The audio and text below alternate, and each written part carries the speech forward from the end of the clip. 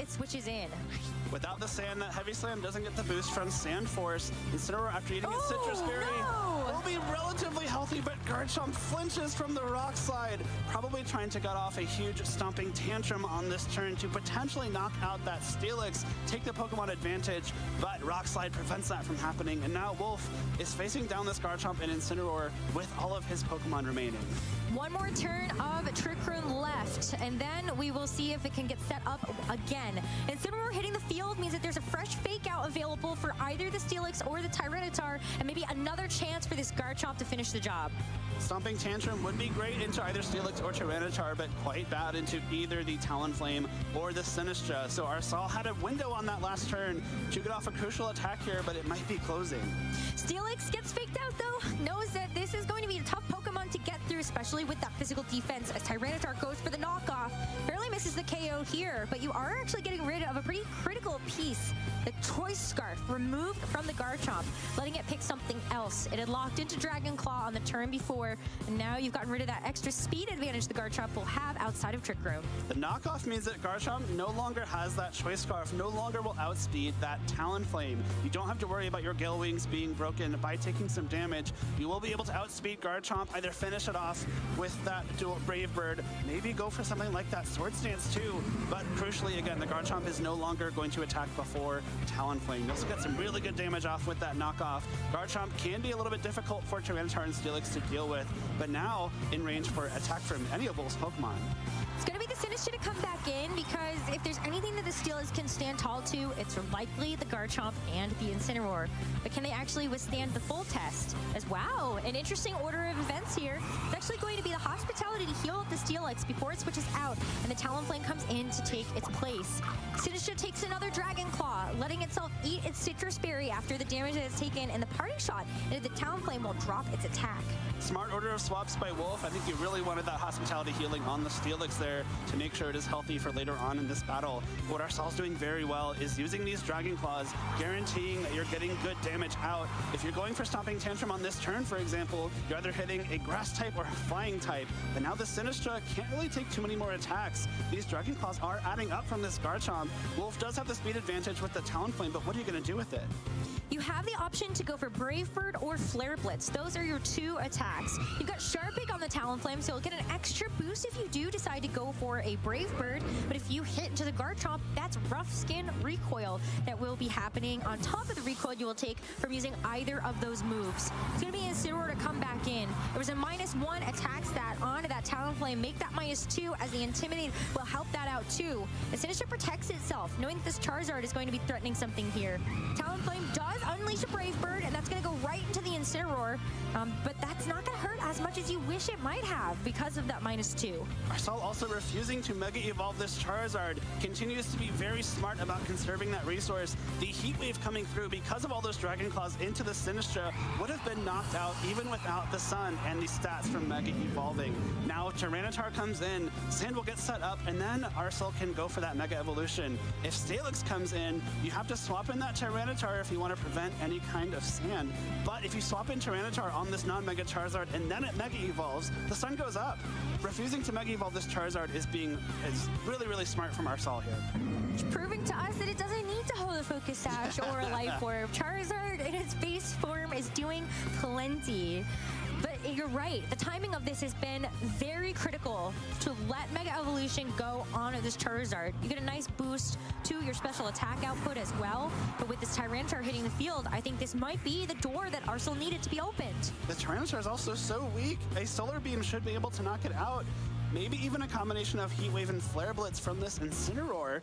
If the Tyranitar is faster than Incineroar, though, you would have the chance to go for that knockoff. We've seen it Dragon Dance. It's probably a very speedy Tyranitar.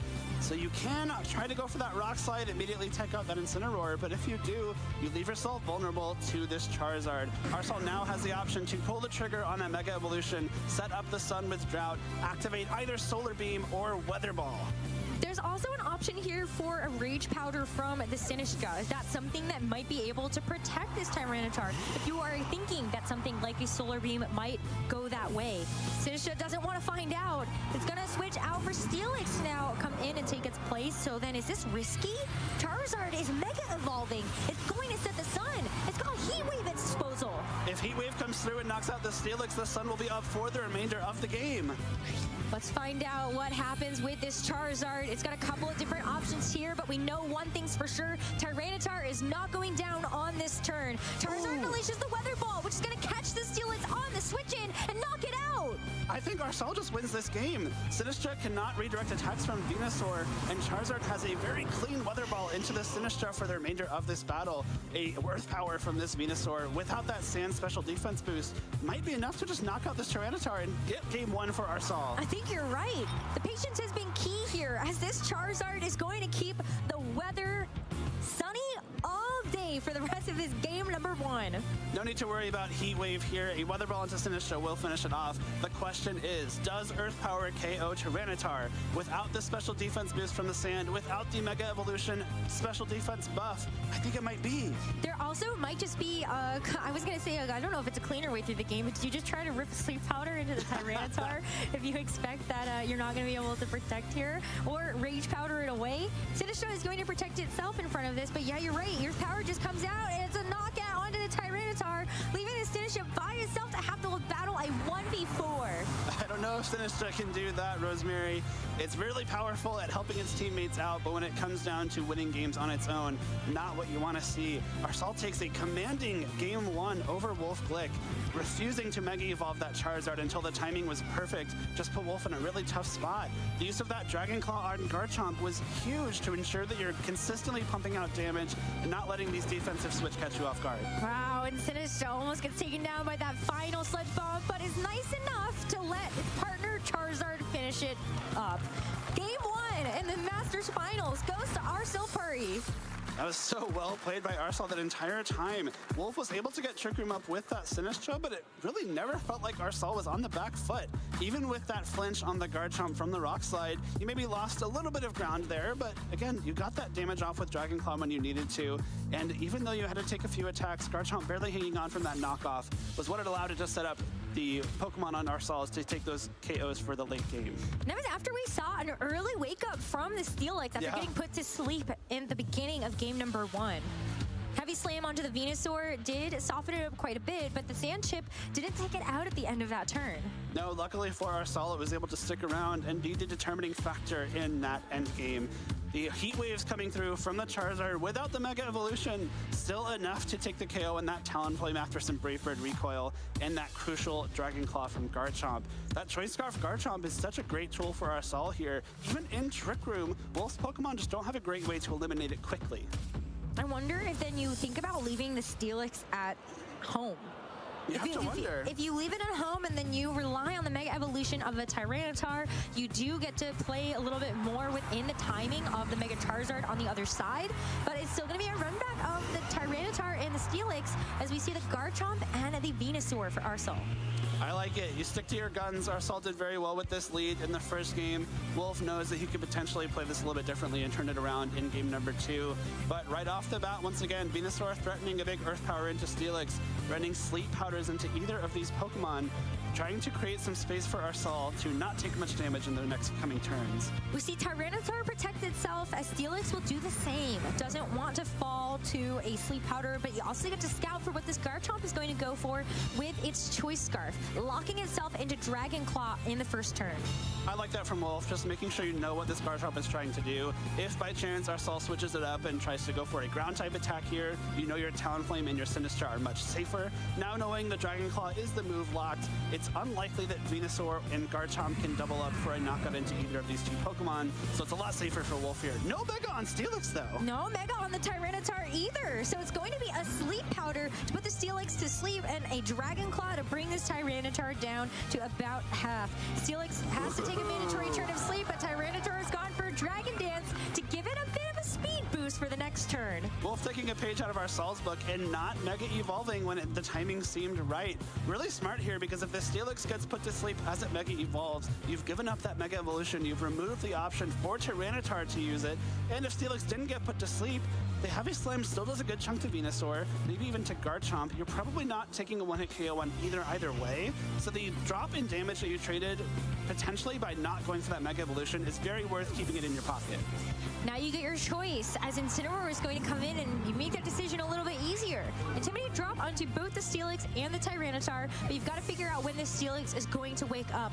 It won't be this turn, as we do see that Steelix get back into its Pokeball to let some room for the Sinistcha to give a Hospitality Matcha boost to this Tyranitar. As Rock Slide comes out, it is faster than the Venusaur, might be able to get a flinch here, but more importantly, ends up getting some major damage down onto this Incineroar to bring it down into Citrus Berry range, and Venusaur does flinch. Tyranitar understood the assignment. That's a huge bit of damage into Incineroar there. Thanks to that Dragon Dance, that was still a full-powered Rock Slide after the Intimidate.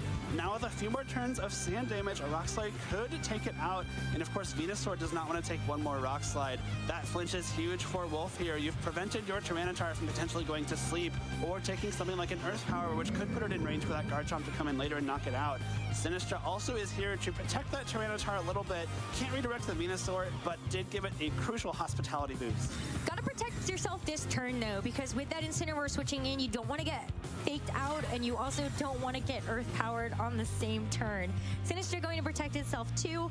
This is scout out that this Venusaur really is going after it. Has its number there with the Sludge Bomb, as the Flare Blitz would have been a double up into that slot. If you want to just think about switching out the Sinistcha on this turn. Yeah, the Sinistcha isn't really doing a whole lot on the field right now. If it does stay on the field and potentially take a Sludge Bomb and Flare Blitz, you might lose it and lose access to Hospitality. If you swap it out and bring it back in, you get another bit of health recovery on this Tyranitar. One turn of Sandstorm left, so will we see this Tyranitar actually give up this Dragon Dance boost? We won't. Incineroar is going to miss that Rock Slide as the Garchomp comes in to take that Venusaur's place, and that is a Pokemon you did not want to miss with that super effective Rock type attack. Leaves this Incineroar to go for the parting shot and drop this Tyranitar's attack stat. Rock Slide gives and takes away. Missing that Incineroar means, I don't know if it would have knocked it out if it did connect, but you do lose a lot of damage on that Incineroar, and you potentially lose your shot at that flinch on the Incineroar as well. Matcha Gotcha coming through into Garchomp, has a chance to burn it, which could make it even more difficult for our Saul here, but it looks like it did not. A little bit of recovery there, and of course no damage on Charizard.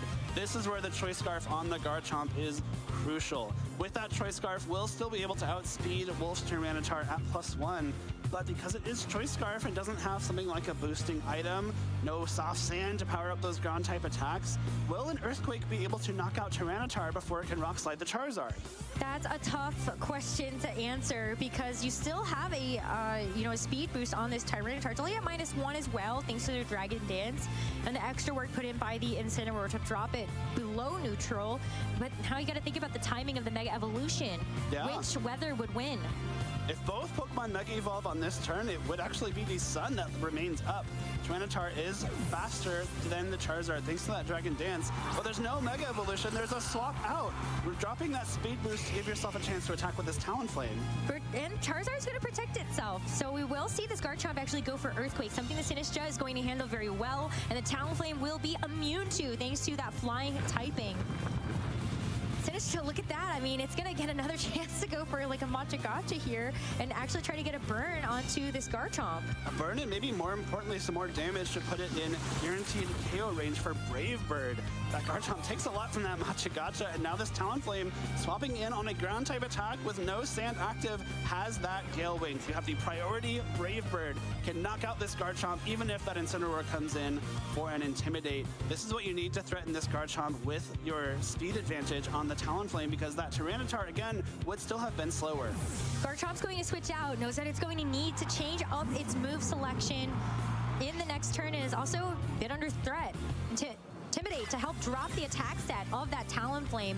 Maybe that's going to make this KO just a little bit more survivable. But Talonflame goes for the Swords Dance here. That's going to be a +1 Talonflame, and you're going to have to be a little scared of that one. If Heat Wave connects, you at least get to break the Gale Wings on this Talonflame, and thankfully for our Assault, it does. But Talonflame is going to be the fastest Pokemon on the field still, and unless Arcel is able to swap that Garchomp in, Talonflame has to worry, or not, Arcel's Pokemon have to worry about taking this +1 Sharp Beak boosted Brave Bird. Or if you set the Sun, then I would be a little worried about those Flare Blitzes too. Thankfully, this Incineroar coming in, you do get the Intimidate, so Talonflame now is only at -1, or +1 rather, and you have the option to potentially potentially swap out that Charizard for Garchomp while you fake out the Talonflame. That still opens up an avenue for you to outspeed this no Gale Wings Talonflame, but the Charizard instead will Mega Evolve. Still a Mega Evolution on the table for Wolf on the next turn, but the Sun will be active at least for this one to start things off. And Zeraora goes for the Fake Out, going to stop this Talonflame in its tracks.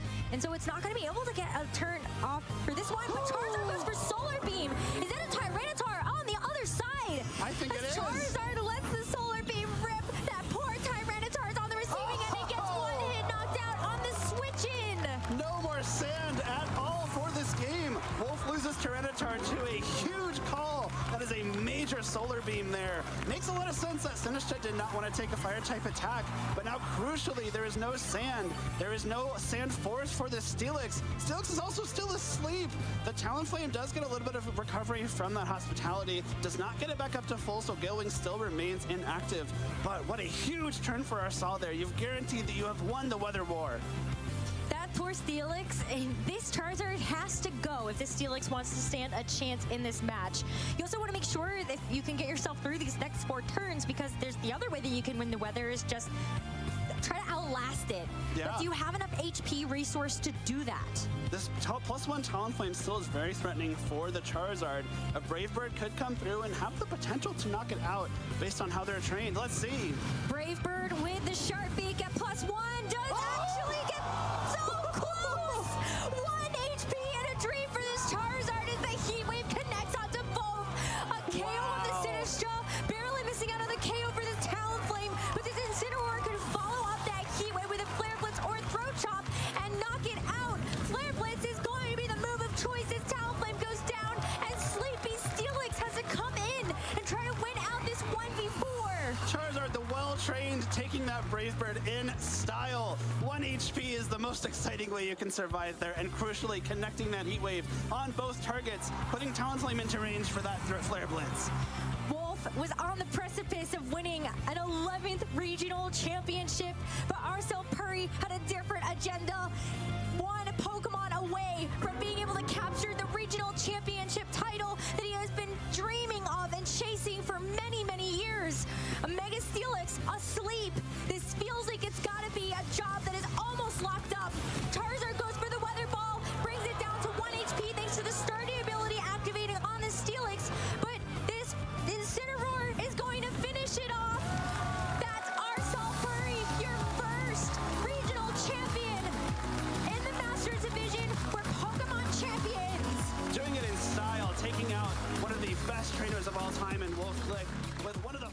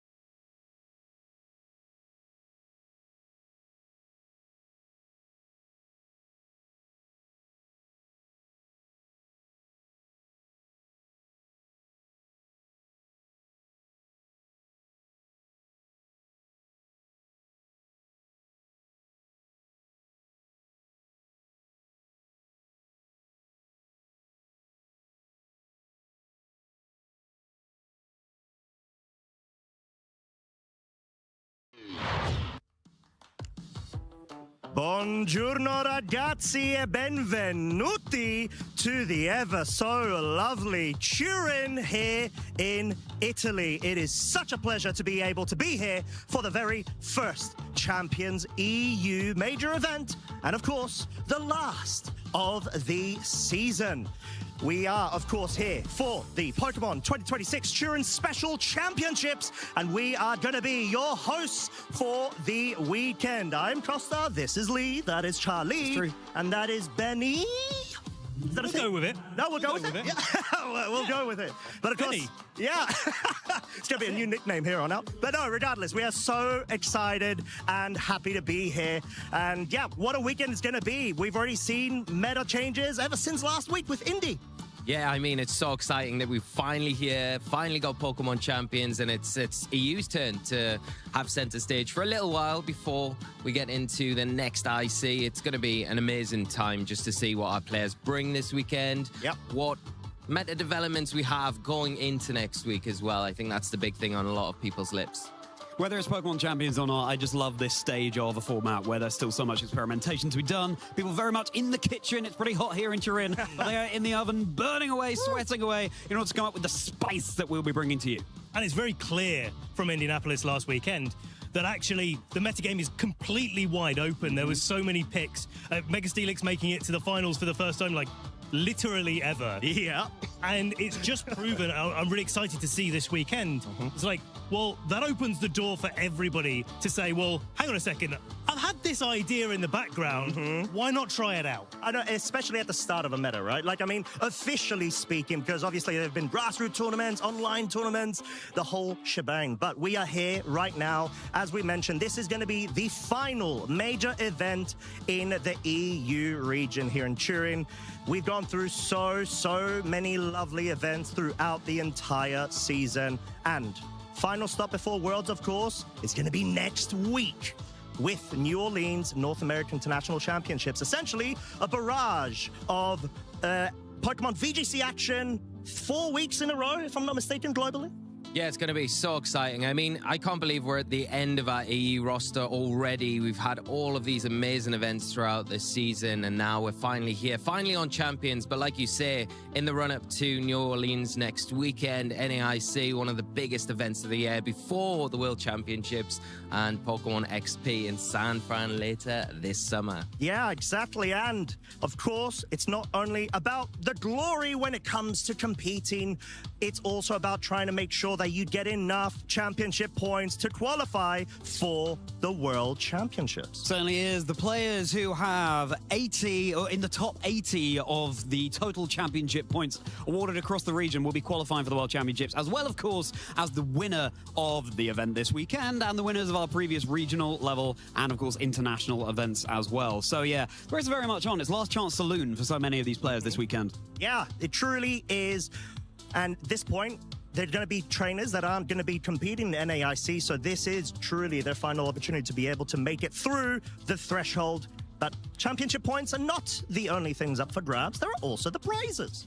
Yeah, I mean, there's going to be some serious pack opening sessions for those players that have been making it all the way to the top. 108 boosters is quite a lot of boosters to be able to open or keep or do whatever you want to do with them. But it's a great thing to be able to have that extra little bit of prizing on the line there for all of our players doing very well this weekend. Yeah, and that direct invitation, of course, like we said, the golden ticket to be able to get straight through to World Championships later on. So, that being said, we did discuss a very tiny bit about the leaderboards. And at this moment in the European region, rating zone, we have got the top 16 on screen with already, let's see if I've got quick math, 7 direct invitations, if I'm not mistaken.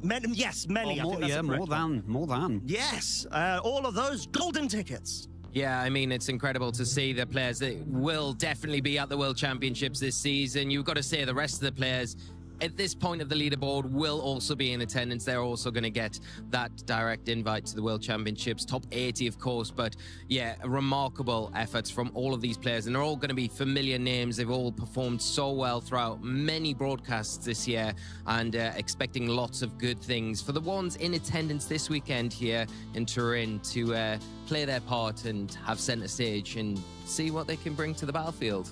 I want to give a particular shout out to Stefano Greppi there, who has been doing brilliantly in some grassroots tournaments recently in Pokemon Champions. And, you know, we're in Turin, of course. An Italian player could well have a fantastic showing this weekend. And, of course, already locked in that golden ticket from winning the Birmingham Regional Championships earlier this year. And can we also give a shout out to Aurelian Sula? Oh, yes. Finally winning. Bravo, Aurelian. The last Scarlet and Violet event, last time round in Utrecht. Managing to take it all the way and take the title. So many chances to get that, so many finalist positions, but this was the time that Aurelian took the cake. Félicitations.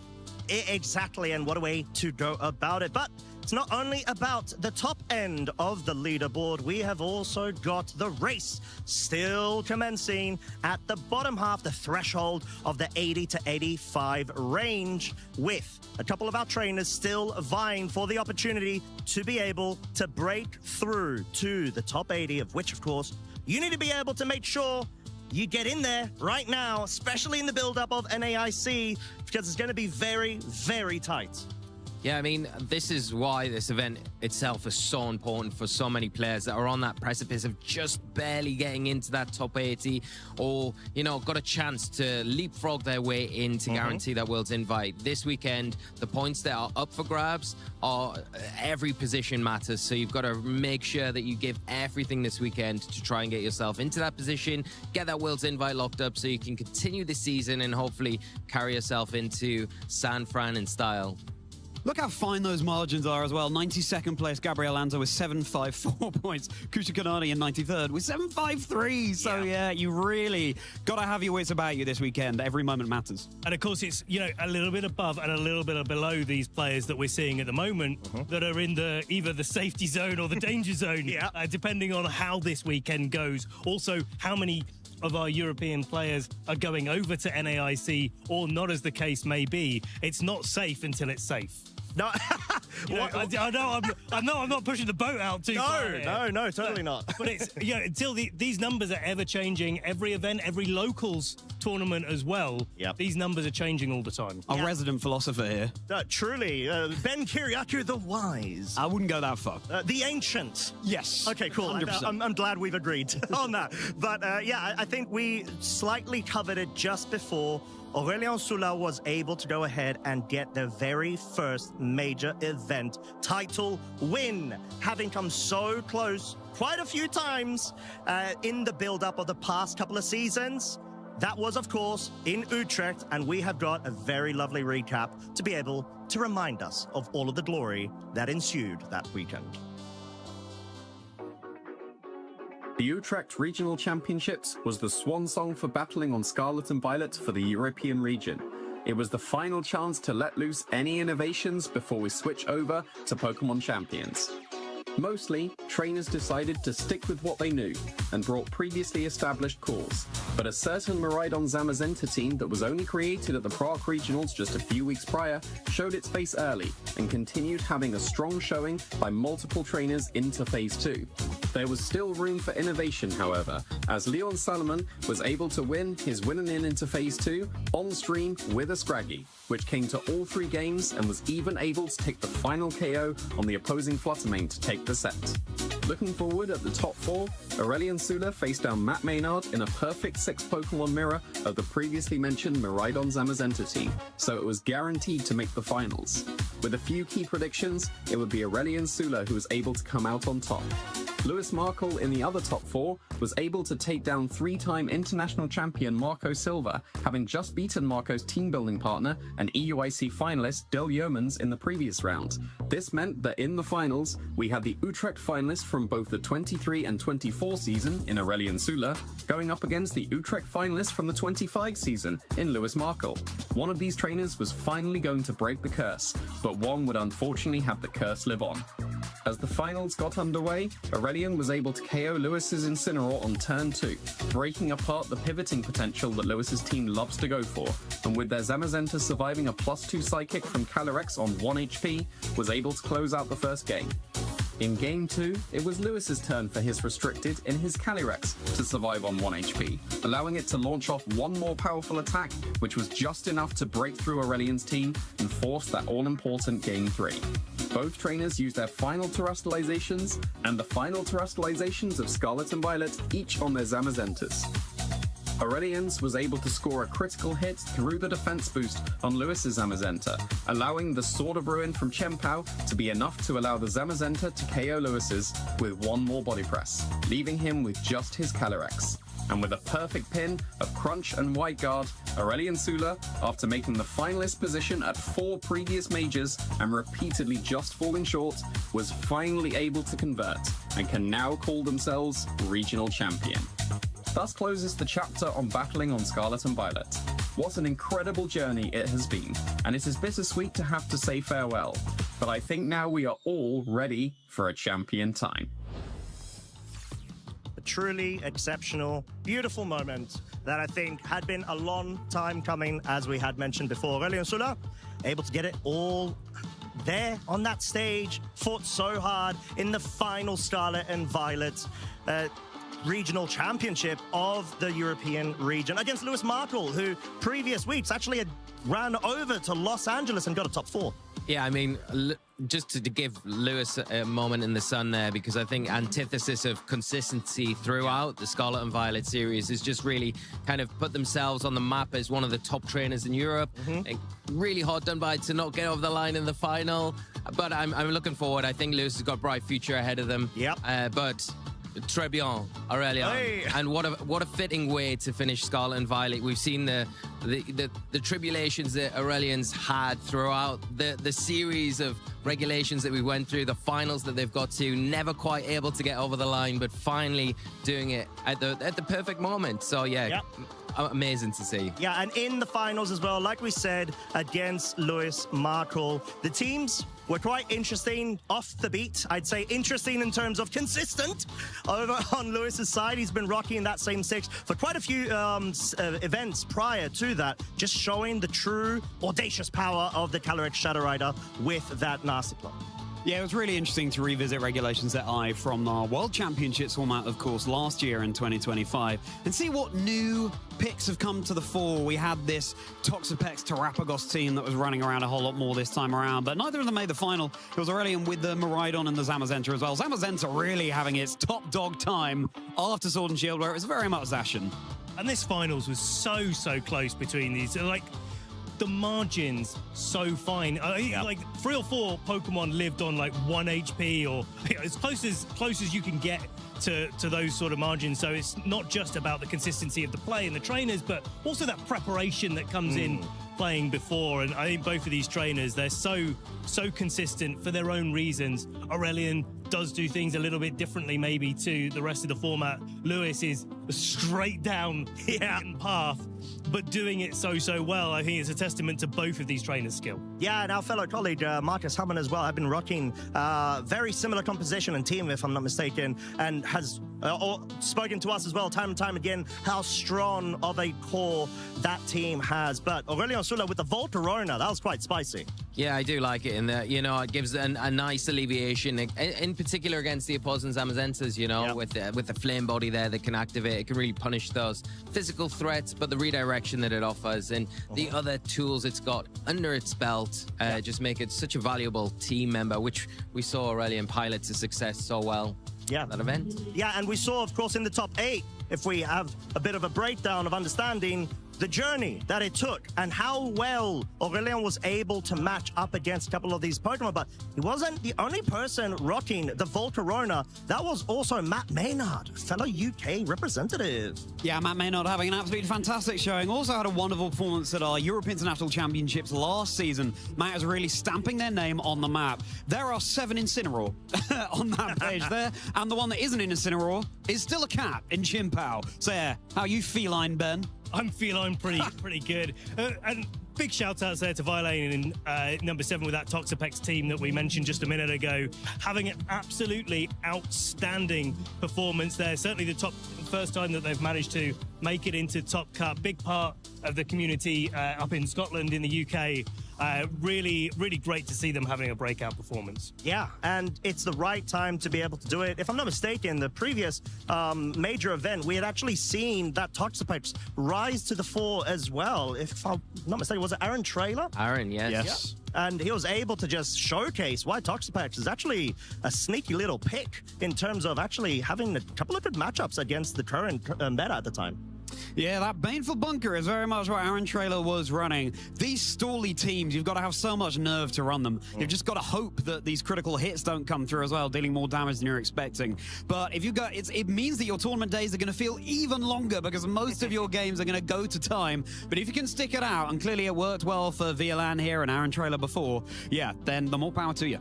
Yeah, definitely. And of course, yeah, we've got some other great names here. Giovanni Piscitelli, one of the trainers that we're going to be keeping maybe an eye on this weekend if they're playing.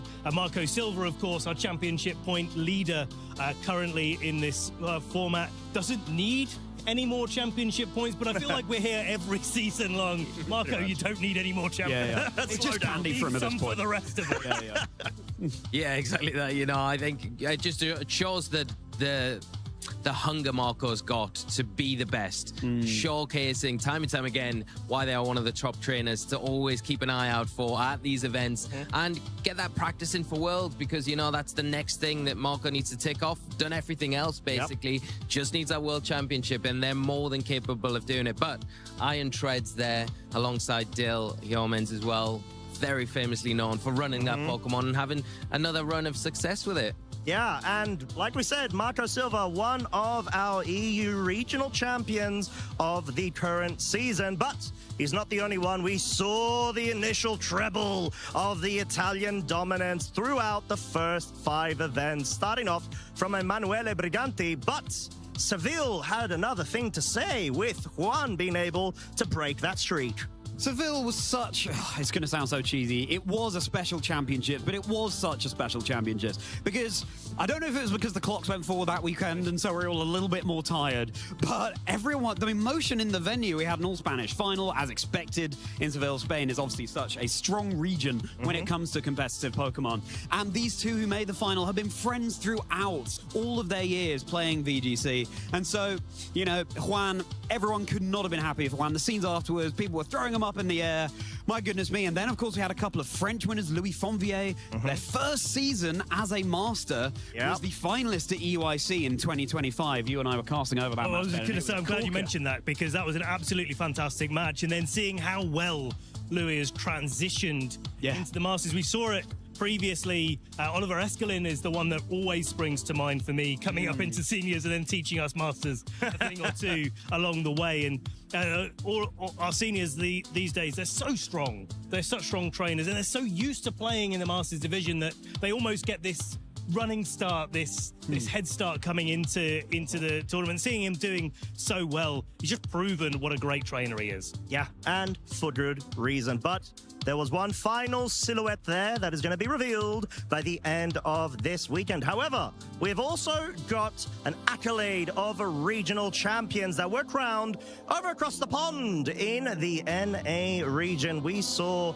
a trainer also get crowned last weekend, Arcel Puri versus Wolf Glick. But before then, what an array of fantastic trainers. Oh yeah, and I can't wait to see all of these compete at the World Championships later this year. I mean, last weekend in particular in Indianapolis, what a final that was. You know, Wolf coming in, you think getting to the final, the first Champions event, is the script already written? But no, Arcel doing amazing and using what is and has been a very strong combination in the Charizard Y Mega Floette team.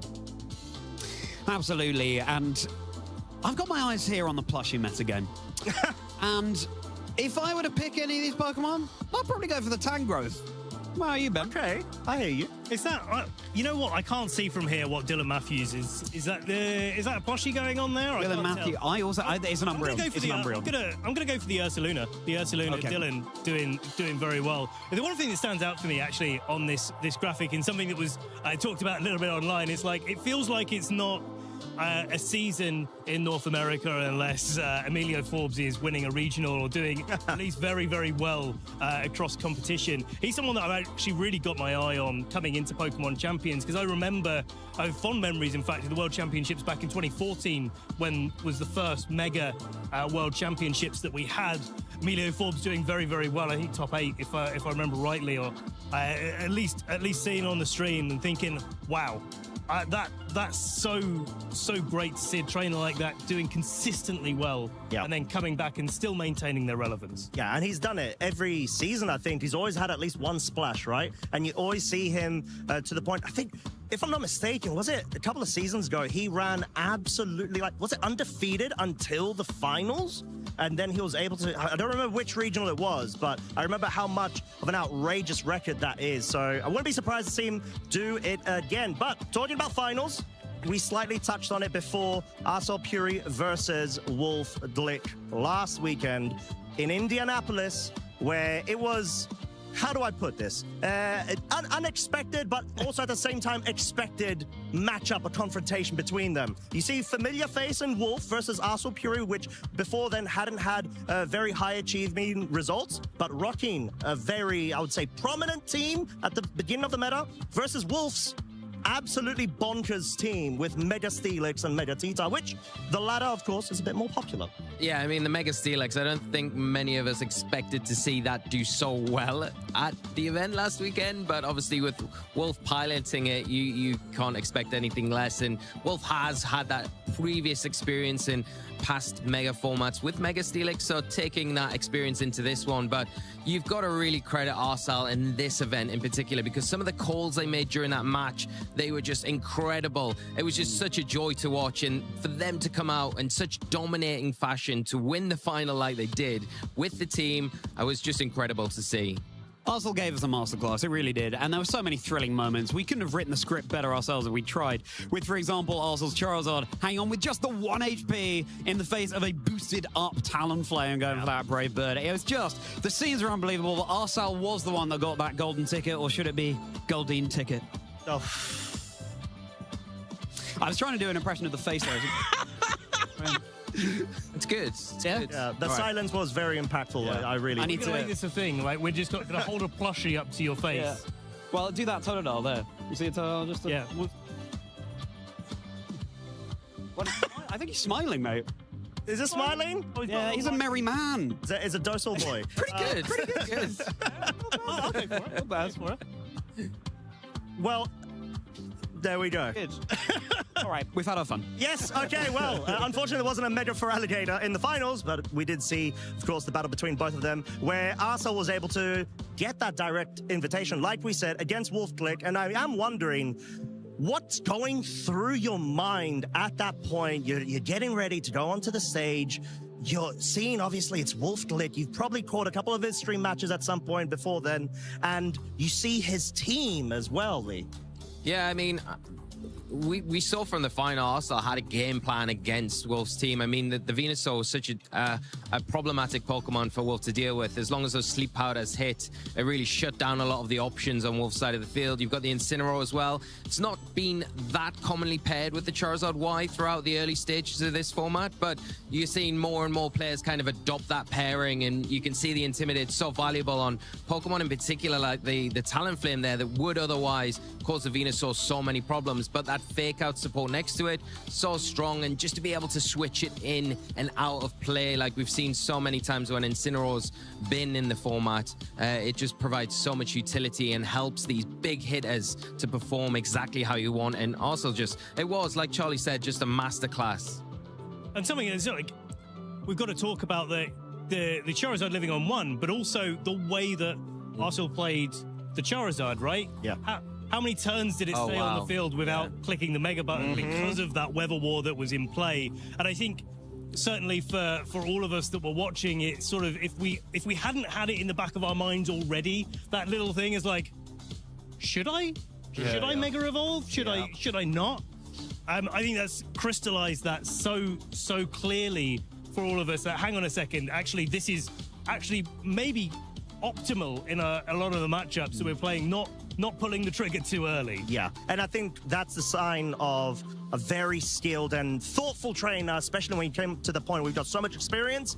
You need to make sure that you're utilizing that weather at the appropriate time. But we did, of course, have another, I'd say, flourished top 8, which had a lot of, I would say, surprises, because the fact that we didn't see as many Charizard Ys kind of both made sense and didn't make sense in a way, because we did see the rise of sand and a bit of, obviously, snow, with Evan and Alex being able, as well as Michael Zhang, bring the Mega Frostlass. Oh, the rise of Mega Frostlass at this event was great, and I think it's kind of been a long time coming almost, where I know this was the first official event, but we've never really seen Frostlass have that splash that we were kind of hoping it might do, and this was the event where players really kind of unleashed it into the format, and I expect to see a lot of it this weekend coming into Turin. But you know, the one team that I love from this top 8, aside from obviously the champion team, is Michael Zhang's team. I love that because it's got so much anti-Charizard about it. You've got the Mega Tyranitar, you've got the Hisuian Arcanine, you've got the Corviknight with that Occa Berry as well. It just gives that extra layer of protection against those threatening fire type attacks, and then on top of that, a dual Mega team with that Mega Frostlass as well. So you know, a really dynamic weather shift that you can go different ways with that team. And of course, the Mega Frostlass had Weather Ball on Michael Zhang's team, meaning that could be a nice type move, a rock move with the Tyranitar on field, or indeed a fire move if the drought was up from Mega Charizard Y. We could spend all day just digesting these teams because it was so exciting and so dynamic. There's only 2 Mega Floettes in there, and of course, Mega Floette has been the talk of the town in terms of coming into our first Champions tournament. I got to call out William Brown's team at the bottom there as well. Crazy techs with this Espathra baton passing the stat boosts over onto Pokemon like our Chaldon and others, and Scovillain is such a nasty opponent to go up against. Yeah, and for good reason, as we said, because in the end of the day, Archaludon, even though it doesn't have its, you know, like power herb items, or maybe doesn't have the Assault Vest from previous formats, right now it's still such a threat to have to take into account, especially when you've got very good synergies with the Espathra, Baton Passing, having sort of Calm Mind boost, and like the Mega Strovelin is really cool as well with the Spicy Spray once it does Mega Evolve and the redirection. So, with that being said, generally speaking, going into this weekend then, we have got a bit of a build-up in terms of already how the meta has been formulating. We've seen the rise of Sand and essentially Charizard being the classic #1 threat, Charizard Y in particular, alongside Mega Floette. What do we feel would make sense going into this weekend? Mega Charizard Y. Is that a thought? Why, Costa? Why? I think that's your headline, surely, right? Why Ben? Why Mega Charizard Y? Well, I think, you know... I'm just about getting my head around this joke now. Okay, good. I think we got that. Okay. I think we beat it. Now we've peaked. And we can talk seriously. Speak for yourself, my friend. About well, yeah, I've peaked, certainly. Well, I think it's one of those odd things that I found coming into Pokemon Champions. It wasn't high up on my list of Pokemon that I wanted to try out when I saw all of the list of new Mega Pokemon and what was in the format. And it's really risen to the top in a way that in previous formats where we've had Mega Evolution, it just hasn't had the same level of appeal for a lot of trainers. It's been maybe 2, 3, 4 in positions, but trainers have really picked it up a lot. And I think that's really the prevalence of, well, especially Mega Floette, having a Mega Pokemon that really you want to have something that can sit in front of it. Charizard Y is one of those Pokemon that can do it, but also just the amount of damage that it can do so well. I think it's really well placed at the moment. It's certainly the Mega Pokemon to beat, but there's a lot of ways to beat it, and I'm excited to see how trainers are going about that this weekend. Well, I mean, we've already seen Michael Zhang last weekend, like you called out there, Charlie, the Weather Ball on the Mega Frostlass is really nice. Maybe a little bit overkill on the Charizard. Just a tiny bit? Okay. A little bit. Yeah, tiny bit? Like, not too much? Yeah, it's on the edge. Okay. All right. Well, it worked well for him. It worked well. It did, certainly did. But Charlie, I guess, what are your thoughts going into this weekend, my friend? Well, I think obviously it's very exciting that we're kicking things off with Pokemon Champions finally, but let's not forget too that it is the end of our 2026 season in terms of regional level events across NA and EU. So it feels like a very momentous one this weekend. It's the start of a new chapter, it's the close of a previous one, and it's just a joy and an honor to be seeing it in with the three of you. Two of you plus Ben.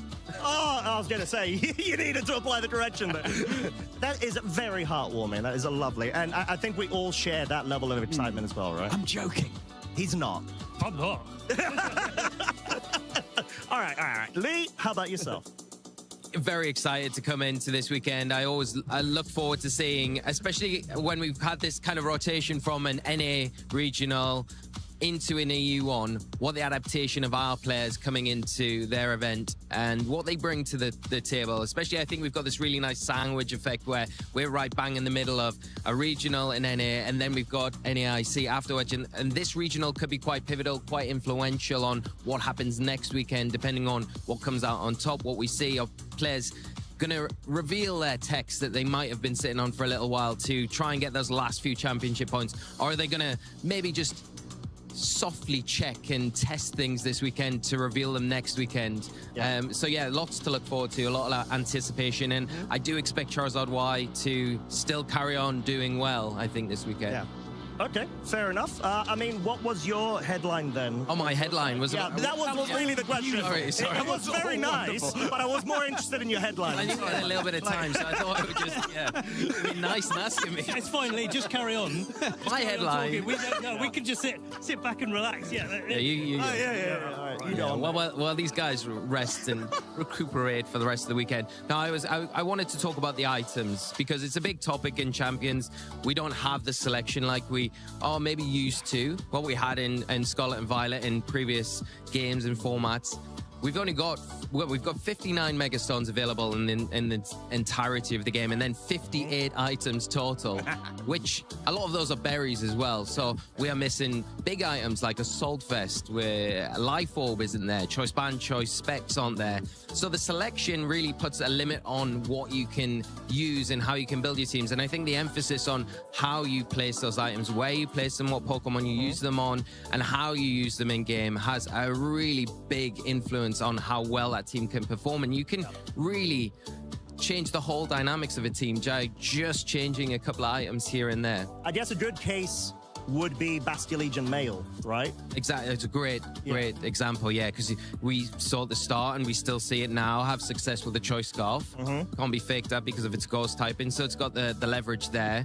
But also Choice Focus Sash on it as well. Really good option to give it that little bit of a security blanket. Yeah. And then you've got Mystic Water just to give it that extra additional boost with the adaptability, with that Wave Crash, especially can catch some players out, especially those Charizard players that might think, I can take the Wave Crash in the sun. Well, with that Mystic Water boost on top, maybe your calcs are just thrown off slightly. So there's lots of variations there. Of course, we have open team sheets in this event, so it does give the players a little bit of an extra bit of knowledge going into these battles. But if it's an item, say a White Herb on Bastia Legion, right, that could throw off your whole game plan against it. You can't intimidate it now because, well, it's going to hit just as hard even if I put my Incineroar in front of it, and my Incineroar's not as safe as it once would have been in front of maybe a Mystic Water variant. Yeah, and we have been, like, even seeing berries tested out with Bastia Legion as well. Yes. You know, like the recovery berries, or even at some point resistant berries as well.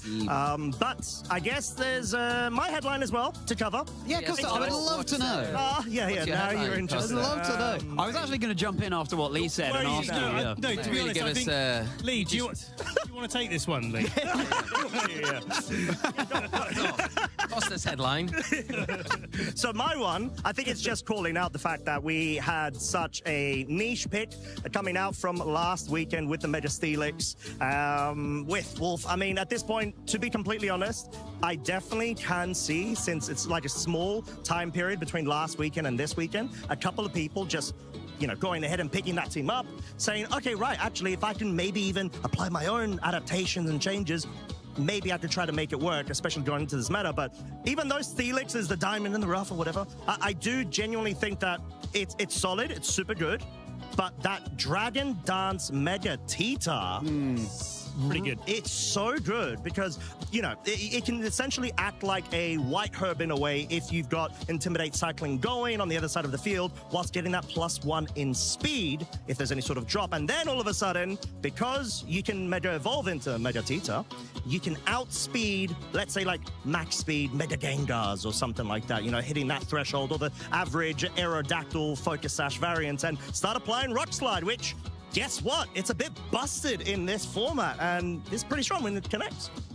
Yeah, I mean, I'm very surprised we got this far into the intro without talking about Rock Slide and the effect that it's had in this format. It is very dominant, to say the least. But yes, I think we saw Wolf use Dragon Dance 3 times in some of those games where it was just, yeah, okay, well, I'm going to surpass your Tailwind, and now I'm just going to really put on the pressure with this spread attack and with that added bonus of being able to maybe stop the opponents in their tracks with that flinch. I'm just wondering what music Wolf had selected going into the battle. Random. Yeah, random. I'm pretty sure it would have been rock music. He likes it. That's rare to get a laugh out of anybody. I've never seen, in my time with competitive Pokemon, I've never seen rock damage be so prevalent. It's not often, I feel like, that we have to tech so much for rock moves, to the point where we're seeing, like, Charty Berry, for example, on Pelipper to be able to resist those super effective hits. And I think a really important thing to bear in mind is that rock does not resist rock. So Aerodactyl is still going to be taking a huge amount of damage from those rock slides, and Hisuian Arcanine as well. So it's so powerful. It's such a strong offensive type. Yeah, and I think when you're in a format where there's a lot of flying types or fire types in particular, it always makes sense. We've seen in previous ones with Odapon, oh my lordy, Odapon Cornerstone. Yes, thank you. With Ivy Cudgel, actually it being quite niche going into certain picks. But of course, we have got Aerodactyl everywhere as well. Let's not mistake that for a minute for good reason. However, I want to find out what 6 Pokemon we all would be bringing. Okay, I guess I already know for myself. But what you 3 would be bringing. Oh my God, maybe not Ben because I don't care as much. What you and Charlie are bringing. So, Lee, what have you got for us? Tried and tested, I think. I just feel this weekend I haven't really deviated away from probably what is arguably one of the strongest 6 selections in the format at the moment. And I think we've just got such strong Italian players here that will probably use this 6, and they're just very good at using the kind of the best Pokemon in the format. I think it's going to be, even if you're going up against teams that are built and designed to kind of counter this 6, they're going to have ways to play around that. And I think, yeah, at the end of the weekend, Charizard Y, Mega Floette, again, is going to secure its 2nd championship of this championship reign. That's not been decided yet, Lee, but moving on to Charlie. I saw a placeholder version of your picks yesterday, Lee, and it was like Altaria and Ampharos, and I was like, this is amazing. There's an Arbok on there exactly. as well. Then I realized that it was all A Pokemon, it was just a placeholder, but yeah, sure. This is quite a bit less interesting, but still fun. For me, I have been having a lot of fun with a team that a lot of people have been really raging against, which is Choice Scarf Vivillon, which of course has the Compound Eyes ability, boosting its accuracy. That means those sleep powders are about 98% accurate. You just neutralize the threat, put it to sleep, Shell Smash with Blastoise, Mega Evolve, blast through with those water spouts. It's so much fun, but I sympathize with the frustration. I often don't even need to ever bring the Frigoroth or Torkoal. It's just the Kangaskhan and the Basculegion in the back. Focus Sash Basculegion feels so strong, those last respects. Oh yeah, if you want a team to ladder with quickly, I recommend this one. So Charlie, you're who I keep coming up to on ladder. Oh yeah. No, for me, it's I think Charizard X has got to have a little bit of love here. It's very, very good against Charizard Y. Mega Floette does not enjoy taking a Tough Claws boosted Flare Blitz at all. And behind it, I think it can do a similar thing to what these Mega Tyranitar have been doing, or just normal Tyranitar as well, with Dragon Dance, getting those boosts up. I've been really enjoying playing this composition on ladder, and it's a special kind of feeling as well when you get that first Dragon Dance up, a Choice Scarf Basculegion comes in, you click the Dragon Claw button, and the Basculegion goes back home. And, you know, I think it's a really underexplored Pokemon. Did very well, actually. There's a couple of great placings at Indianapolis. And I think it's something that should be on the rise. Yeah, and I did note you talking about Basculegion there, your preferred water type, as opposed to like a Milotic, as we've seen in similar compositions being brought back because, you know, it's a great deterrent to intimidate and a cycling and stuff like that. But my 6... what about your 6? Objectively, the best 6 that I think would be winning this tournament. Old set. Costa, do you want to go out there with the players? You know what? I've got my Switch. I just might. All right, deal. But no, Mega Gengar, I think, is... it gets a lot of hate, you know, in comparison to the current meta, but I think that it can actually outpace a lot of the meta, and it's got multi-mode functionality. You've got a base 170, you know, raw special attack coming out from it, outspeeds most of the meta. You've got Perish Son shenanigans, essentially, if you've got the right Pokemon by its side. And yeah, Incineroar, Blastoise have a lot of fun, and Alola Ninetales, another Pokemon which a couple of people, I think, here already brought. Something that I think is missing in the current format. Costa, I've got a question for you. Here we go. I've got a question. No, it's a serious question. I have a question. Serious question. I'm sure it is, mate. When the Mega Tyranitar that you said outspeeds Pokemon like Mega Gengar gets its first Dragon Dance up, Yes. and you've got your Mega Gengar, and you're in front of a Dragon Dance boosted Tyranitar, If I've let it, yes. how does that feel? If I've let it, yes. How does it feel? It feels not too bad because I've got options in the back to be able to deter it.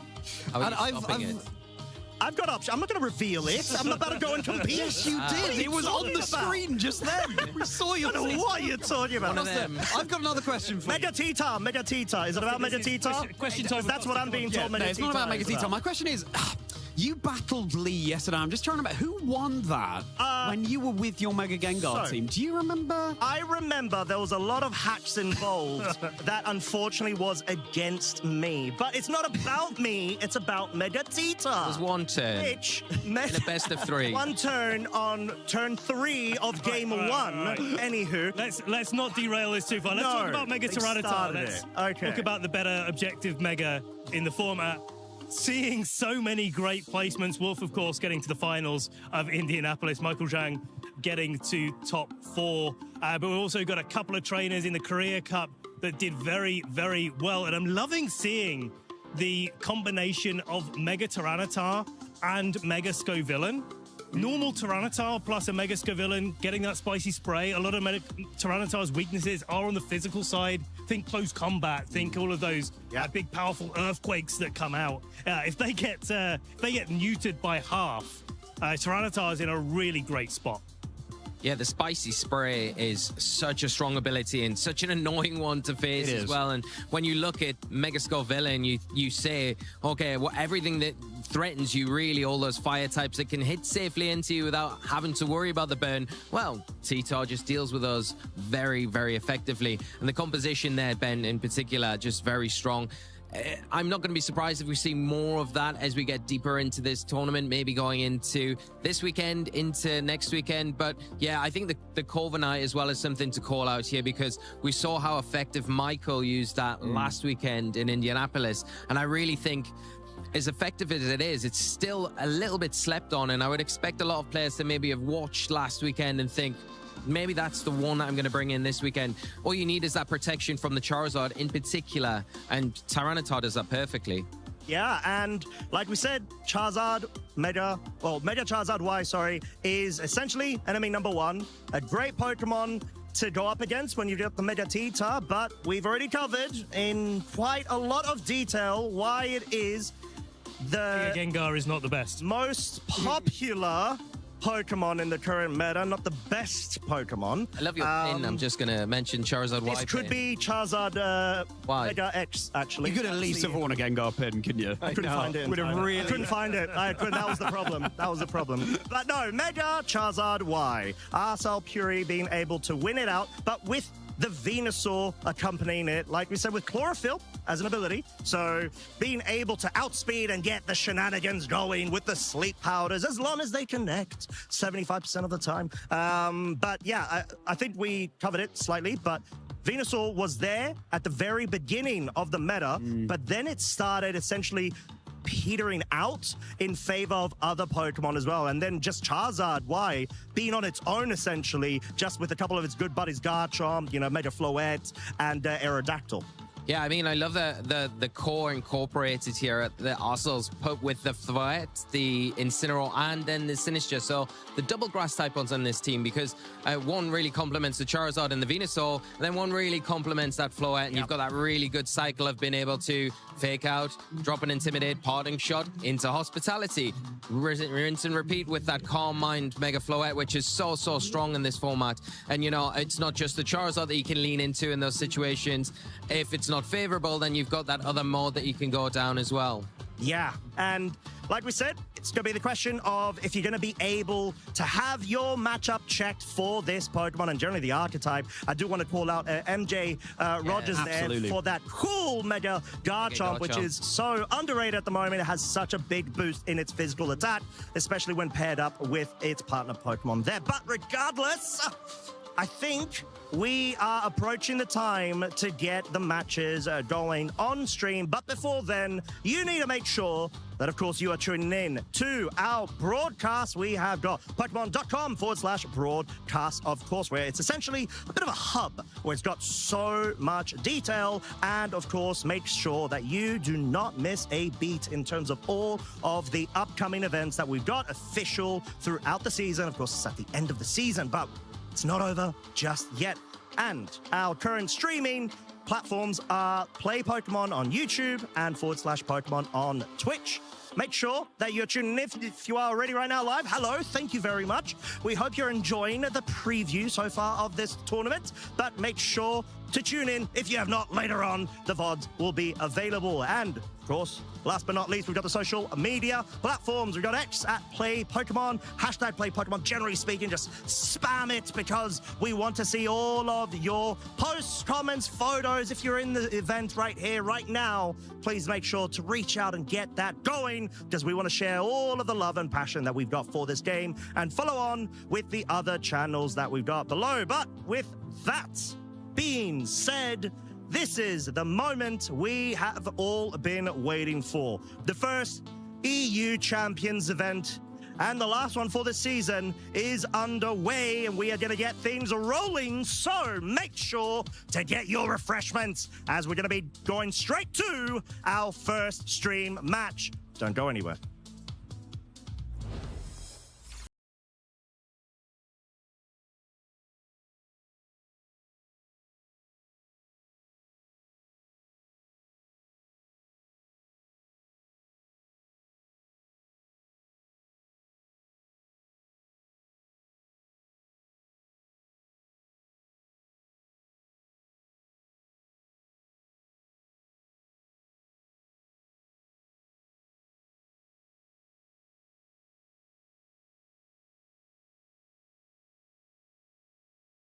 Weekend, the 2026 Regional Championships are bringing the electrifying action of Pokemon champions to the global stage. Top trainers from across the world have gathered to compete for booster packs, travel awards, and the all-important championship points that could secure their spot at Worlds 2026 in San Francisco, California. The journey to the top is a true test of skill and strategy. This two-day event kicks off with Swiss rounds, where trainers face off in best-of-3 matches using an open teamless format. In this format, each Pokemon's ability, held items, stat alignment, and moves are fully visible to the opponent, making every decision crucial. To advance to Phase 2, trainers need to rack up total match points to exceed the threshold for their division. In Phase 2, the pressure intensifies as the remaining trainers face off in more Swiss rounds to determine who advances to the top cut. After all Swiss rounds are completed, the top 8 competitors, plus up to 8 additional competitors with the same number of match points as 8th place, will advance into an asymmetrical top cut single elimination bracket. Win and you move on. Lose and your journey ends. Only one trainer will rise above the rest to claim the title of regional champion. Who will etch their name into the history books this weekend? And who will punch their ticket to Worlds 2026 in San Francisco? Don't miss a minute of the action. Stay tuned all weekend long to watch the battles unfold live. To stay up to date on future Play Pokemon events, visit championships.pokemon.com. We are just moments away from getting into our first ever EU Pokemon Champions match. on stream right now. It couldn't be a more exciting time for competitive Pokemon. I couldn't be merrier. I'm Charlie Merriman. I'm joined by my partner in crime, Ben Kiriakou. Hello, Charlie. Hi, Ben. See ya. It's so exciting. It's so exciting. On a very serious note, I mean, it's not very often that we get a new game, and this one looks like it's here for the long haul, and it's so exciting to be able to see all of the different changes. It's so exciting to see Mega Pokemon coming back. When I were a wee lad, Mega Pokemon were around, and seeing them come back, it's a great mechanic to be able to feature here, and I'm so excited. Back-to-back regional weekends, seeing exactly what our players are getting up to. When you were a wee lad, approximately 50, 100,000 years ago, is that what we're... 50, 100,000 years 50, ago. 100,000, yeah, exactly, yeah. 50, 100, yeah, well, that'd be... carry the two, that's about right. 5 million, but you're so right to call out Mega Evolution there, because it works so differently from terrestrialization in an obvious sense, but also in terms of team building. When you're looking at a team, these days it's very much more, okay, what's the Mega Pokemon? And then you sort of fill out the rest of the team from there. What are the 2 Mega Pokemon? Whereas, of course, with terrestrialization, any Pokemon on the team could terrestrialize if its back was against the wall. So it makes for a very different way of playing the game, and that's what keeps things so fresh and so exciting. And I wonder which 2 trainers will be the first that will feature in Pokemon Champions here in our EU region. And which Pokemon are they going to be using? Because we got a sneak peek at the usage statistics for our Day 1 trainers. What Pokemon are they going to be using this weekend? Here's the top 12. Basculegion! Yeah. Coming up trumps here. Basculegion, I just think, as we were saying in the couch, it's a Pokemon you can run so many different items on, and they all just feel so good. Fundamentally, the big selling point, of course, of Basculegion is its last respects move, getting more powered up the more of its allies are KO'd. So if it's lurking in the back and it's the last Pokemon you bring in, that last respects is hitting for massive damage, boosted by the fact that Basculegion is a native ghost type, and of course that adaptability ability giving a further boost to same type attack moves. And I think the one thing that I'm looking at in these usage statistics is actually Garchomp being up at number 2. It's somewhere that Garchomp has never really managed to find itself over the usage charts in many of the formats that it's played in. It's one of the premier ground-type Pokemon, certainly, that we've had across all of its history in the competitive game. But seeing it there, I'm wondering how much of this is an adaptation to Charizard being able to win in Indianapolis last weekend, and how much trainers are like, well, regardless of whether it's Scarf and going really fast like Arsehole was running, or whether you're going those slower, bulkier variants, maybe MJ has put a splash into the metagame. Maybe some of these are holding the Garchomp ice as well. 100%. And I think, with Garchomp, it's not just Rock Slide that it could be running. I've come up against some Rock Tomb Garchomp as well, which, of course, will get that speed drop on top of the massive damage. I want to give a big shout out to Sinistcha here as well. Never has Sinistcha been more viable than in Regulation Set MA of Pokemon Champions. Hospitality is so nice. There are so many Pokemon that just want to become this unmovable object. Floette, that it's right next to, is a prime example of that. Getting set up with Calm Minds. Sure, he can heal back a little bit with Draining Kiss, but why not just on the switch in at the start of a turn, get that immediate matcher gulped down? And I think like a lot of these Pokemon are Pokemon where there are less options that we have available for us in Regulation MA. And a lot of Pokemon's success and viability in a format is based on what else is there. Sometimes what else isn't there, and there isn't a lot of redirection Pokemon. There isn't Amoonguss. Amoonguss isn't in the game for the first time in I don't know how long. Millennia. Like. And Pokemon that can redirect, that can have another purpose in setting up Trick Room. It's a really nice way of compressing all of those roles down into a very good, very well-rounded Pokemon. But it's not all about those Pokemon. Oh, no. It's also about our Mega Pokemon this weekend. And... oh, very exciting. Charizard leading things yet again. Yeah, of course it's going to be Charizard Y, but just behind is this Mega Floette. I've got to say, though, Ben, they are dominating the share here. Look at that, 34 versus 30%. Yeah. And then the third place, Mega Aerodactyl, 11%, a huge drop-off there. So be prepared for a lot of Mega Charizard Y and a lot of Mega Floette this weekend. We've got Mega Dragonite as well, which, of course, becomes more of a special attacker. So you've got to be really careful about how you run this Dragonite. It could even be a mixed attacker. You could have a nature that doesn't reduce either special or physical attack in order to make your physical and special attacks hit more hard as well. Mega Frostlass, which was really, I would say, the big winner of Indianapolis last weekend. It was so well placed in the metagame and really rose to the fore. Mega Venusaur as well. Sometimes we see it without the Venusaur, right? Sometimes we see it just there to provide sleep powders and a bit of damage, but Mega Venusaur stepping more on the gas. But I think like Mega Venusaur is usually more of a dedicated Mega. It might be a secondary Mega, but it's more often the primary Mega in a lot of compositions where they want to take things a little bit slower, either use maybe Leech Seed has been pretty popular on Mega Venusaur. Even just playing free attacks on it can be pretty viable. It's got a lot of options. We see Earth Power as its main sort of third move, as well as the same type of attack bonuses. I've been seeing Aerodactyl and Tyranitar there, no surprise whatsoever. Usually secondary Mega Pokemon. Aerodactyl most notably, I think, especially with all of the Basculegions in the field. A good proportion of those are probably Choice Scarf, but Choice Scarf Basculegion male cannot ever be faster than Mega Aerodactyl when Mega Aerodactyl's trained to be as fast as it can. So it's one of those Pokemon that's like, well, I want to guarantee that I get the Tailwind up against these faster Basculegions, and this is one of the ways that I can achieve that. And then Delphox, of course, really, really strong when Champions first released. It was all over the Japanese tournaments when we started playing in Champions, fallen off just that little bit. I think a lot of players feeling like Charizard as a fire type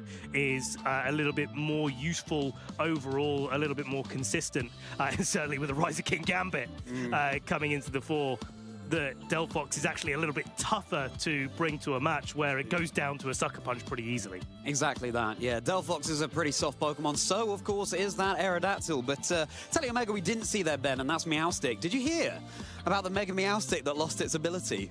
I didn't. Disappeared without a trace. Yeah. And that's why we don't see Mega Meowstic too much, because Trace isn't the best ability. That Mega Alakazam, that also gets Trace. Copies the opponent's ability. I think people were really scared of Mega Meowstic for a while, depending on the ability it could get. There was definitely some fear, I think, in a lot of people's mind that it would get Psychic Surge as an ability. Mega, get the terrain, expanding force with a base special attack that high and a base speed that high would have been pretty difficult to deal with.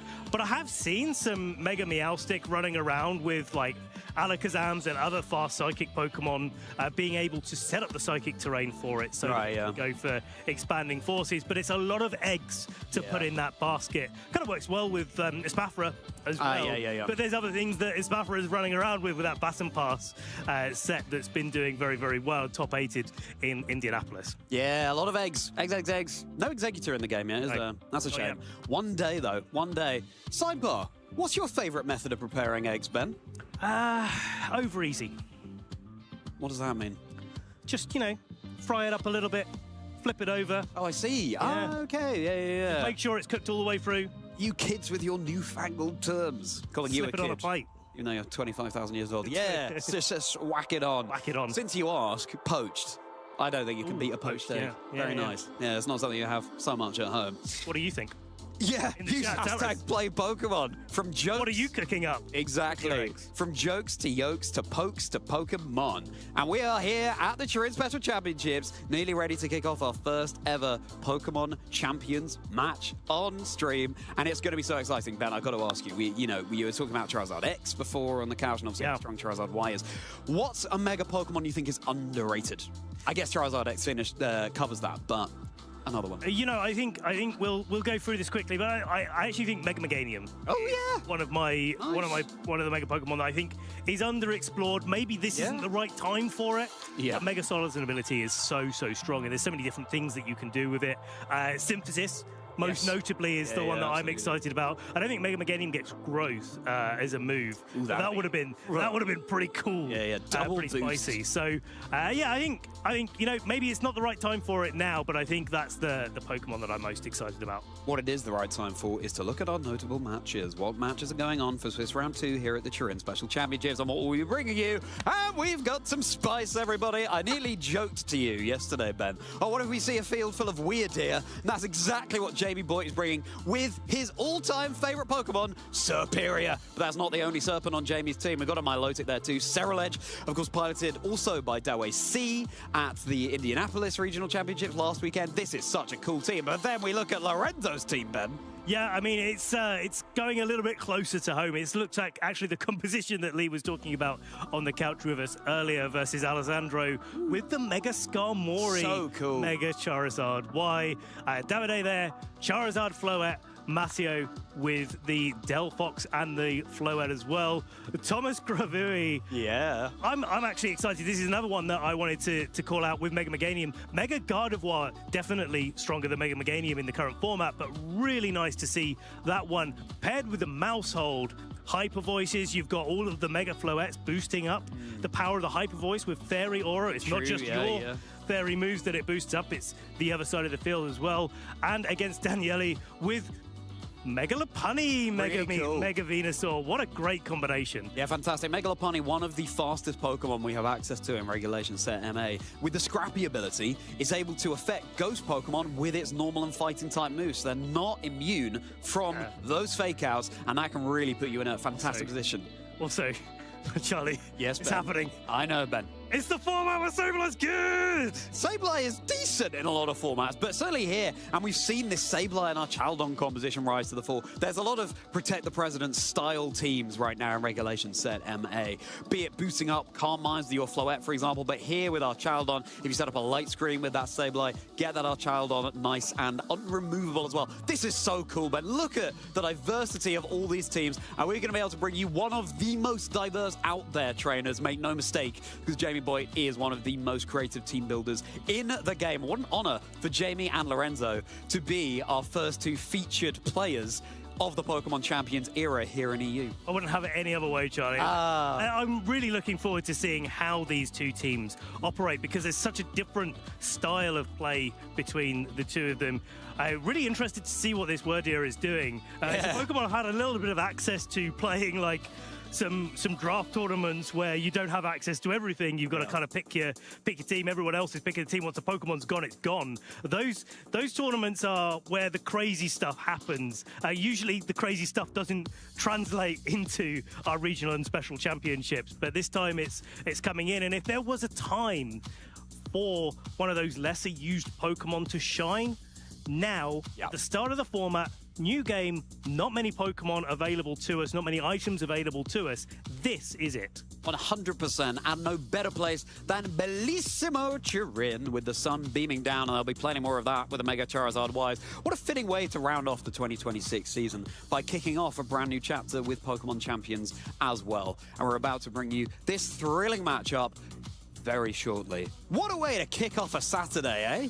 Yeah, I mean, and it can only go up from here, right? I mean, we're going to see so many different ways of all of these trainers bringing all of their Pokemon together. And one of the things that I love about the European region is the fact that there are so many different communities building in different ways, bringing their own spins on the game, right? And you see this so much variety from all of our trainers coming in. Not to mention, and we didn't really talk about it on the couch, right? This is one of the biggest, if not the biggest, regional or special championships that we've ever had. There are so many players here this weekend, and not only is it exciting to kick off Pokemon Champions, but doing it in style with so many of our players. Yeah, it's about double the normal number of people we'd have sign up for one of these tournaments, so could not be more exciting. And look, we are getting ever closer trainers. There's Boyd with, of course, that Superior plush ready to go on the stage. Got a little Starmie there as well. I wonder how many Mega Starmies there are out there running that huge power ability. Thoughts on Mega Starmie's design, Ben? Really cool. It's fun, isn't it? I love it, just walking along. It's good to see. At first I was like, oh, I'm not sure Starmie's this ethereal, magical Pokemon, and we've just given this Starmie legs, but it's certainly a lot of fun.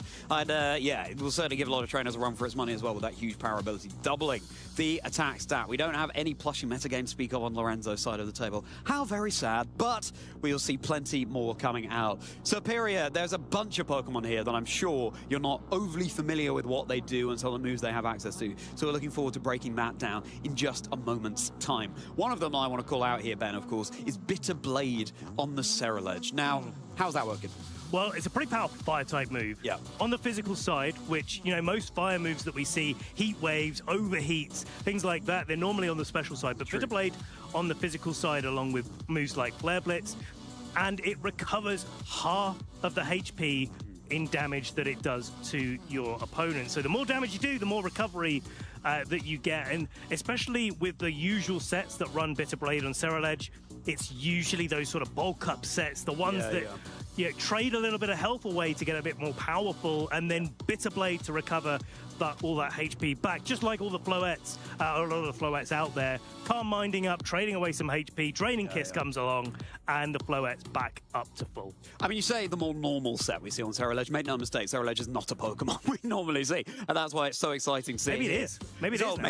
Maybe it is now. Coming into Turin, it will be. But I'm looking at the Frostlass on Lorenzo's side, as well as the King Gambit, and I'm thinking, yeah, Cereledge is going to soak up all of that super effective damage with its fire move into those Pokemon. Now, Superior as well is one of the Pokemon, of course, in Jamie's team. It's his favorite Pokemon. First ever cast I did live was with Jamie Boyd, and we were talking about how green is his favorite color because Superior is his favorite Pokemon. Contrary is an ability that gets access to. And boy, oh boy, does our resident Jamie Boyd like to be contrary. Yeah, well, should it be Boyd? Oh, Boyd, because, yeah, contrary, of course, any stat drops become boosts and vice versa. Yeah. Now, Superior is more of a special attacker, but, yeah, it means that an Intimidate would give it a physical attack boost, for example, but, of course, Superior wants to be indexing more on that special attack side. And slightly foreshadowing here, Superior's got a lot of great moves that it has in its support toolkit that it can use to help things out. Screens, glare, most notably. Yeah.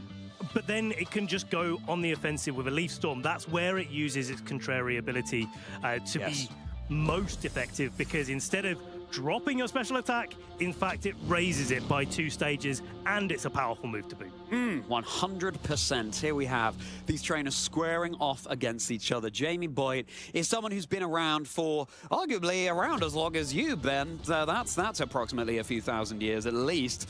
But he's someone with such incredible experience in competitive Pokemon. He's someone who, because he's been around for so long, he just knows inside and out what Pokemon do, what the tools are at Jamie's disposal. And that means that he can catch his opponents off guard. And early on in this format, as you were saying, Ben, that could be the play this weekend. Look at this, 3-time regional champion, 2 times in the top 16 of the World Championships, looking for another major win. Lorenzo, though, on the other side, looking to have a little bit more of a breakout performance. They've already done really, really well over the last couple of years. Top 16, top 32, top 64. Nothing to shake a stick at there. Looking to add another one of those to their accolades this weekend.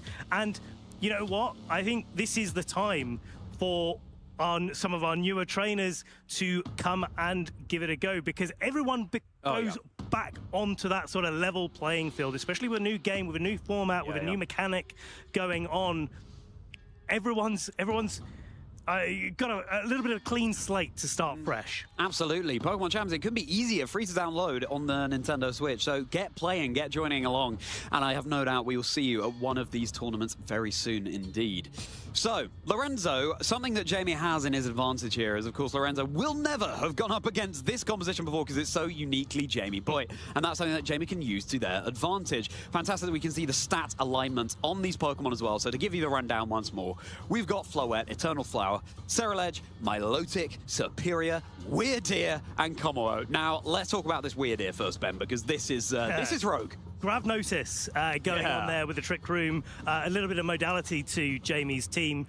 Typically, Jamie likes to play a little bit faster, so having that option at his disposal. Gravity going up will increase the accuracy of all of the moves on Jamie's team. Jamie is relatively famous for not wanting to miss moves. And Hypnosis, although not fully accurate, under gravity is as close as you can get. Psychic Bash, for those that don't know, is a psychic type physical move that will also lower the target's defense. And so a really good way to sort of scale your damage across a match. The composition, though, overall, free boosting Pokemon, free Pokemon that stop their opponent, Jamie's opponents, from playing Pokemon with two lots of Hypnosis and the Glare and the screens coming out from the Superior. Now, this Mega Scovillain set is exactly the pesky, nasty kind that we were referring to on the couch. With that Spicy Spray ability that Scovillain gets access to once it Mega Evolves, any incoming damage will burn the attacker. And then setting up with the Giga Drain as well, you're able to heal up so much more. We've seen some sets with Leech Seed too, which will sap that health all the more quickly. Rage Powder set becomes the center of attention. This Scovillain is here to be a nuisance. Frostlass is here to provide that blizzardous energy, bringing all of that frost to the field. And of course, once it Mega Evolves, gets that snow warning and the snow going as well. I've got Basculegion with a Citrus Berry here. King Gambit boosting up its dark moves with Black Glasses. Sneasler with Gunk Shot. And we have Lycanroc as well. Not a Pokemon we see so commonly. And at that, definitely not a Pokemon we see so often without Tyranitar. Yeah, so real adaptation to the format coming out from Lorenzo here. Gunk Shot on the Sneasler is able to knock out Mega Floettes in one, usually depending on how everything's trained, but more likely than not. And then you've got that Accelerock boosted by the Tough Claws on the Lycanroc, as well as Tough Claws boosted close combat there. Tyranitar, Charizard and Floette are well covered by that duo, and I think that's like half the battle done, maybe more than half the battle done in a format like this, where you've got the other Pokemon around you to support, and then open the door for Mega Frostlass to just Mega Evolve and click the Blizzard button, which is really what it likes to do. Should we do this, Ben? Should we kick off the first Champions EU match ever? Here, heralding in a new era of competitive Pokemon, it's time for King Gambit and Frostlass to hit the field over for Lorenzo, and we've got Weirdeer and Milotic for Jamie, and an immediate Defiant boost as well from the Intimidate on the Weirdeer. That's another thing that Weirdeer does give you, the ability to have a little bit of power control. What I'm interested in now is the training between Weirdeer and Milotic, although there is Trick Room on the set. Seeing this lead composition from Jamie makes me think that Weirdeer is trained to be faster than the Milotic, a combination gravity, then hypnosis on the Milotic, so that it doesn't have to take a turn going for a coil, getting that accuracy up. And so, yes, there is a Defiant boost on the King Gambit to its attack. That's kind of scary, but actually, if what I suspect is true, Milotic is going to be stopping that King Gambit in its tracks. Really nice that the Weirdeer has access to the Colbur Berry here. That's going to be weakening super effective Dark-type damage, which you want in the face of this King Gambit. Now it's boosted all the more so. Mega Frostlass is becoming the Ice Queen that we all know and love thanks to Pokemon Legends EA. It's going to get that snow coming down on the field, and everyone is going to be looking a whole lot frostier. Shadow Ball now into the Milotic. Let's hope it doesn't get a special defense drop, boosting the competitive, but no, it's going to be just the Gravity, no boost to speak of on that Milotic. Gravity, and now Milotic can go for an immediate Hypnosis, neutralize the threat of that King Gambit that was reigning supreme, but now it's supine.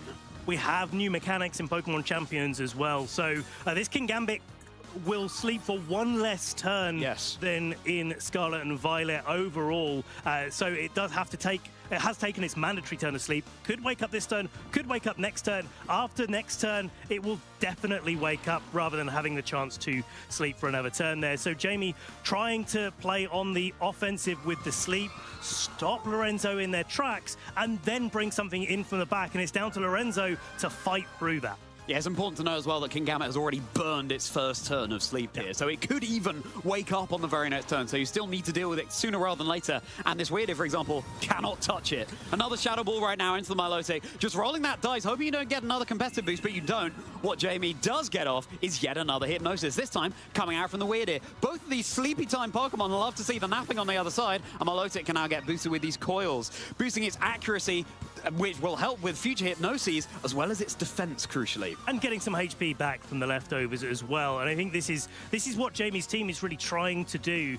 But I think Lorenzo is playing this really well in the fact that sleep doesn't last as long as it used to. And so one of the ways, especially when someone's using Hypnosis or Sleep Powder or any of these other effects against you, sometimes it's best, especially when the King Gambit cannot be attacked by the Weirdeer, to stand your ground and try to just wait out the sleep. I really like this play from Jamie here, getting the Floette in order to try and get boosted up as quickly as possible, going for these Calm Minds. So you boosted up, this Milotic is all of a sudden looking like his Hypnosis will never miss. King Gambit wants to take a leaf out of Jamie's book and get some boost going of its own. Swords Dance, that magnificent blade gleaming atop its head, and it's channeling all of that energy. Milotic, on the meanwhile, is going to be channeling all of those leftovers. Now, this King Gambit usually would be really threatening to the Floette that's just been brought in by Jamie, but Lorenzo has opted for the Swords Dance instead of Iron Head or Low Kick as a coverage move. And so this Floette is actually looking really safe in front of the King Gambit, where normally, yeah, it's kind of a little bit dicey, right? And so, although Lorenzo has been able to wait out the sleep, has been able to get themselves in a slightly better position, it's actually Jamie that's really on the front foot in this match and can now start putting on the pressure, not fearing that his Milotic is going to be taking too much damage from the King Gambit that is boosted up. Well, speaking of front foot, that's exactly what Lorenzo wants to get on, switching in their Sneasler, which is going to be threatening this Floette all the more. Floette has gone for its Mega Floette in the first round that we stream of Pokemon Champions here in Turin. Who'd have thunk it? King Gambit is going to be keeping itself safe from any damage, going for its Protect now. Meanwhile, Floette can get a Calm Mind up, but on future turns, that Sneasler is going to be threatening so much. So Jamie is going to want to be dealing with this Sneasler sooner, so much sooner rather than later. Going to be a Hypnosis targeted once more down into this King Gambit. And it's worth noting, with the Swords Dance and holding the black glasses, this King Gambit will still be threatening really decent damage into the Floette. Lorenzo's done a really good job here of getting the fake out in, putting the pressure on, trying to slow Jamie down. But Jamie's been able to get up 2 coils already, and that Milotic is looking very difficult to take out. Lorenzo targeting it down early and aggressively with the Shadow Ball has really made an impact in Milotic's health. Really nice that it didn't get the competitive boost as well. But the question is like, with that leftovers recovery ticking away turn after turn and no more damage, and all of this positive pressure that Jamie's putting on with the Milotic Hypnosis, how is this Milotic not going to be back up at full HP in a few turns and going to be taking away all of that good progress that Lorenzo got early? Yeah, you might be waking up sooner now in Pokemon Champions, but if you keep being put back to sleep, it doesn't really matter, does it? As Milotic will be flinching as the result of that fake-out Moonblast. Tied into Sneasler, it's a neutral hit being a part fighting Pokemon, and with that boost, there's that one-hit KO. Sneasler is down. That's 1 Pokemon down for Lorenzo. Of course, Milotic flinching from the fake-out. The count-out clean, though, that's enough just to neutralize the Serpent and send it slithering back to the depths. Wow, not even a critical hit as well. I wasn't sure whether or not that would actually pick it up. This King Gambit does have the Black Glasses item to give a bit of a boost to those Dark-type attacks, and so Swords Dance and 2 coils cancelling each other out, and it looks like the Milotic maybe trained to be a little bit quicker, maybe a little bit more trained in other areas than its physical defense. But a really good progress there for Lorenzo. Had to give up the Sneasler in the process, which is a little bit scary when that Floette has got a Calm Mind boost up already. But this Defiant, with the Intimidate coming in from Wordier, is really starting to stack up. So this King Gambit is now, I believe, at +4. It's +4. +4. Swords Dance with a previous. Yeah, because of the Defiant going away previously. So I was a boost behind. So yeah, not surprising actually that King Gambit picked up the KO. Unsurprising to be a boost behind on this old timer, isn't it, Ben? Nah, he's very much in the present. Don't you worry, traders. Now, of course, this Frostlass is still snoozing. That doesn't prevent it from getting its Snow Warning ability activated all the same. Weirdeer is such a cool adaptation into something like a Sneasler because it takes double super effective from Psychic moves. There it is. But this time the Sneasler's down and the Aurora Veil is up, mitigating the special and physical damage coming out from Jamie's side of the field. The Dazzling Gleam, let's not forget it's boosted, but you can see the dividends that the Aurora Veil is paying here. A Hypnosis will be connecting onto the King Gambit, and let's not forget the gravity has expired now. That's not to say all the Pokemon are now floating. It's just to say that this Weirdeer is feeling accurate. This King Gambit is put back to sleep. It might be at +4, but if you're snoozing, you're losing. The so-called blind Hypnosis there, Jamie going for the outs that he has in that position, because the Floette is really now under pressure. It's like the Cowtail Cleave with 4 stages of increased attack on the King Gambit has turned into an Iron Head. Yeah. Overall, taking away the resistance that it has to that move. And now the Floette's really on the back foot here. Blizzard coming out, not doing too much damage. These Pokemon very bulky on Jamie's side. Ooh. Dazzling Gleam, though, with the Aurora Veil, not quite enough to pick up the KO. Gravity goes back, so Jamie getting that advantageous position, but King Gambit can wake up this turn. It can, but will it? That's the question. The Dazzling Gleam just chipping away and away and away here. Let's not forget this weird ear cannot touch the King Gambit. Its only damaging move is Psy-Sealed Bash. That's a Psychic type. King Gambit is a Dark type. But slowly but surely, Jamie is removing that +4 threat from the field. The question is how much damage does Sucker Punch do? And does Lorenzo want to go for that alongside a Blizzard or a Shadow Ball? You're absolutely right. This King Gambit is a big win condition for Lorenzo. If that Floette goes down on this turn, then whatever Pokemon that's in the back that we're finding out, Ceruledge, isn't necessarily going to have a good time. I really like this play, though, from Jamie. You can't go for a Sucker Punch if you're going to be switching out. I know it does damage into a damaging move, but it's no Sucker Punch to speak of. The Dazzling Gleam! Frostlass, of course, protected, but King Gambit is on such low HP, and this Floette is boosted. It's going down. That's a key Pokemon for Lorenzo removed there, and down to just their final 2. No more switching can happen. Once this snow is gone, it's gone. And the question is what that last Pokemon is for Lorenzo. If it's a Basculegion, actually, it's in a pretty good spot to be able to just launch itself into Jamie's Pokemon with Wave Crashes. Getting rid of that Milotic is actually kind of key in that scenario where you want to remove the Pokemon that's resisted you. You can't lock in, you can't go for Last Respects turn after turn after turn because that Wurdeer is part normal type. But because its Basculegion is carrying a Citrus Berry, it does get the option to be able to change its type. And now it comes down to the speed training. Is that Floette faster than the Basculegion? Is the Ceruledge and its Shadow Sneak going to be able to put a lot of damage onto the Basculegion, maybe allow with the Aurora Veil up, or even with the Aurora Veil up, the Moonblast to be able to knock out the Ceruledge as well. So there's a lot of questions in this turn. It's really all up in the air. It's so exciting. It couldn't be a better kicking off of Pokemon Champions here in EU. Now, this is Basculegion carrying the Citrus Berry. No Focus Sash to speak of, but just how quickly will Jamie be able to remove it all the same? The Moonblast now through the Aurora Veil. That's going to get that Basculegion munching as well. Recovered, but now that berry has been spent. And where is the Last Respect going? It's into the boosted Floette, and this is what Basculegion does. I see your boost, but my Last Respect is powered up basically as much as it can. Save that Frostlass being knocked out as well. And just neutralizing that threat in the Floette, forcing Wurdeer back out onto the field. Wurdeer's going to get that Intimidate down onto the Basculegion as well. And there's a nice little mechanic here in terms of damage. The Shadow Sneak goes into the Frostlass. Not that the Basculegion needs it, by the way. The Basculegion's Last Respects after the Frostlass would go down to a Shadow Sneak is going to be boosted up even more in power and become as powerful as it possibly can. I suppose there's a big thing about targeting, the big thing about double protects here coming out from this Mega Frostlass. There you go. You can see the trainers couldn't quite believe it themselves. A double protect, meaning that Shadow Sneak cannot get the KO there. Last Respect, super effective into Ceruledge. That's, of course, going to be the one-hit KO. Let's not forget that this Wurdeer is not immune to the other moves that this Basculegion can go for. The critical hit here, I don't think that mattered. It's been so powered up, but the Hypnosis does connect. The gravity is still strong with this one, but can this Wurdeer be the deer that takes us all the way through to a victory for Jamie? I did not expect that in our first Pokemon Champions game in EU, we would have a solo Wurdeer having to be the strongest soldier. Yeah, it's actually kind of a strong Pokemon overall. It's got a lot going for it. And actually, you know, aside from the ability for it to go for Trick Room and the ability for this Gravnosis sort of strategy, it's actually just quite powerful in the attacks that it can go for. Now the Basculegion taking its mandatory turn of sleep, the Psy-Shield Bash going into the Frostlass. Nice. But is it... Oh, it's defense boost on the Wurdeer. Defense boost, Psy-Shield Bash is such a rare move, so don't blame me there, Ben. This Wurdeer is only on 20. The defense boost probably isn't going to save it here, even though this Basculegion also has an attack drop. The Basculegion is snoozing, but can this Wurdeer get the win before it wakes up? It's going to be such fine margins here. I think it's an Aquajet range, honestly. Even if that's the case.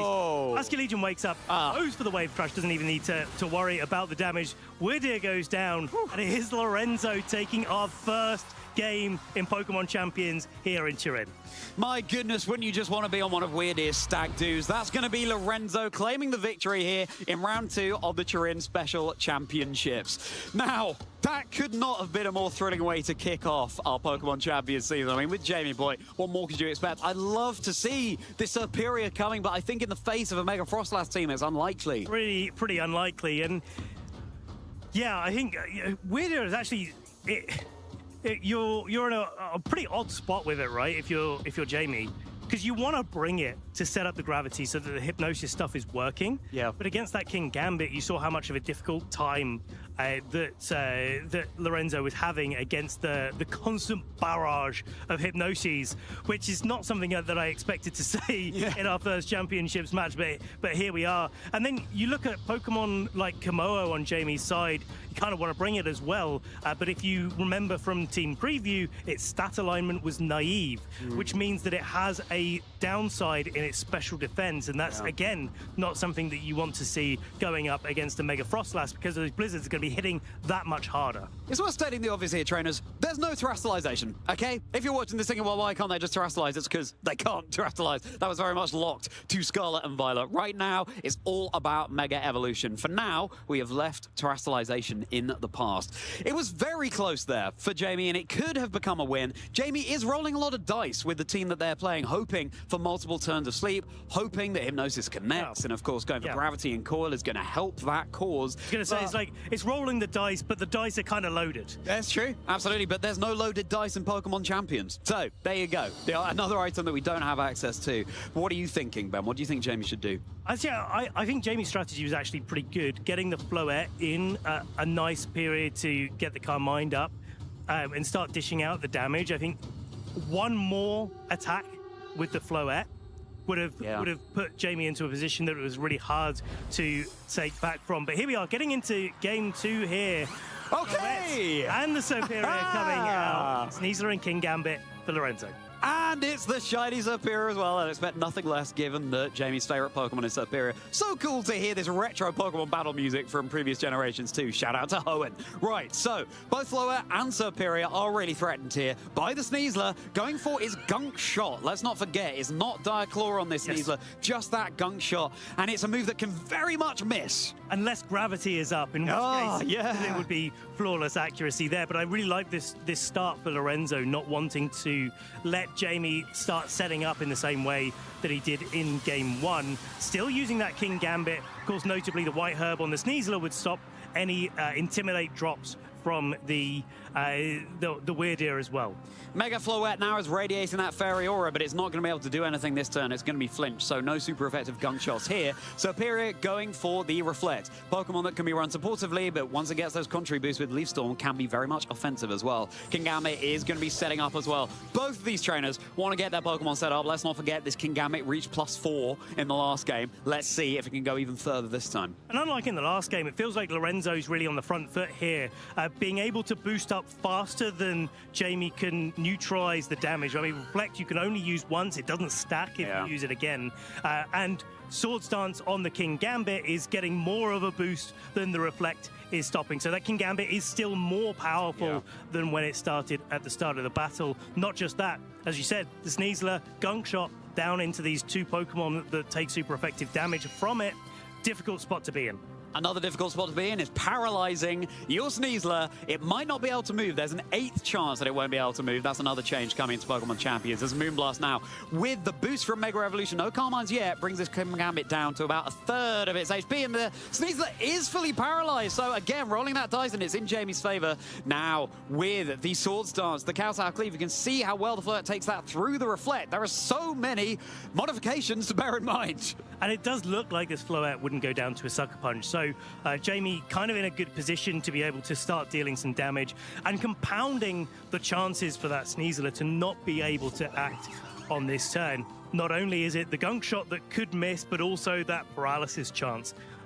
And also the fact that the speed has been dropped on that Sneasler. Now that the Floette or the Floette hasn't got a boost up, but it's still going to threaten quite a lot of damage into either target, and it can go first. Yeah, and Superior with the Citrus Berry, so healing up that damage. The Superior only has access to Leaf Storm as a damaging move, which, look, it's pretty pitiful damage there and into both of the Pokemon over on Lorenzo's side of the field, but this is the thing.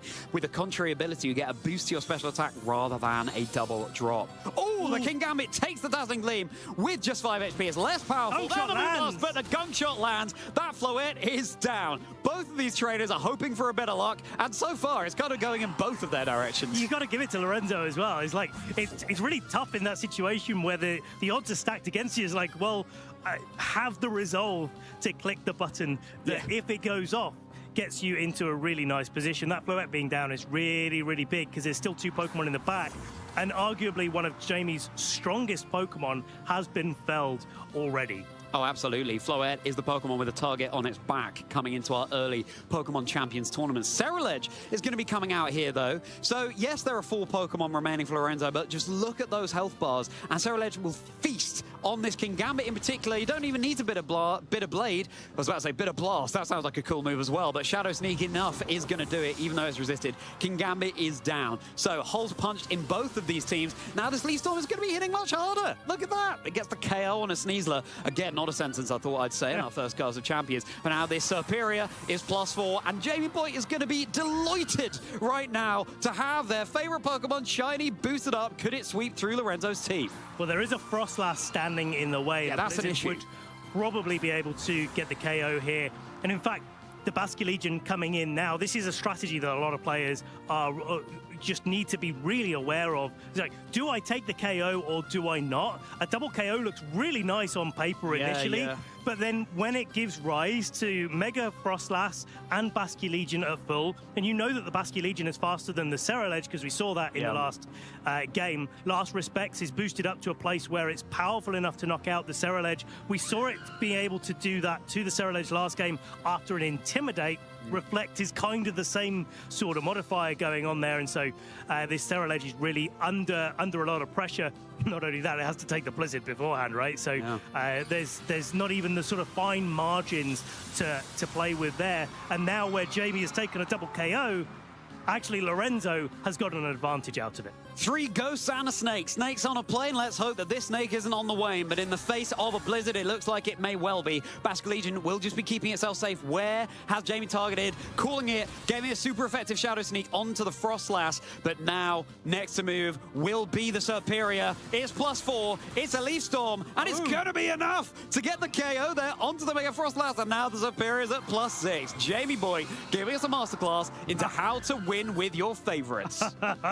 Well, okay, that is absolutely down to the training of the Superior versus the training of the Floette. Mega Frostlass, because the Mega Frostlass is naturally faster than the Superior, but clearly Lorenzo has trained it to be a little bit more defensive, maybe a little bit more offensive in its special attack. But at the expense of its speed. Now, if the Frostlass was outspeeding the Superior in that stage of the game for Lorenzo, but I think you could see the expression on his face there. He's thinking, hang on a second, I thought my Frostlass was going to be faster. Now it's not. Now I know that it's not, and now I've got to go back to the drawing board, try and figure out a way through this Superior that's looking really, really strong in this moment. Oh, so cool. Let's not forget that Jamie did have a Pokemon unrevealed in the back there as well that could still have swung the match in their favor. Absolutely fascinating. You love to see it. We're going to a Game 3 between Jamie Boy and Lorenzo Antonioni. If you're just tuning in, what are you doing? You need to have set an alarm trainer to get here for our first EU Pokemon Champions regional level event. And yes, all of those icons on Jamie Boy's team, you're seeing them correctly. It is such a fast and funky and fun one. And at one-on-one, it could be Jamie Boy claiming the victory here. But Lorenzo could use his potentially a little bit more tried and tested team, but with some fun techs there as well, in order to claim the victory. It couldn't be a better way to kick off our Turin Special Championships. Do you reckon that the Scovillain could be the bring? Oh, I'd love to see it. I'd love to see it. I mean, it's obviously a fantastic play into the Serperior that looked so dominant for Jamie Boy in that previous game. It's tough, though, with Scovillain, because it's what we were talking about eggs in baskets before. It's one of those Pokemon that you kind of feel like you're putting quite a lot of eggs in that basket. It's there to be a punching bag almost, to redirect and soak up those hits. And sure, dish out some spicy sprays, but could be risky. But this one is one that has Overheat and Giga Drain. So True. A few other... there it is. There it is. Called it out here. Nice. It's the Milotic and the Weirdeer. So Jamie coming back to the Weirdeer after leaving it in the back in game one, kind of trying to condition Lorenzo to maybe not bring King Gambit in the lead. Got that right. But equally, this Scovillain, I think, looks like it's in a really strong position to start putting on some pressure. Unlike the Shadow Balls in game one that were hailing down onto Milotic, Giga Drain is super effective. And even though Scovillain typically is using Spicy Spray, redirecting attacks into it, it's easy to forget that it's actually got a really, really high base attack and special attack stat. Scovillain is going to be getting all the more peppery, and there is that Mega. Spicy Spray is one of the best new abilities we have access to, and Lorenzo wants to give us a showcase as to why. Fake Out means that Weirdeer is not going to be acting at this turn, meaning it's just the Giga Drain from the Scovillain. Milotic will be able to take that at least 2 more times, which is really useful for Jamie to know. Having said that, we could have a higher roll on a successive turn, but the Hypnosis without any coils will just be connecting now. So all of the eggs in the Scovillain basket, and Lorenzo's looking like, oh dear, I didn't bet on the sleepy Spicy Spray. I mean, there's one thing hitting a lot of sleep powders in a row. Hypnosis is less accurate than that, but Jamie committing to it. I mean, it's part of his core strategy, right? It's trying to maybe call out that the Fake Out wasn't going down into either of the Pokemon on Jamie's side and saying, well, I either get Gravity or I get a Hypnosis, or I just attempt to go for a Hypnosis. But nice seeing the stat alignment there for Milotic coming out. Is Sassy being boosted in its special defense, one of its highest natural stats to be able to play with. And so Milotic actually shrugging off that big Giga Drain very, very well.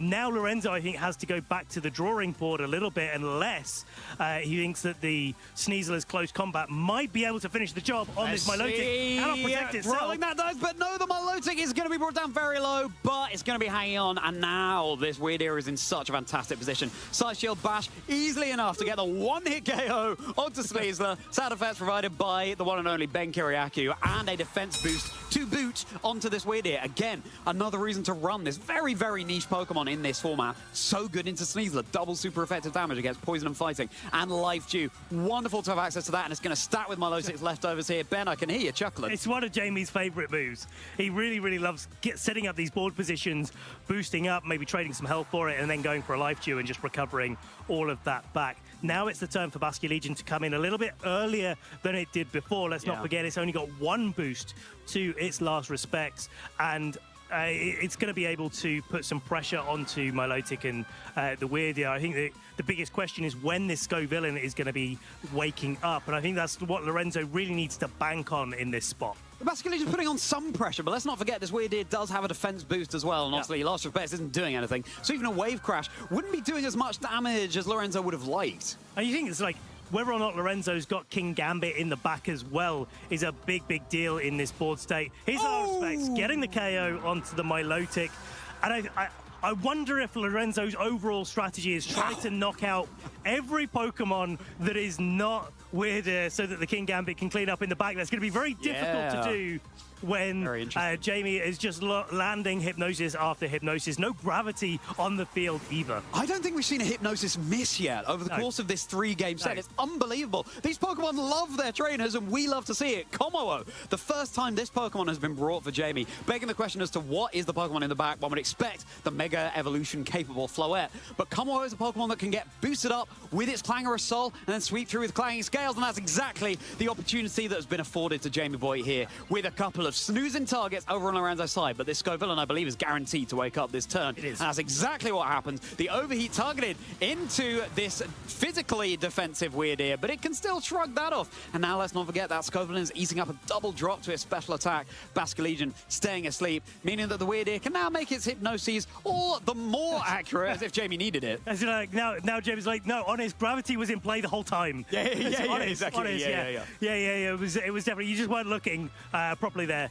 And now the Komodo, this is the thing about having all of these hypnoses, and it's like back in Regulation Set C in Scarlet and Violet, where players were using Tinglu and Fisher. You click the button enough times, it's going to land. And okay, Jamie landed it early in all of those button pressing fiascos that he's doing, but actually, like, he's got so many options to use hypnosis turn after turn after turn. All he needs is for one or two of them to hit over the course of a set, and then it opens the door for Pokemon like Komodo, like the Ceruledge, to come in and boost themselves up, and then take the advantage that way. Okay, Scovillain's going to be switching out, and it will be Kingambit coming in, so well called here, Ben. So Lorenzo wants to get this Weird Ear isolated, so the Dark-type move is going to be all the more powerful. The Clanging Scales, they take it pretty well, and this Basculegion will be healing up as well with its Citrus Course, Kingambit resisting that Dragon-type damage. Basculegion is staying asleep, much to Lorenzo's frustration. The Side Shield Bash whittling away, and one more Clanging Scales, and that Basculegion should be down. The downside of the Komodo here is that in order to do all of that lovely spread-type damage that it does, it has to drop its defense, and there's two physical Pokemon on the other side of the field. The Basculegion has taken its mandatory turn of sleep and now could have its chance of waking up. And so I'm wondering if a Black Glass's Sucker Punch, even resisted, plus an Aqua Jet with the adaptability boost that Basculegion has, is enough. Worth noting again, if the Weird Ear is the last Pokemon remaining and Kingambit is still on Lorenzo's side of the field, there is nothing that Jamie can do. Yeah. As many hypnoses as you like, Side Shield Bash is never going to do any damage to it. I guess you could whittle away all your PP and then go for Struggle on the Kingambit, but that's still going to be quite the struggle to try and get the KO. It's the Wake Up. It's just the Protect, actually, on the Basculegion here, so no damage heading that way. At least it's not snoozing anymore. The Drain Punch, though, double super effective, of course, into the Kingambit. And now this combo is healing back all the way up to full. Jamie is giving us a masterclass as to how to run these setup teams, and teams that, of course, can recover HP as well. Jamie loves them, and we love to see it. Side Shield Bash, of course, going into the Protect Shield now. And now, the forfeit just going to be locked in. It's going to be Lorenzo forfeiting there, and Jamie Boy claiming our first ever Pokemon Champions match here in EU.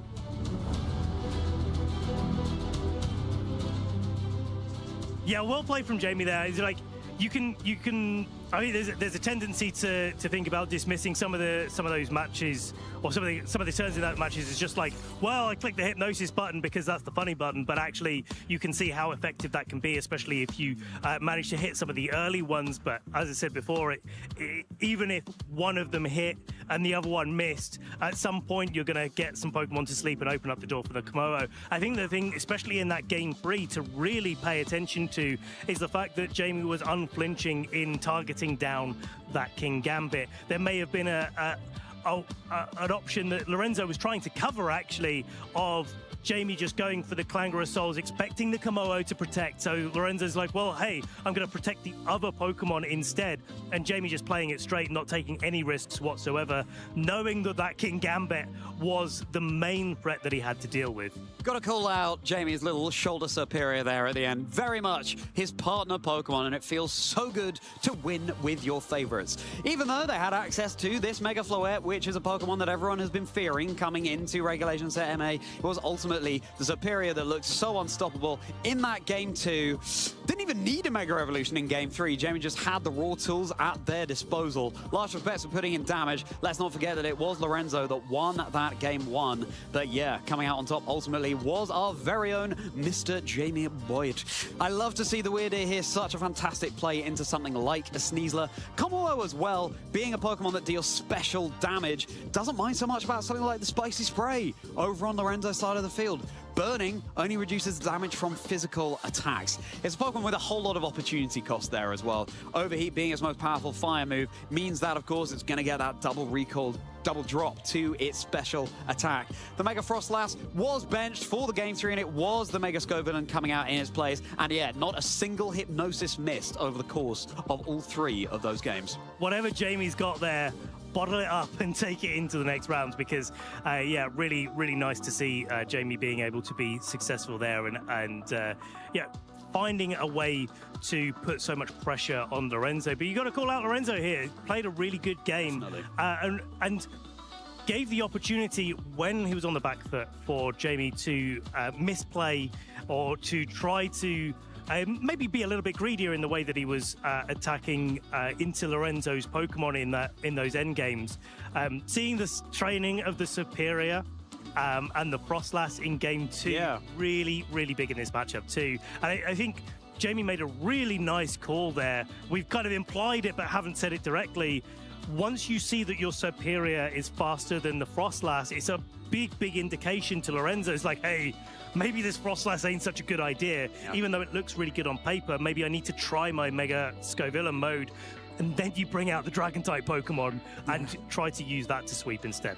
I wouldn't be surprised if Jamie has done the damage calculations or speed calculations and worked out that his Superior should outspeed Mega Frostlass. That's a calculation that he has run specifically for this team because, of course, there's going to be a lot of Mega Frostlass this weekend. Naturally, and, of course, just given Indianapolis last weekend, my Frostlass, we saw more of them than maybe we were expecting. Definitely popped up. It was really, really nice to see, actually. I think it's one of the most versatile megas that we have. It's kind of, I described this early along in the format when I was speaking to friends about the Mega Frostlass. It's like everything that Alolan Ninetales wanted to be. Right. Like, it's a little bit faster, it's a little bit more bulky overall. It's got that ghost typing, so you don't have to terrestrialize or use a covert cloak. Not that either of those things are an option at the moment, but yeah, later on they might be. And it's got a really high special attack stat. If you think back to Alolan Ninetales, even back as far as 2017, in all of the formats that it's played, it's been pretty prevalent in like Blizzard, Blizzard, Blizzard, Blizzard. But those Blizzards coming off such a weak special attack stat really aren't doing too much damage. Frostlass, on the other hand, has got another thing to say about it. Yeah, and of course setting out the Aurora Veil as well. But listen, I am so excited to talk to our winner from that previous game. Running, I would guess, the most unique team out there. It's going to be an utter delight to hear from Jamie Boyd. Thank you very much, Charlie and Ben. Well, I'm here with our round 2 winner and a familiar face to the couch and to the streams. Jamie Boyd, welcome. How are you doing? How are you feeling after that? That was a match. It was definitely a match. Definitely a match. Yes. Yeah. Like, I guess the strategy that I'm going with, like, Gravity Hypnosis is the main strategy of the team, and I am opening up a little bit of volatility. Maybe not triple protect volatility, but you know. Yeah, I mean the Hypnosises were on target. It equals out, right? Yeah, that's how it works. Let's talk about the team because I think the team has got your fingerprints. It is Jamie Boyd blueprint all over, and I love it. I really do. I don't love it as an opponent, but I do love it as a spectator. I think it's so innovative, and you've got some of your favorites there as well. Do you want to just talk us through your thought process, putting the team together, and how it kind of functions and operates into this current meta? So, yeah, I've already mentioned Gravity Hypnosis. It is my favorite strategy. I don't know why. It just is. And it was back in the Sword and Shield era in Dynamax. Clefable Milotic was one of my main leads in just across the series. Also, Clefairy Lapras as well could also go for Gravity Sing. And those were my favorite ever leads. And it's like, wait a minute, Clefable and Milotic are available in Champions. Let's try this out. It was fine. It was great. Like, Clefable Milotic was still doing its thing. But I was never clicking Follow Me on the Clefable. And it was always Moonblast, Follow Me, Gravity Sing. And I was never clicking Follow Me. And it's like, okay, so if I'm not clicking Follow Me, it doesn't need to be Clefable. Let's have a look at the other Pokemon that get Gravity and Sleep Move. Oh, the only non-Mega Pokemon that gets both is Weirdeer. Well, it's a Weirdeer. What's it going to do? I'll try it out, and oh, wow, it's amazing with Milotic. If you get the Sleep, and if you get the Sideshield Bashes, thank you to whoever buffed it to 90 base power. That's brilliant. Yeah. As soon as you get rolling, there's some teams that can't break it. You get Defense Boost stacked on the Sideshield Bash, you get Defense Boost stacked on the Coils on the Milotic, and then some people just can't break it, and if you can, well, then suddenly I'm just going to bring in a setup Pokemon because you're probably asleep after you broke me. So, yeah, the Weird Milotic is the central voice of the team. I didn't think it would be Weird. I thought it was going to be Clefable Milotic, but Weird is so much better on the team than Clefable is. So, yeah. I love the training as well of those two Pokemon in particular. I think the speed interaction you would expect when you see naturally the Trick Room on the Weirdeer is an option for you to utilize as well. You would expect that to be the slow, but the beauty about that pairing is you outspeed your Milotic with the Weirdeer, so you've got that really flawless like synchronicity between the gravity and then the hypnosis on the Milotic, and then that just from that point on, it makes things so difficult for your opponent to kind of get any sort of momentum in game. But like you say, the Psy Shield Bash, so good in this format at the minute. There's so many real problematic Pokemon that have those big physical attacks. The defense boost is free, and it's good against a lot of those poison types that are really kind of running rampant at the minute, especially that Sneasler that just, you know, can't really deal with it that effectively. So, yeah, really, really innovative combination. The other part of the team is the Superior. I think after game one, the triple protect, we'll talk about that. That was, it looked like, oh, is this going to be one of those days? And I'm sure that did cross your mind at that point. But then the adjustment going into game two, and it really got to showcase Superior as a Pokemon, and it really did ran the show in that game too. Yeah, like I had the other 5 for ages, and it was just working out the 6 Pokemon. Like, you would assume, oh, I have Superior, it's my favorite Pokemon. Of course I just put Superior on the team. It actually came on as the perfect 6th Pokemon, which I'm very happy with, because I wanted that slot to still be supportive. It needs to be, because I've got my 3 set up, that's sorted. But I need extra support in case Weird Milotic will fail, as we saw in the game 1, got out of hand a little bit too much. And I wanted screens, and it gets screens. And I also needed something that could actually somewhat deal with a Basculegion now and then. And it's able to one-shot Basculegion if it's just got a Leaf Storm up. So yeah, it naturally came onto the team. It was between that and Sableye, because Sableye could also get screens, and then it was going to be like Disable Encore or maybe Foul Play to deal with Basculegion. But if it was a toss-up between Sableye and Superior, sorry, Ben, it's always going to be Superior. I think you'd have to probably agree on this occasion as well. Although you would say you wouldn't, but we all know the truth. But yeah, I love the adaptation of the Superior here. I think the ability to just abuse that contrary ability with the Leaf Storm, it just makes it so strong. And then going into game 3, Jamie, I think it just shows how versed you are with the team, how well you know it, because the adaptation there, bringing the Como all... Yeah, I knew Scovillain was coming. Scovillain was coming, and I think the adjustment there, and that really sealed the deal there. You landed some blind hypnosises, but you need those along the way. Hey, the opponent forces me into it turn 1 if they fake out the gravity. Yes. I was going for gravity. It's their fault that I hit a blind hypnosis rather than a perfect accuracy hypnosis. That's how I view it anyway. Yeah. The second one, I forgot gravity was up. I just assumed it was going to connect because I forgot. I Sideshow Bashed rather than gravity. But we did pulled it off, so... We do.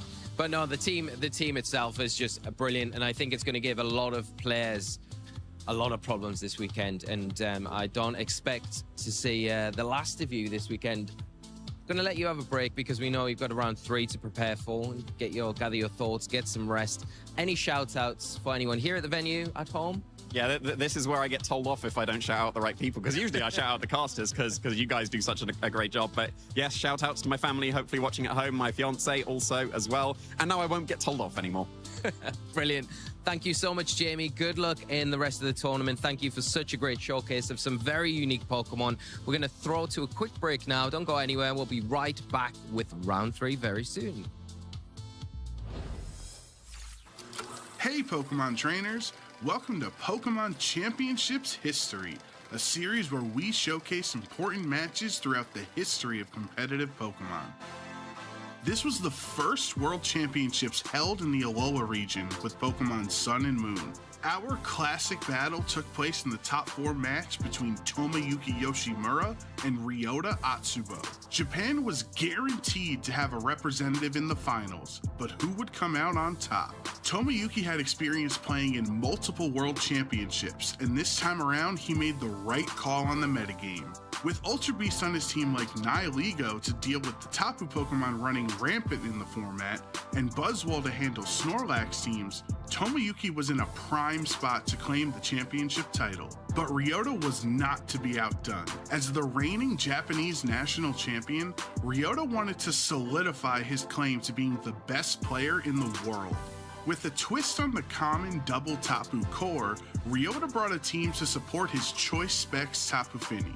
But the real star of his team was Celesteela, the launch Pokemon. Many trainers feared Celesteela's ability to single-handedly bring back games from the depths of defeat, and Ryota would need a heroic effort out of Celesteela to win this set. In a game that lasted over 30 minutes, Celesteela showed just how unstoppable it can be thanks to Leech Seed recovery. If Tomoyuki wanted to keep his championship hopes alive, not only did he have to win Game 2, but he needed to do it fast. There wasn't enough time left in the round to play another slow game against Ryota, so Tomoyuki would need to be on the offensive. But sometimes the best offense is a good defense, and Assault Vest Salamence was just bulky enough to keep him in the game. That is a big boy Salamence, taking a Choice Specs boosted Moonblast from a Tapu Fini of all things. And I know it's not known for its really big special attack, but it's still one of these Tapu Pokemon. As the trainers actually round out the game, shaking the hands, Tomoyuki will be the victor. The clock was ticking, and 50 minutes wouldn't be enough time to finish this epic set. This meant our trainers would be concluding this match in the most dramatic way possible, +3 turns. If a match exceeds the round timer, 3 untimed turns are to be played, and whoever has more Pokemon remaining at the end of the 3rd turn will be the victor. Time was just called in the round. We are a couple of seconds out, so this is turn 0 in the game. And in this turn 0, Metagross taking so much damage, but after the Intimidate, it's not enough. Rounds don't commonly go to time in VGC, especially not in top 4 of the World Championships. Only 3 turns stood between these trainers and their destiny. What would ensue could be considered the most intense +3 turns in VGC history. A climactic 50-minute set came down to these final turns, and only one of these worthy trainers would be victorious. Celesteela wasn't the only Ultra Beast to show up big in this match. While the Fighting-type Buzzwole faced off against a Fairy-type and a Flying-type, Tomoyuki made an incredible read with his Z-move to try to make Buzzwole the hero of this story. All out pummeling from your boy Buzzwole. It's not your boy Guzma like it is in the trading card game. In this case, it's a Buzzwole. It's going to be dealing some pretty sizable damage. It would like to get that on Celesteela, I think, a Pokemon that sometimes people try and bust through the defensive of with all of these fists. But instead, the Crocodile is going to get knocked out by this all-out pummeling, leaving Ryota down with just 2 Pokemon on his side of the field as we go into the final turn of this game. With a 3-2 Pokemon advantage for Tomoyuki going into turn 3, Ryota could see his hopes of victory slipping away. This was Celesteela's last chance to launch Ryota into the annals of VGC history. It's been so close coming down to the wire, but Buzzwole doing what it does best with the Z-move. No, it protects from Tomoyuki. Instead, Sludge Bomb into that Tapu Fini. Not going to knock it out. Instead, Moonblast into the Buzzwole for the knockout.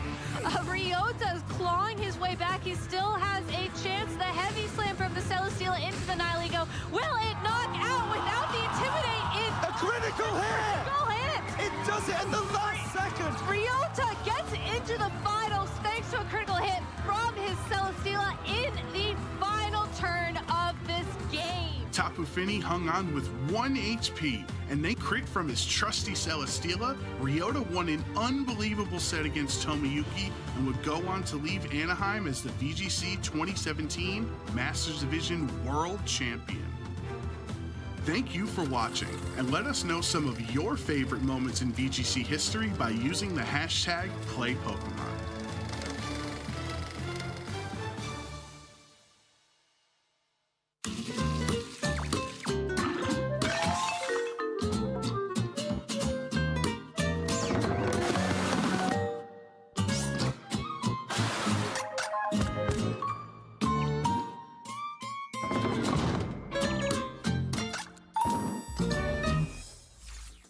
Lee, why does Mega Greninja eat so much meat?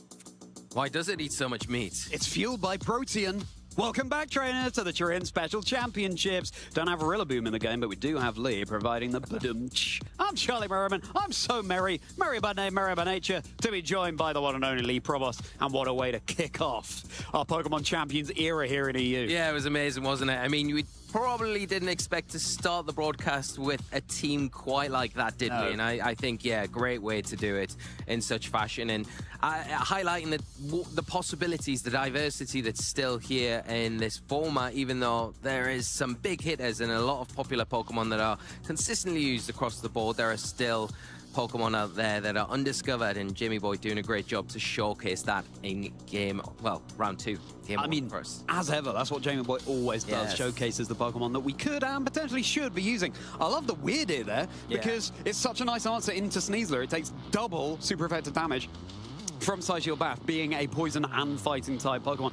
He was saying there, Weirdeer is the only Pokemon in Champions that gets, access to Gravity and Hypnosis. Yes, there isn't a Mega. There isn't a Mega, yeah. Well, I mean, and it's a strategy that's working out very well for him. And you've got the added bonus. It didn't really help out too much there, but the added bonus of that Intimidate. Yeah, absolutely. You know, it was a bit of a double-edged sword where you want to bring it, but if the King Gambit comes, the Defiant, boosting it, it's already... They just put it to sleep. Yeah, well, that's exactly what Jamie did, really. Exactly that. Yeah, exactly No Hypnoses missed at all in that 3-game set. Yeah, Jamie clearly got his lucky charm raring to go. And now we can have a look at some of the other matches going on in the venue right now.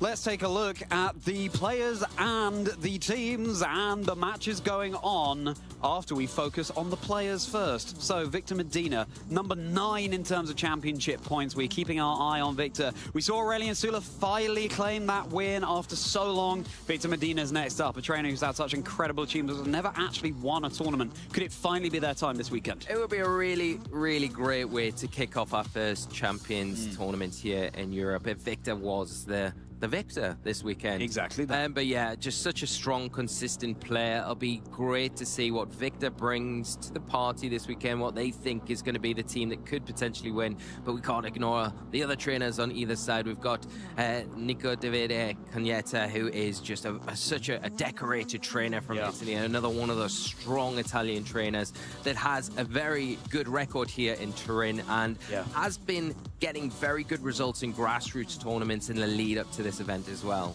Absolutely. Hangwei Zhang on the other side of the screen there. A player who, again, is waiting for that big breakout performance. We've certainly seen Hangwei provide incredible performances on stream and achieve some very top results. Running an Azumarill this weekend. Oh, nice. Really, I loved seeing that. So hopefully we get to see Hangwei on the broadcast. I'm sure we will this weekend. But yes, piloting the Azumarill, it's a bit of a slept-on Pokemon in previous formats where it's been, you know, able to come to the floor and have a bit of time set up with that belly drum. It's been quite effective in scenarios in this closed Dex formats like we have here with Champions. So hopefully Hangwei has a lot of success with that and the other Pokemon that they're piloting this weekend. Yeah, very exciting. It's worth noting about Nico Davide Cagnetta. They only have 15 championship points so far this season, and that means that really they have to win here in Turin this weekend in order to guarantee their spot at the World Championships in August. So all eyes on Nico Davide Cagnetta. I believe they won the Turin Special Championships last time in 2023. Could they do it again? Because this time they need to. Definitely a player that is capable of winning this sort of event. Like we've said, you know, in 2017 was one of the best players worldwide, and that was a closed Dex format. So Davide is so good at just identifying Pokemon that can really capitalize in these sort of environments, and then got the skills as a player to just outplay anyone, you know, if the situation's right. So definitely a player that could come in, claim that golden ticket and stamp their place at the World Championships, because they are just a world caliber level player. So yeah, going to be difficult for the rest of the field, but hopefully we see how they get on this weekend. What an amazing storyline that would be, to come in with your last chance saloon being this tournament. You have to win it in order to go to the World Championships, and then you go ahead and do it. But it's something that could happen. It's something that could happen. Stranger things certainly have happened, such as seeing Jamie Boyd's superior Cerulege team that we featured on stream before. If you missed it, you definitely want to go and check it out, especially if you're feeling like, I need some inspiration for my own team building. That is a fantastic place to start. One of the most creative team builders in the game worldwide. But that was Swiss Round 2. We'll bring you Swiss Round 3 very shortly, and I wonder which players will be featuring. Yeah, it'll be good to see a little bit more variety going deeper, and I'm sure, you know, we've kicked off with a lot of variety, so will we get to see a little bit more of that meta trend? Will we see some Charizard Y, maybe some Charizard X? That was a call of Ben's, of course, as well. But getting on to your pick for this weekend, Mega Blastoise. I do think it's got a lot of potential in this format. I know a few other casters across the pond have it as their earmarked favorite Mega, and I do think it has the potential to quite literally make a splash. I'm sorry. Hey, I'm sorry. Very good. Don't apologize. What are you doing? Imagine if I apologize. This is your thing, everyone no, own it, my friend. I love it. We love to see it. Yeah, Mega Blastoise, one of the few Pokemon that gets access to Shell Smash and Water Spout in Pokemon Champions. And once you get one of those set up, again, Water Spout does more damage the more HP you have remaining. You can just sweep through the competition. Partnered up with something like a Vivian, Choice Scarf, all the better. Putting things to sleep. Compound Eye, Sleep Powder, like 98% accurate there. And then all of a sudden, yeah, you can win games very quickly. So I'd love to see it. Vivian has definitely had some fantastic showings at Indianapolis last weekend, so we'd love to feature it this weekend. But shall we take a look at some of the matches that you can choose from in order to feature on the stream right now? Get on over to Twitch if you're watching on YouTube now and cast your vote in the chat there. We've spoken into existence, Lee. There is a Vivian run by Arash Amati, a former world champion, going up against Roy Gomez. We've got Yannick Koch going up against Federico Massu, Kusha Kanani with Angel Servetto, and Jay Ballester with William Basilino. Jay is a trader who did so well at the Lille Regional Championships with a Weavile. Potentially Weavile's strongest soldier. I think they would be fair enough to say that, so let's see if they can do it. We've got such a fantastic choice and such diverse teams here, so get on over to Twitch and vote for what you'd want to see. Yeah, what a selection. And where do we start when we talk about the team specifically? We've got the Mega Gardevoir, something I absolutely love. I think, again, has got a lot of potential in this format. Jay running that, and alongside that Weavile as well for that faster fake out support, and then those dark type attacks that get access to knockoff as well, low kick. So it's got an array of options it can utilize to support those partnering Pokemon. Going up against William, who has that kind of tried and tested kind of Charizard Y Mega Floette team with those solid core behind it. But let's not get away. Arash running quite a diverse team here, the Delphox and that Mega Floette team. Like you've said before with the Vivian support there, got lots of redirection there, and we've seen this kind of concept have a lot of success. Sejun running a very similar team to this one in the Korean. Yeah, absolutely, and finished third there. Fantastic result. Of course, Sejun, a former world champion, and that famous Pachirisu trainer. But it's all in your hands, trainers. Please get on over to the Twitch channel and cast your vote in the chat. I think, frankly, we're onto a winner with any of those. I mean, we say it every time, but it's true. Look at the diverse Pokemon and the names that we had. It's so exciting, this stage of the metagame. And I think we're at that stage as well where we're quite happy. We're early into be kind of featuring champions, where anything at this point is going to be really good to feature, to see how our trainers have trained their Pokemon, what variations we've got from other variants that are similar. So I think we cannot lose, but it is in your hands. Get voting, and we will be imminently able to announce which match we will be able to. It's about the Pokemon and the players, of course, and all of these players that are just on the cusp of getting enough championship points in order to qualify for the World Championship. So everything's on the line for them this weekend. So many of them won't be going to the North America International Championships next week. Let's take a look at some of the very tail end of the cutoff rankings and those trainers who are just on the other side. You might recognize Kusha Kanani from what we showed you just there, a match that we could feature. He is literally just outside of that qualification zone for the World Championship. So if you want to see that match, then get on over and vote for Kusha in the chat now. Yeah, and it just goes to show, I think, how fierce the competition is to get these World Championships. You're looking at the back end, the bottom of the qualification here, and you can see the top players that we've got here who are still duking it out for those World Invites, and everything on the line this weekend. Any amount of points, small or large, will be maybe enough to get you over the edge here, and this is why every match, every set, every move matters this weekend. Yeah, Federico Massu, that's another trainer whose match we could see, and William Basilino. So it's so exciting, this tournament in particular being our last regional level event across NA and EU, to be able to be in this position to show you the trainers who are in their last chance saloon for qualifying for the World Championship. So if you want to see one of those matches, get on over to the Twitch chat now and vote for what you want to see. And running such fantastic Pokemon as well. What's a Mega Evolution you think is slept on, Lee? Probably Mega God of War, to be honest. Nice, I really do have a lot of faith in Mega God of War in previous formats where we've seen Mega God of War be available. It's always done quite well. It's never been a top pick, but it's always performed well with the trainers that have that belief in it, and I think it does have a place in this format. So that's probably top of the list. Very nice. I do like Mega Charizard X as well. I think that is another pick. What about yourself, though, Charlie? Imagine if you said Mega Charizard Y. No one is bringing it. I'll tell you what my select on Mega is after we take a look at the results of that community choice. Who have you chosen? Okay, we've got former world champion and Italian, of course, Arash Amati, going up against Roy Gomez. And this is really cool as well because we get to see the Aegislash in action, which is a Pokemon we haven't had access to in Scarlet and Violet, as well as what looks like a Mega Aerodactyl there too.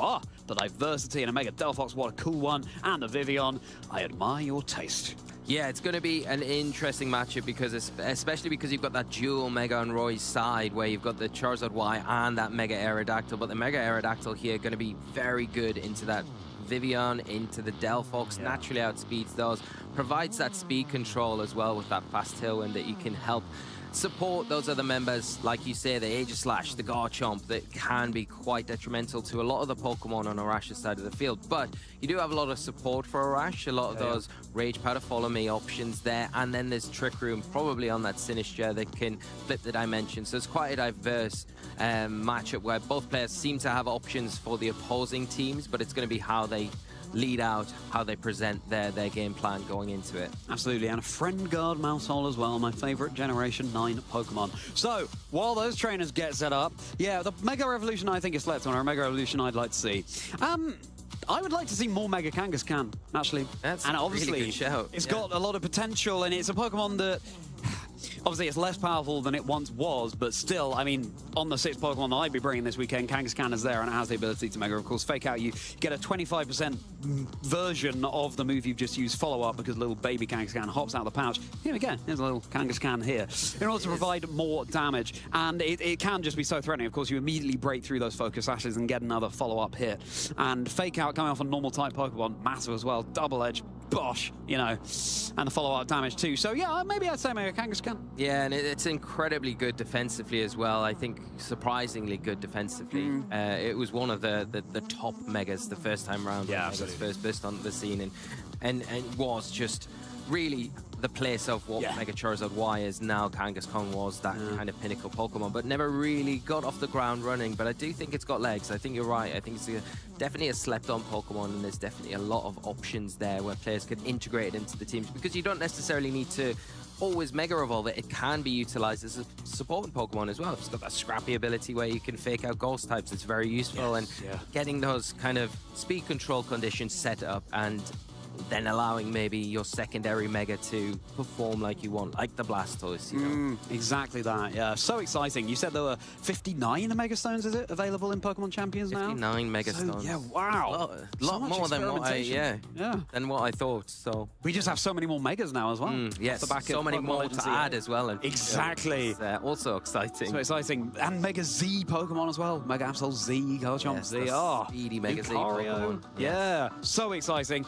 The world really is our cloister heading into Pokemon Champions as our competitive game, and we really hope that you're along for the ride. If you haven't downloaded Pokemon Champions yet, what are you doing? Get on over to your Switch, download it. It's free to download, and enjoy experimenting with some of these teams. And that very useful little tutorial Pokemon Champions gives you as well if you're totally new to competitive Pokemon. You can just soak up so much knowledge from there, and before you know it, maybe you'll be climbing to that champion rank. I have no doubt we'll see you at one of these soon too, because it's all about having fun taking part. Yeah, and it's not only for Switch users as well. In 2 weeks' time, on the 17th of June, it will be releasing on mobile. So Android and iOS users will be able to have champions on their phones. So if you haven't got a Switch and you really want to get involved, then this is another option. And even if you've got a Switch, it gives you a way to have it out and about with you on your phone or, you know, mobile device, wherever you are. So really, yeah, exciting. And that release, 17th of June, 2 weeks' time, is going to just be incredible. And a new format on the way as well. Oh, it's crazy. Oh, couldn't be a more exciting time to get involved. And the fact that it's going to be available on mobile too, Pokemon Champions, just makes it so much more accessible. I can't wait to just, you know, be on a bus journey or something and be able to do a little battle on my phone and Pokemon Champions. It's so cool. From cool to hot, though, because one of the Megas we'll be featuring in this next match, of course, Mega Delphox, and one of the best designs there is, surely. I mean, look at this. Yeah, it's incredible. It's a very strong Mega. I really have a lot of love for Mega Delphox. I think with that levitate ability, taking away its ground weakness when it does Mega Evolve, and it gets a huge speed increase as well. So putting it above things like those Gengars, those Aerodactyls, and just putting it in a place as well where even outspeeding things like Sneasler quite easily and then threatening with that psychic attack and fire type attacks. And it's got some really useful tools and it's under its belt, where it's got Encore, it's got Substitute, which we've seen very commonly used, where it can, in front of those threats, just set up the Substitute, and then it's got that little extra security blanket to allow it to get those big attacks off. And even Nasty Plot has been used in a lot of scenarios where if you leave it unchecked, it gets a Nasty Plot off, it becomes a real big threat. Obviously as well with Psyshock, it can get around anything setting up Calm Minds because it's hitting on the defensive, physical defensive side rather than that special defensive side. So a lot of different options Delphox has gotten. We saw Joshua last weekend in Indianapolis have an absolutely phenomenal run. I mean, their opponents that they had to go through in that event to reach that record was just incredible. So a big props to Joshua with this innovative build of the Mega Delphox and Mega Floette team.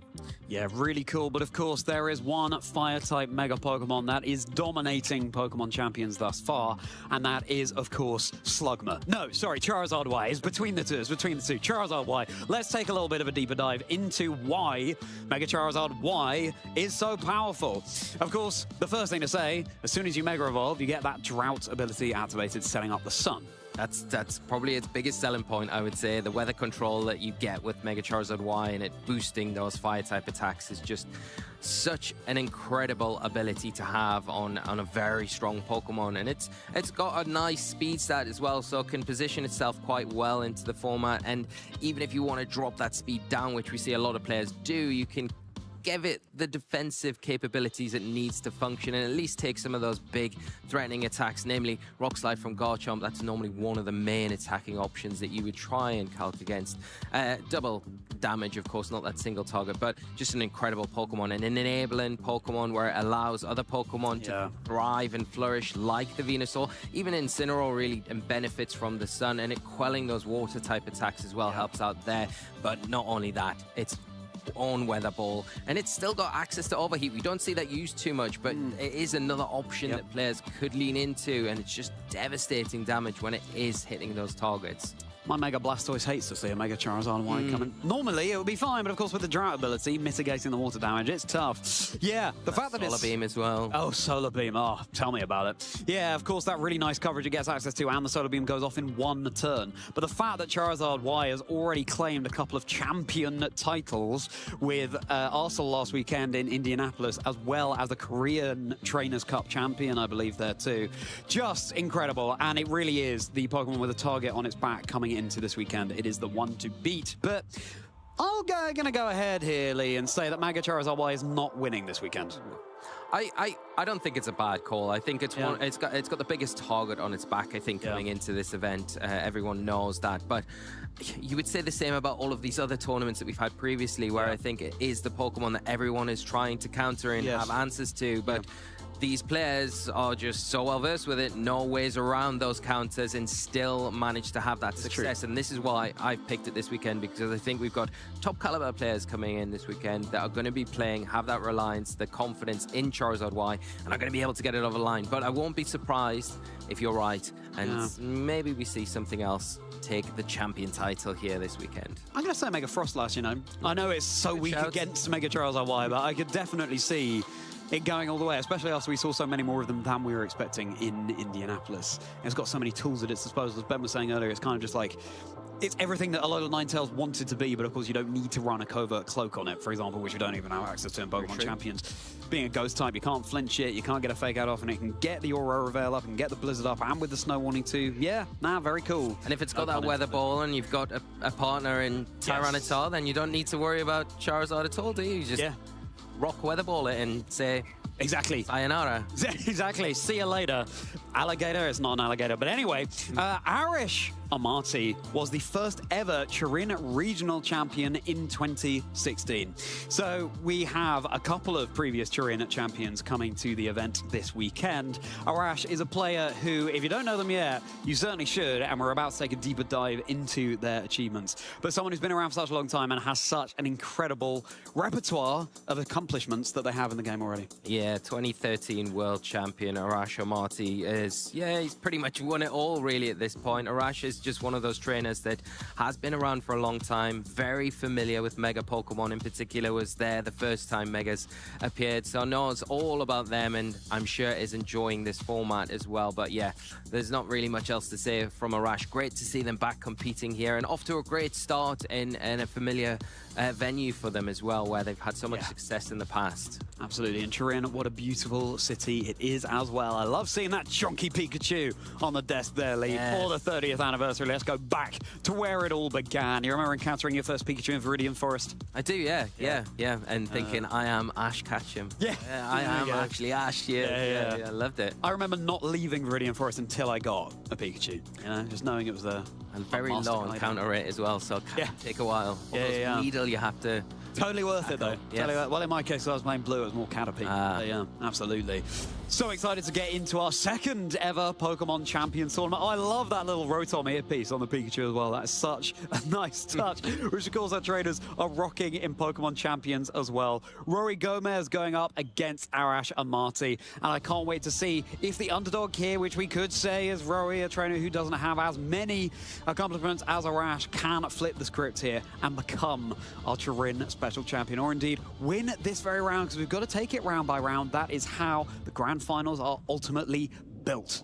Yeah, and I think round by round is how our players always have to approach it, especially with so much on the line this weekend, with the championship points being so pivotal and the outcome of who gets a world championship invite and not. But let's have a look, hone in on the achievements of these two trainers. We talked about Arash, 2013 world champion, Turin champion in 2016, as well as that German national champion in 2016. What a hot year they had then, and then a top 8 finish in 2016. Opa, salve pros Bu, tudo bom? Como é que você tá? Seja bem-vindo à live aí, desde já um ótimo sábado. Estamos aqui vendo o regional de Turim, na Itália, round 3. Espero que você goste aí. Tô meio mutado aqui porque eu tô fazendo algumas coisas, mas espero que você goste aí, cara. Salve mais uma vez. Right now in competitive Pokemon, and there could be no better momentum swing than taking down a former world champion. Oh yeah, I mean, that would give you all the confidence you need going forward in this event as well. And I'm sure Roy's probably quite familiar with the team that Arash is piloting, because we've seen the success of it. It is being popularized by Sejan in a lot of ways, and Arash kind of maybe making some slight adjustments here or there, but we can take an overlook at it. Again, we've got that Mega Delphox, we've got the Mega Floette as the two big centerpieces on the team, and then the supporting cast. We've got the Incineroar, the Fake Out, the Intimidate. It's going to be great to just quell those physical attackers on the opposite side of the field. The Mousehold, you've talked about the Friend Guard there, giving an extra layer of protection. I love the Feint. It can get around any protecting on your opponents. If they're trying to stall turns out or reposition, then you've got the Sinistcha. We've seen how useful that has been in previous games. The Hospitality to top up any lost HP. The Life Dew as well. The Rage Powder, the most important thing to redirect those threatening attacks. And the Vivian, your star of the show here, Charlie. The Scarf on that, the Choice Scarf item, being able to put it at a speed advantage of most other things. Sleep Powder, so disruptive. Yeah, especially given its 98% accurate stacking with that Compound Eyes ability. Really fantastic team from Arash. And when you're running 2 Mega Pokemon, it's such a different approach on the other side of the table versus if you're just running 1. Because all of a sudden, you don't just have the 1 linchpin that you have to form your game plan around. It's 2. You've got to prepare for both eventualities. So let's see how Rowie is going to be able to do that. Of course, Rowie is also running a couple of Mega Pokemon themselves with Mega Charizard Y and the Aerodactyl. The fist bump exchanged, the Pikachu looking delighted about it, and now we'll be able to take a deeper dive into Rowie's team. And I'm so glad that also, as I mentioned, we get to feature this Aegislash. Yes, we do. And alongside that, the Mega Pokemon on this team, the Charizard and the Aerodactyl there, they're both going to be very good against the Vivian in particular. And the Mega Floette, the Charizard has no trouble sitting in front of that and firing off those big fire-type attacks, whilst able to squelch up those fairy-type attacks pretty easy. But the Aegislash, a big player here, has got Shadow Sneak, so if you can hit that Vivian, you've got a way to maybe chip off any remaining damage if you miss the knockout. The King Gambit, interestingly, no Protect here, has that Focus Sash, going with Iron Head or Low Kick. Normally you have to kind of choose between those two, but saying, okay, with the Focus Sash, I've got that layer of security, I'm going to go with both of these very useful moves in different scenarios. True. And then the Sylveon there, pretty standard, that Hyper Voice, Hyper Beam combination, taking advantage of the Pixelate ability. You've got that one big attack in the Hyper Beam. You do take a recharge turn, but it hits so hard, it's normally picking up knockouts, and great to take advantage of the Fairy Aura that's on the opposite side of the field. And then the Garchomp, what's more to say about Garchomp? Just a solid pick in this format. I think, though, when you're going up against the Vivian, if you're really worried about that, if you're Roy here, I think you've got to split the decision of your opponent, where you say, okay, I'm going to lead two Pokemon that are going to be very effective into the Vivian, and you kind of sacrifice one of them to potentially get put to sleep there. Maybe I'm looking at the team here. I think something like the Aerodactyl Charizard feels like a pretty good lead into this team, where you've got the offensive options of the fire-type attacks on the Charizard. They're going to threaten the Vivian. Then you've got the Rock Slide as well from the Aerodactyl. So you've got that spread option. There's no Wide Guard on Arash's side of the field. Yes, you've got Intimidate that could cause the Aerodactyl a few issues, and the Intimidate support there. But then you're leading Incineroar and Vivian, and it's not a really effective offensive threat. So I think that is a way of approaching it, but it's really reactive. Roy's got to be into this team because of the disruption that Arash has access to. Let's get into it, trainers. Our second ever streamed Pokemon Champions game from the EU region, and it's Incineroar and Floette in the lead for Arash, so no Vivian to speak of, as well as the Garchomp and Charizard. And let's not forget, you chose this matchup. Yeah, really great choice from our audience at home, but we've got the fake out here from the Incineroar. It's at least going to give the Floette a little bit of room this turn. I mean, it's not too worried about probably what the Garchomp's got access to here, so do you go for the fake out into the Charizard here just to prevent any big potential weather balls that could come into your Floette early and do damage that you kind of prefer to avoid here.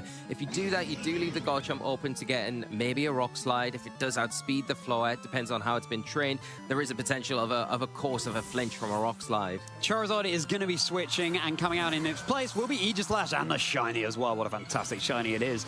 Mega Floette is hitting the field. It might be from Generation 6. We've got the Generation 1 battle theme playing in the background. Lovely throwback back to 30-odd years ago.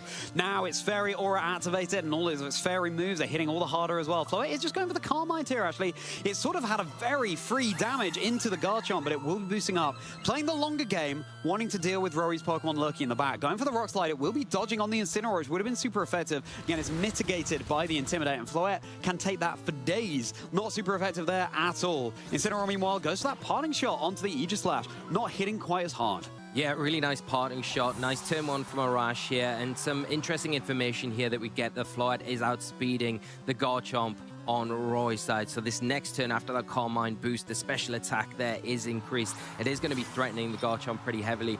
The Aegislash as well is not going to appreciate that -1 attack drop either, because now it relies on the Poltergeist to hit for super effective damage. It's not going to be hitting as hard, probably not going to be able to pick up a knockout, and you've also got a really nice pivot into the Sinistcha now that is going to be taking super effective damage, but it has the Rage Powder just to give that Floette a little bit of extra protection if needed. And the Aegislash doesn't have access to a damaging Steel-type move here, so the Floette is a little bit safer. Sinistcha switching out in order to provide more matchup hospitality in a future turn. Incineroar coming back in for yet another Intimidate drop onto this Garchomp and dropping the attack further of the Aegislash. Floette setting up a Carmine. This is classic from our EU players, just cycling in these Intimidates and parting shots from the Incineroar, making this Floette unremovable from the field. Aegislash is attacking here, going for its stance change, getting a big old boost to its physical attack, and now it's using its Mega Stone against it, the Flower type, into the Floette, but it can take that so well. Yeah, it's going to be able to Draining Kiss, heal off any of that damage. You can see how pivotal the Intimidate drop is, and also that Parting Shot. Now, the Aegislash is going to be susceptible to getting hit now in this stance form, where if Flare Blitz comes into it, it will knock it out, of course, so it probably has to revert or switch off the field to undo these drops that it's taking. Garchomp in a vulnerable spot, so this is why we're seeing it switch out, reset those drops that it's taken, and Kingambit come back onto the field. Double Steel and Double Sword on the field right now. Kingambit and Aegislash. It's not going to be very effective, the Draining Kiss, but look at that. It heals so much damage. The Aegislash takes so much thanks to the double Calm boost. Okay, but the Parting Shot into the Kingambit here. It's got this Define ability, so now it's at +1 in its physical attack, and this Kingambit, unlike in our first game, does have access to Iron Head. Yeah, and that is the thing that was missing on that Aegislash there. You were hoping it comes onto the field. It's really positioned well, but not offering that Steel-type threat. But now you've got the Kingambit. Has taken that Defiant boost and really putting a lot of pressure on. It did dodge the Draining Kiss that turn as well, so it is pretty fresh coming in. And Poltergeist here, you can see again, just not anywhere near impactful, especially when you've got that Friend God coming onto the field from the Mousehold. So a really great pivot again from Arash. The Kingambit now actually is +3, right, after the Parting Shot there, dropping the special attack as well. It's very boosted up either way, and so it's very threatening with access to Low Kick and Iron Head as well as the double Dark moves. +1 at the minute, because it took the Intimidate drop, and then it gets the +2 boost from the Parting Shot. So at the minute, so it's still very threatening, and in a position where it can threaten, you know, with the Iron Head into the Floette. If you don't follow me here with the Mousehold, it will pick up the knockout, of course. Is Kingambit trained enough to take the double up here? Because you've got the Feint potential, which we're not going to see here, and then the Draining Kiss into it to break that Focus Sash that is giving it that little bit of protection going into this turn. And this is why Sinister is more prevalent now in Pokemon Champions than it's ever been. Hospitality just topping up that Floette all the more. Meanwhile, the King's Shield coming out from Aegislash. Keep yourself safe, as the Sucker Punch is a lot, but it's not going to be enough to claim the knockout onto the Floette here. A Moonblast, though, is neutral damage into this Kingambit, and up +2 in your special attack. The Kingambit hangs on with that Focus Sash, of course. It's not nice, and we see 2 commonly on that Pokemon. Would have been enough for the KO, but Roe is going to want to do all they can to keep those boosts intact. Yeah, you can see how valuable that Focus Sash is here, just to allow the Kingambit to stick around on the field. Now, it is going to be picked off by this Floette this next turn. It does have the option to go for another Sucker Punch, but the problem now is you've got that Rage Powder on the Sinistcha that's going to be able to just detract that and keep that Floette nice and healthy for another Draining Kiss to be able to fire it out. The problem is everything on the field now on Roy's side, it's pretty low health, so you're not going to be getting that much health back each and every turn as we get more and deeper into the battle. So Charizard has made an appearance once more. Sinistcha now the center of attention, is not going to want to take any Dart-type moves, but of course the Floette can neutralize that threat before the Kingambit can come into play. The Floette's looking a whole lot less healthy now, but it's been able to claim some good ground for Arash here. With Charizard coming in, it loves to stare down.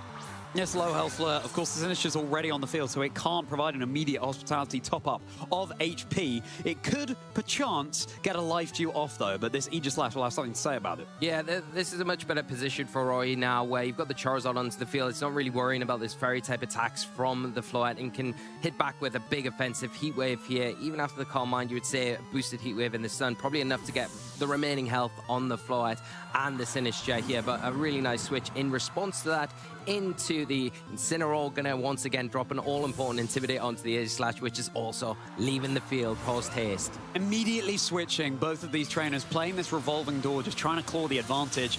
And here comes Mega Charizard. Why? Oh yes, it's got those big wings beating fast, and could it be beating its path through to a victory here in Swiss round 3? There's that drought activated. Floette doesn't like the look of that sunlight bathing, it's basking down in as the Charizard goes for this Heat Wave. The Incineroar, of course, will be resisting it nicely. Oh, okay, Incineroar is actually going to be dodging here, but it still would have been really nice chip for Rowie to claim.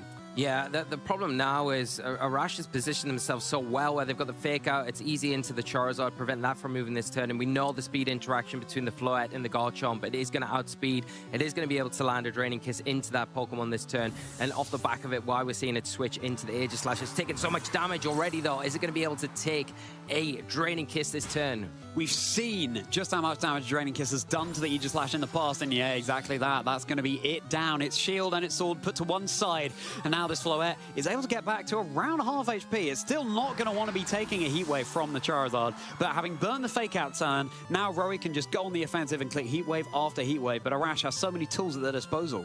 You've probably got one opportunity here if you are Raw Heat Wave. You want to protect the Garchomp this turn and try and pick up the knockout into the Floette. Hope that the Weather Ball is enough. But of course, you've got Arash in the position where they can potentially just protect the Floette, parting shot into the Charizard. Yeah. It's whether or not Roy kind of sees through that, because if you expect to protect on the Floette, it means it opens the door for the Garchomp to at least attack this turn, but it's very risky because if that doesn't play out, you lose your Garchomp to that Floette. Arash is backing this Floette that has a double boost to its special defense, let's not forget, thanks to those Calm Minds. Of course, the Sinistcha is taking one for the team here, potentially by switching in. Floette is actually going to be protecting itself anyway, as the Earthquake comes out, resisted by the Sinistcha, but of course, this Charizard wire is threatening that massive Heat Wave damage. Let's see just how much this Earthquake does for Sinistcha. It's all useful calculations to bring in to future games. And now the Charizard is going to be opting for that Heat Wave. Is the Sinistcha going to dodge just like the Incineroar before it? No, not this time around. And in that sun,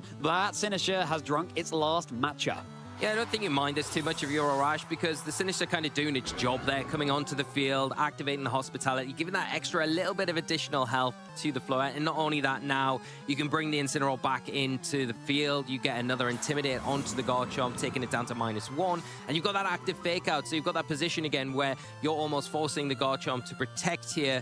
And if it doesn't, it's going to go down to a Draining Kiss, and you're also topping up that Floette. It feels very difficult, and we've not got many turns of Sun left. You can see there's 2 left. So Charizard hasn't got many opportunities to try and get that all-important Weather Ball that it's going to need to get off to get that big damage into the Floette and try and remove it. Once that piece is removed, though, if you can remove it, Garchomp has a much easier time. Yeah, absolutely. It's just that mouse hold in the back, and it's not known for its offense. It's certainly a supportive piece. Charizard is going to be protecting this turn as well, so stalling out his own Sun is a really tough position for Rowie here, recognizing that Arash is in just such a strong place, and of course, protecting against that Fake Out. All eyes on this Charizard heading onto this next turn, if they're going to be able to benefit from this Sun that is a dwindling.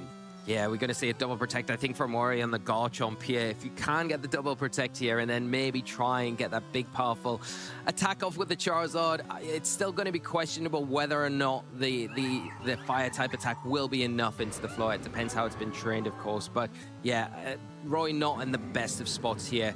Especially after protecting the previous turn with the Garchomp, it feels almost pinned at this stage. Mousehole coming back in, providing that all-important Friend Guard boost to the Floette. This Floette just sat on the field for the entire game, just preserving those boosts and trying to get in the best position possible. The Draining Kiss into the Protect from the Garchomp. Here comes the Weather Ball. How much damage is it going to do? This is the crucial one. This is Arash's damage dealer, and look at that. Wow. It shrugs it off thanks to that Friend Guard. I wouldn't be surprised if Arash in most games brings this for of Floette, Sinistcha, Mousehold, and Incineroar, because they support each other just so well. So well, in fact, that it's going to force Rowie to lock in the forfeit. And Arash is one game up. Yeah, what a well-dictated game from Arash with these 4 Pokemon. And yeah, you saw the value of that Friend Guard there. Unbelievable. The Weather Ball was quite a whimper there, where you were thinking it's the one last chance you've got to remove the Floette. But you can see the power of that Calm Mind special defense boost. And then on top of that with the Friend Guard, what a great switch as well. Kind of suspecting, well, the play could be the Garchomp not attacking here. Just to get around that, I'm just gonna switch in my Mousehole, get the Friend Guard, and then I've also got that Fake Out Intimidate that I can cycle back in a future turn if need be. But yeah, it's a really hard wall for Roy to break down. And just the way that the Intimidate cycling was there, I think Roy needs to take a bit more advantage of the King Gambit to kind of prevent the Intimidate cycling so much. Maybe something like King Gambit, Aegislash feels better against those 4 immediately, but it's a lot easier said than done, of course. The Floette, anytime it does attack, it is doing a lot of damage, of course. But hopefully, if you can just neutralize it before it can get any of those boosts up, then that's certainly a way through. Of course, the thing is, Rory also has to contend with the fact that Arash could just lead Vivian, and anything could be put to sleep immediately, and then all of a sudden Arash once more is in the driver's seat. It's such a fascinatingly well-composed team from Arash, and I cannot wait to see how they pilot it in Game 2. Is it going to be a different playstyle? It's going to be the Sylveon in the lead, exactly that, just that massive burst damage into the Floette. Fairy doesn't resist Fairy, but with that Friend Guard provided by the Mousehold, could be in for a tall order, and that King Gambit threatening down an Iron Head too. Yeah, I really like this lead from Roy, saying, I'm going to go back on the offensive. Not going to lead with that Charizard. We'll maybe keep that for a little bit later on, but the Sylveon here is a Pokemon. If that Floette does Mega Evolve here, get that Fairy Orb activated, it is going to be able to take advantage of that, and those Hyper Voices, and in particular the Hyper Beam, if it can land, is going to be doing devastating damage. Nice that the King Gambit here kind of puts off that switch to the Incineroar, because you don't really want to be giving it those free Defiant boosts that we've seen it be able to be so effective with. Now the Floette, especially in the front of an Iron Head King Gambit, is pretty threatened, but Roy making a quick, decisive switch here into the Aegislash from that King Gambit. Yes, foretelling this Protect coming out from the Floette on Arash's side of the field. Meanwhile, this Mousehold is left free to go for a Super Fang, but it was targeted into the King Gambit, and that Aegislash is a Ghost type, taking no damage from normal type moves. That would have halved the HP bar there. It will be on the receiving end of a big Fairy Feather, Pixelate, boosted Hyper Voice, and a critical hit to boost. And that Mousehold, whereas it could pivot in quite happily in the previous game, unintimidated, undaunted, this game around, it doesn't have as much HP to work with to provide the Friend Guard for Floette. No, a great switch there from Roy to just kind of quell what the Mousehold was attempting to do. Break the Focus Sash on the King Gambit, and now you've got that preserved in the back for later on, which will be very useful against this Floette. The Hyper Voice there, taking advantage of the opportunity just to get that damage off onto the Mousehold, and now it's in a position, is it going to be... It's going to be very close. A Quick Attack's probably not going to be enough to pick up the knockout, but you can quite reliably here just click the Hyper Voice button, hoping that the Floette Mega Evolves. You can see it is forced off the field here as Incineroar makes its way on to the field. That's the first time Floette has left the field across both of these games so far. The Super Fang is going to connect into Sylveon. Really nice way, just deal guaranteed half damage into that threatening offensive Pokemon. Aegislash on the offensive now as well. The Pasho Berry working against the Incineroar, but of course it's resisting this Poltergeist being a native Dark type, and look at that. It takes it oh so well here. Now you have an active Fake Out on the next turn, but Mousehold will, of course, go down to this Hyper Voice. Sylveon is screaming away, and that Mousehold, those big ears, just means it's hearing it all the more loudly. Yeah, one of those defensive pivots, though, being lost for Arash. It was so decisive in that game one. Now not going to be able to be leaned into to help that Floette in its game plan to overcome Rohi. So in a much better position, the Aegislash here is -1 attack, so its Poltergeists aren't going to be hitting as hard going into this turn. We already know the Floette takes about 50% from those, and it is threatened from the Incineroar this next turn. The Sylveon as well probably wants to get out of the way here and make way for the Charizard. It's an easy switch into this Pokemon here. It's not really going to be affected by any of the offensive threats on Arash's side right now. Going for not terrestrialization, the Mega Evolution onto this Floette. Still getting my head out of Scarlet and Violet, very much into Champions now, as Fairy Aura is activating as well, boosting the power of those Fairy moves. The Fake Out into the freshly switched in Charizard, of course you can't Fake Out an Aegislash.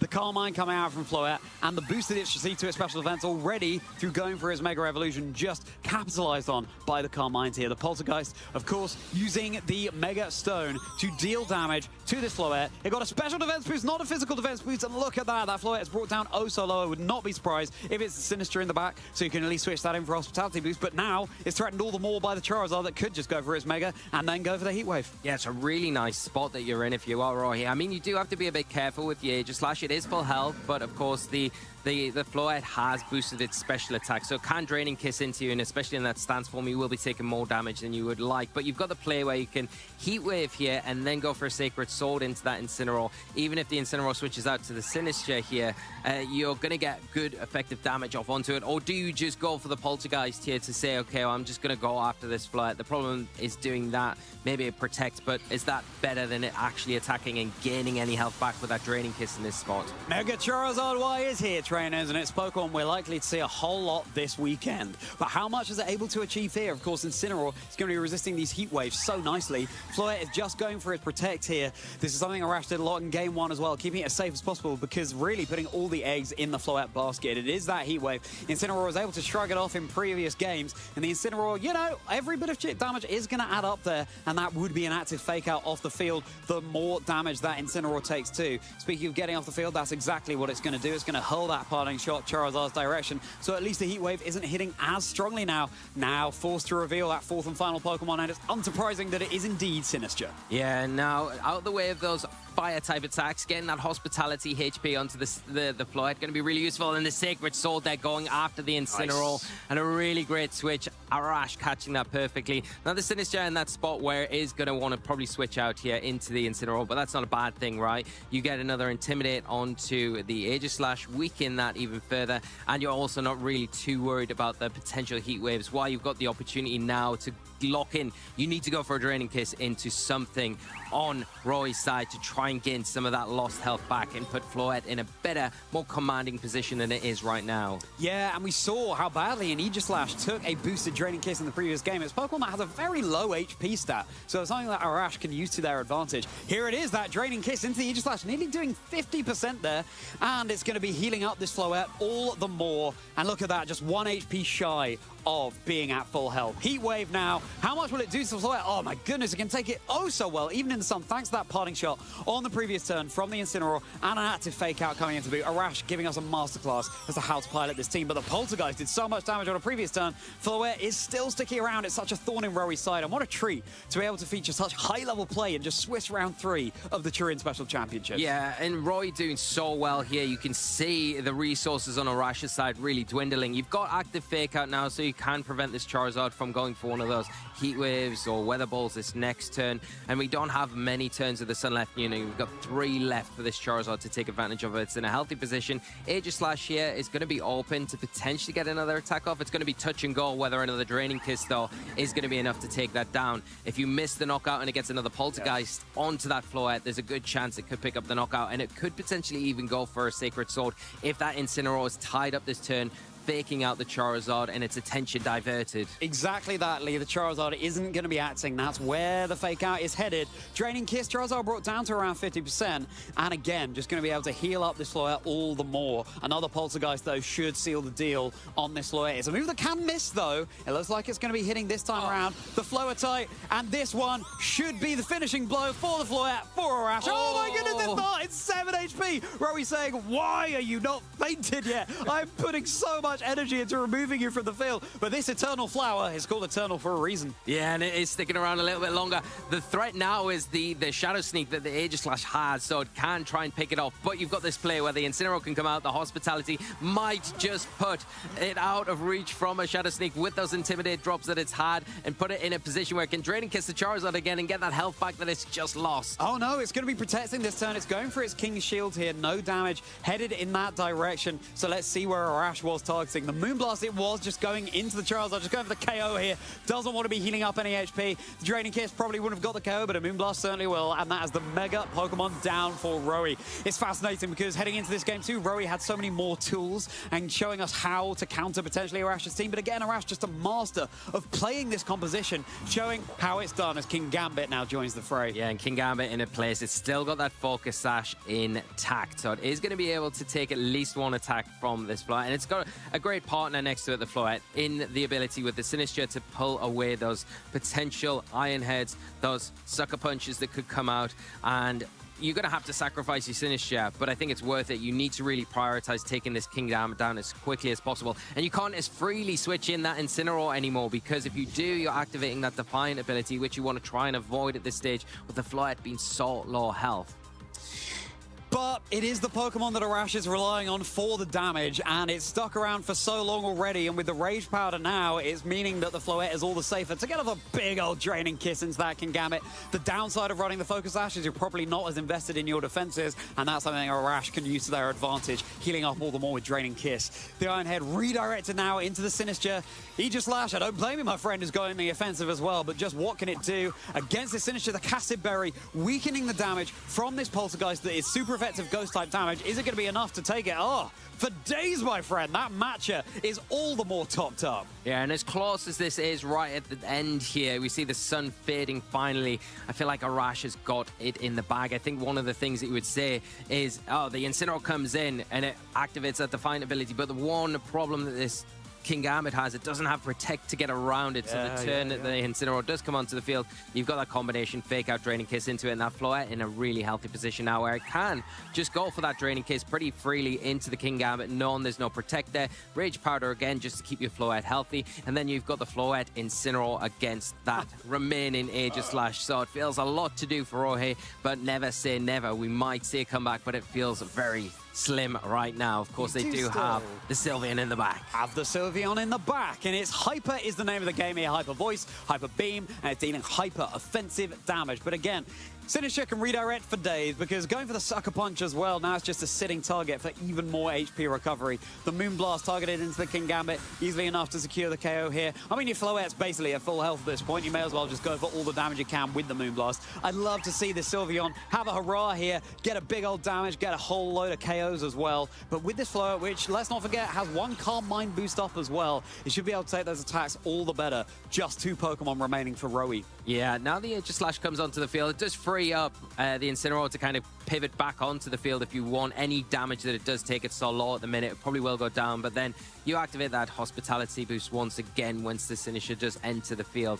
It is probably threatened now by the Shadow Sneak on the Aegislash, so you could probably remove it quite easily, but if you suspect a switch there, do you go for a Sacred Sword? It's a real 50-50 call here, but you've got nothing to really lose. Do you go Hyper Beam as well into that Floette to try and get that Fairy boosted, Pixelate boosted attack off into the Floette? And under threat from that, we just see the Protect on the Floette this turn. And the Fairy Feather as well, as Sinister gets that Protect off as well. So Arash just stalling out here. Aegislash is now in its attacking form. That stance change, but of course not doing anything here. Exactly as you said, Lee, calling Sacred Sword, predicting an Incineroar switch in here.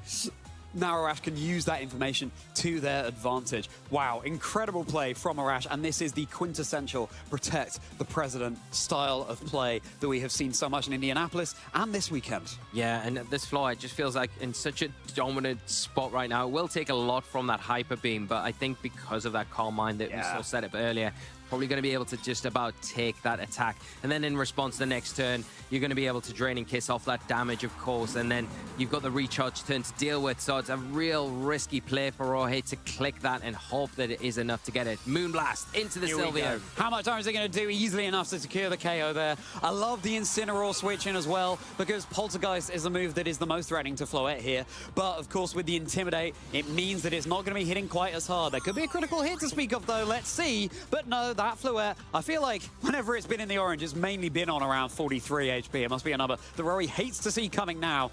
And this Aegislash hates to see coming the inevitable here, because it looks like our 2013 world champion is going to be champion of Swiss round 3. Yeah, you've got to expect this next Draining Kiss or just a Moonblast here is going to be enough. And a Shadow Sneak now -1, not going to be nowhere near enough. And if you go for that, then you've got the Incineroar to deal with. The Sinister could switch in as well once again. Activate that Hospitality once again. But what a masterclass by Arash Amati to show how well this team can perform in this current meta. Yeah, there it is. Now at 50% HP, the Shadow Sneak, even that isn't enough to KO the Sinister, and it already had a Cassid Berry consumed. A Moonblast now is resisted damage, but Aegislash is not the bulkiest of Pokemon, and it's a boosted Floette, and we are boosting all the way through to Arash Amati claiming Swiss round 3 here at the Turin Special Championships. Wow, what a way to do it. So early on this tournament, starting as you mean to go on, and done so well by our former world champion, Arash Amati. Just a masterclass in how to utilize that really oppressive team and how it can be so oppressive in the right hands. And you've got to give credit to Rohi there, where they did everything right in that game too, just didn't have enough. The Charizard, you can see after that Calm Mind, just... You know, with the time when it got those big fire-type attacks off, just weren't effective at all. And then how annoying to deal with the Sinister, the Incineroar cycling, and just keeping that Floette in a position where it was just hanging on by a thread, Draining Kissing back to health, hanging on by a thread, and all the time just whittling down the resources on Roy's side until it was just GG. I think the lowest it got was 7 HP there. Yeah, It's so very galling. close. It's just like, I do not... If I had been in Rory's position in that game, I don't think I'd have been able to keep my cool as much. Just all those 4 soldiers. Down. Exactly, yeah. They so perfectly complement each other. Every single one, when you switch it in, provides value for the Floette, and that's what you're going with here. That's what you want. The Intimidate from the Incineroar, the Friend Guard from the Mousehold, and of course the Recovery from Hospitality from the Sinister. I'm a bit sad that we didn't get to see Delphox come to the fray. Such a cool Pokemon, but I mean, Arash showing that you don't need it. You don't even need the option to put your opponents to sleep with the Vivillon there. Yeah, and I think that the Delphox makes a lot of sense here when you look at the team, because you say, oh well, I've got all this support to help protect against the Aegis Slash. I can threaten that with my Heat Waves. I can threaten the Kingambit as well. So it's just the Aerodactyl that you would, and the Garchomp that you would really be worried about, and especially some maybe positioning of that Kingambit at times. But the Floette just was so overwhelming. It just didn't give Rohi a way back into the game, and you saw even at the Carmine how powerful the Floette can be once it gets that +1 to its special attack. It's 2-hit KOing Charizard that resists those. So, you know, it will always vary depending on how the Charizards have been trained, but it's... in one sense, it's a great Pokemon to have in front of Floette because it is taking the resisted damage. But in another respect, it's just not got the offensive capabilities to deal with it effectively in the scenarios, and you need better resources next to it to really put the stops on that sort of team, and the functionality and the support that those 3 Pokemon in particular offer that flower that's just so powerful. Goodness gracious me, yeah, you can see now why Mega Floette has been hailed as the one to watch coming into Pokemon Champions. But it was a tale as old as, well, I say as old as time, Champions are still very new, but Mega Floette going up against Mega Charizard Y, that is the tale that's being written, certainly from Indianapolis last weekend and the Turin Special Championships this weekend. It'd be fascinating to see how that continues to develop. Of course, also, one misplaced critical hit for Arash there, and totally the game plan falls down, because once that Floette is down, yeah, Incineroar, Sinister, and Mousehold, they don't have much they can offer. You've got Super Fang, sure you get some Flare Blitzes, and Incineroar can take advantage of the Sunted up by Charizard Y, but yeah, it's all in on that Floette. Yeah, that's one of the drawbacks, I think, of a team like that. It is very centered around that one Pokemon, and if that piece does fall, then the rest of the team just falls apart because you haven't got the offensive capabilities to kind of overcome what's on the opposite side of the field. So that's why Rohi was so centered on trying to get rid of that Pokemon and any opportunity, but just you can see the Intimidate just stopping that, the Hospitality stopping that. It was just a very, very difficult job to contend with, and just unfortunately falling that tiny bit short, 7 HP short of doing it. But if you're sitting at home wondering if you want to take part in one of these tournaments, World Champion, Special Champion, sure, but what about where it all begins? How do you practice? How do you get that experience in, maybe dip your toe in the water? What do they do, Lee? Well, you need to get out and find out where your locals are and head on over to them and get involved. Take a look at this quick video here to give you all the details you're going to need to get involved. Start your Pokemon journey today.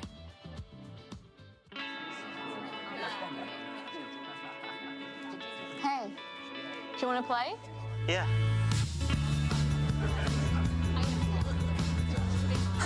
Nice. One shot? Wait, yeah.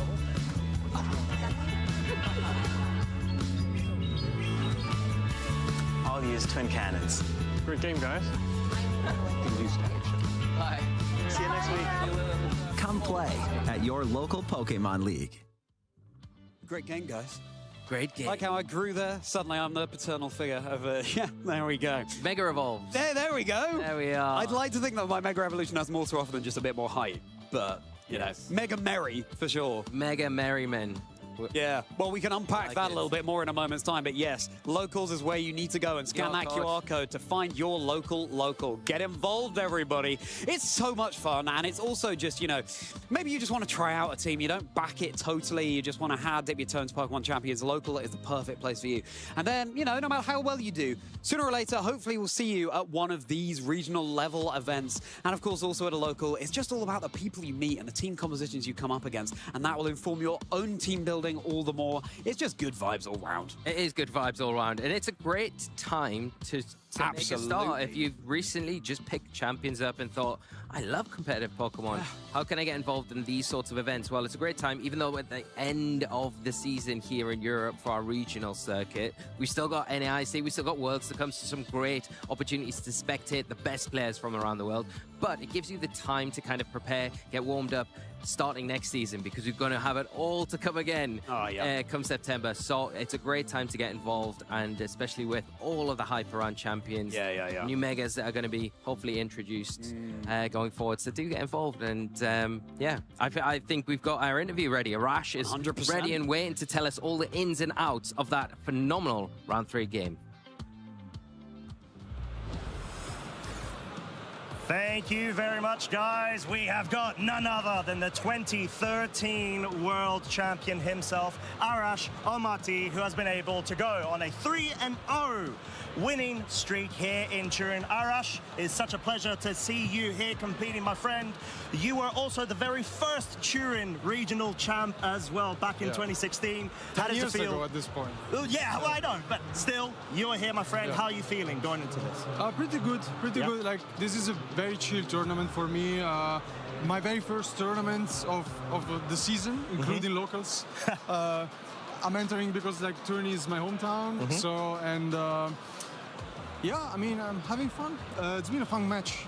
Yeah, I mean, that was an amazing match with a lot of back and forths as well. And there's a lot of strategy too. So I guess before we talk a bit about the game, what gave you the inspiration of rocking this team? I think it was a like-to-like with Sejun. This is Sejun's nationals team. Like, I was trying a bunch of teams and I felt like everything like lost pretty hard to something major in the format. And so I just thought, like, when I saw this team, I just thought it looked fun, and I didn't really think it too much. Like, Sejun is a great builder, and so like I thought it would be fun to play his team. Yeah, and I mean, it's sort of like protect the queen, the king kind of game plan when you got so many redirectors and, of course, the big megas for all the damage. So we saw your match against Roy there. Essentially, game 1, there was some really good board manipulation in terms of being able to bring the Sinistra in at the right time. So was that just predominantly your strategy when you go up against a sort of hyper-offensive team composition like Roy brought? I mean, there are different lines, of course. In this case, I think, the plan was to support the Floette.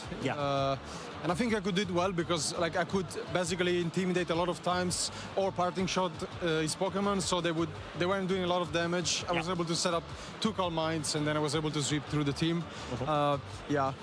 Game 1 was super funny. Like, I couldn't stop laughing during game 1 because like there was like one turn, like the game was basically sealed for me, although we were like 4 versus 4 or something.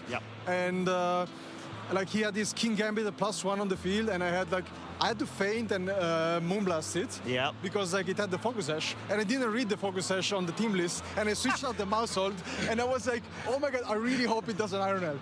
But yeah, it went well. So well, it worked out. Fair play. That is, I can imagine that was very nerve-wracking when you saw that interaction. But game 2, then we saw a slight bit of adaptation, a bit more offense from the get-go from Roy's side. So when you saw that sort of lead as of its own, what was your initial thoughts? He was putting a lot of pressure on my Floette there, especially because I didn't start with Incineroar again. Like, he started with Aegislash and Sylveon. And so, like, I couldn't really set up quickly as I did in game 1, so I had to do a little maneuvering. Game 2 was fun too, because like he had this Sash King Gambit in the back, and I didn't really know how to break it because I had taken a lot of damage on my Mons. But then, I found a way, like, I guess. Well, and there's some really crucial survivals as well, with really good interactions of being able to bring Sinistra in. It survives on like 7 hit points, and then you bring it back up. So it was a real masterclass. In that Aegislash was doing a lot of damage with Poltergeist. Like, it was like -2, and it was still doing 50. Like, I really just, I was like, why is he doing so much? It's that strong, I guess, in the sword stance. But with that being said, I have been told that we're essentially wanting to make sure you get some more rest going into the next round, which will be commencing very, very soon. I appreciate that. Yes. With that being said, do you have any shout-outs that you would like to give to anybody in the tournament area, at home, wherever they may be? Not really. Okay, well, there you go. You heard it here from your 2013 World Champ and our first ever Turin Champ as well. So, we're going to wish you all the very best, Arash, going into your next round. You too, for commentating. Hey, I will take that. I need all of the luck when there's so much high-pressure action going on with our first ever EU Champions tournament. So, don't go anywhere. We'll be right back.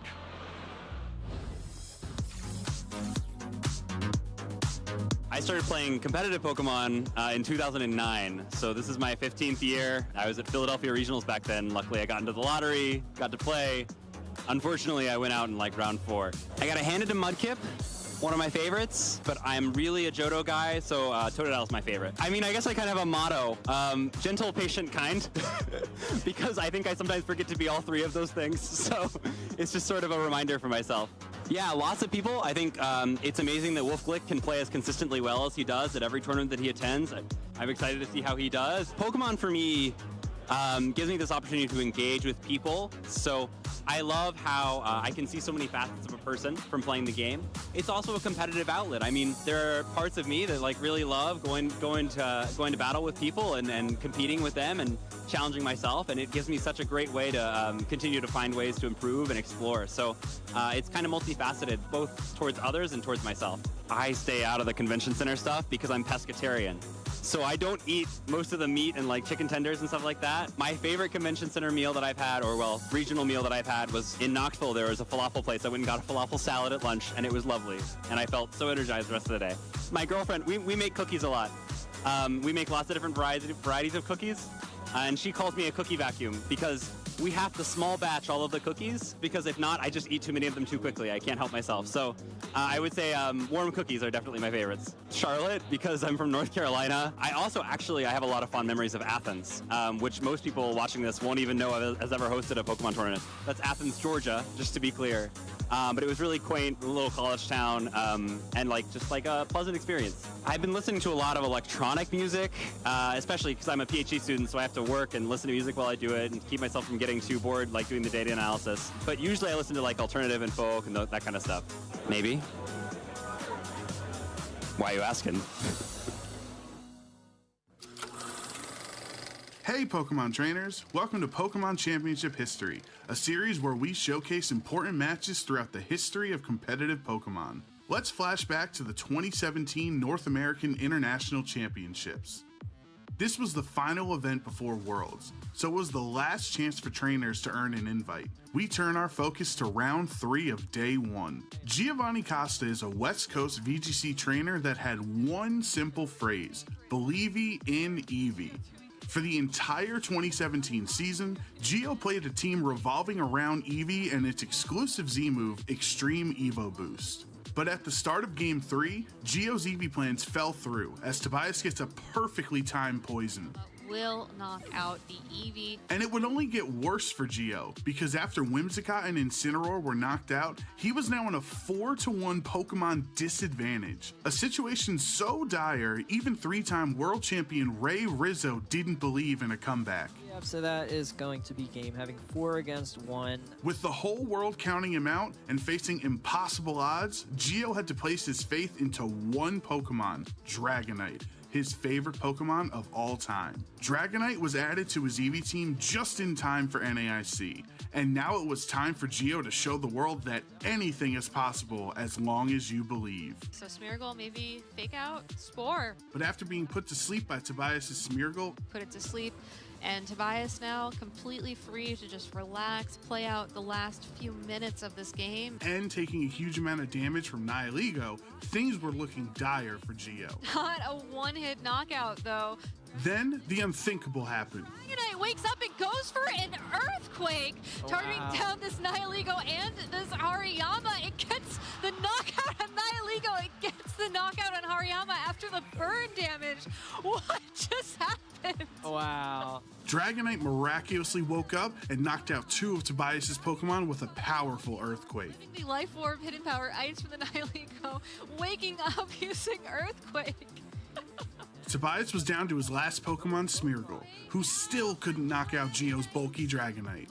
The tides had turned, and Tobias could see the writing on the wall. Wow. I don't think Smeargle's able to pick up that victory, so wow, what a comeback there. Oh my, right, man. Okay, Gio defying all the odds. He believing in Dragonite. And with that, Giovanni Casta's Dragonite delivers one of the greatest comebacks in VGC history. Gio proved that truly skilled trainers can win with their favorite Pokemon. Thank you for watching, and let us know some of your favorite moments in competitive Pokemon history by using the hashtag #PlayPokemon.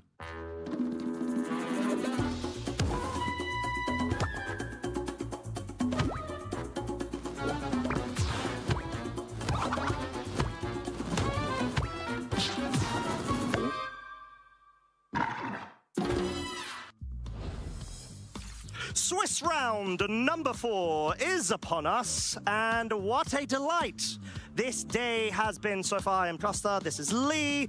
We are so excited to be here, of course, and we've just seen a 2013 world champ go on an undefeated streak so far, and also the first ever Turin major event champion, 2016 too. Yeah, Rash, having a great start. I'm sure very, very pleased with how it's gone up to now, and hoping that that continues. And I'm sure playing like that, it probably will as we progress deeper into the tournament. But yes, one of the players to definitely watch out for this weekend. Great to have them on the broadcast early. But not only a Rash have we had, we've had Mr. Jamie Boyd as well, with that very spicy selection of Pokemon. What was your take on that, Costa? It was classic boy madness, like in every single way. I think we were discussing a bit about it before, that the first ever time I went up against Jamie was back in in a tournament, was 2016, I think, and he was running Mega Alakazam Gravnosis shenanigans back then. And he still had a Gengar on the side as well, so it was like so disruptive, let's say. Toxic is what I would genuinely say. I think I said it to you, and I said it to Jamie before the interview. Oh, yeah. I get this almost, when I saw his team today, I get this almost like a feling of despair. Yes. And I remember as a player going up against him with that sort of team and thinking, why now? Yeah, why now? Why this matchup? Why? I don't. Why have you brought this, Jamie? But no, that's the classic boy being able to play to his comfort. And Gravnosis right now is actually pretty strong. Yeah. And it's underexplored, hence why Mr. Jamie's gone ahead and brought it. And yeah, I mean, so far, so good. I think he was undefeated as well, 3-0. Yes. Last I checked too. So it's going to be interesting to see how it plays out. But we saw Arash, on the other hand, bring Sejun Park's top 4 Korean Nats team, and that is sort of like protect the king queen sort of strategy with the Mega Floette or the Mega Delphox. And then you've got the 3 redirectors, disruption with the Vivillon, as we saw with Scarf, etc. Yeah, lots of diversity within those supporting options as well for different scenarios, different Pokemon that you might come up against. Yes. So yeah, there's a lot of, it makes it very difficult as an opponent to lead well into it and sort of capitalize in those scenarios. But I'm pleased you mentioned that, you know, going just back a comment with the gravity hypnosis being underprepared for.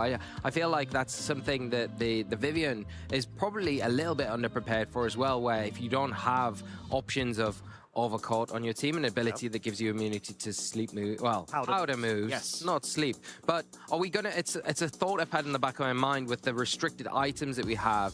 If sleep becomes a prevalent force, we saw it how impactful it was at Indianapolis. Is the Lumberry or the Chesterberry going to be an option that start to look at and think, okay, well, this Pokemon here, it can shut down those options, maybe Taunt, Lumberry, and it gives you a way to get around those disruptions a little bit easier than what you've got at the moment currently without much at all. Yeah, and general status conditions that are quite prevalent, right? Let's not joke around, even though there were a couple of nerfs that were introduced with Pokemon Champions to previous mechanics in terms of, let's say, you know, sleep now having reduced amount of turns, and paralysis also having reduced percentage of it actually triggering a full paralysis. Lumberry is a really, really good shout, and may even be here amongst us at the tournament. We're gonna have to see. And yeah, but a great way to be able to see that and interact is to check out additional matches that we have got available, and matchups, generally speaking, with everybody in the building. Oh, what a match we've got next up. We've got our notable matches from the next round. You can see the players that will be facing off against each other, but the match that will be featuring Flavio versus Giulio, and this is going to be an incredible game. And look at the teams that will be going head-to-head here. But not only that, we've got some incredible players across the board, and there's a mega camera in there running that with the Vivian, with the Farigiraf, another Pokemon I really, really value in this format. Yeah, I mean, after my heart with that sort of hard Trick Room-esque vibe, this could very well be a Tail Room because of the Vivian potentially having the option of going for Tailwind as well, but it depends on the set. But Flavio versus Giulio, we're already going to see a head-to-head bout against one of the very best duos in terms of the Italian community. Flavio, a previous EUIC champion, and Giulio, a multi-time Worlds qualifier, and he just, in terms of consistency, you always see him in the upper echelons of nearly every single major event. Yeah, you do, and Giulio just one of those very consistent players that has an art to being able to play this game in whatever format they're kind of landed in. So going to be a great match, of course. We've got the Mega Venusaur, we've got Mega Lopunny as well on Flavio's side, which is going to be great to see those Pokemon that we don't regularly see, but I think have a lot of potential in this format. But getting away from that match, which we'll be able to jump a little bit deeper into in a moment, we've got Francesco versus Lorenzo there, and that is a match in particular where we've got Charizard X going up against Charizard Y. Wow, okay, so, I mean, we discussed it on the couch in the intro of the show today that Mega X is underexplored and has an amazing matchup going into Mega Y. Now, that tends to be the case where Lorenzo, for example, in that matchup, has to try to rely on the other Pokemon, and that Lamora is one of those key pieces. Depending on if it is, actually it's not a Mega because we've confirmed on these the graphics, if it's going to be Mega prevalent, it's going to have the Mega Stone, it is going to have the silhouette of the Mega Pokemon too. So that's most likely going to be the Focus Sash variant that we've been seeing actually rise in popularity over the past couple of weeks. Yeah, which makes it more difficult to deal with because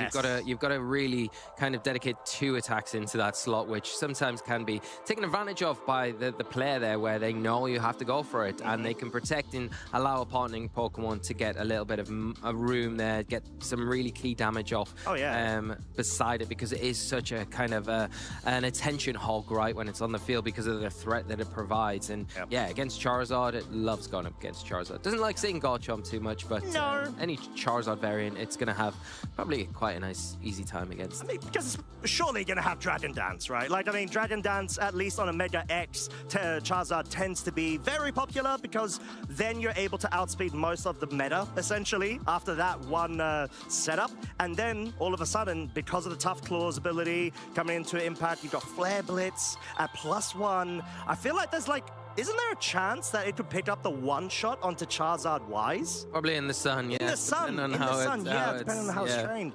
But no, I mean, I wouldn't put it past it because it is that powerful. However, of the 2 trainers we are featuring, we have got Flavio first, where we're able to go ahead, have a bit of a deeper dive in terms of his recent accomplishments as well as the legacy one. Yeah, you can see starting off a regional and special championship champion. Just incredible accomplishments on their own, but not only that, 2019 EUIC champion. What an accomplishment that is to have on the accolade.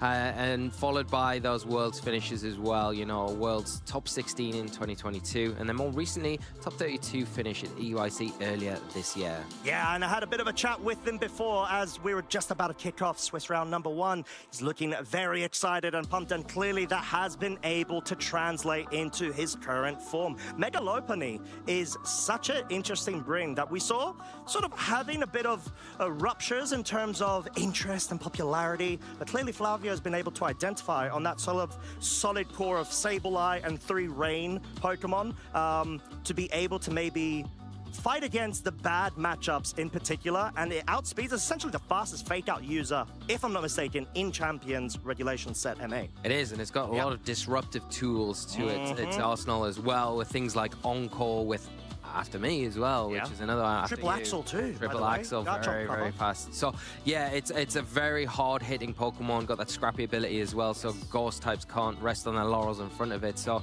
yeah, and it's just one Mega on that team, whereas the Mega Venusaur will really thrive in that rain environment where it doesn't have to worry about those fire type attacks, namely from Charizard Y, and you've got a way to quell that drought ability with your own Drizzle ability or Rain Dance on the Sableye. Exactly, but on the other side of the stream table, it's going to be Julio Tarlau rocking, I would say, a couple of interesting, like very popular Pokemon, don't get me wrong, but actually you don't commonly see them paired up with one another, a couple of these different pieces. Yeah, you would normally see maybe the Charizard alongside that Mega Floette, but I do like the combination of that Mega Floette and the Mega Aerodactyl. Mega Aerodactyl puts itself ahead of pretty much everything else once it does Mega Evolve. It has access to Tailwind, has access to Dual Wing Beat, double hit flying type attack, which is great into a lot of those opposing grass types. Namely, Venusaur's not really going to want to sit in front of that too often in this next game. And it has obviously the Rock Slide as well, which is so, but also utility moves like Wide Guard as well, which can be very valuable in a lot of different situations. But the accolades Julio has under their belt: Lille Regional finalist, Bremen Regional top 4, EUIC top 8 in 2023, and then more recently top 32 finish at LAIC. So never quite got that championship title, but been very close. One of those trainers that is very consistent across the board, got a very good high skill level, but just has never managed to get that championship title. Could this be the weekend? Well, we've seen, especially from the last EU-held major event, Aurélien Sula being one of those category trainers, always reaching the top of higher echelons, but not quite being able to nab that first place title. And I feel like Julio is definitely in that category. He is one of the most prolific Italian trainers in recent years. Ever since we saw him quite on form in terms of the Sword and Shield era, that's where he started rising in prominence. And he's got a lot of experience under his belt, so I wouldn't be surprised to absolutely see him go on a riot this weekend. Yeah, and it's one of those things, if you keep being consistent, there is going to be a point where you do take that step across the line and you do take away the champion trophy, and maybe, like we've said, maybe this is the weekend. Julio, a very tough opponent for any player here this weekend to come up against. And running a very interesting team as well. Obviously, some very big, popular pick Pokemon, but in a combination that we don't see together so often. So I'm looking forward to seeing the interactions of how these Pokemon play against what they've got to go up against, which seems very tough on Flavio's side. Yeah, exactly. And it being an all-Italian bout between both of these trainers, I know there's a lot of different parts of the Italian community. You got all of your recent team organizations as well, and all of the team building focus groups, and being able to sort of have one focus group go up against another, or even the same, is so interesting on a sort of lower level if you want to try to, you know, examine the details of the Italian VGC community, because we've seen them go on absolute riot the first 5 events. Will this be a lock-in for a 6th one out of 9 this season for one of the Italian trainers? We're going to find out. It's going to be very hard for the other areas around Europe to come here and take the title away from them, because I think this is the one. If you would have said, which one do you want? If you can only have one, they would always probably say their home. That's it. Home region. So Turin, the Italians are going to be hard to beat this weekend. As they normally are. But yeah, they've got such a knack of just, you know, been very, very dominant competitively with that winning attitude that they have. Winning is everything, and they really show it in their camaraderie that they've got in their community, and also in their ability to innovate their own teams and also take the best Pokemon and play them to such a high level. Yeah, truly being the case. So get ready for what is going to be a high-stakes battle between both of our well-decorated trainers. Flavio in focus mode on the left-hand side. You see Julio is following suit too. Now, there's a lot of pressure going into this. I know that we're still early rounds, Lee, but Swiss round number 4 right now, one of these 2 trainers are going to lose their winning streak. And that can sometimes be such a defining point in a tournament run. It can be, and it's something that, you know, in day 1 in Swiss, you want to stay as flawless as possible, but it's not always the case. And sometimes those defeats actually are more valuable in a tournament than you might think. Obviously, no one likes losing, but sometimes it can be a galvanizing factor where that is the turning point for the rest of the tournament for you to say, okay, I'm not going to make that mistake again, or let's put that behind us, let's move on. And that's the difference between a high caliber trainer and maybe a trainer that's a bit newer to the environment, where they really take advantage of that, whatever the outcome, and use it as a positive to go forward in the tournament.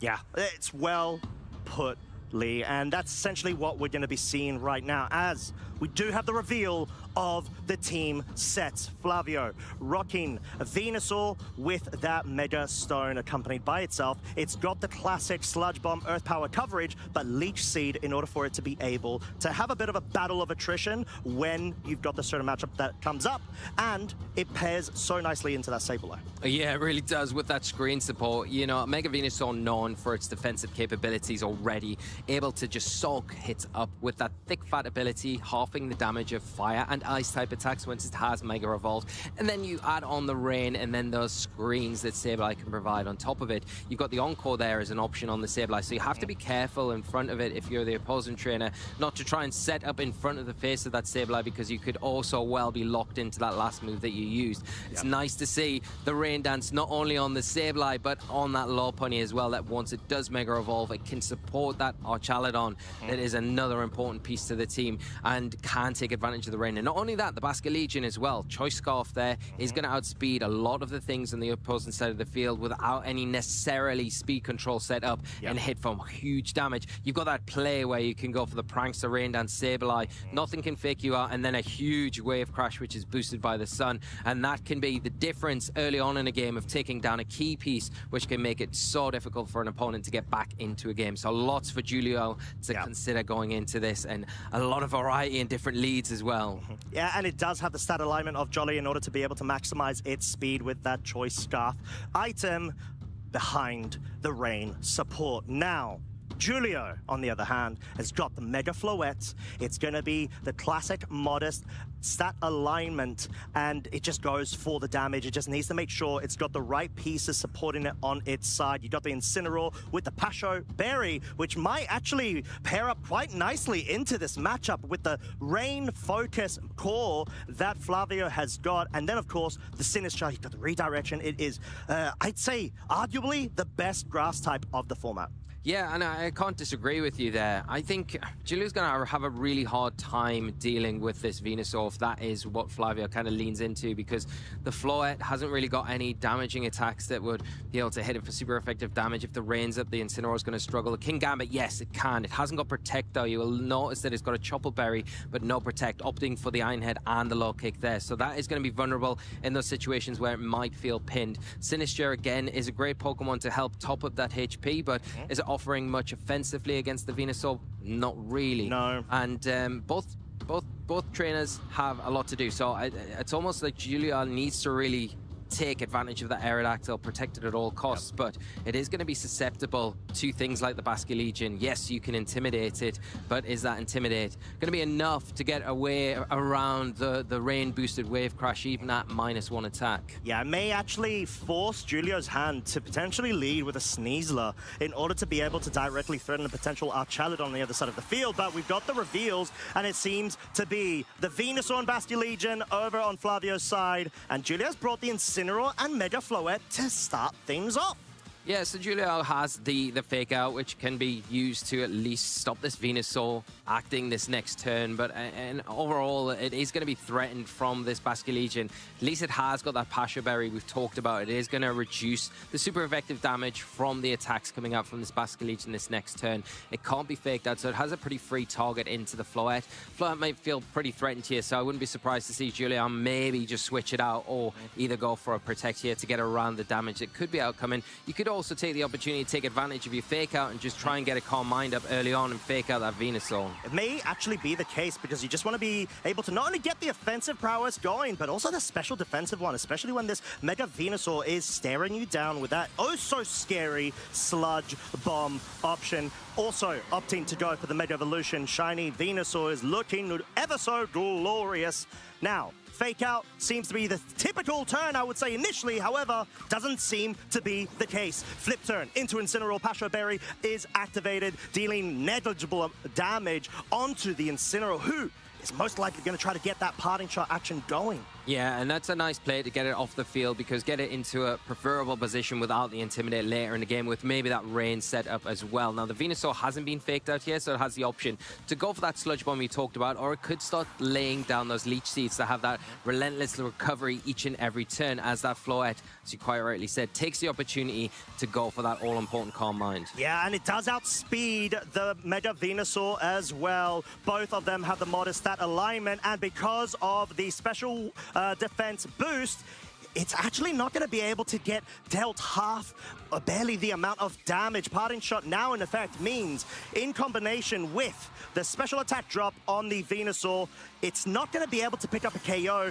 onto the Mega Floette, especially because Sinistra has quite eloquently switched in right now. Gets that Hospitality HP recovery online. Yeah, very well played there from Julia, taking advantage of the tools that they have at their disposal and the opening that was there to get that all-important Calm Mind. Now the Parting Shot has weakened that Venusaur even further, and you're in a prime position to start putting damage onto the field in front of that Sableye now that can go for that screen support, give that Venusaur a little bit of extra buff here. Now, does Flavio decide, I'm going to keep the Venusaur on the field and go for the Leech Seed into the Floette, or do I switch it out here, reset those stat drops so I can get it back in a more preferable situation where I can hit a little bit harder later on as we see that light screen set up? That may very well be the case, because it's trying to go ahead and get as much defensive buff as possible, especially against this +1 Mega Floette. Roselli Berry proccing Sableye, being able to handle that quite nicely because of the additional buffer of the light screen. Though, we've got the Leech Seed confirmed. This is a great way, like you were talking about, Lee, being able to start slowing down its progress. However, the problem is, Julio having Life Dew right next door is going to be able to counter that, essentially, when it's able to get that move going. Yeah, and you've got to be quite careful here, because there is the opportunity now where your two Pokemon on Flavio's side are quite passive in the fact that they're not really going to be offering that much damage, right? The Venusaur's -1 and the Floette's +1. So if it goes for another Calm Mind, that Sludge Bomb's going to be doing less damage again. There is always a threat of getting a poison there, which you would not want to see. But at the moment, the Sableye not really offering too much. It is pretty much going to go down to another Draining Kiss this next turn. So do you want to, what do you value here? Do you value keeping that Sableye around to maybe bring back in later, utilize those screens once again, because it feels like it's going to be a long, drawn-out battle, this, and both players going to take their time. So Sableye might switch out. Is there an opening there, or does the Sableye stay in? Love seeing. Oh, here we go. Rage Powder is now active, which means the Sableye is not going to be able to encore lock the Mega Floette. However, it's going to be able to do that directly onto the Rage Powder. Calm Mind, second one now set up. It is going to be a battle of attrition in order to make sure you can out-damage your opponent's Pokemon recovery, essentially. At the end of the turn is what I would say, but we see an audacious critical hit.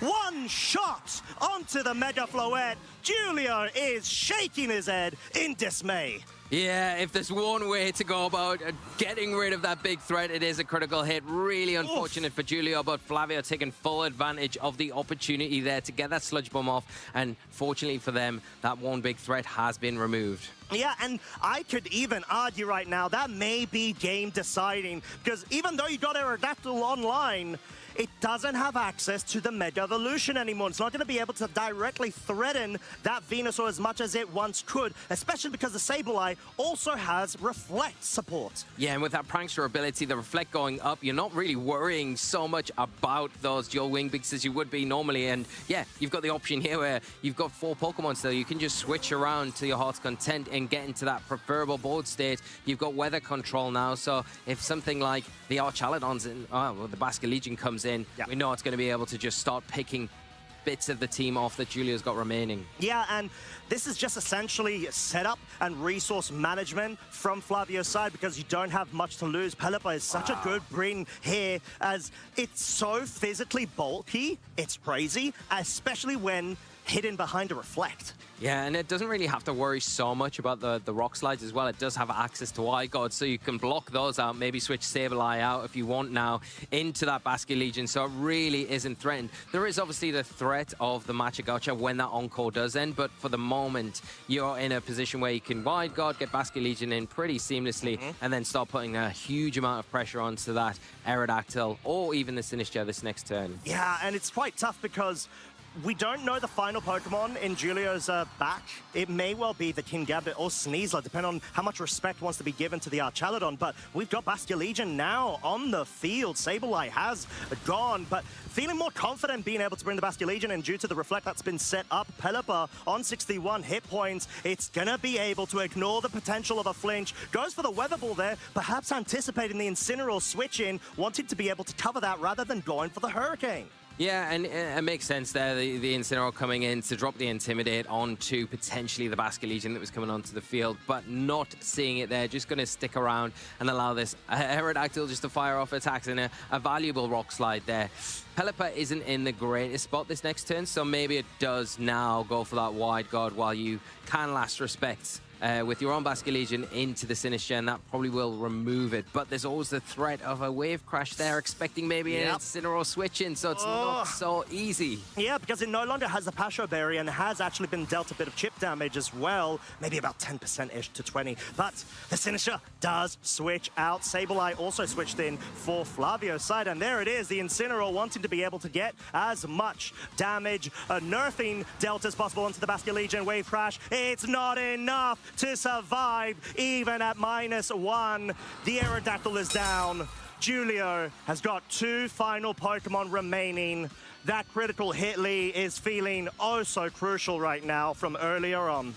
Yeah, and we've said it before, with these Floette teams, once that centerpiece falls, the rest of the team really struggles to get that momentum swing that you're looking for as a player, because that is the piece that allows you, enables the rest of the team to function so well. And now that going down to the unfortunate critical hit on the Sludge Bomb there makes everything else also more difficult. And now the Basket Legion in a spot where you can say Wave Crash going to be enough to get the Incineroar in the rain. It doesn't have to worry about the Pasha Berry, it doesn't worry about the Fake Out. It does have to worry about potentially a Rage Powder here that could be pulled in and give the Incineroar a little bit of room, and maybe that's why we're seeing it switching out, so you can deal with the Sinistcha and then bring that Basket Legion in to finish off the Incineroar. Yeah, you just need to make sure you're playing correctly, I'd say, to the point where you're not leaving any openings for Julio to find a way to get back into this. But we've got Darkest Lariat onto the Venusaur, dealing so little damage. It's bonkers as Sinistcha does set up Trick Room.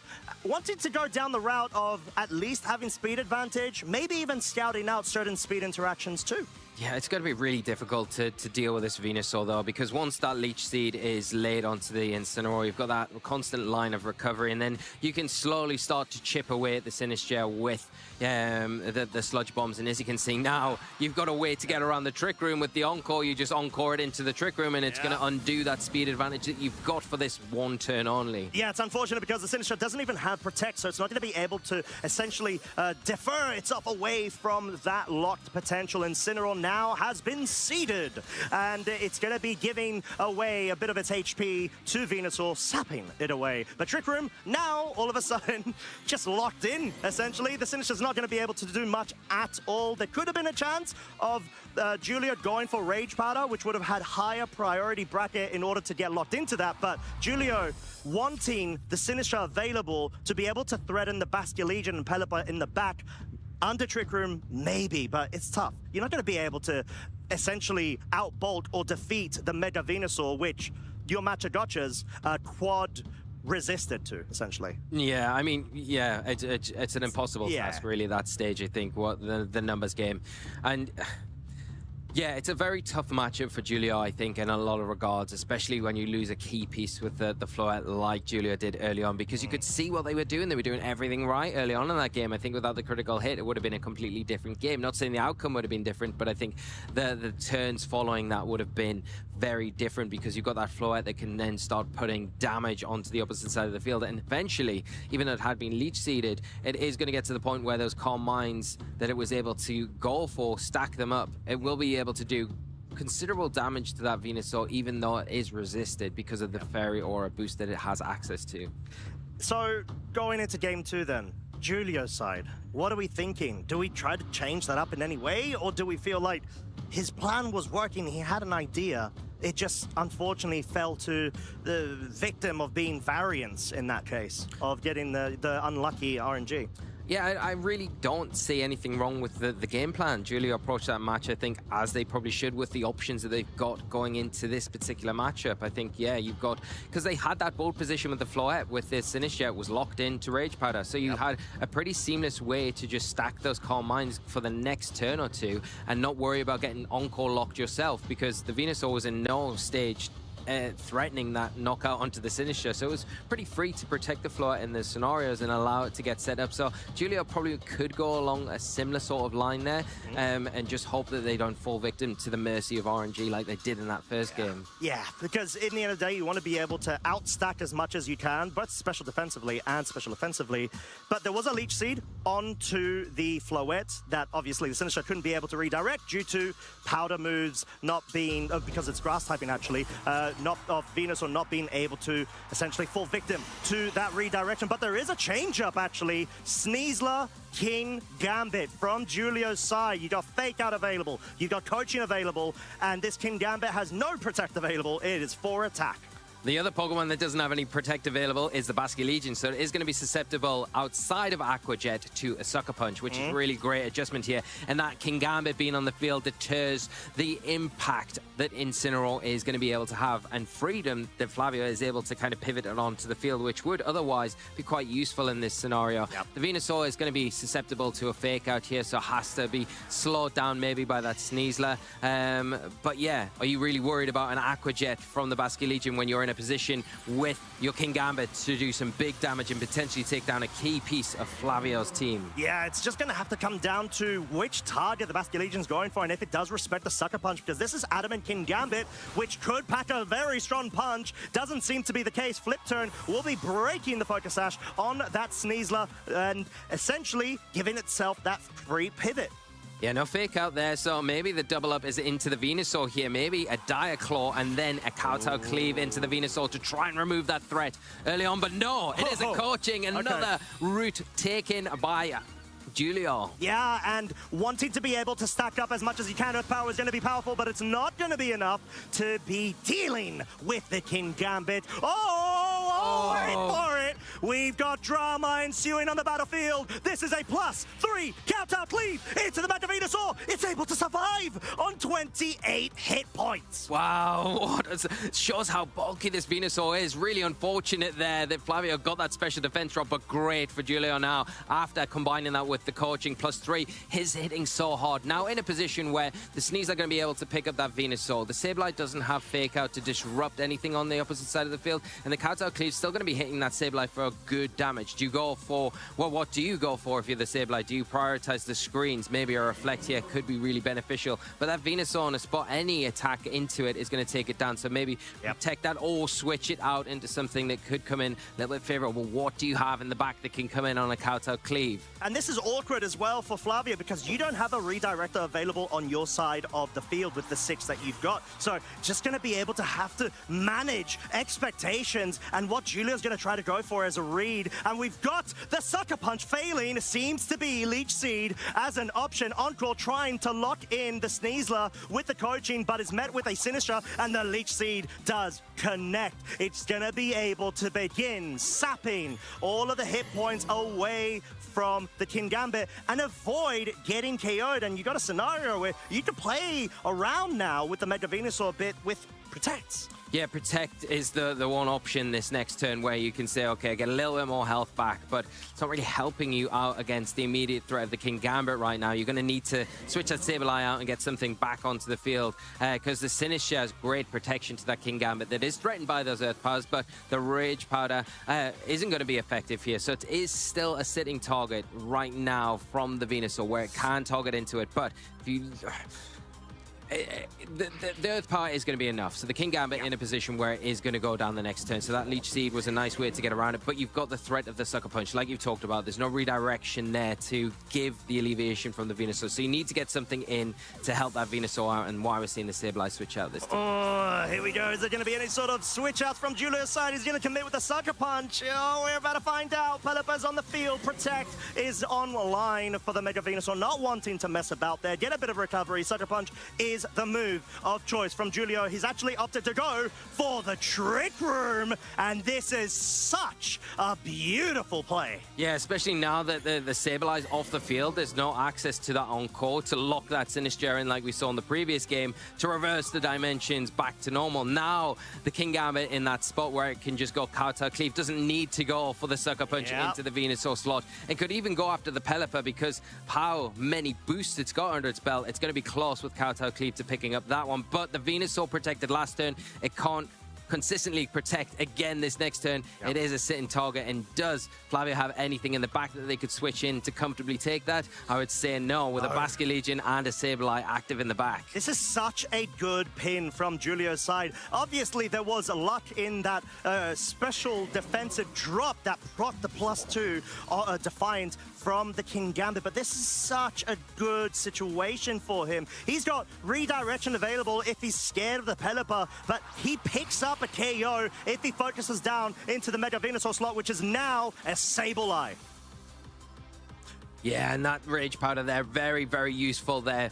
Going to just protect the King Gambit from a potential weather ball as that Kowtow Cleave comes in, picks up a clean knockout, and this is exactly what Julio wants. You're taking advantage of these Trick Room turns while they are active. Yeah, and the Hurricane is not quite enough to pick up the KO because the Sinistchas are built very special defensively in order to be able to get away and forego any disruption from Pelippers in particular, actually. But now, still Trick Room online.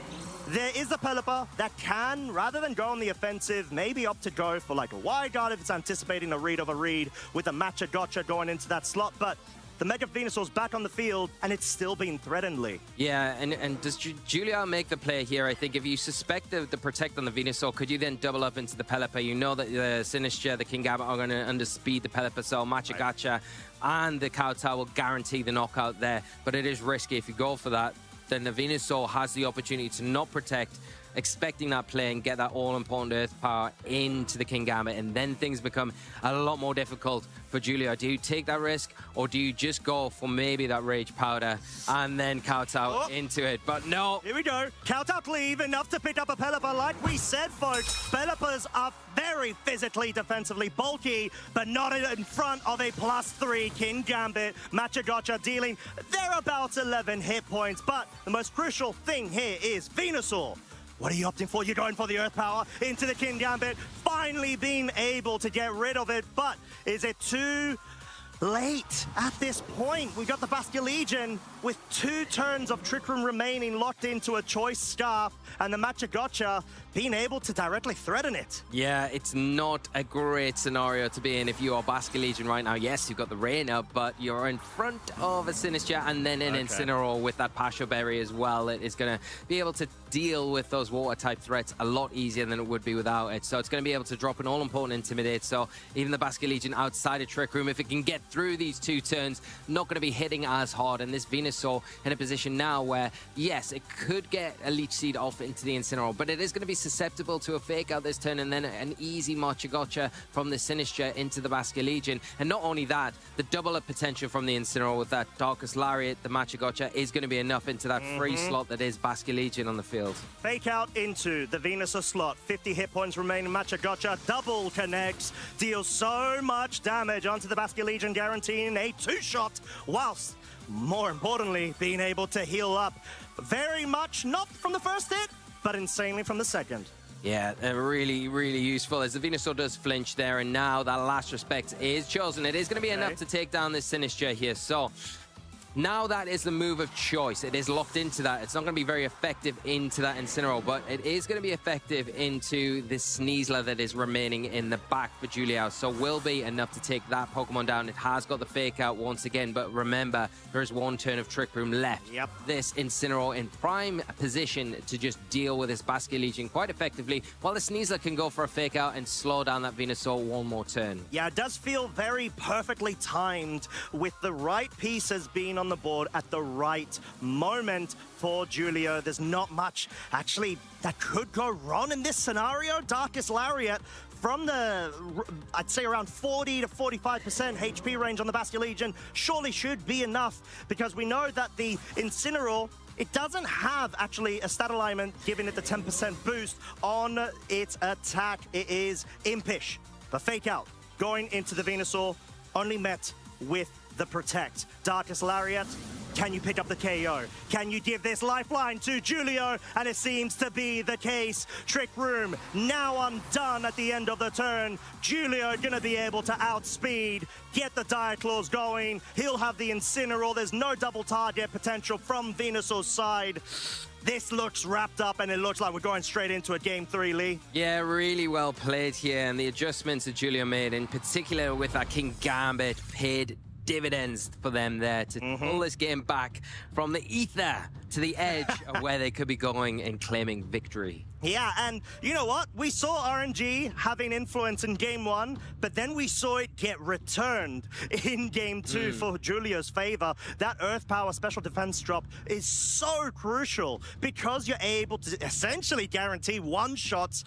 Maybe there could be some Pokemon that could resist, you know, like getting knocked out with a Reflect setup, but the Sableye never had that momentum available for itself to get it essentially used. Yeah, and the key turn, I think, for Julio was identifying the time when they could set the Trick Room up with that Sinistcha. Once that was enabled, it took away the reliance on the Sucker Punch from the King Gambit and made things so much more difficult, where Flavio had to react in those scenarios. And that's when Julio really piled the pressure on, got that momentum swing, started picking off those Pokemon one by one.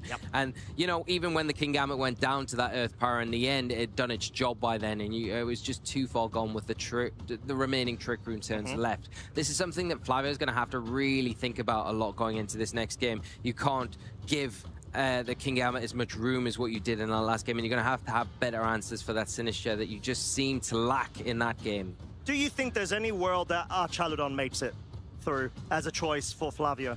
Potentially. I think you've got good ways to kind of deal with the Sneasler and keep it in check, right? So that's the one thing that you would say really threatens that Archaludon more than anything else. The Floette you can keep in check with the Mega Venusaur. We've seen that and how effective that can be. You've got the Sableye as well with the disruption there that it can provide and the support with the screens. And then you've got the Rain Dance as well that can help just enable the Archaludon to get those special attack boosts with the Electro Shot. And then things like Dragon Pulse and Flash Cannon can be really effective. Oh, well, we're going to find out. Game 3 is upon us. We've got Venusaur Basculegion from Flavio's side versus Julio's Mega Floette and Incineroar making a debut once again.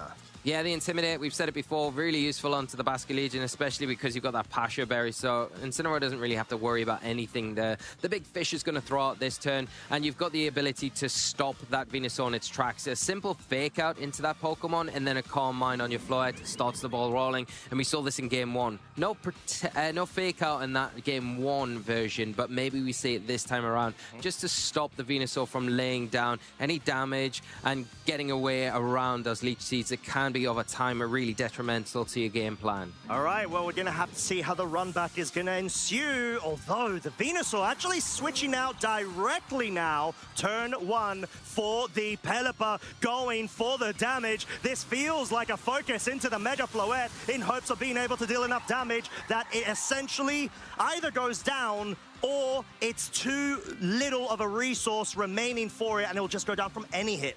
Yeah, that's it. We see the Fake Out. It comes and lands into that Pelipper as it Wave Crash into the Floette. It looks like it boosted by the rain. Adaptability is going to be enough.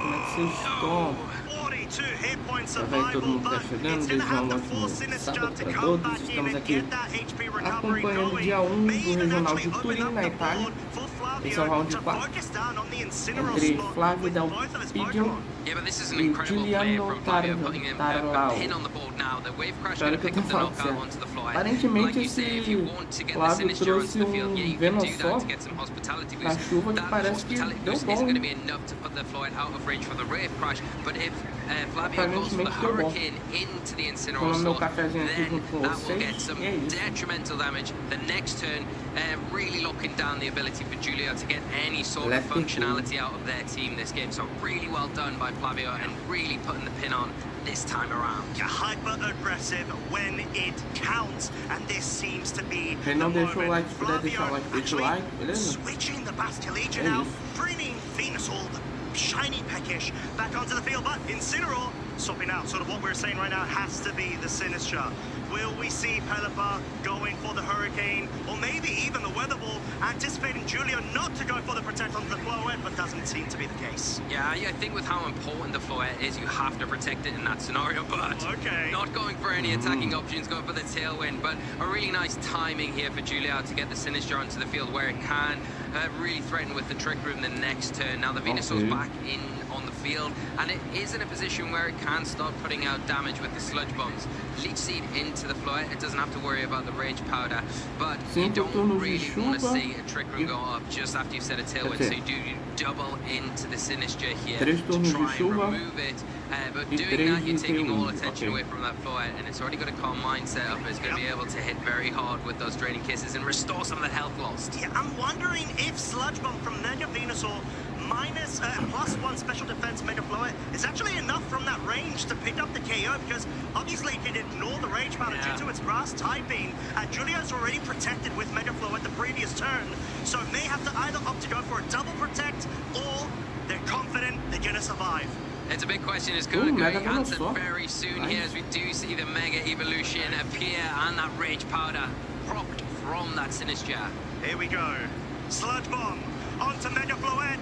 It's enough! Flavio is able to get rid of such an important piece. You could see Giulio's dismay there, hoping that it was going to be able to survive because of its Calm Mind boost. Not today, not in this round and game, my friend. 44 hit points. Sinistra is too much damage, especially when you've lost your pivotal Mega Evolution sweeper.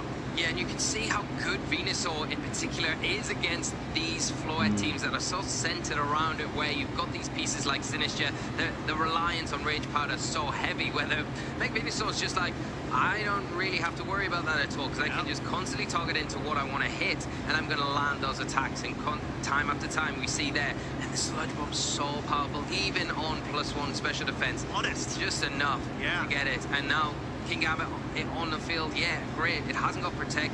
It is not protected by that Rage Powder. The Sinistra so threatened now from another Hurricane from that Pelipper is switching out off the field.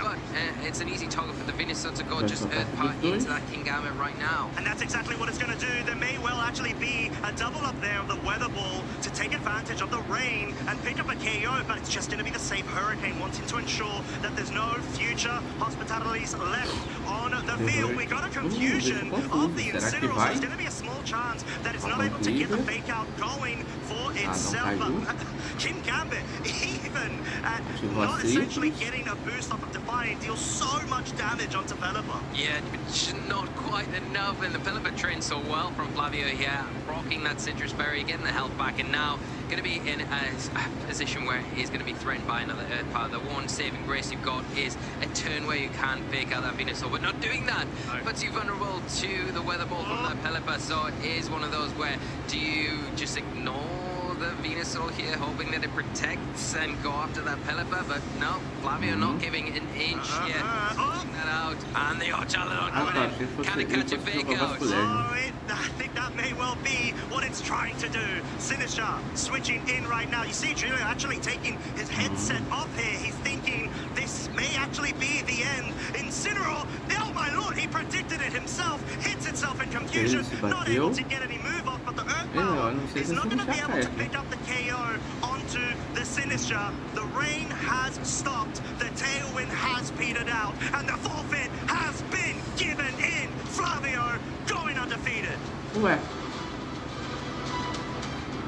Wow, after such an explosive game one with that big critical hit, and then Julio adjusting, coming back in game two, you thought everything was on, running down the line. It was even right to the wire, but Flavio made incredible adjustments. The switch out to the Pelipper in turn one to get that rain onto the field and say, I'm just going to use this Basque Legion, take advantage of it, get the damage I needed, and then putting that pin in place with the Mega Venusaur. The switch as well, when the tailwind was set up, just masterfully done. And yeah, all credit there to Flavio, knowing that once that floet falls, everything else falls around it. That's it. It's a domino effect. And what better way to be given a masterclass from El Maestro himself, Flavio Del Pidio. And yeah, I mean, it was genuinely high stakes pressure. Going from game one to game two, sure, it was a bit more passive. There were the RNG related, you know, like impacts of the crits, and then of course the special defense drop in game two. But it all came to the wire of Flavio recognizing he needs to go on the aggressive. If he's going to be able to dwindle the resource available on Julio's side at the right time, turn one in particular, he'll have so much more of an advantage. And let's talk about that exquisite switching of the Mega Venusaur the subsequent turn in order to match the Sinister being brought in for the redirection and completely ignore it with the Sludge Bomb KO. Yeah, the foresight there was really, I mean, elegantly put. But yeah, the foresight in that scenario was just on show for everyone to see, and why Flavio is such a top player, because it would have been so easy to just stay on the field in that scenario with the Basque Legion and just keep on that pressure with the rain up, with the Basque Legion that wasn't threatened by any immediate fake out. It was -1, yeah, but you still pressure the Incineroar if it does want to come back onto the field, but thinking, no, I've got an opportunity where the Sinister could be a bit disruptive and it could give that Floet a way back in. But with the Venusaur in the tailwind setup, and you've got that almost pin scenario where the Floet's taken a lot of damage already, Sludge Bomb, and that's where knowing your calcs comes down to it as well, knowing that the Sludge Bomb, you've got the confidence, it's +1 special defense, but yeah, I'm going to be able to knock it out. And then the Pelipper really handles that Sinister so well with that Hurricane, and then from there it was lights out. And not only does it handle the Sinister, it's got the option of going on the water type offensive with Weather Ball, anticipating maybe any Incineroar switching. So he really had the board state pinned and locked in such a way that he just had overwhelming advantage with all of the momentum he built up from that very first turn. And Julio just wasn't able to match it at the right time, and he was always on the back foot. And he just needed that one really good turn, but Flavio didn't give him any options. No, and I think it comes back to the team choice that Flavio's made coming into this event, and it's a really smart one, because we knew Mega Floet would probably be quite popular this weekend, and one Pokemon that deals with it, and it's common partnering Pokemon pretty well, pretty effectively, Mega Venusaur. And if you can support that Pokemon well, like Flavio's done in this current build, then it's going to give a lot of players a really hard time this weekend. Just credit to them, and what a masterclass in being able to do. Yeah, there was a critical hit in game one, but if game one changes the outcome there, then game two is completely different. So it's all part and parcel, but I think you've just got to say the adaptation in game three just made it gave Julio no option to kind of get into the game and just close the door. No, it did feel really locked in, the fact that he had that hyper-offensive lead where, Julio just wasn't able to match it, like we said, and rebound all of the momentum. But we have got your 2019 EUIC champion, Flavio Del Pidio, ready for an interview to break everything down. Take it away. Champion in 2019, champion in this round of our Turin special event. Welcome back, traders. We're here with Flavio Del Pidio, the winner from our round. Flavio, that was a crazy match between Julio, who I'm sure you've played a lot of Pokemon with in the past. How was that match for you? Yeah, I feel amazing and sad, because Julio is my good friend, okay? So I'm so sorry to beat him in stream, okay? The matchup, I think, is even, okay?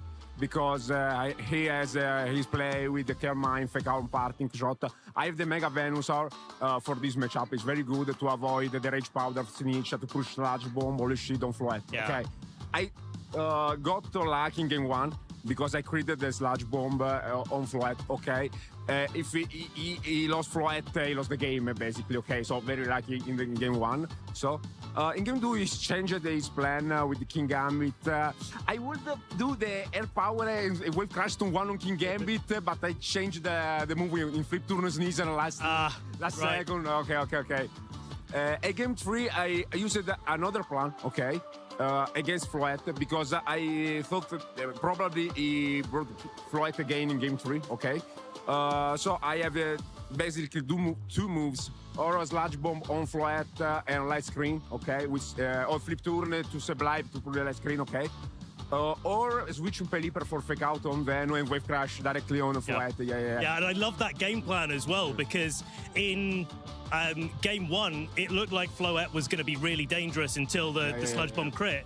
But then you managed to find a different game plan. It's like, well, actually, if I attack rather than play defensively, you just don't have to play that mind game. Basically, I tried to stall Floet with the Lich Seed and Poison with a sledge on push. Turn after turn. Yeah. But then you managed to... And the support with the light screen, obviously. Of course. It makes it easier, doesn't it? But it's not always guaranteed, and it takes a long time. You have to play lots of Pokemon. Yeah, obviously. So that's something that you always have to be thinking about, certainly. But then, like, talking a little bit about Megas, you've got Mega Venusaur. Yeah. But also Mega Lopunny. And I haven't seen any other composition that uses these two Pokemon. And you're really great at using, like, the Pheasantipity from last season. Do you like the Lopunny? I love the Lopunny. I love it. The Rain Dance as well. Tell us a bit about that choice. Okay. Basically, Venusaur is the main Mega of the team, okay?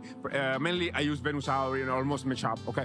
But Lopunny is very good in some situation, especially against Frostlass matchup, because I can click close combat on Frostlass, King Gambit, and I have Ice Punch to hit the version with Garchomp, Dragonite, okay.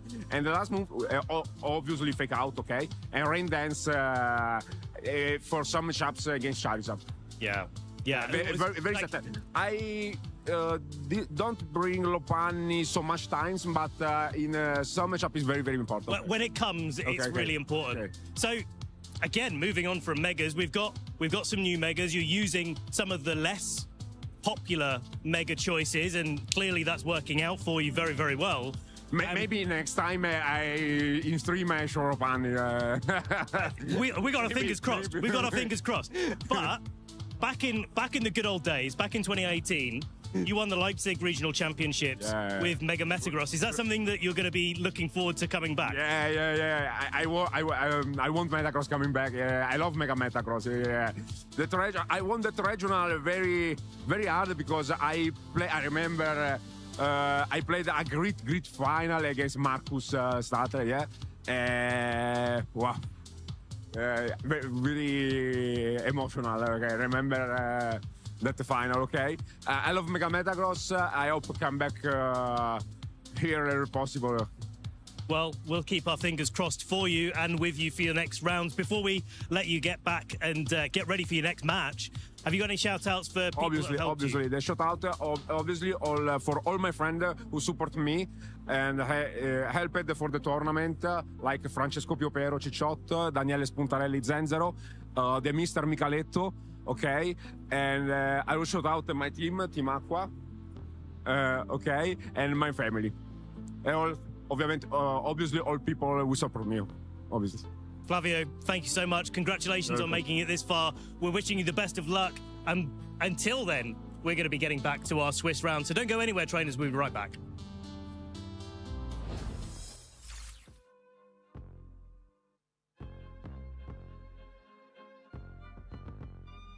And Davide Miraglia is going to be your second finalist here at the Dortmund Regional Davide Miraglia is going to be your Dortmund Regional Champion. Hi, I'm Davide Miraglia and I'm the champion of the Dortmund Regional Championship 2025. The event was really great. I had a lot of fun with my friends and I am really happy that the team worked because it was we built with my friends. So it was, we worked together on this. I think that the most important Pokemon in the team that we had in the end was Clefable, because he completely changed and improved the matchup against Kingambit. That is one of the most popular Pokemon in this format, especially the one that sets up with the Sworstance. And having a Fairy type and unaware, able to ignore him and to hit him, it's really important. Also, is a massive help for Goldengo, that is one of the strongest Pokemon ever. So with a little bit of help, it becomes even stronger. So today was really, really relaxed, and Brainless just wanted to enjoy and to see how far I could have get with the team, and apparently I won, so that was my feeling today. In the final, I realized that besides some particular positions, my opponent didn't have much for Annihilate. Between Safety Goggles and the fact that to touch him properly, he should have either Shadow Ball with Goldengo, so position Goldengo well, but I also had the Terra Water to defend myself. Annihilate was really good also against Sneasler, and with Porygon, because with the main stabs he cannot hit me very hard, so I figured it out in that way. And next to Annihilate there was also Goldengo that you cannot ignore him, so with that position I thought that I could have won, and I won. A Pokemon means a lot to me, and since when I was a child. I love Pokemon, and thanks to Pokemon I made a lot of friends also, and the motivation comes from my self-confidence and the friends around me and people that love me.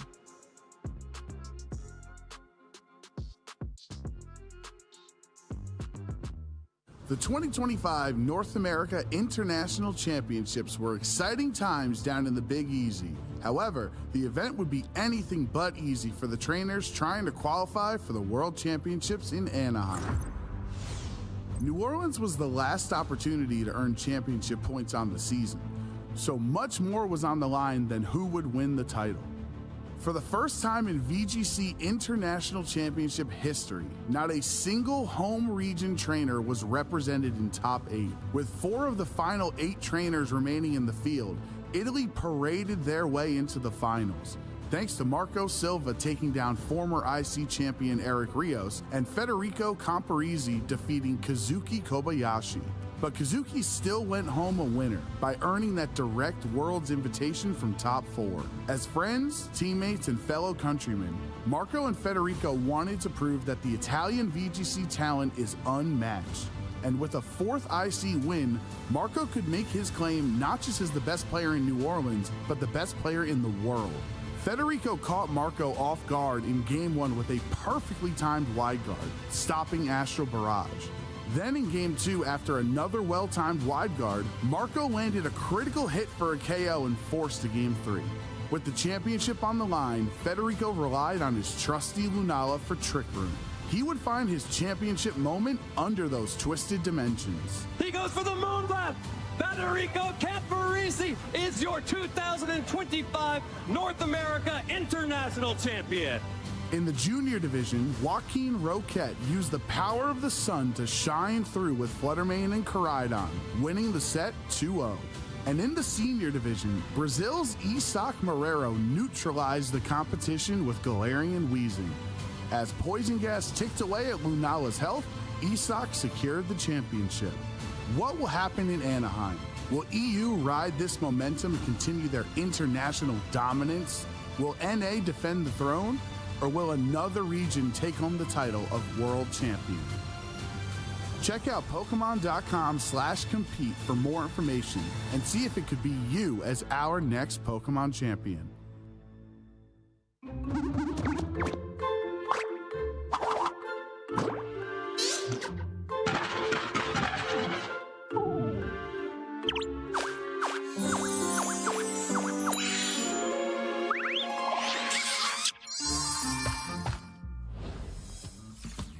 Mega Venusaur, Mega Lopunny. On the same team, did you ever expect to see that, Costa? No. Good. Right, moving on from there. Ben and Costa here, taking you through our next round of Swiss here at the Turin Special Championships. And what a great time we're having so far. Oh, yeah. I am blown away looking through all of the notable matches, the matches that we've had on stream so far. Just how much variation that we've got coming through, how much our trainers are really pushing the boat out or setting fire to the kitchen, depending on how well they're doing in the weekend. Little column A, little column B. And depending on whose kitchen, either their own or their opponent's. I don't mind burning down the kitchen if it's cost us. Okay, that's a bit rude, but I'll accept it. But no, you're absolutely right. The variance has been so good to see and refreshing as well. Especially when we've been seeing, you know, a couple of people theorizing, oh, okay, it's going to be Mega Floette, Mega Charizard Y everywhere and all that. And then we have all of these sort of interesting takes in order to be able to tackle what most of the meta is. And obviously we saw it in Indy last week with the finals, Mega Steelix, Mega T-Tar versus Mega Floette and Mega Charizard Y. But so far, it has been such a delight. And we've seen a variety of things. What was it? Like Mega Delphox, like you said, Mega Lopunny. Even though it didn't come to the last match right now, it was still there. It's a threat. There's some Charizards there, there's some Floettes there, there's the things that we expect. And we're going to see more of them across the weekend. But let's see what else that we've got to feature this round. We've got our notable matchups ready to go. So let's see who else has been in the kitchen. And it is Davide Cognetta versus Bruno Marotta that we're going to be featuring this round. All right, our previous and technically current Turin champion last, I think, was it, when was it, Ben? Was it 2023? Yep, that's it.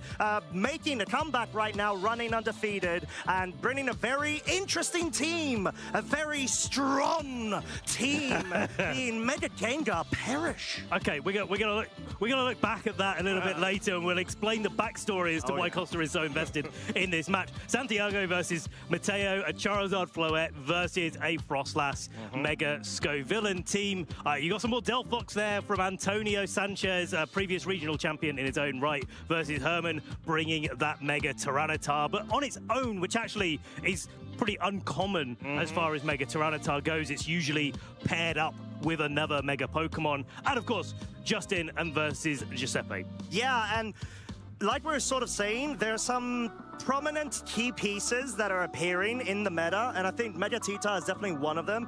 Matteo Ghizzini, in particular, having the sort of Mega Frostlass, you've got the snow capabilities, but also the Lycanroc. Yeah, Lycanroc. Something that it's not the first time we featured on stream today, believe it or not. And it's got some good stuff going for it. Obviously, speed tiering, rock typing, super good offensively in the current meta, but you've got the Excel Rock signature move, being able to be boosted by Tough Claws and like getting some really audacious damage calcs. It's quick attack, but more pointy. More edgy. More edgy. A rock type damaging move, priority, so it doesn't matter if your opponent's in Tailwind or not, you can just pick off. And of course, it's... Now, I'm gonna question this, Costa, because I'm not 100% sure which moves are and aren't contact and therefore boosted by Tough Claws ability. Yes. I'm pretty sure Accelerock is a contact move, as is Close Combat that's usually run alongside. It's just Rock Slide that isn't a contact move. Yeah, exactly, and that's a great way to be able to, you know, bolster all of those offensive damage calcs with a Pokemon that not a lot of people are going to be seeing coming into the meta, especially if it's got like that Focus Sash variant, which I would assume it is, but that's left to be seen.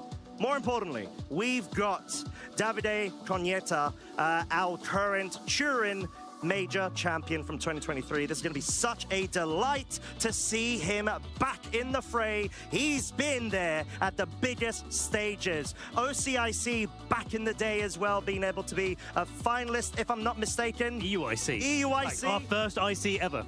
That's right. Yeah, of course. He was up against IC ever. Here we go. Second. Yeah. Come on, the words are going to come He'll to be very disappointed. Miguel Marti del Toro. Yes. Yeah, there we go. It took me a second. The brain pathways are rewiring, just like all of our traders are rewiring into Pokemon champions coming out of the Scarlet and Violet era. But yeah, that was a great finals between those two trainers, and Miguel was able to come out on top. There he is, David Cognetta. So many. Oh yeah, of course. I told you. I told you. Okay, I knew what I was saying. Right, because I was top 4 in both of those. Oh, here we go. Those tournaments, right? So you were. Yeah.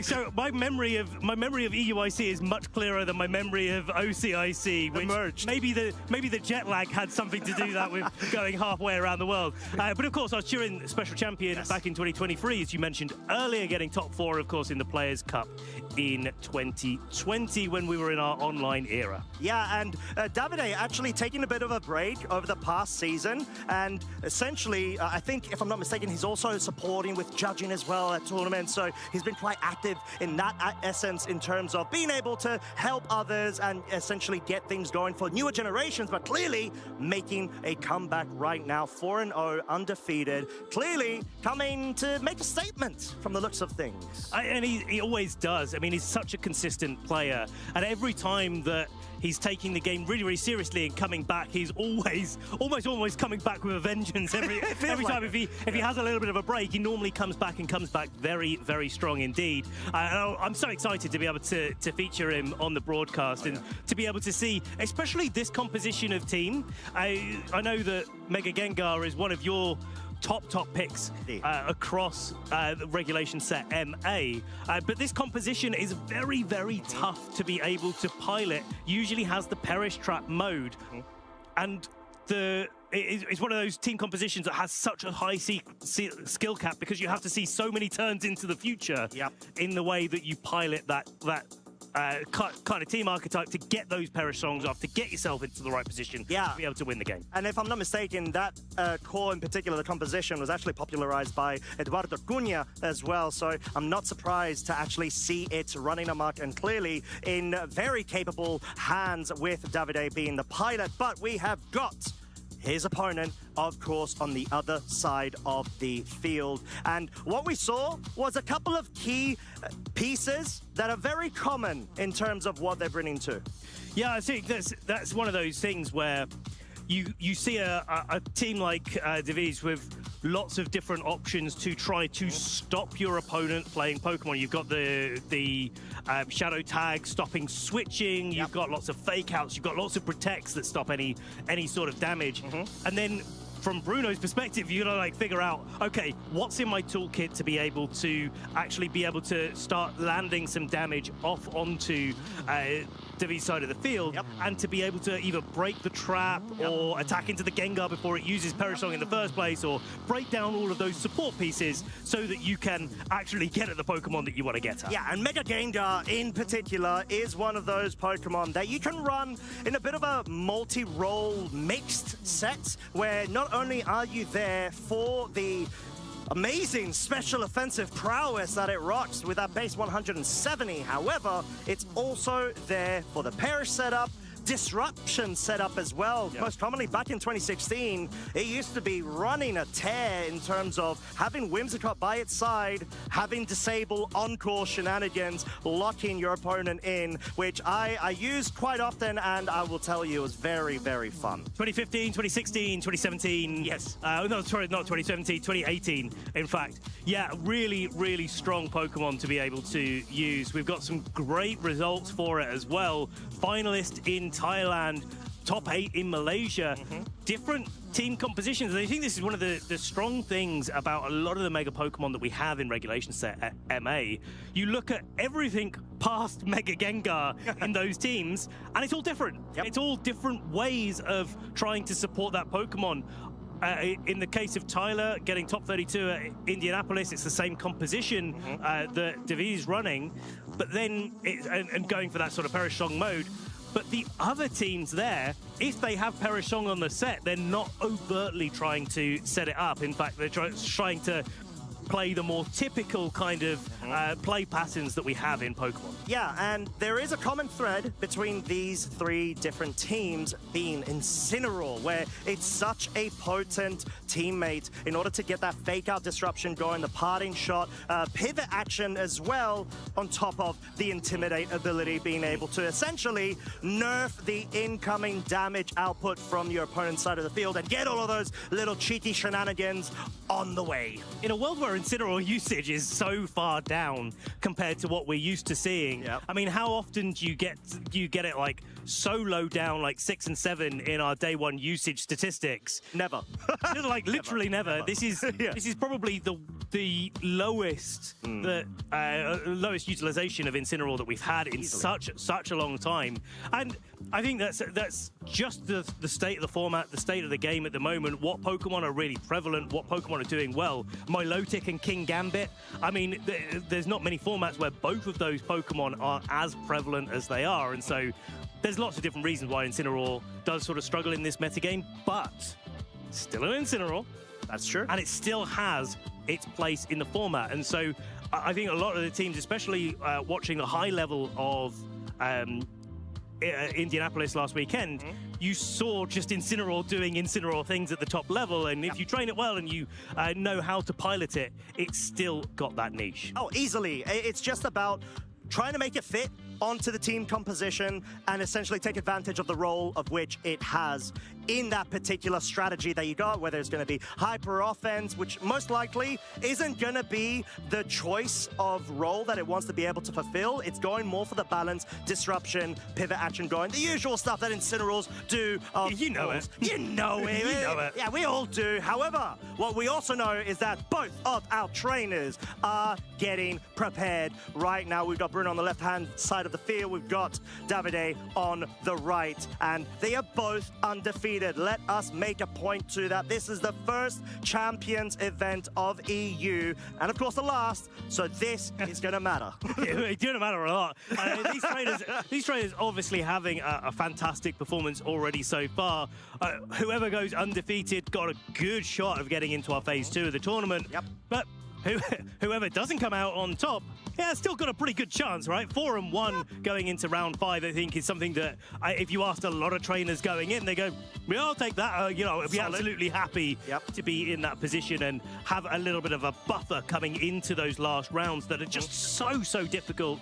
The battles only get harder as you go through the day. Oh, easily. And the exhaustion as well, both mental and physical, does ramp up over time. And that's why it's so crucial to make sure that you're getting the necessary breaks in between rounds, your refreshments as well, and you're being essentially laser eye focused to make sure you follow the lines, follow the preparation that you have undergone in order to rock up to this tournament, especially when there's so many varieties of team compositions you need to prep for.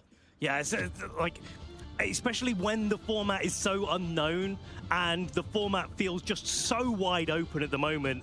I think it's quite easy to think that maybe our players are closer to solving the format after even just such a short time because there's so many less options available. But there are our achievements. Bruno, no achievements to put on their roster as yet, and that is really very important to note. This looks like the opportunity for Bruno to get some scores on the doors. Oh, exactly. And the fact that they're at 4-0 right now against the current title-holding trainer, Davide Cognetta, so well known, is such an accomplishment in of itself. And I'm sure it's going to be able to let them get through, maybe with less pressure than Davide. That's a big deal. Well, yeah, it's a big deal. And that's sort of the importance and the sort of marginal differences that can result in you making it through to phase 2, and who knows, maybe even getting the title. Well, maybe Bruno can give us the upset that we're looking for here. Floette, Aerodactyl, Basculegion, King Gambit, Mousehold, and Sneasler. This is a very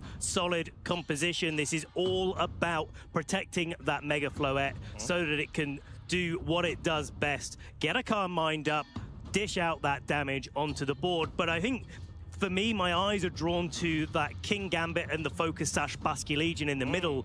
Those are going to be such big tools in this matchup to be able to put some pressure onto that Mega Gengar. Not going to want to take a Kowtow Cleave to the face by any stretch of the imagination. I would imagine not, because it would be quite painful and something that you need to factor in when you see that black glasses set, and especially when it's got Mousehold by its side for that support with the redirection. It doesn't have Feint, not that other sets are currently running, but the taunt is such a nice little tech in order to essentially slow down the momentum on the other side of the field. And of course, it's difficult to take out with the Chopper Berry as well. So I'm sure that's something that Bruno's been leaning on. You want to be able to switch in the mouse hold to take those attacks, get the friend guard on board. We saw Arash Amati having a similar sort of strategy in a previous round of our broadcast. So if you didn't catch that, go back and watch Arash giving us a little bit of a masterclass there. But getting back into this match, we're going to go over and see what David is bringing, and this Trick Room, Perish Song. Thank you. Perish Song there we based go. Mega Gengar team. Costa, the Gengar expert, takes for it. Here we go. So, Mega Gengar, it's got the Shadow Ball. It doesn't have the Disable, something that is so crucial when you've got the lead partner being Tinkaton, where it can lock Pokemon into Encores if it doesn't go for a Fake Out, anticipating an opposing Fake Out into its slot. It's such a great utility to be able to lock things in, but it's not the only important Pokemon on this team. Politoed is the second Perish Song user, just in case there's any sort of weird interactions where the Mega Gengar either is anticipated to go down or it might not be the right bring. Politoed is. And then you've got the setup potential with the Como-O. So essentially what we've got is two Perish users, we've got to set up Pokemon with the Como-O, and the remaining 3 slots are there for support. Speaking of the Como-O, the soundproof ability is one of the things that glues this team together. It doesn't get affected by Perish Song, where most other effects in the game are affected by Perish Song. It'll go through Protect, it'll go through Substitutes, it'll go through pretty much everything except for Soundproof. That's something that David is going to be looking to take advantage of. Not only that, but look at all those defensive items on his team. Exactly, and they're going to be so crucial because it does really come down to the wire in terms of the different interactions. And there's the lead that we were just discussing, Ben. The Tinkaton next to the Mega Gengar versus some, let's say, a lead that is very well prepped going into this. Basculegion Male and the King Gambit. How much damage do you want to do to this Gengar turn 1? Yes. I would like to do a lot of damage to that. I think this is a great start off for Bruno, really putting the pressure onto it. You do really want to stop this Gengar from setting up a Perish Song, and if you don't stop it from setting up a Perish Song, then you want to at least make David trade for that Perish Song going up. So that's the overarching story of this game, is going to be, can the Perish Song go up? Can David support this Gengar, keep the trap on the field? Because once it's up, once the Gengar's in a good spot, then it's very, very difficult to break. Yeah, and the only thing that will be the Basculegion due to its Ghost typing, if Bruno wants to do so in the subsequent turns. Fake Out into the King Gambit, making sure it cannot move. Shadow Ball actually being opted in, bringing the Basculegion down to its Focus Sash, clearly being a key point in making sure the Basculegion is kept under wraps. As, sure, special defense drop doesn't matter. Question is, which target does it go for? Liquidation into the Tinkaton will be able to guarantee that 2-shot. So now the question is, where do we go from here? This is a really nice way for Bruno to try and break down David's side of the board. You've got 2 options. You either try to break down the Gengar, but on that turn 1, it could have protected itself. So attacking down into the Pokemon that can't protect itself as easily, wants to go for the Fake Out into the King Gambit to stop that Kowtow Cleave, means that the getting the damage on the support pieces is the route that Bruno wants to take through this game. And I think now, given that the Tinkaton is so low, it's the time to switch it out. Como-O looking very good in this spot. It really is, as Basculegion, due to the interaction, like we said, the Ghost typing, allowing it to leave the field and not get trapped in, brings the Sneasler for the Fake Out pressure. Gengar, on the other hand, opting to go for the Protect, as Bruno is going to take advantage of that, goes for the Swords Dance, which puts him in a good spot, but Como-O on the other side of the field doesn't feel as good. Well, with Gengar protecting on that last turn, now the Fake Out and Kowtow Cleave looks really, really good into the Gengar. David is really looking for those opportunities for a Kowtow Cleave or a Sucker Punch to come out so that they can be disabled for next David sees this coming and then wants to switch out the Gengar into Incineroar. Doesn't matter if the King Gambit gets any more boosts, it's already powerful enough. Exactly. Now at +3 of its attack stages. Sneasel actually having the White Herb procced right now, so it's going to be able to outspeed basically everything, including the Mega Gengar in subsequent turns. But Chroma-O, very receptive of the situation, goes for the Protect, knowing that the Incineroar is going to be available for Fake Out in the following turn. Kowtow Cleave, the +3, deals too much damage onto the Incineroar, but Davide has got the spot he wants. He's got Fake Out online, whilst Bruno does not. And this is the pivot from Perish Song team into a team that just wants to play whatever Pokemon is in front of them. And so now we're pivoting from the Gengar sending the Perish Song into let's boost up the Komodo, put some damage down on the board.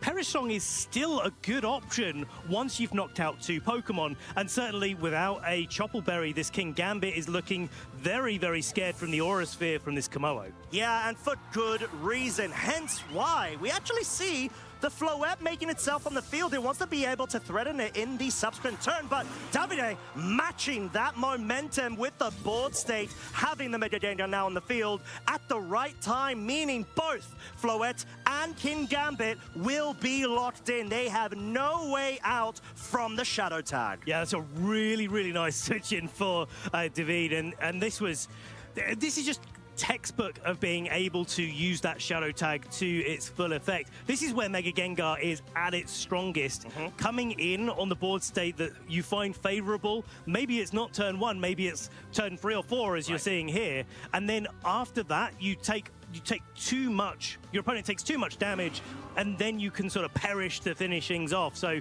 David doing a really good job, but there is still that potential for a Sucker Punch. That Sucker Punch stops the Sludge Bomb into the Floette, and so the Floette can get the damage down onto the Komodo, and the Floette could even, in its Mega form, be faster than the Komodo to boot. It's going to come close because the Floette is at modest stat alignment versus the Komodo modest as well. It does truly come down, like you said, Ben, to the training in speed investment. Mega Gengar has the Protect, the Dazzling Gleam, does move now first, and actually picks up the raw KO onto the Komodo. Oh, my lordy, too much damage. Davide not really liking that from an initial point of view. The fact that the King Gambit is essentially still on the field and having to see the interaction of the Mega Floette outspeeding is so crucial. And this may now force Davide's hand in order to look for a strategy via Perish, since clearly the Komodo mode is out of the window in this game. Well, this is a challenging thing in that situation. David is really having to be on the back foot because of the Sucker Punch pressure, but then having to find a way to get the Sludge Bomb down onto the Floette that cannot switch. And Tinkaton is a really good way of doing that, because not only does it offer the Fake Out this turn, but also allows for the Encore Disable shenanigans to go down into the King Gambit to stop it from being such a threat, and then to be able to act from there. And Komodo may be the worthy sacrifice in that case. And that's why this core of Duo works so well. You see the Sucker Punch failing, of course, because you got Disable and Encore on the line. I'm not going to be surprised to see the Tinkaton trying to focus down. Oh, it is faster. And it does confirm that the King Gambit got absolutely ignored. Floette locked in, not only with a Shadow Tag, Encore Disable on the line. It is doing zilch and taking damage for it. Yeah, massive, massive turn there. The Tinkaton training is so big. Floette being naturally faster than Tinkaton, but clearly Tinkaton being trained to be as fast as possible so that it can take advantage of that Floette. And I wouldn't be surprised to see the same sort of sequencing happening against this King Gambit. And once both Pokemon are neutralized, they cannot attack for a few turns on Bruno's side of the field, then David can go on the offensive. The question is whether to call that Protect or not. Gonna have to find out. I feel like Bruno's sort of forced in a scenario where he can't help but make the obvious play. Perish Son now on the field from Gengar. Encore trying to make sure the King Gambit, like we said, does get locked in. And in this scenario, Floette, sure, the struggle can now damage a Ghost type with the normal base typing, but it's going to be taking so much damage for it. And like we said, Ben, it really feels like this two Pokemon, there's no way that Bruno can get out of this scenario with them still on the field. And it's not like, even so, it's not like David can even go on the offensive this turn just yet. The Encore Disable has to kind of come again, just in case the Sucker Punch is locked into. There it is coming out. So it is going to be the Perish Song actually to stop the... to stop any damage from the Sucker Punch, and now the Encore locks the King Gambit into the Sucker Punch. You can disable it next turn, and well, Floette's kind of doing the work for David in this spot, using Struggle, ending its Encore, and dropping down that Perish Song. Yeah, and I think it's something to note. Perish Son being chosen there rather than Disable might be Davide wanting to try to get Disable the following turn in order to take advantage of the additional amount of turns remaining for that effect. Definitely, and yeah, even if Bruno is able to get away from the pin, which there's very limited options to do so. This is exactly what David is wanting to set up in this board state. Even if there was, there's not actually a lot of time to do so. Like, you can say, well, okay, we'll be here for 5 or 6 turns, but there's when you lose all the PP, then you can actually change moves away from the Encore Disable, and you can kind of get around that situation a little bit easier. But not only the fact that Floette is now at half HP from the recall from Struggle, but also because that Perish Timer is counting down, you've only got a couple of turns. The question I've got actually is how David is going to position in the late game. What pieces in the back is he going to try to use to finish off the last 2 Pokemon for Bruno? And in order to do that, you need to make a conscious decision of which Pokemon is going to go down to Perish, because there's one final turn remaining right now, and you've only got one switch in the back from Davide's side. So, are you going to sack the Mega Gengar, or is it going to be the Tinkaton? And do you think that you've got a way to get around the Sneasel and the Basculegion in the back with the remaining 2? Yeah, so I'm not sure. Has to be Gengar switching out. Yeah, it's got to be Gengar switching out. I think that's pretty obvious. I think like the question I've got is like whether or not Bruno's got enough. We know what 2 Pokemon are in the back. We know that the Incineroar is going to switch in, take a little bit of damage, but actually have Fake Out on the board. But now, after the Perish Song comes into effect, Floette and King Gambit get taken down.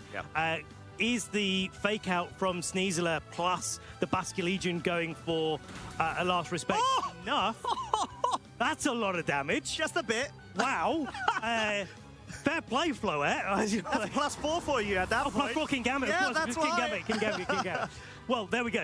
These 2 Pokemon getting knocked out. It was almost Gengar and it's lonesome, and actually, at the point where it's Gengar and it's lonesome, actually, maybe it beats the Sneasler one-on-one, but it's getting a little bit closer to comfort than you'd like. Yeah, especially because Diaclaw has that secondary effect of potentially picking up the status conditions. Yeah, I think that's it. And that's the only way that Bruno can force that. So let's not sort of joke around. That was a very important survival from that Incineroar in order to allow Davide a few more resources available to essentially dispatch of Bruno's Pokemon, because Gengar has to get rid of the Basculegion now, right? And also there's Aqua Jet on this Basculegion, right? So that's going to knock out the Incineroar this turn, and then to be able to allow this sort of Sneasler, Diaclaw versus the Gengar endgame.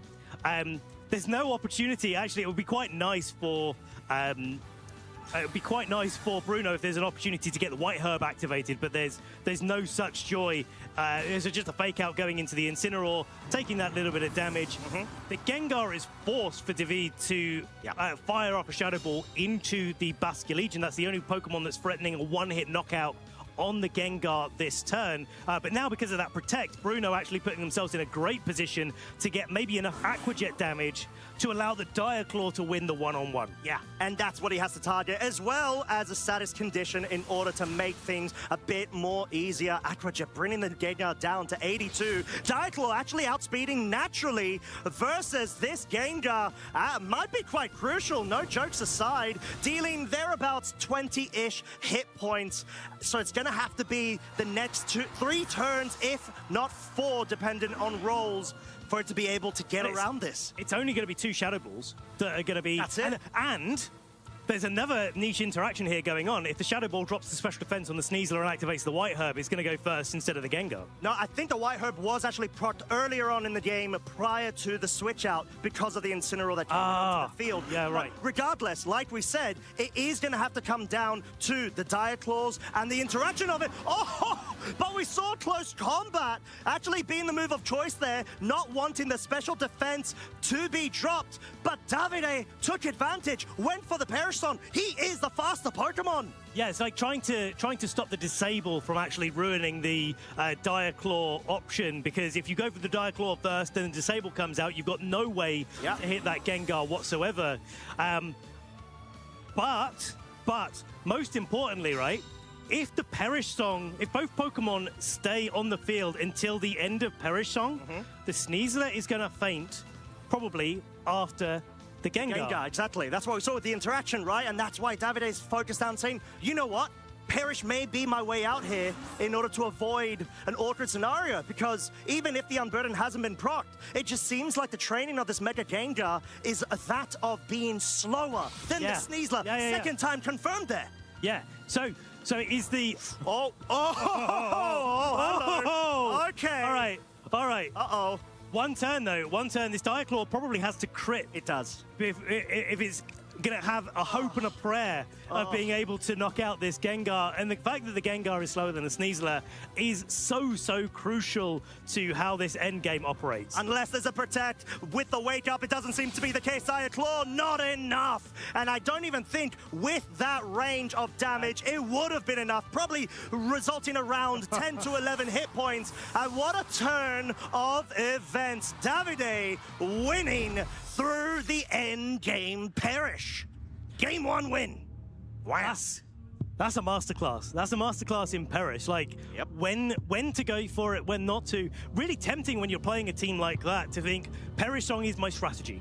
Therefore, I must get Perish Song up at all costs at the start of the game. But no, not at all costs. You have to pick and choose your moments. I want to call out there, actually, the fact that the Gengar, Mega Gengar, is so slow in comparison to the Sneasler is also how it was taking... excuse me, so little damage from the Dire Claw coming out from the Sneasler. You must know yourself, Costa, of being an aficionado of Mega Gengar, that you can train it to be really bulky in a way that regular Gengar isn't. No, exactly. And that's the beauty of being able to always have the accompanying, let's say, Incineroar to further bolster the pseudo bulk that this Pokemon normally isn't trained for. It's usually fast and powerful, but not when it comes to the variety of modes here. So going into Game 2, it feels like there shouldn't be a change-up, but could that be the case with Bruno on the hyper-offensive? Oh, well, I mean, that's the thing that Bruno has to make the decision on. You think the impact of maybe even targeting into the Gengar on turn 1 instead of targeting into the Tinkaton, right? Yes. How that would change that end game. We'll have to see how these trainers are adapting for Game 2. Here we go. Leads with the Incineroar and the Gengar over on Davide's side versus the Sneasler and the Kingambit. So, once again, we've got Defiant activated. +1 Kingambit dealing so much damage. But White Herb also now proccing, giving Sneasler the Unburden boost. But that's a smart way of being able to at least burn it for the future turns from Davide's side. Now, I can't count the amount of times I've watched an Italian player bring Incineroar in the lead, threaten Fake Out, and then just switch it out. Yes. And I think there's good reason for that too. And I wouldn't be surprised to see the Gengar going for a Protect here and a switch out into maybe the Tinkaton for David, just trying to reposition their Pokemon, because that Kingambit with a bit of Fake Out support is definitely going to be able to knock out the Gengar this turn. With a Protect, you open up the opportunity for Disable. There it is, Incineroar leaving the field. In favor of the Sinister now. Maybe for a subsequent redirection potential in the future turns, willing to be able to essentially control the Kingambit. And there's no Tinkaton at the moment, so Protect makes sense. You want that lasting, staying power. Fake Out trying to catch out the Incineroar, but Kingambit going for Swords Dance yet again. Now at +3, clearly both of our trainers here understanding the lines, and Bruno, in all appreciation, going for the gutsy moves where he has to. Well, you just need to make sure that your damage output is enough to break through all of these Pokemon. And given that David's Pokemon are trained so defensively, it does give rise to the need to just go for those sword stances on turn one and take advantage of those more passive turns where the Perisong is getting set up. Yeah, and that's why we see the Sinistra essentially being the sacrifice in this interaction.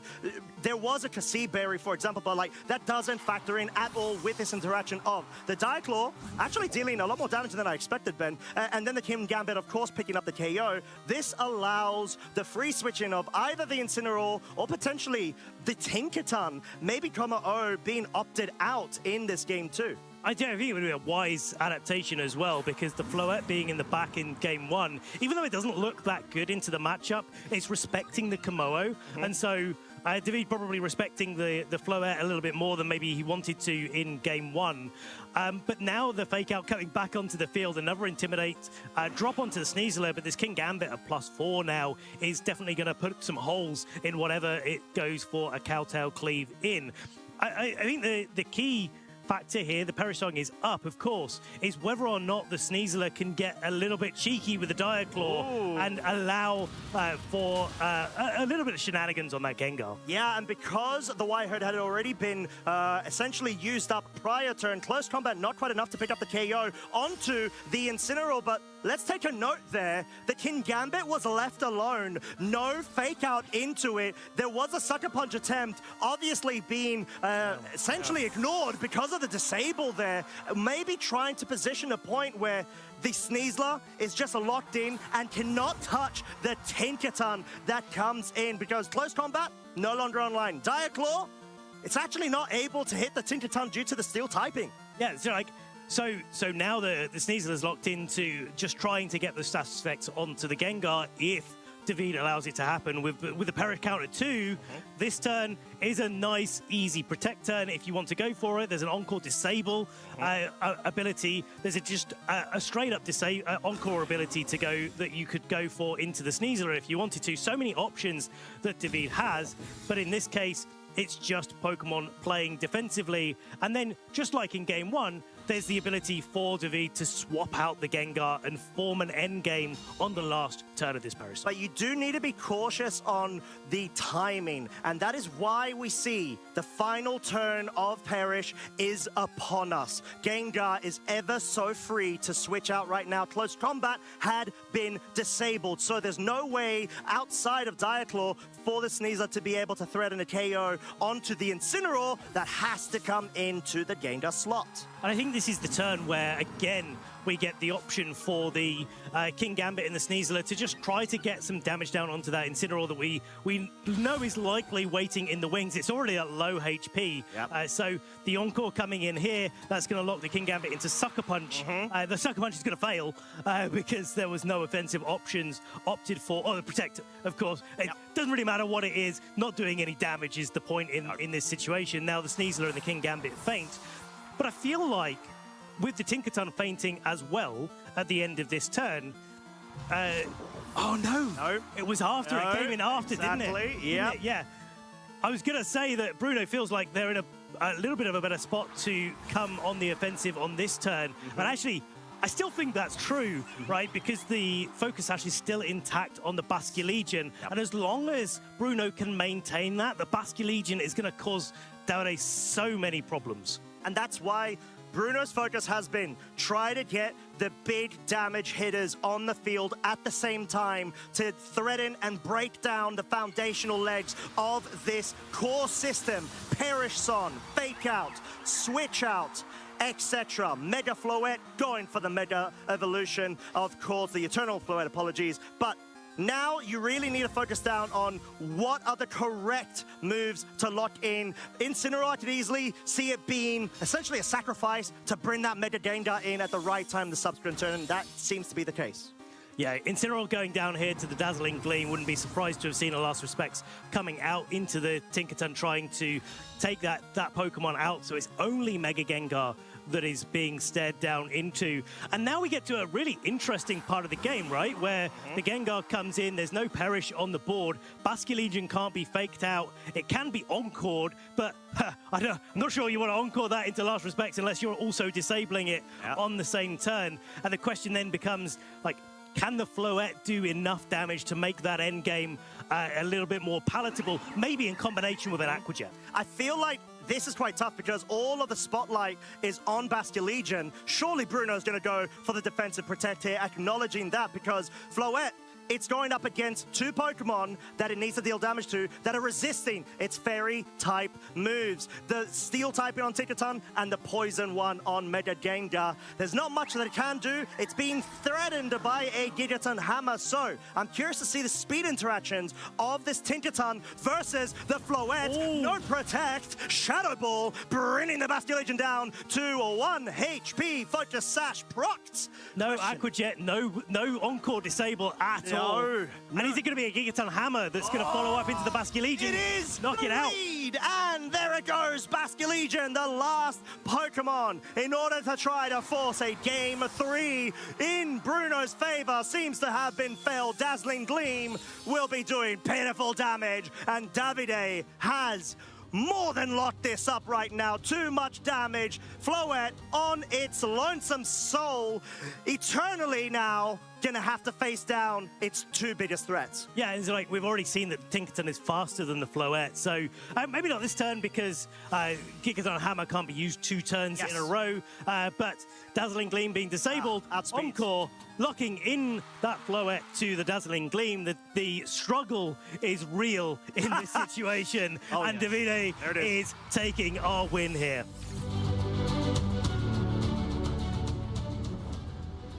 Still running, undefeated. 5 wins, 0 losses for our current champion of Turin. What a way to go about it. That was genuinely a masterclass. I know that we've literally used that tagline a couple of times today. Yeah, but it is. But it is. But like when it is, we kind of have to, right? We're forced to do it. And that's essentially what Davide put on. Yeah. A fantastic show. Obviously, commiserations to Bruno, but the fact that Davide lost Como-O the way that he did in Game 1, which we're going to cover in a bit, but still found a way around it. Yeah. It is a true virtue of such a phenomenal trainer. Yeah, it's like, it looked in Game 1 like Bruno really took the advantage, getting the early damage down into Davide's side of the field, but then being able to come back, get the Gengar in the right position, force that end game where it was only Sneasler and Basculegion, but Basculegion was down to its Focus Sash. And this Perish song at the end of the game was just perfect to be able to guarantee it, regardless of conditions, regardless of critical hits. It would have been very, very difficult for that Sneasler to win in the end game after the Perish song had gone down. Yeah, and it feels like Davide just had like a checklist, right, Ben? Yeah. He was like, okay, what are the things that I need to cover? You got the King Gambit, obviously just being absolutely throttled with its defiance with all of the additional attack stages, but you need to make sure there's a Sneasler, fake out potential disruption, sure, whatnot. But like, once you get rid of that mode, you have to contend with the Basculegion, Focus Sash after that, and have enough pieces to outspeed, but also outdamage and get rid of it. So the fact that he managed his board and resource so phenomenally, I feel is why we saw this set end with a 2-0 victory. Yeah, it's like, it's so difficult when you're against a team that is designed to control the way that you play, both not allowing you to switch, but then also locking the Encore disable strategies. There's not many Pokemon that can do that in combination. And while Whimsicott is kind of squishy and easier to knock out, Tinkerton I don't think falls into that mold, but also it's able to offer that fake out pressure. Let's take a look at a couple of key moments in Game 1 where we saw this Mega Floette and King Gambit with the Como-O and the Gengar locked in. This Gengar had just come in, and so when you're looking at this board initially, it's really easy to think, it's like, okay, there's a sludge bomb going out into the Floette. That's probably going to either KO it or get very close. That protects this Komodo from being able to be knocked out. So the Komodo can go for a fighting type move down into this King Gambit. But because the Sucker Punch was on board, because there was so many boosts with this King Gambit, actually what it looks like is King Gambit stopping the Gengar from moving, and then Floette gets to target down into the Komodo to be able to knock it out. And so you get this situation where both sides are forming this pin. But Davide made a really great choice here to get rid of the Komodo, get that knocked out, and then protect onto the Gengar, stop itself knocking out that turn to bring in the Tinkerton later, set up that fake out pressure, set up that Encore disable so that he was able to control the board and knock out these key threats. So it's sort of in a way where if I'm able to get the Komo-O to have a move dealt and pick up a KO onto King Gambit, sure, that's amazing, great. But you've got the fallback. Like you said, you're able to get rid of that slot on purpose, bring in that additional Pokemon. So it sort of feels like there's no downside to taking advantage of that split opportunity that's given to you in that scenario. And now looking at this, the Kowtow Cleave comes out. And actually, this is a really great position for the Gengar to be in, because that disable just stops the Kowtow Cleave. The Encore comes in and stops all of those moves. The Floette actually isn't producing any offensive damage. It's just sort of sitting there on the field against Tinkerton and Mega Gengar. And you're like, well, I kind of don't care about Mega Floette, which is not something that many team compositions can say very much. Yes. Let's move on, if we've got a little bit of time, to game 2. Yes. And have a look at that turn where we saw the a sort of similar position, a similar sort of pin going on. And do you know what? Go on. I'm waiting. I need to see the visual, Costa. Do you? Going on. Yeah. Here we go. There it is. This is the setup of the end game that we had. Those two supportive pieces out, and Mega Gengar is sitting in the back. And so, because this Basque Legion has its Focus Sash intact, that's Focus Sash for anyone looking it's very at home. And this Incineroar is on such low HP. Let's bring it forward into where the Floette goes for its Mega Evolution and is trying to lock the Incineroar out of playing this endgame while maintaining the Focus Sash and the Basque Legion. That allows the Gengar to come back in the later turn and then put this Shadow Ball pressure onto the Basque Legion, the Gigaton Hammer pressure onto this Basque Legion, or Encore Disable. Both of them work. And then once you scrub out the Basque Legion, when there's a Mega Gengar sitting in place where the Incineroar is there, the Floette again is looking at this board state thinking, hang on a second, it's a bit how do I get any damage down onto Well, I mean, yeah, because Floette, sure, it does have Calm Mind for setup potential, but the thing is, Davide did not leave any opportunity for the Floette to be able to get a Calm Mind going because he had so many moving pieces in his favor. So let's say, for example, Dazzling Gleam doesn't come out, right? From the Mega Floette, it's a Calm Mind. That Incineroar is going to be able to go ahead and get a parting shot onto the Mega Floette. There you go, perfect, thank you.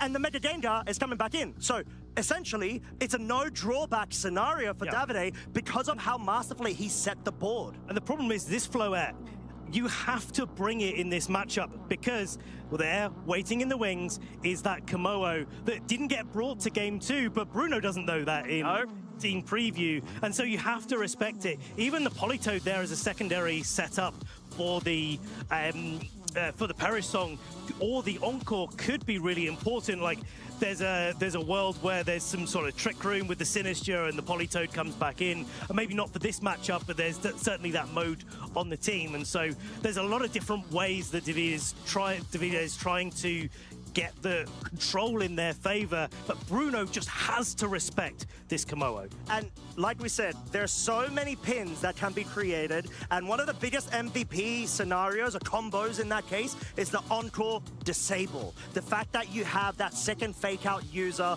and then you've got all of this beautiful illustration from Ben, you got all of the momentum in your favor where you just, it's such a full control strategy that didn't have any drawbacks because Bruno kept on bringing the Mega Floette. I wanted to ask you, Ben, is there any room that another Pokemon could have been brought from Bruno's side, the Mousehold or the Aerodactyl?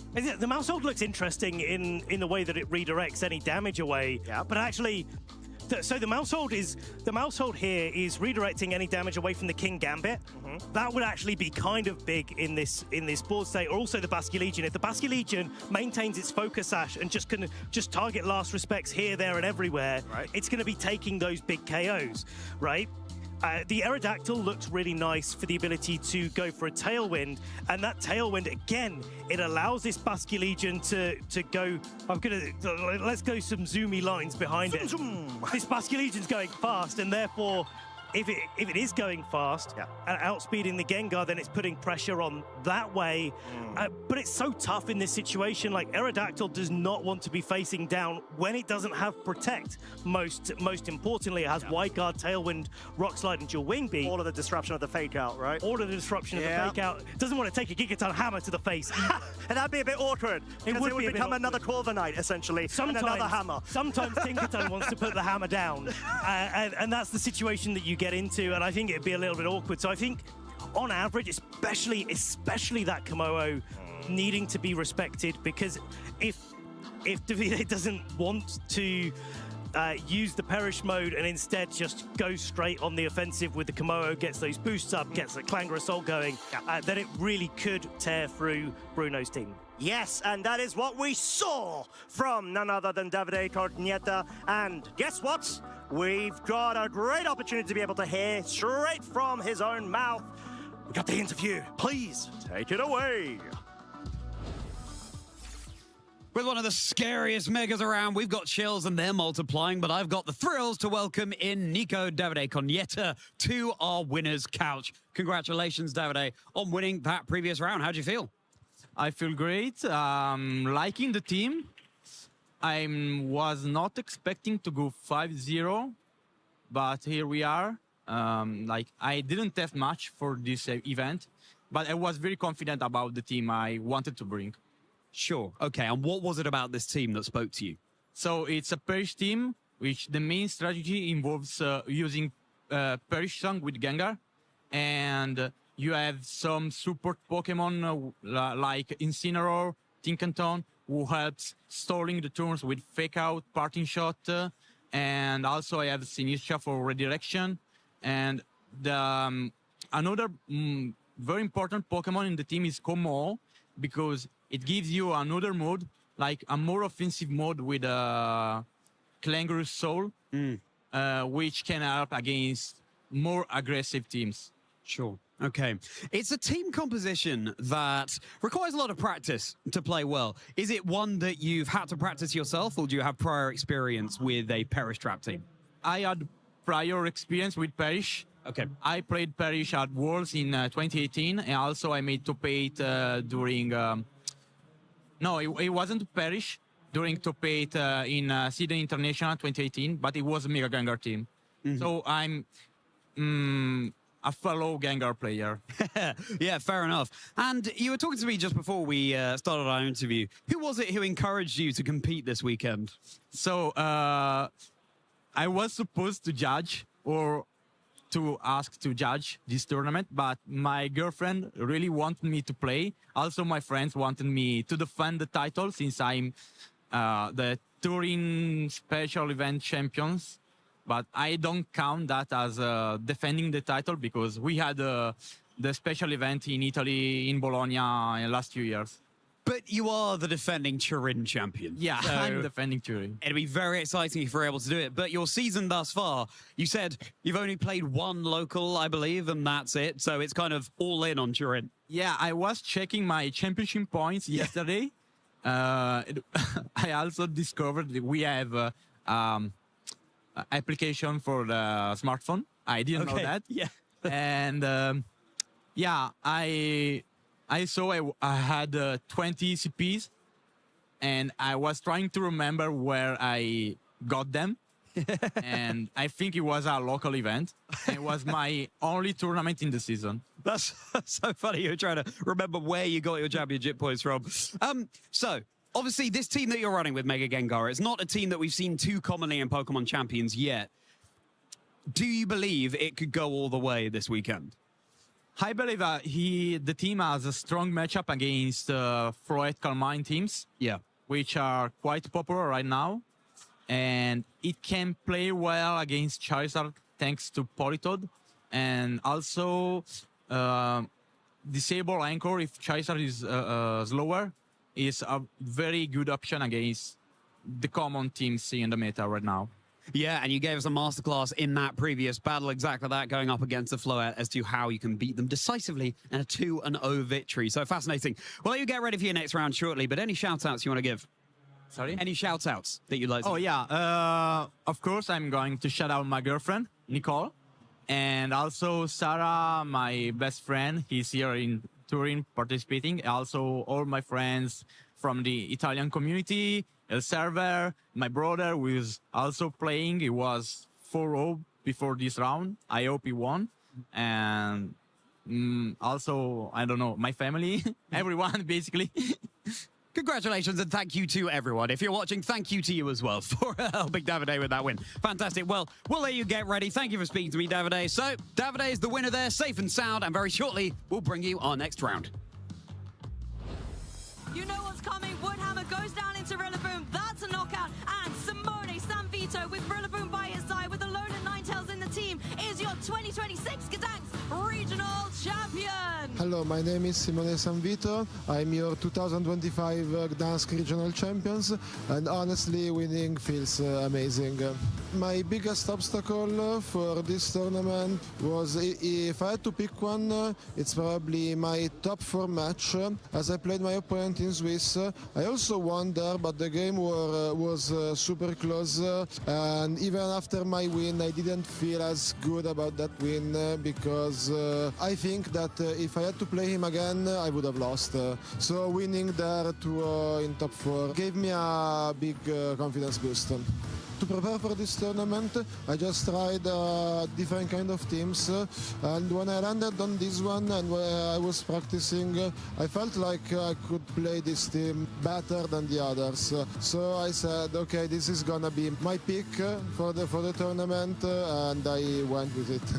Oh, Ninetales, the Pokemon that helped me in every situation this tournament, despite not appearing in finals, was Ninetales. With Anchor, Disable, and Blizzard, if you get what I'm saying. She bailed me out of a lot of very difficult situations.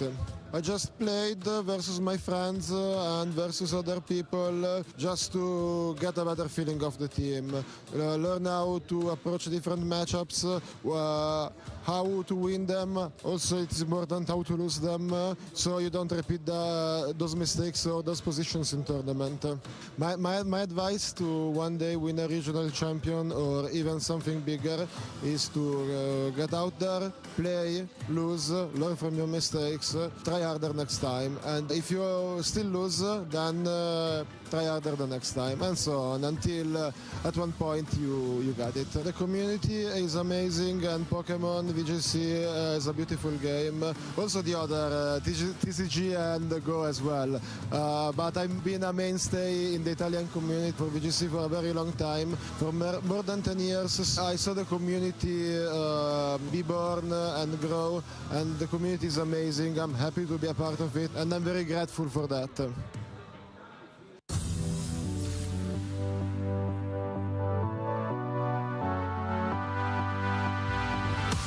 So for new players at home looking to start competing, I would strongly recommend visiting your local league, because your local league has a whole bunch of great mentors, professors, and other players among you who are like-minded and absolutely want to get you into the game better than you could ever be on your own. For new players, I'd recommend starting and just watching the stream, seeing what people use, and even just copycatting a team. And for me, it's just like using Pokemon that I know I'm going to have fun with is the big thing. Because if I am having fun, then I'm way more likely to win. For people that want to start competing, I would say start playing online, look for guides. Personally, I watch a lot of Wolfie's videos and a lot of Harry's videos as a French player. So if you understand French, you should go look at his channel. For Wolfie, it's a lot of help, and just play online. Like, if you build a team and start playing, write down your notes, look at your mistakes, try to analyze your games, it's a lot of help. And, you know, find a friend that can play. It's going to be a lot of fun.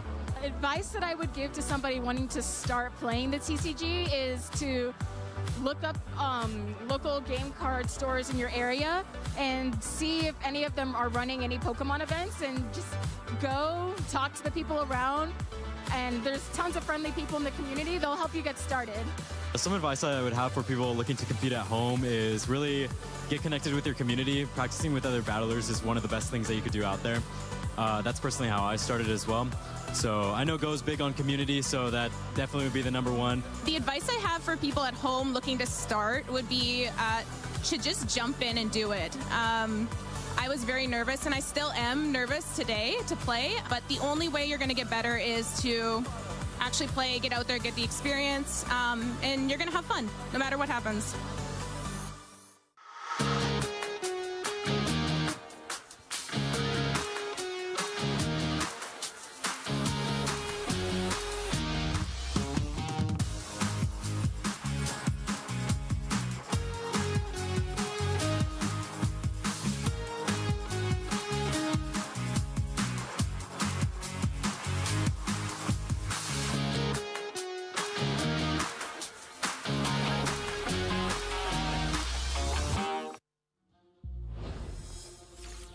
Ben, that after months of searching, I finally found Frostlass's Megastone. No, I didn't. Welcome back, trainers, to the Turin Special Championship. Go on, Charlie. It was a Frostlassite for sore eyes. Oh, we loved it. Wow. Oh, he loved it. I wasn't expecting that big a reaction. Ben and Chaz here, taking you through our Turin Special Championships, and that was a great match that we just saw. I didn't expect to see Perish Song being actually working so well with only one Pokemon in the format, learning Shadow Tag, but Davide really showing us why it's a powerful strategy to use. Was Costa insufferable about it? I bet he was. He's going to be insufferable later. He was okay on the desk, but a little secret for the traders at home, on the desk is where usually we're at our best behaved. Yeah, sure. Yeah, Costa's been making a big noise about Mega Gengar all weekend. Well, I say all weekend, it's just the total weekend. All of yesterday. So we'll see if it goes all the way. And listen, I'm impressed, colour me impressed by Davide's performance with it. He was telling me in the interview just then that this Mega Gengar team really is geared towards shutting down those the Mega Floette teams. So, yeah, maybe it is the Metacool heading into this weekend, but it's a strategy that's, you know, notoriously tricky to utilize. It definitely is. There's a lot of powerful Pokemon out there. I feel like the discrepancy between most of the Mega Pokemon and all of the rest of the supporting cast is so high overall, especially with this limited Pokédex format where we don't have all of the best tools available to us, and so there's always going to be between the best and the strong Pokemon in the format, there's always going to be a little bit of a difference there, but I feel like that's exaggerated with the fact that we've only got so few Pokemon to choose from. Exactly that, and I do think it's really exciting to be able to... What it forces you to do is really explore all the ins and outs of the few Pokemon that we have available, and that's where those really niche picks that rise to the fore come from. Exhibit A, of course, Jamie Boyd, and the very first featured match of Pokemon Champions in EU ever that we featured in Swiss Round 2. Definitely go and check it out. If you didn't see it, then I'm afraid to say you definitely missed out. Superior, Ceruledge, Milotic, we had Kommo-o, we had... there was Mega Floette, and then the sixth one. It was also a random... It was Weird Deer. It was Weird Deer. I can't believe that why didn't I was the start one with that? Exactly. That was the most fascinating Pokemon. Really setting up the gravity, using those Hypnoses, setting up the Milotic to be able to get itself set up on the board. A few set up Pokemon and stopping your opponent by letting them take a little bit of a nap.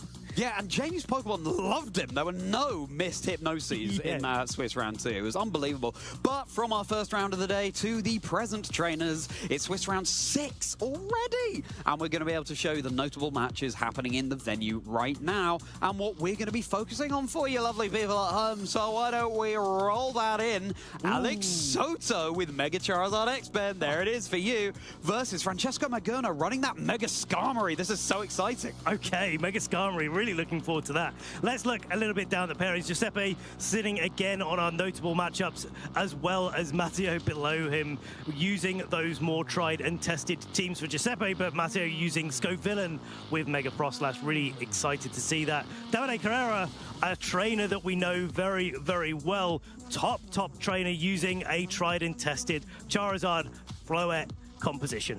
And I believe Davide Carrera won a grassroots tournament recently in Pokemon Champions, so really coming off the back of a strong finish, heading into our first ever EU Pokemon Champions event. Roberto Parente is running Mega Scizor and Mega Tyranitar, synergizing so nicely with that Sandstream. Samuel Pereira going for this Mega Floette, Mega Charizard Y team, which is exactly what Pierluigi Berardino is running as well. Apologies for any mispronunciations. This seems like one of the tried and tested teams to beat heading into the Turin Special Championships. I love that combination on Roberto's team of Mega Scizor as well as Komodo. Yeah. And the Synergia Incineroar as a kind of mode to be able to set things up.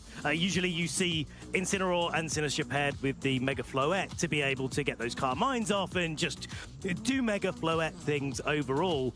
Kind of the Xerneas from back in the day, but reliving its glory days through Floette's eyes. But Komodo is a really great Pokemon to be able to set up, and especially when you support it by those Mega Scizor strong bullet punches, those big steel type attacks. There's very few things that can take Komodo down very quickly. Yeah, absolutely. Really nice synergy there. Yeah, of course, Sizzle with its steel typing dealing with the fairies that Komodo hates to see. Alex Soto versus Francesco Magurno, though, that is very much the match that we will be starting with. We'll obviously take a deeper dive into the teams in a moment's time, but Mega Skarmory gets an ability called Stalwart, everybody, which you might not be too familiar with, but it's got a really unique way of activating, ignoring any redirection. And of course, we have a Sinistcha over on the other side of the field that loves to dish out those rage powders, but oh no, my friend, Mega Skarmory says, I see your matcha, I don't even like it. I'm more of a latte person. And it goes, Pokemon, it's not a person, goes into the other doggy instead, and potentially just knocks him out with a big old Brave Bird. Yeah, there it is. Look at that sky-high attack stat as well. Now, the trade-off for Mega Evolving your Skarmory is you lose some of your defense. It's still a very high defense stat, but it gets channeled into the offensive prowess instead. But that speed as well that Mega Skarmory gains is really, really crucial, and most notably taking it past Pokemon like Mega Floette. And it's kind of like if you took Corviknight and made it a little bit more offensive, a little bit more speedy, right? It can still take those big hits. It's still got that great defensive typing of Steel and Flying, but actually it kind of hits like a truck in a lot of respects, especially some of the early adaptations of Mega Skarmory. We'll see if this is the case as well here. Ran Sword Stance instead of Tailwind to be a little bit more offensive with its Brave Bird and Iron Head, and especially like normally you have to be a grass type to be able to ignore Rage Powder, but Stalwart being able to target down Pokemon like Incineroar or Sinistcha with those big attacks and not be able to be redirected, but also Pokemon like Mousehold, which may be paired with a Floette or a Mega Gardevoir or something like that you want to get those big steel type moves down into, you'll be able to do so. There's definitely a premium on steel type moves in the format right now with all the Floette, and Skarmory is such a fantastic way to get around it because, again, another Pokemon that we've been hyping up all weekend is the Sinistcha. It's a Pokemon that's never been more viable than right now because of that hospitality ability topping up HP, and there are so many protect the VIP, that is very important, Pokemon strategies out there right now, whether you're getting your Floette boosted up or whether you're setting up a Soul Dance and Kingambit and all sorts of other things. Sinistcha is such a useful Pokemon to replenish your HP and then redirect. Yeah, it's like, and especially when we're in a format that doesn't have like a Moongus or any other of those options that we're used to using for Follow Me. Clefable and Clefairy, kind of the premium redirectors, but when the Pokemon that you're protecting is the same type as you and you can't go for a Terrestrialization anymore because that mechanic is not in Pokemon Champions, at least just yet, the ability for your Clefable to be able to redirect any attacks is certainly neutered. You have to use it with different type of offensive options. Also, you're probably not going to be wanting to redirect with your Clefable a big Iron Head from exactly. So, yeah, exactly. Very tough indeed. I can't wait great to bring this match to you. Oh, they've been in the kitchen, haven't they, Ben? All these trainers. Now, Mega Charizard X is one of the Pokemon that this Mega Skarmory is going to go up against. Now, Ben, tell us why you're so excited about this after we take a look at Alex Soto and take a deeper dive into who he is. Yeah, it's like, I feel like Alex has just spent a whole season just getting second place at regional championships. A couple of 2023s, one in 2020 as well. Before our online era, getting top 32 at the World Championships in 2022 as well, has been known in the past to be the Trick Room guy. Yes. The hard Trick Room guy, but deciding to go a little bit differently on this occasion and maybe play a little bit more into those sort of speedy Pokemon, getting that set up. Usually these sort of Mega Charizard X teams run a Dragon Dance and then a bunch of ways to support it, and Milotic stopping or at least disincentivizing Intimidates to come in to slow it down.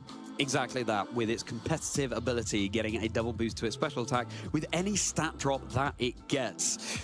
Could it be Alex Soto's time here at the Turin Special Championships? And what a hallowed victory it would be. I feel like there's a particular premium on winning the Turin Championships this weekend because, of course, it is our first ever EU event in the new competitively focused Pokemon Champions. Do you want to tell us a little bit more now, Ben, about why you love Charizard X so much? Yes, I think Fire and Dragon as a defensive typing is really, really good against a lot of the Pokemon in the format. Not only that, but unlike Mega Charizard Y, it gains a lot to its defensive stats, which means that it can take moves like Dire Claw at close combat, Flare Blitz certainly, and a lot of those big physical threats that little bit better. But also, if you can support it getting a Dragon Dance up, which I feel like, especially watching this weekend with all the setup that we've seen already, all the setup that happened in Indianapolis last weekend, it's very clear that there is the tools, the capabilities to get Pokemon set up. Once Mega Charizard X is set up, those Dragon Claws hit so hard, and Flare Blitzes as well. Mega Floette, most notably as an overall matchup, like, it does not want to take a +1 Flare Blitz. Like, there's no way that you can train Mega Floette to be able to take that. Same with Sinistcha, and so Mega Charizard X for me becomes a little bit of a core breaker as your Mega Pokemon, alongside the support that the rest of the team can offer. Core Breaker, let's see if it can break through the Mega Skarmory that Francesco is running. Let's take a look at this player profile, Francesco Magurno. This is a trainer who's still going for that first big win, but look at how recent these achievements are. Going back to just 2025, we've got a couple of top 32s, most notably top 8 at the Stuttgart Regional Championships in this very season. And now all bets are off. Of course, the Scarlet and Violet era is behind us. We're all on Mega Evolution and Pokemon Champions now, running the classic, tried and tested Mega Charizard Y alongside this more niche pick of the Mega Skarmory, because it has to be said that the other pieces on that team, they kind of fall into a fairly recognizable position.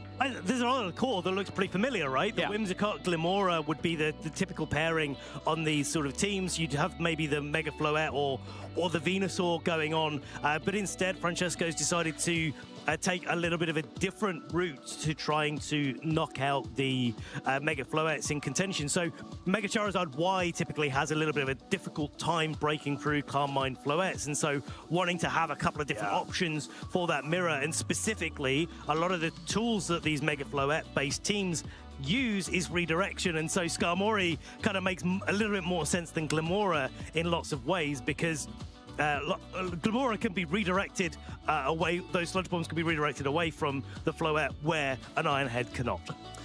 Of course, you can only Mega Evolve one Pokemon per battle, though, and this is something that Francesco is going to have to consider carefully. Are they going to go for the offense with the Charizard? Of course, Skarmory very offensive as well, but you need that Stalwart in order to pick off pieces at your discretion.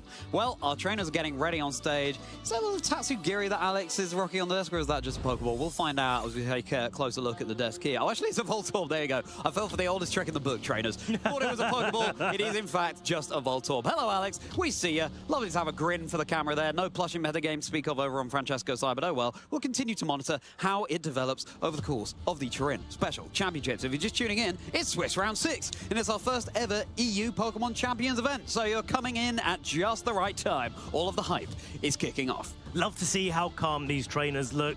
They've already got themselves warmed up. We're deep into the phase 1 of our competition, and these trainers are locked in and ready to go. Just waiting for that match to get themselves started. Here's a little bit of a recap of both of these players' achievements.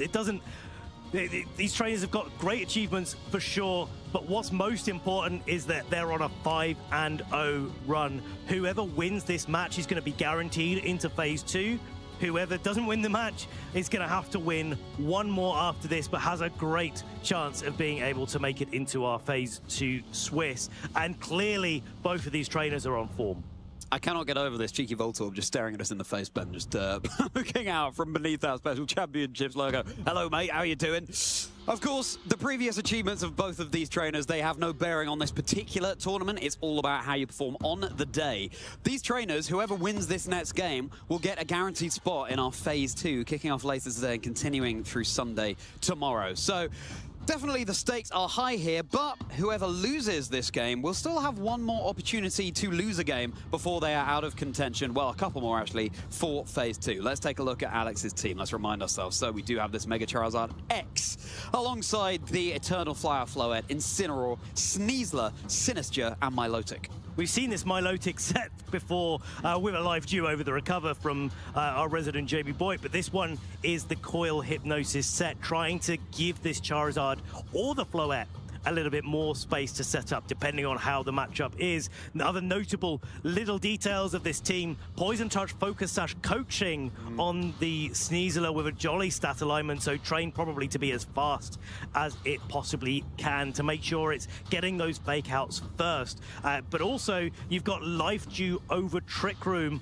on the Sinistcha. Not a decision that I expected a trainer like Alex to make. Just, yeah, no Trick Room entirely, preferring the option to play defensively with the Sinistcha, keep it around where he needs it, but then also get that HP back, offset some of the recoil that you get from Flare Blitz.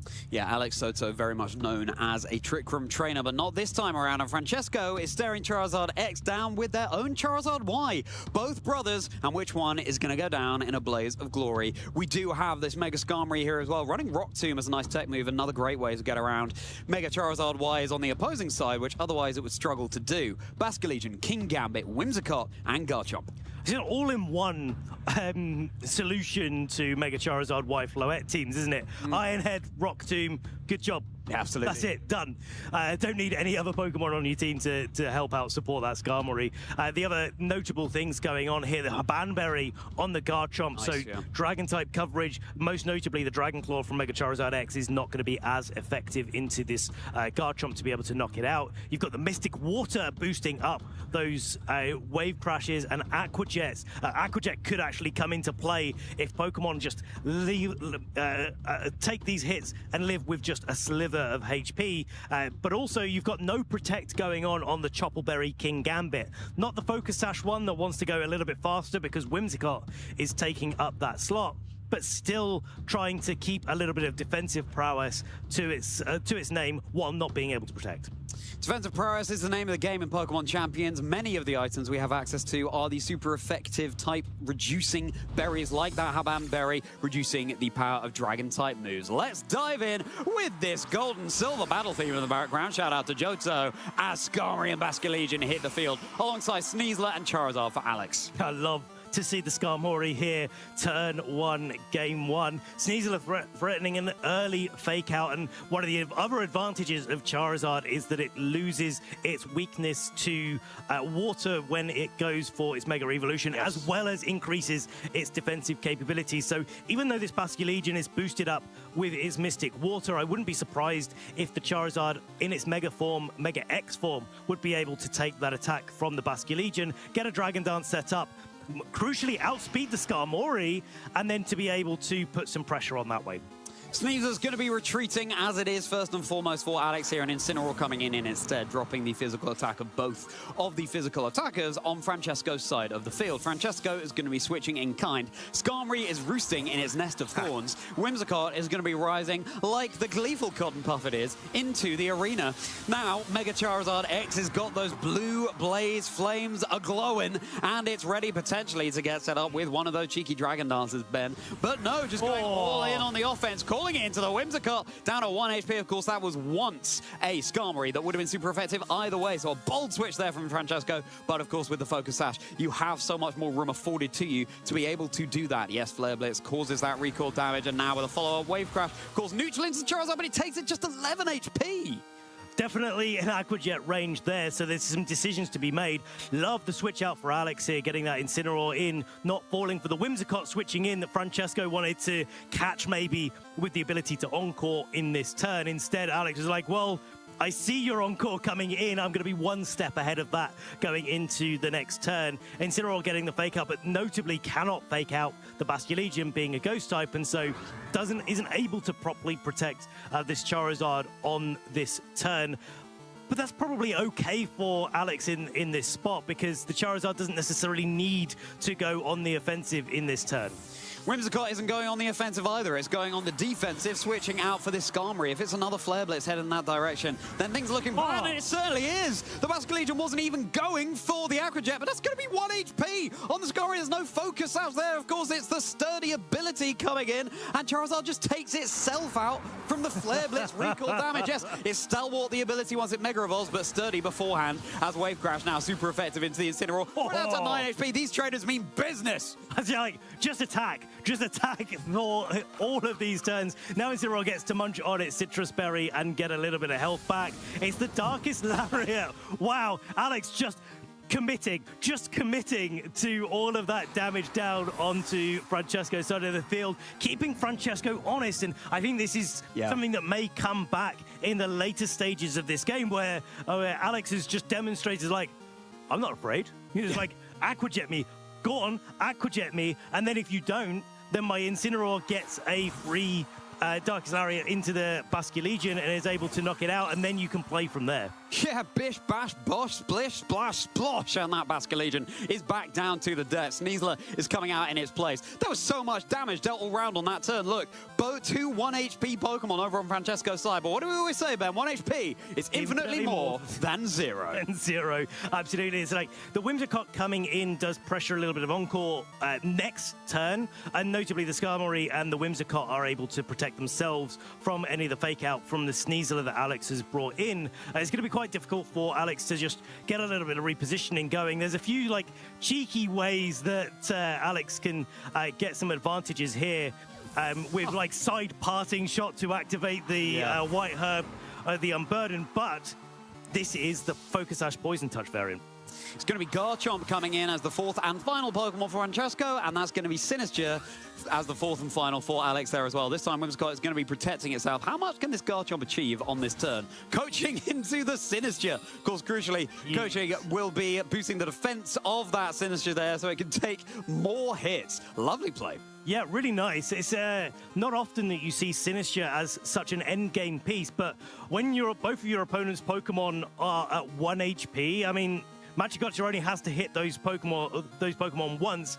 Damaging moves can never do any less than 1 overall damage. And so this Garchomp is being on the physical side is going to have a real tough time knocking out this Sinistcha. You need that Mega Skarmory Brave Bird to be able to do so, but that's only at 1 HP, so you only get one opportunity to do that. And if another coaching comes out from this Sneasler before that happens, then it's going to be really tough for Francesco to break through it. And the momentum is blowing from behind Francesco now. The Tailwind and now the Earthquake super effective into the Sneasler, but of course Sneasler is a Pokemon for Alex that is holding that Focus Sash. So it's going to be able to hang on here. Sinistcha takes it for days being a Grass-type Pokemon, and you're KOing your own Whimsicott, sure, but being on 1 HP anyway, it wasn't long for this match. Besides, and so now it's just this 1 HP Skarmory that's lurking in the back, and there's another coaching. And who'd have thunk it, Ben? Sinistcha looks like it's going to be the defensive wall that Alex needs here. Yeah, getting a little bit of HP recovery back from the Garchomp as well. Do pretty significant damage. Okay, critical hit. That makes a little bit more sense there. The extra damage is definitely nice. Might accelerate this game by a turn or so going into the next few turns. And that's really important, actually, because this Skarmory is only going to get one opportunity to Bravebird. We are in the Tailwind environment. The Sneasler doesn't have the opportunity to protect itself. So either the Incineroar comes in, it's at low HP. Yes, it's going to get some Intimidate down onto the Skarmory and the Garchomp, but it is going to go down on the switch into an Earthquake, and there's nothing stopping this Garchomp going for an Earthquake this turn. At least you have the Intimidate with Incineroar in the back, but as it is, it's going to be Sinister staying in and protecting itself. This is now the linchpin for Alex. Earthquake now, again, it's going to be easily enough to secure this 1 HP onto the Sneasler. Incineroar is forced back out, and, you know, it's looking kind of close here with this Garchomp, but with that crit matcha gotcha, potentially that could be what seals the deal for Alex. It's like Incineroar gets to come in here, get the Intimidate off, get another Fake Out going. And there's a pin here from Alex being able to just make sure that the Fake Out is always in play. Whether or not you switch the Incineroar in and the Sneasler comes back in, or you just bring the Incineroar in clean and to be able to Fake Out for this turn.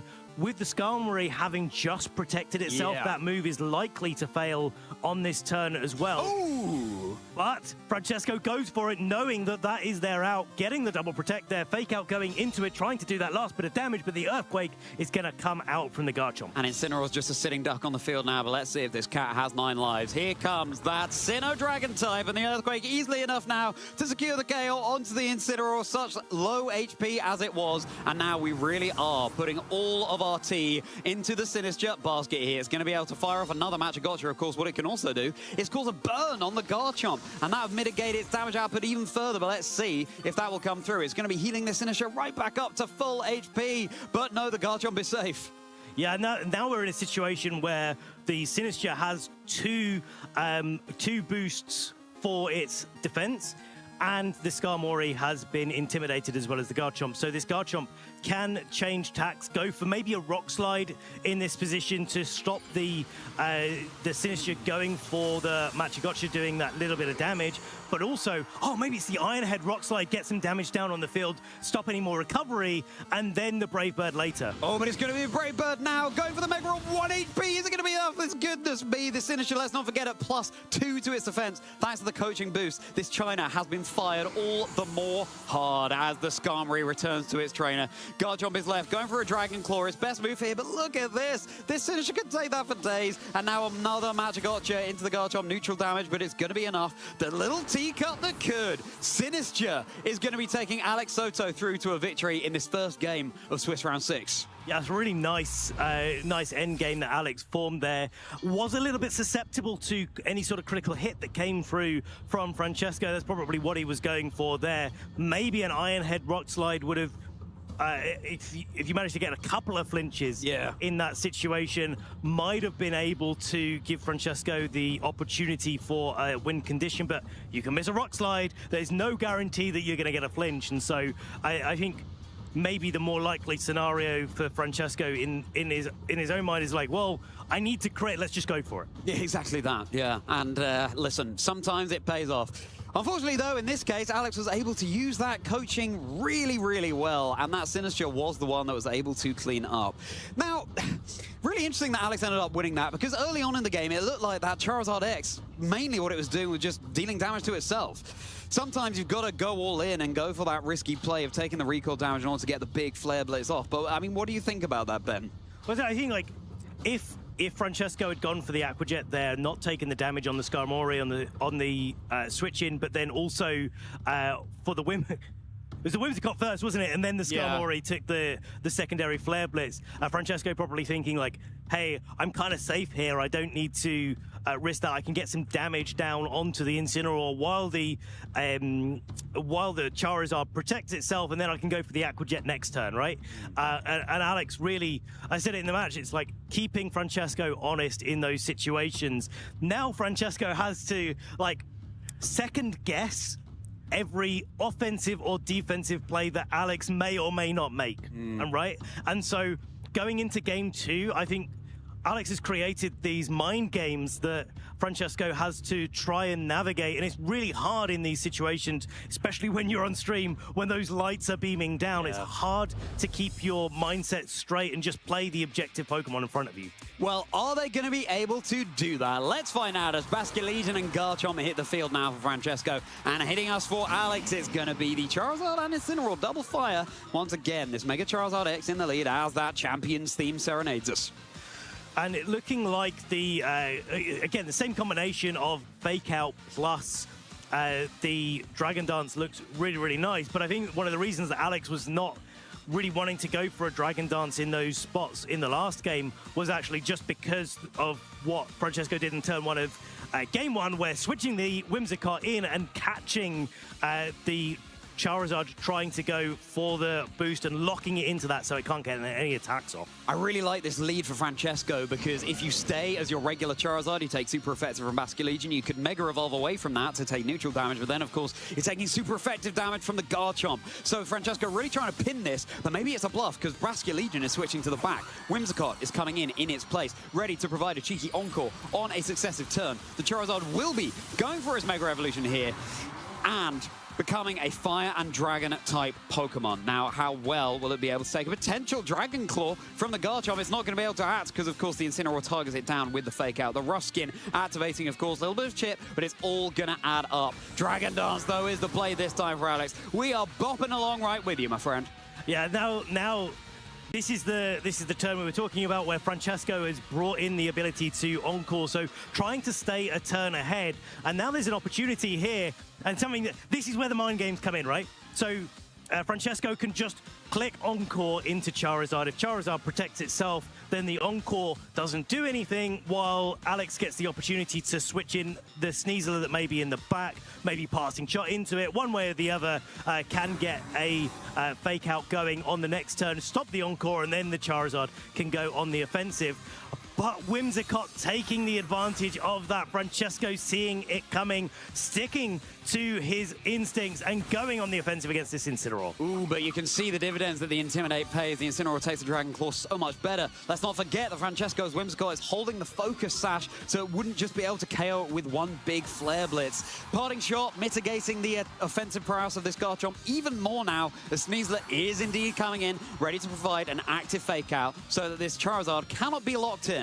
And without Covert Cloak being an option that we have access to, this Whimsicott is going to be susceptible to a Fake Out, which will allow the Charizard to get off a key Dragon Claw, most likely into the Garchomp to put some pressure on it. But this Garchomp is holding a Banberry. Yes. So Francesco is still in a good position to try to retaliate, do a little bit of damage back to Alex.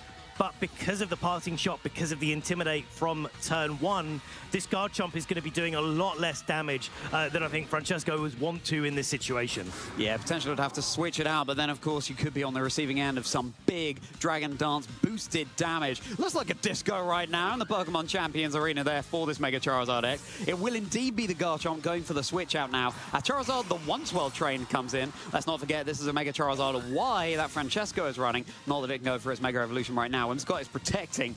Yes, and it was the Fake Out targeted down into that slot. Alex did not want to be encored into any Dragon Dancing or indeed protecting, but now Charizard has gone for another Dragon Dance, meaning it's susceptible to an Encore on the next turn. Yeah, and this is the cycling going on, right? So one of the big strengths of Mega Charizard X is that it can look at a Mega Charizard Y and be like, so what?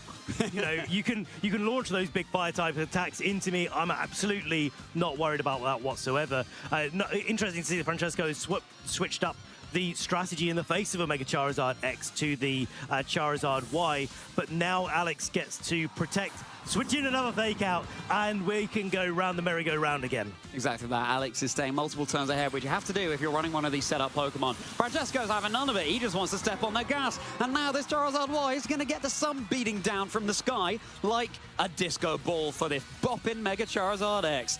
Sunlight is harsh. The heat waves are going to be hitting all the more harshly as well, boosting up the power of something like its Heat Wave. Charizard protecting from the Encore there. Of course, you don't want to be Encored into protect either, but that's why this Incineroar can hopefully go for a fake out on the next turn. A weather ball in the sun, the Incineroar is going to be able to take it, but every little bit of chip damage adds up here. Of course, the Whimsicott can just now protect as well. This really is the battle of Charizard X and the Whimsicott here, cycling in the protects at the right time, and indeed the fake outs. Who is going to end up with the upper hand? Of course, Francesco has to win this to take us to a game 3, but if Alex wins this game, they are going through undefeated and stamping their ticket into phase 2. Yeah, it's so difficult for Francesco to be able to break this pin as well, right? Looking at the Pokemon that he has in the back, there's a Basculegion that isn't going to be appreciating a Dragon Claw coming out from the Mega Charizard X. And after the fake out and into the Whimsicott and an attack into the Charizard slot coming out from this Charizard X into Charizard Y, proving once and for all what might be the better Charizard overall, at least in the mirror match. Now the Encore can come into the Mega Charizard X and lock it into doing Dragon-type moves, which means it's not going to be able to damage Whimsicott ever in the battle. Unfortunately, it's going to be able to damage everything else. Exactly. And so, yeah, I'm struggling to see a way that Francesco can break this pin that Alex has been able to manufacture. And of course, you've got Incineroar and Sneasler lurking in the back that can so easily deal with his Whimsicott anyway. So it could well be that Alex is just going to target everything around the Whimsicott with this Charizard X, even if it is Encore. Alex giving us a masterclass as to how to play this team and showing us that they are very much not locked into playing Trick Room teams, my friend. Oh no, Alex has the legs. Yeah, and maybe the wings and the wings, the burning fire out of the mouth as well, and the Boogie Nights too. Boogie Nights. So I wonder what music that Alex has picked going into this game. Maybe we'll have to ask him later on in the day. Garchomp going on the defensive, wanting to protect itself from any more damage. There is the Encore into the Mega Charizard X, locking it into Dragon Claw for at least the next few turns. Not going to be able to do any damage to the Whimsicott, but Garchomp not going to be liking that, even with a Banberry trying to defend it. Nice, so the Whimsicott is finally down. Alex has finally got the upper hand against the Cotton Ball, and now it's been scrunched up. Just Francesco down to their final 2 Pokemon. It will be the Garchomp and the Basculegion, and the sun beaming down from the sky is going to be acting against the Basculegion that, of course, Francesco himself set up with that Mega Charizard Y and its Drought ability. Alex Soto playing this oh so well, and all 4 Pokemon to their name. Yeah, it's like, now there's some choices to be made as like how you target and how you protect. The Dragon Claw is going down onto Francesco's side of the field, so this is Francesco's opportunity to come back into this game. If you can block the Dragon Claw, or at least make Alex trade for it, here we go, then maybe you've got a little bit of a chance. But even with the Banberry, Garchomp is not hanging on. I mean, that was a critical hit as well. I wouldn't be surprised if the critical hit didn't matter there. But there you go, just the odds in Alex Soto's favor. At least this last Respects is hitting as hard as it possibly can. Yeah. This Charizard is very much down and out, but you do have a Dark-type Incineroar. Truth be told, the Incineroar's on pretty low HP, so it's tough, but at least the Basculegion now hitting all the less hard thanks to that parting shot. We haven't even seen the 4th and final Pokemon for Alex here, so let's see if it will make an appearance. There's a temptation there as well to go for the Darkest Lariat into the Basculegion, try to put it at low HP, but actually, I quite like that parting shot to mean that once you've got the parting shot attack drop down onto the Basculegion, you can come back in with the Incineroar. It's on low HP. It's not going to be surviving any attacks, but after 2 Intimidates with Last Respects at full power, there's a chance that Sneasler or whatever else is in the back may have an opportunity to survive some attacks from the Basculegion. But if it is that Sinistra, like it was in Game 1, and you kind of like to think of it that it is overall, this Last Respects actually could do what it needs to do against the Incineroar, Sneasler, and potentially the the Sinistra in the back, if that's what Alex has chosen. Another critical hit and the Poison Touch. Again, very much in Alex's favor. Now, the Last Respect's easy enough for this Incineroar, but especially with the Poison, this Basculegion will surely be swimming its last. At least we get to see what Alex was thinking as the final Pokemon in the back. Is it going to be the Sinistra, or was Alex thinking along a different line?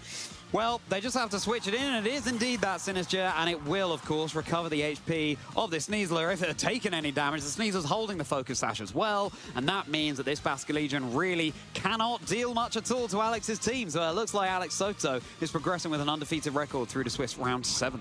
Does look that way, but it's not quite over yet. The poison does mean that the Basculegion isn't going to sleep from a Dire Claw there. But it does mean that all of that damage is going to be racking up so quickly. Basculegion going for the Last Respects. There's the Cassib Berry coming out from the Sinistra. it would have gone down if not for the Kasib Berry, and then the next turn, if the Basque Legion was able to take the Dire Claw, it would have been able to maybe come back, take us to a game 3. But as it stands, Alex Soto in phase 2 of your Turin Special Championships. Look at that, cool as a cucumber there, Alex Soto, just taking it in his stride. Well, I think that's what it's all about. Just going to keep that mental resilience heading through these 2 long days of competition, knowing that any bit of energy expended that you don't need to, that could come against you, because it really does rack up. And it's all about just keeping your mental stable, staying hydrated, staying well-fed as well. So Alex just keeping things calm there.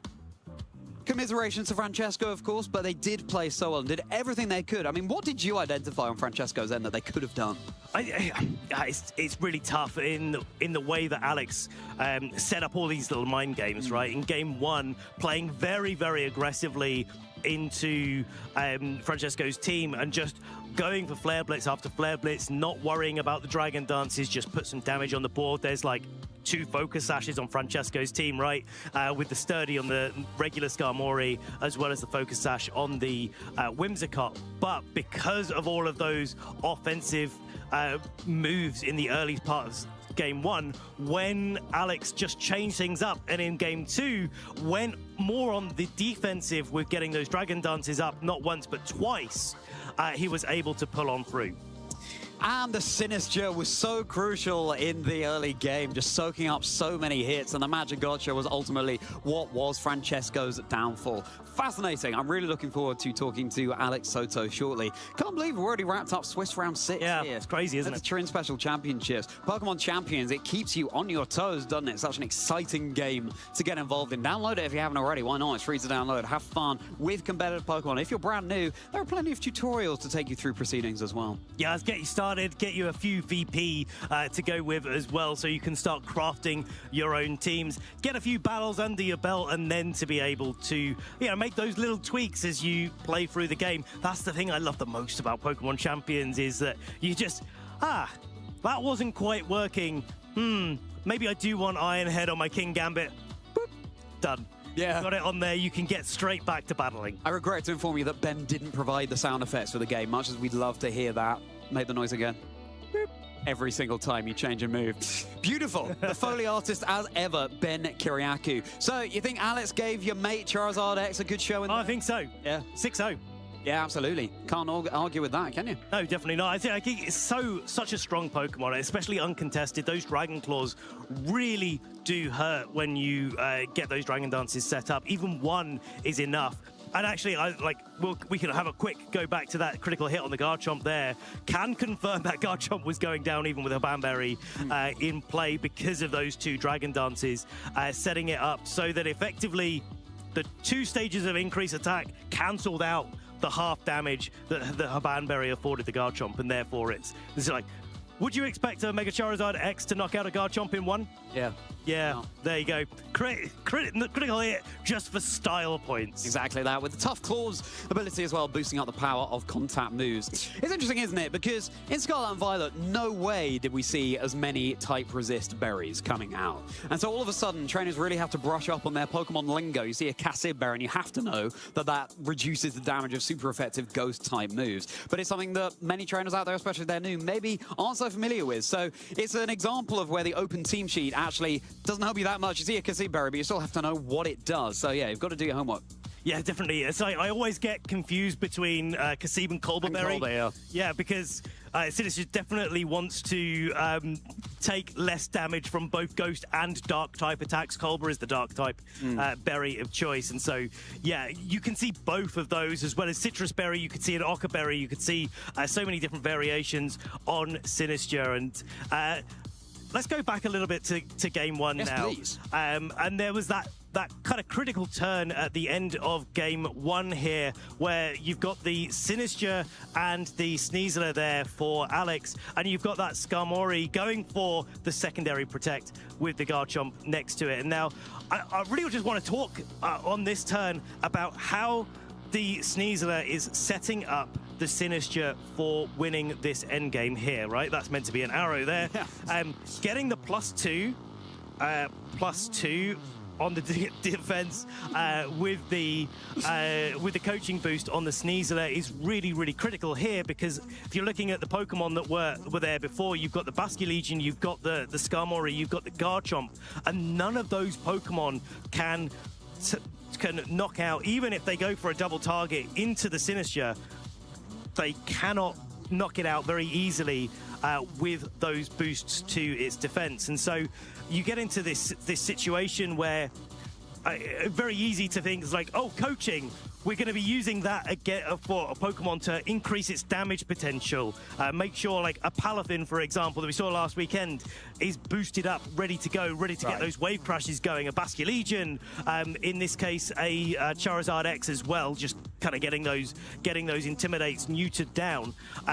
But in this case, Alex was able to use it as a really great defensive tool, so that when there was this double target of the Brave Bird plus the Garchomp into the Sinistcha, it wasn't able to go away, but that was only because the Skarmory there managed to get its double protect against this second fake out on the Sneasler and open up that opportunity as Garchomp was able to knock out the Sneasler with an Earthquake.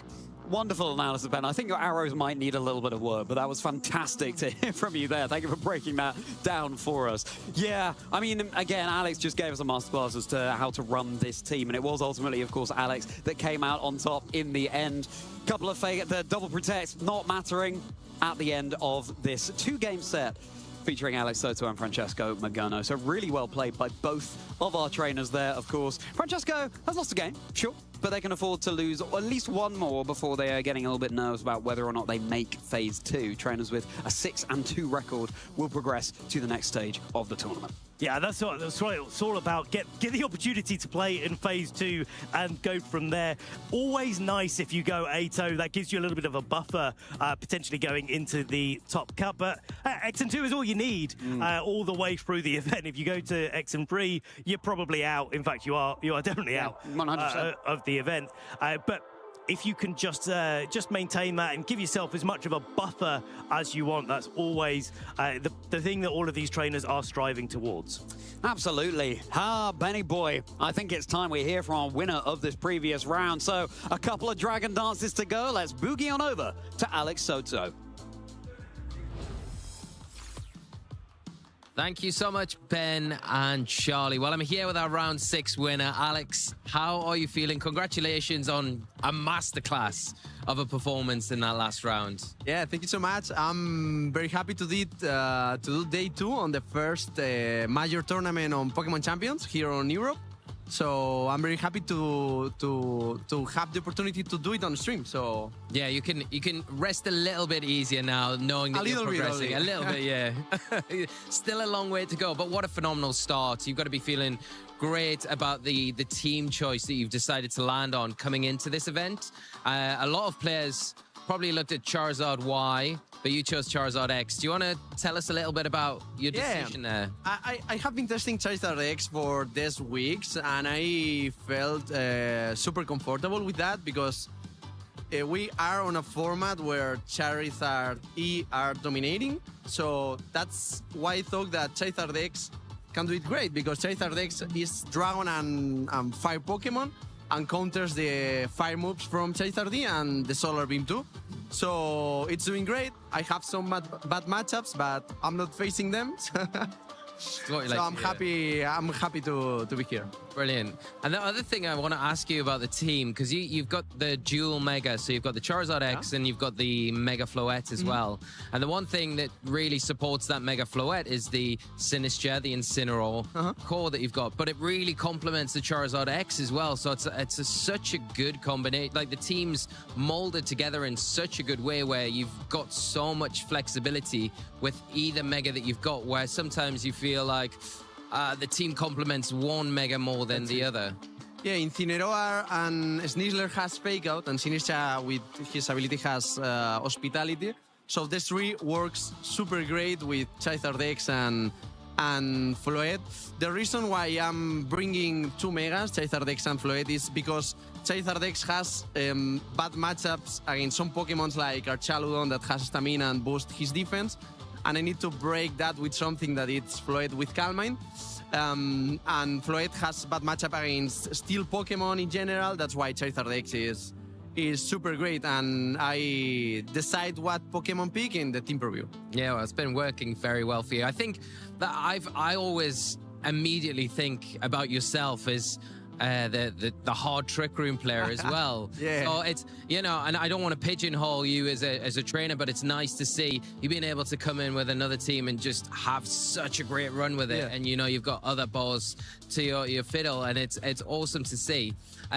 With the team itself, it's performing extremely well. You feeling confident for the rest of the tournament going in? Is there anything in particular you think, I hope I don't kind of bump into that throughout my run? Yeah, I'm feeling great with the team. I think the team has bad matchup against some whimsical Glimora teams that can be difficult, but the team in general is very, very great, and I'm feeling very comfortable with that. But getting into the match itself, because I think how you piloted the team in that game one in the end game, where you had the Sinistcha, and then you decided to coaching the Sinistcha, something we don't really see that often at all. But it was the game-winning play. Yeah. Was there any point in the end game where you were hoping not to see, and was it nice not to see the rock slide Iron Head from the Garchomp Skarmory? Yeah, it was mind games on every turn, but at the moment that he has Skarmory with 1 HP, because he has Sturdy and I used Flare Blitz with my Charizard X, I noticed that Sinistcha only needs 1 Machagocha to get the KO. So I thought that spamming coaching on Sinistcha, it's totally broken, because at the end Machagocha can recover HP when you do damage, and against the team that my opponent has, it works very, very great. Yeah, and if you got the burn at any point on the Garchomp as well, and it just seals the deal. Yeah, I talked to you before we started the interview about your plans for the World Championships this year, and can you tell the audience at home, are you planning to be attending or? This year I'm not pretending to going to Worlds, especially because I'm focusing on other projects.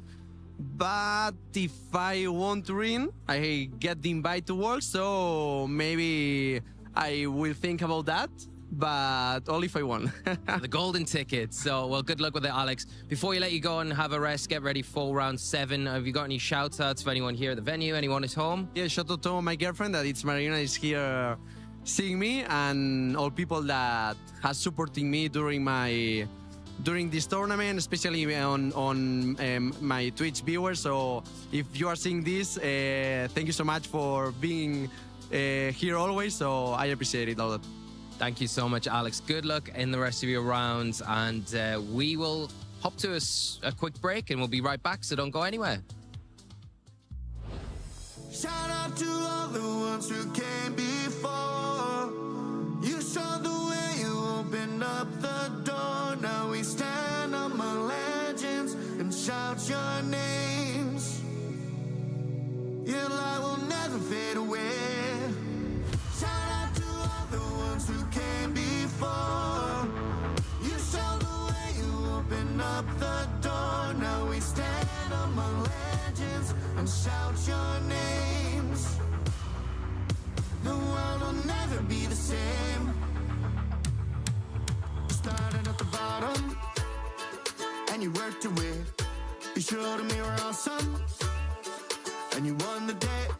Striving for the top spot, no room for mistakes. Yeah, you showed us the way. You showed us how to train up, how to pass the test, how to make your mark, be the very best. And when the lights are up and the pressure's on, how to push and push, you're the only one. Making friends all along the way, memories always here to stay. And that's why we say, shout out to all the ones who came before. You showed the way, you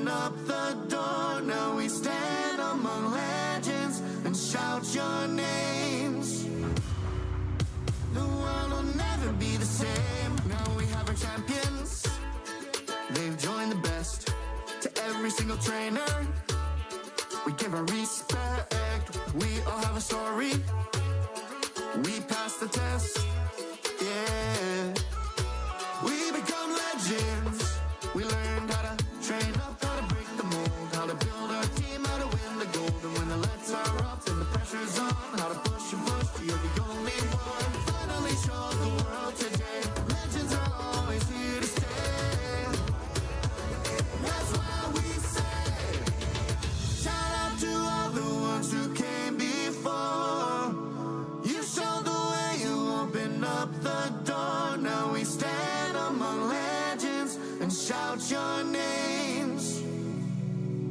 Your light will never fade away. Shout out to all the ones who came before. You showed the way, you opened up the door. Now we stand among legends and shout your names. The world will never be the same. Never be the same. So here's to you. Here's to you. The ones who came before. All I know. So here's to you. Here's to you. The ones who came before.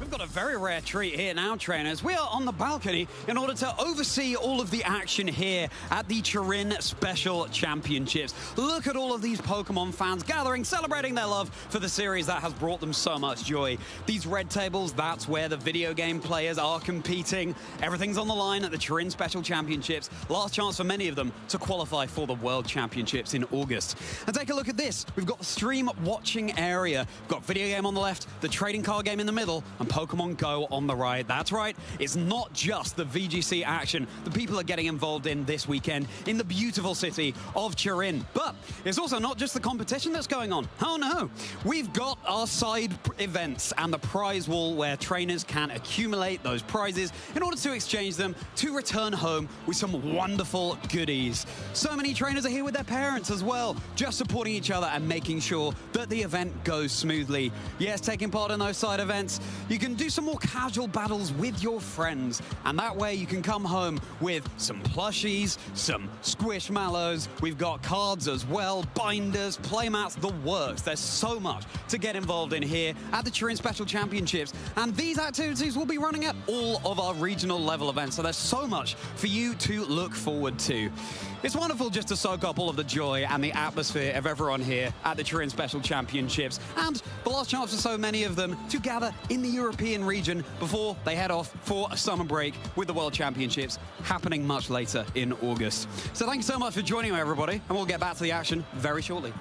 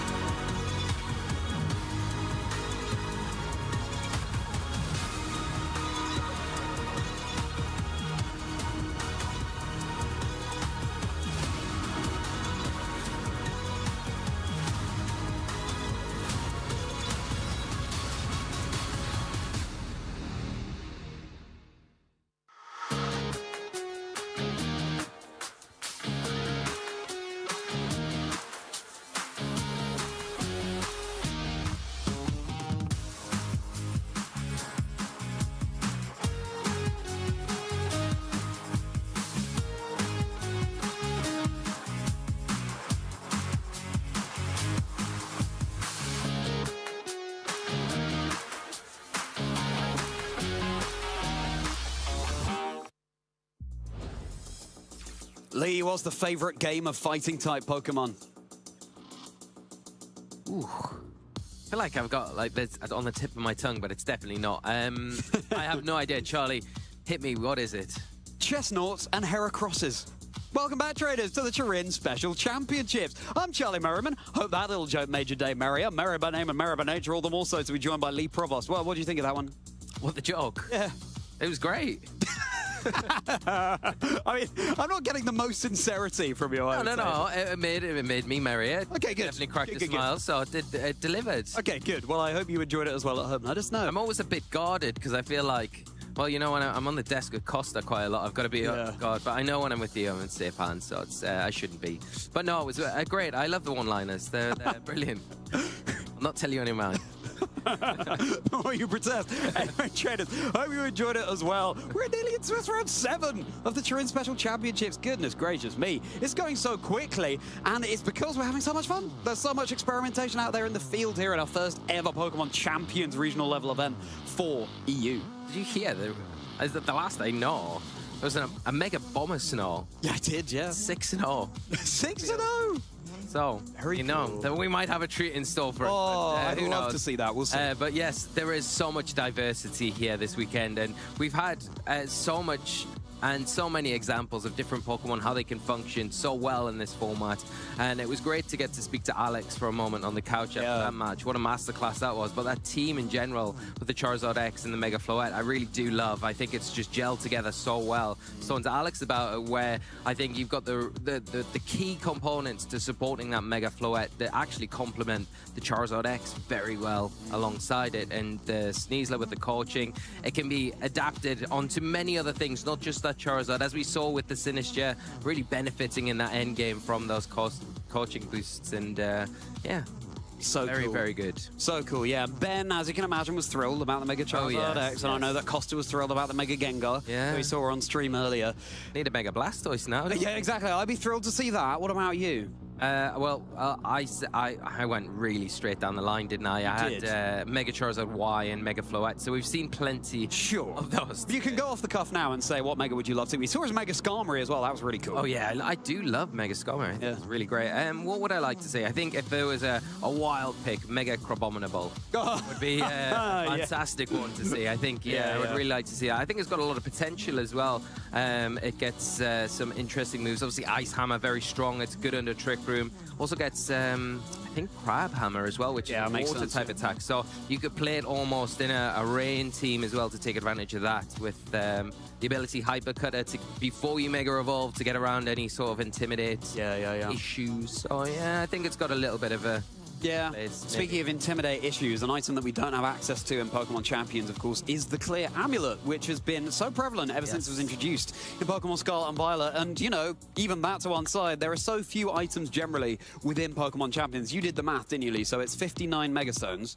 58 items. 58 items, which, actually, you know, that sounds like a lot. But a lot of those will be, for example, the Type Resist berries, and you can see them right there now. It's a great opportunity, as I was saying with Ben earlier, really to get to know what types these berries equate to. Kasib and Colbur, they get confused a lot. Kasib, that resists Ghost type super effective damage. Colbur, of course, the Dark type. And there are so many more items that we've seen so commonly in VGC over the years that we don't have access to in Champions yet. Yeah, and I think it puts a bit more emphasis onto the items that we do have and the utility that they can play. That's why, you know, we see a lot more usage of items like the Fairy Feather that we might not have really seen too much in the past, and things like Mystic Water. I think they're two of the more common ones that we would have seen have utility, but they play a huge part in this format. Leftovers as well. Not something we've really seen too often in the video game format over the years, because it's just superseded by the citrus berry, by those kind of bigger berries like the papaya and things that we don't have access to now, but that recovery each and every turn with the leftovers really, really valuable. And then we have things like the white herb as well, which we've seen such a mainstay on things like Sneasler to activate that unburden ability, which you would struggle to activate otherwise, because there just isn't the item choices to activate so often on that Pokemon. Yeah, definitely take a screenshot of the screen now, trainers, because it's a really useful handy reference guide guide for the items that we do have access to. Imagine running an orange berry over a citrus. I guess there could be a scenario where if your citrus berry is used, in a pinch, the orange berry might just be able to help you out because the orange berry tiny bit of just recovers like 10 HP. So yeah, we've got of course these move boosting items as well, type boosting items, Mystic Water and so on. But something like, you know, the choice band, the choice specs, they're not here. The only choice item we have access to is the scarf and the assault vest as well, which is an item that can really, you know, for example with our Chaladon, it just transforms that Pokemon. Yeah, it does, and I think they are a big miss, and it does change the dynamics of the format, but I think it's healthy for us as players to be limited to these items, because it not only allows us to explore these items a lot more deeper than we probably would have ever done before. I think it really it encourages a bit more innovation as well with team building, because we have those restrictions, which I actually absolutely love. I really do enjoy that. But yeah, I think there's some items that we have here that we haven't really seen make too much of a splash. I think Scope Lens is an interesting one to boost critical hit rates, especially because we have Dragon Cheer now, and there is quite a lot of dragons. We don't have that many fairies. They are pretty predominant, the ones that we do have, but I feel like that could be something that's lean into. Lots of Focus Energy users as well. Yeah, absolutely, and then other items that I think a lot of us are probably happier not to see, like Bright Powder, and we haven't really seen much of that. You know, the Sandville, Bright Powder Garchomp, stuff going around, which is just not nice, is it? I mean, it could synergize quite nicely, couldn't it? If you've got your Mega Frostlass, so you have the Snow Warning, then you have a Snow Cloak Pokemon next to it with the Bright Powder. And Frostlass is certainly on the rise, so maybe. But yeah, I love to see the Scope Lens there, and I love that you call out Dragon Cheer. Hydrapple we do have in the game. Get a Dragon Cheer off next to one of your Focus Energy Pokemon, and with that Scope Lens, you're guaranteeing all of those critical hits. Just bash through. You don't even matter about, for example, special attack drops from Draco Meteor, for example. No, they're just hitting right through and hitting as hard as they possibly can every single time. So really cool. There's so much experimentation to be done. I couldn't agree with you more, where actually with a more limited pool of not only items, but also Pokemon, it forces us to find creative solutions. Yes, it does, and I expect to see more and more of that as we get deeper into this tournament. But talking about this tournament, we do have the notable matches ready to look at for this next round. So we're going into round 7 here. I can't believe how quickly we're getting through all of these matches, but it's very exciting each and every round. And I'll see how our players have been progressing and who will be up next. Oh, nice. Okay, Yannick Koch going up against Sally Rizzulli. And Lee, another Mega that you think has been slept on, Mega Gardevoir. We're going to get to see it right now, that Pixelate ability. Yannick, of course, is also running Palafin, which is a Pokemon that did so well at Indianapolis last weekend with Mega Venusaur too. But we'll take a deeper dive into those teams in just a moment's time, because we've got so many others. There is that Mega Abomasnow. There it is. I mean, I love a Mega Abomasnow anyway. I never expected it to have such a good run early on to this tournament, especially when you consider how much Charizard's out there in the field. But it is doing very well, and you've got that nice Trick Room support with the Farigiraf potentially on the Gallade. And then Mega Kangaskhan is a secondary Mega, which is really interesting, which I think is probably another Mega that hasn't had the usage that it deserves or could have, you know, coming into this kind of close-knit format. But yeah, other teams there, we've got more Mega Frostlass that's going up against the Mega Charizard Y and the Mega Floette with Matteo and Eduardo there, and then Luca playing. That is a Mega Scizor and Mega Dragonite Rain team going up against the kind of standard Mega Charizard Y, Mega Floette. Run by Paolo Superbo. Yes, that certainly is the core to beat this weekend. Mega Charizard Y and Eternal Flower Floette Mega. I'm looking at that Gallade on Charalampos' team as well, Lee, and recalling the time when you likened your running style. That the Gallade and Scarlet. Right. You're going to have to give us a little taster of that in a moment's time. But of course, the match that we'll be bringing to you is Yannick Koch versus Sally Rizzulli. I love to see the creativity of these team builders. Love to see the Weavile as well as the Serena over on Sally's team as well. Yeah, you know, the tools that Sally's got access to, I love it. With the Gale Wings Tailwind to give you that initial speed control if you need it there. The Serena preventing all of those priority attacks as long as it's on the field to you and your partner with Queenly Majesty is very, very useful. Works a lot like Armor Till on the Farigiraf if you're unfamiliar with Queenly Majesty. And then that Weavile as well, which is faster than Sneasler.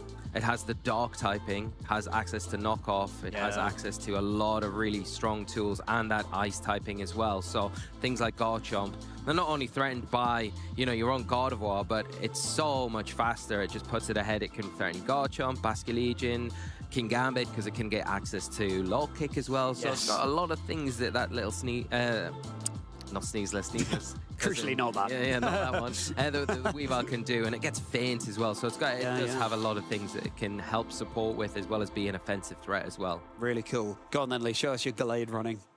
Gallade running. Well, it's got very... Yeah, it does, yeah. I can't really do it. That's true. We can't see your hips here, but yeah. Oh, yeah. Yeah, very nice. But I don't actually run like that. Do you not? No, I will. That's a shame. I know you go for I'm going to say I runs, do, though, actually. just for the Yeah, thank you. Yeah. Next time I see you on a treadmill through the window, I will keep an eye out to see if that Maybe is we your do it at the hotel. You can... Yeah, exactly. Gym there, so...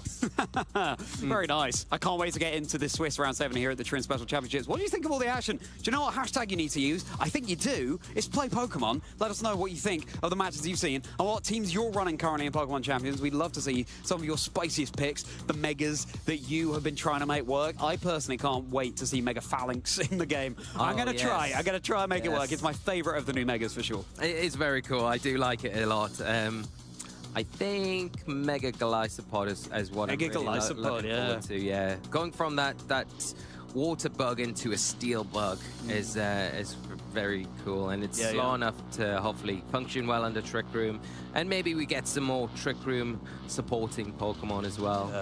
But we'll see. But that's definitely one that I've got my eye on when the format updates, but we don't want to get too far ahead of ourselves, absolutely because we've got a treat in store for us next.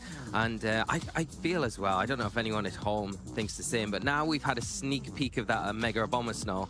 I'm desperate to, I really, really want to see that now. Fingers crossed, it's going to have to keep on winning out. And hey, they're clearly doing very well so far. It was 6-0 just a moment ago. So yeah, maybe we've got a Froakie and a Score Bunny on the stage. They're beaming out at us, and a Starmie, not a Mega Starmie, unfortunately. But the plushie metagame is certainly evolving, and I can't wait to see how these fascinating teams will match up against each other. A Mega Gardevoir, yes please. See if Palafin can pull its weight here as well. Of course, there's no Urshifu Rapid Strike yet in Pokemon Champions. That water and fighting type Pokemon is not around exactly. Maybe it'll come back. But even then, Unseen Fist, of course, works differently now. It only does 25% of the damage it normally would through Protect. So will that have a massive bearing on how Urshifu plays with the emphasis on Bear?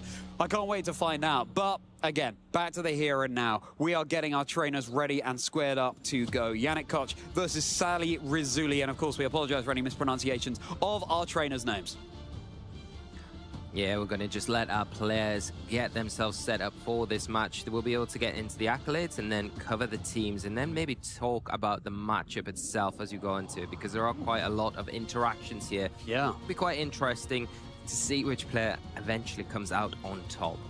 Sally Rizzulli is our Turin champion from 2023 in the seniors division, now in the masters division. They're going to be wanting to convert that, of course, into a masters division win in Turin as well. Could we have a repeat Turin champion in different age divisions? It'd be so cool. And at a 5-1 record, that is something that could well be on the line. Let's not forget, whoever wins this next game is stamping their ticket safe and sound into Phase 2, happening later today and continuing through tomorrow. Yeah, it's a really big match for both of these players. And of course, not only that, all of the championship points that go along with it that could be pivotal in determining whether these trainers will progress and maybe achieve a World Championships for that World Championships in San Francisco later this summer.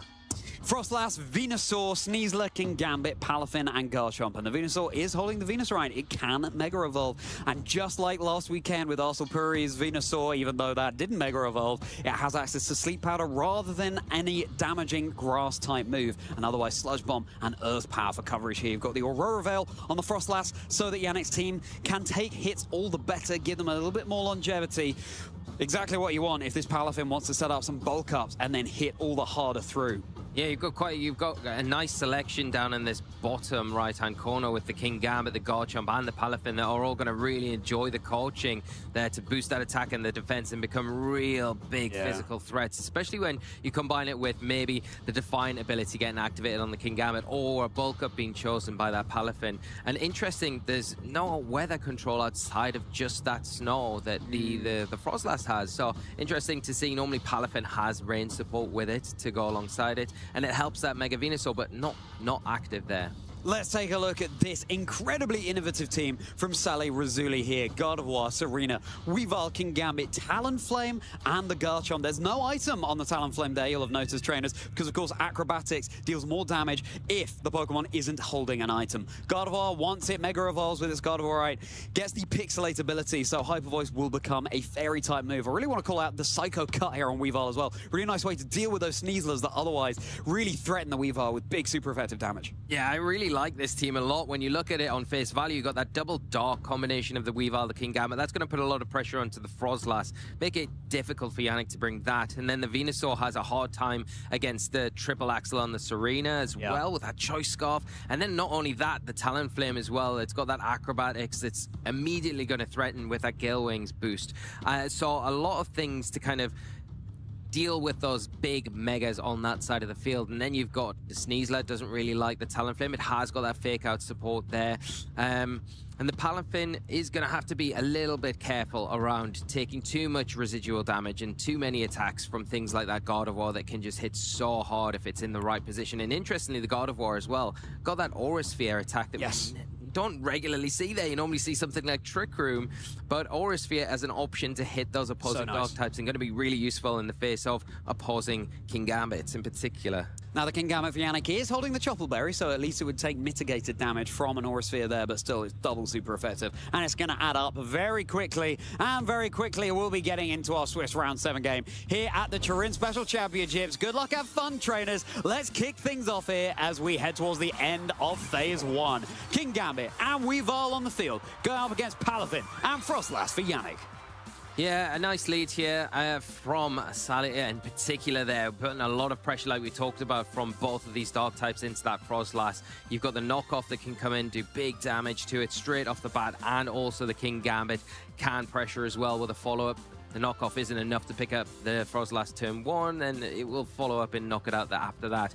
Palafin as well in that position where it wants to get off the field to activate that Zero to Hero ability, so it gets those stat boosts and can come back onto the field and be a bit more oppressive. So at the moment, you would say that all of the momentum is with Sally. Can they capitalize on it? That's the big thing here. Can you maybe predict a switch from that Palafin out and catch something on the switch in while also keeping pressure on that Frostlass that looks like it is in a really hard spot?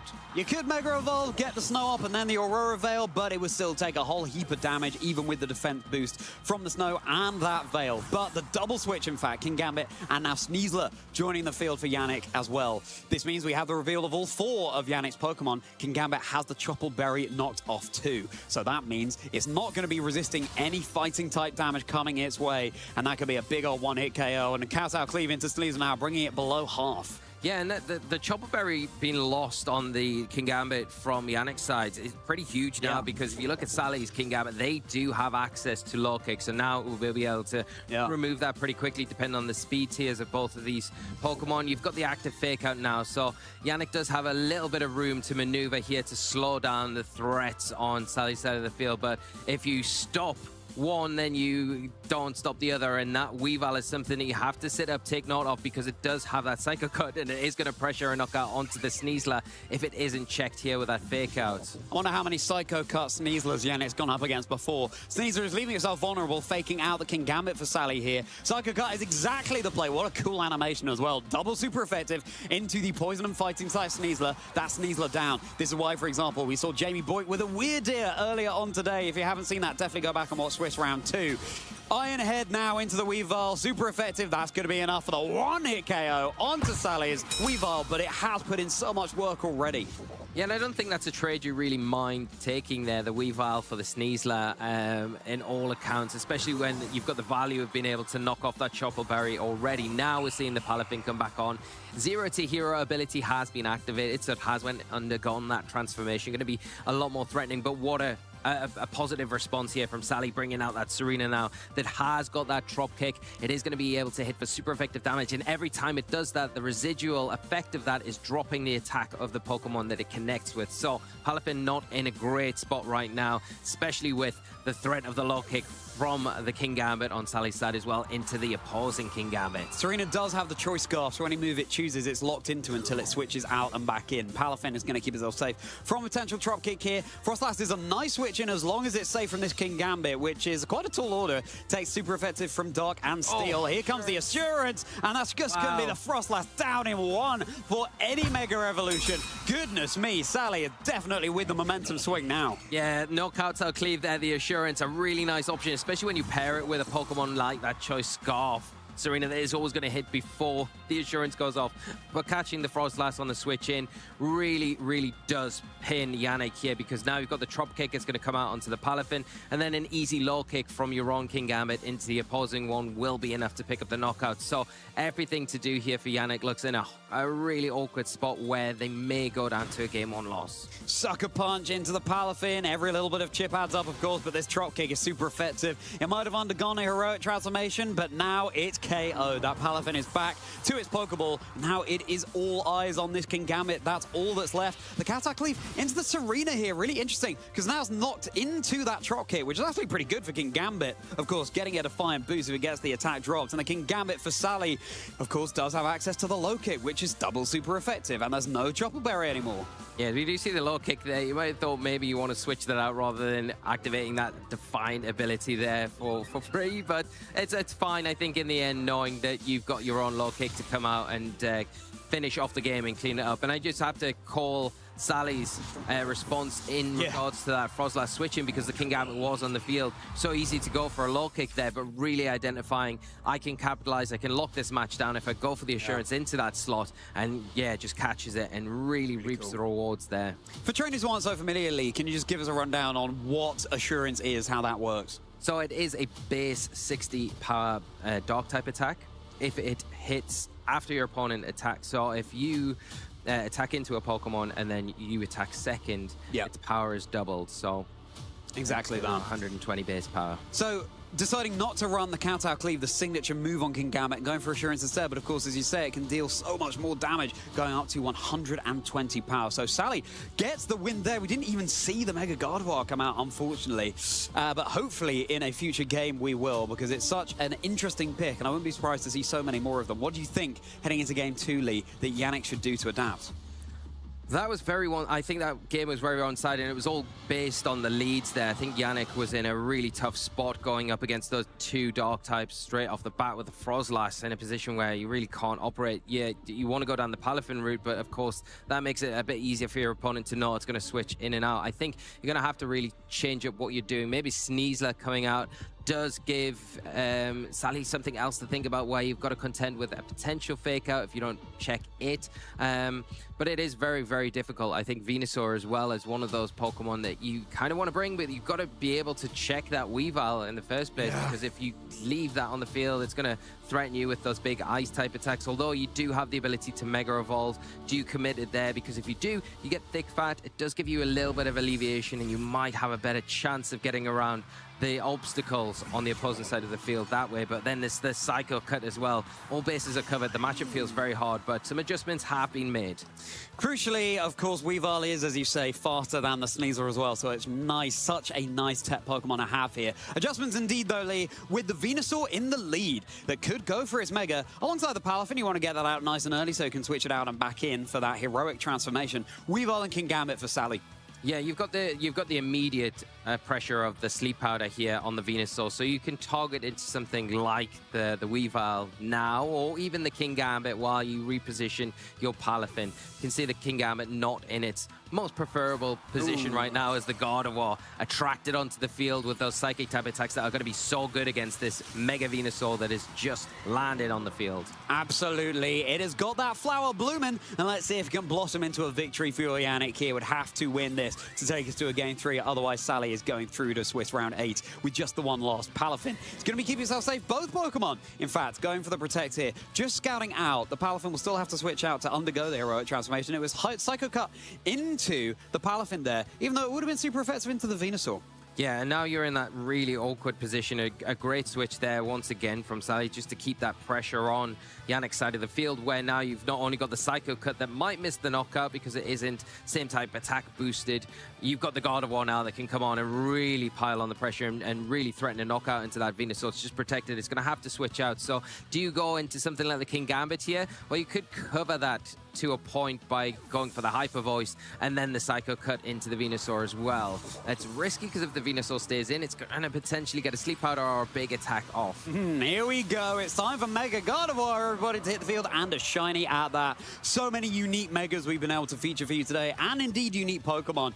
It's such a treat to be here in Turin. The triple axle, though, each of these hits is going to get slightly more powerful, and a crit with the second one, and it looks like that third one is going to be dodged anyway. So Venusaur just above half HP here, of course, with the thick fat ability, taking less damage from the Ice-type moves. Hyper Voice, neutral into this King Gambit. It's a very rude welcome here. Finally able to get this Sludge Bomb off. Super effective into the God of War, not enough for the KO. Brought down to 17 HP. Wouldn't be surprised if that's a calculation that Sally knows well, but it does get the poison. This God of War is now on a timer. In fact, its timer's up already. Just that was enough to secure the KO there. So such a crucial poison for Yannick. Yeah, really brave play there from Yannick, and one I feel like had to make to get themselves back into this game. You see the triple axle, maybe if that third one had hit, it probably would have been enough to put it in range of the Hyper Voice to take it down, but thankfully not.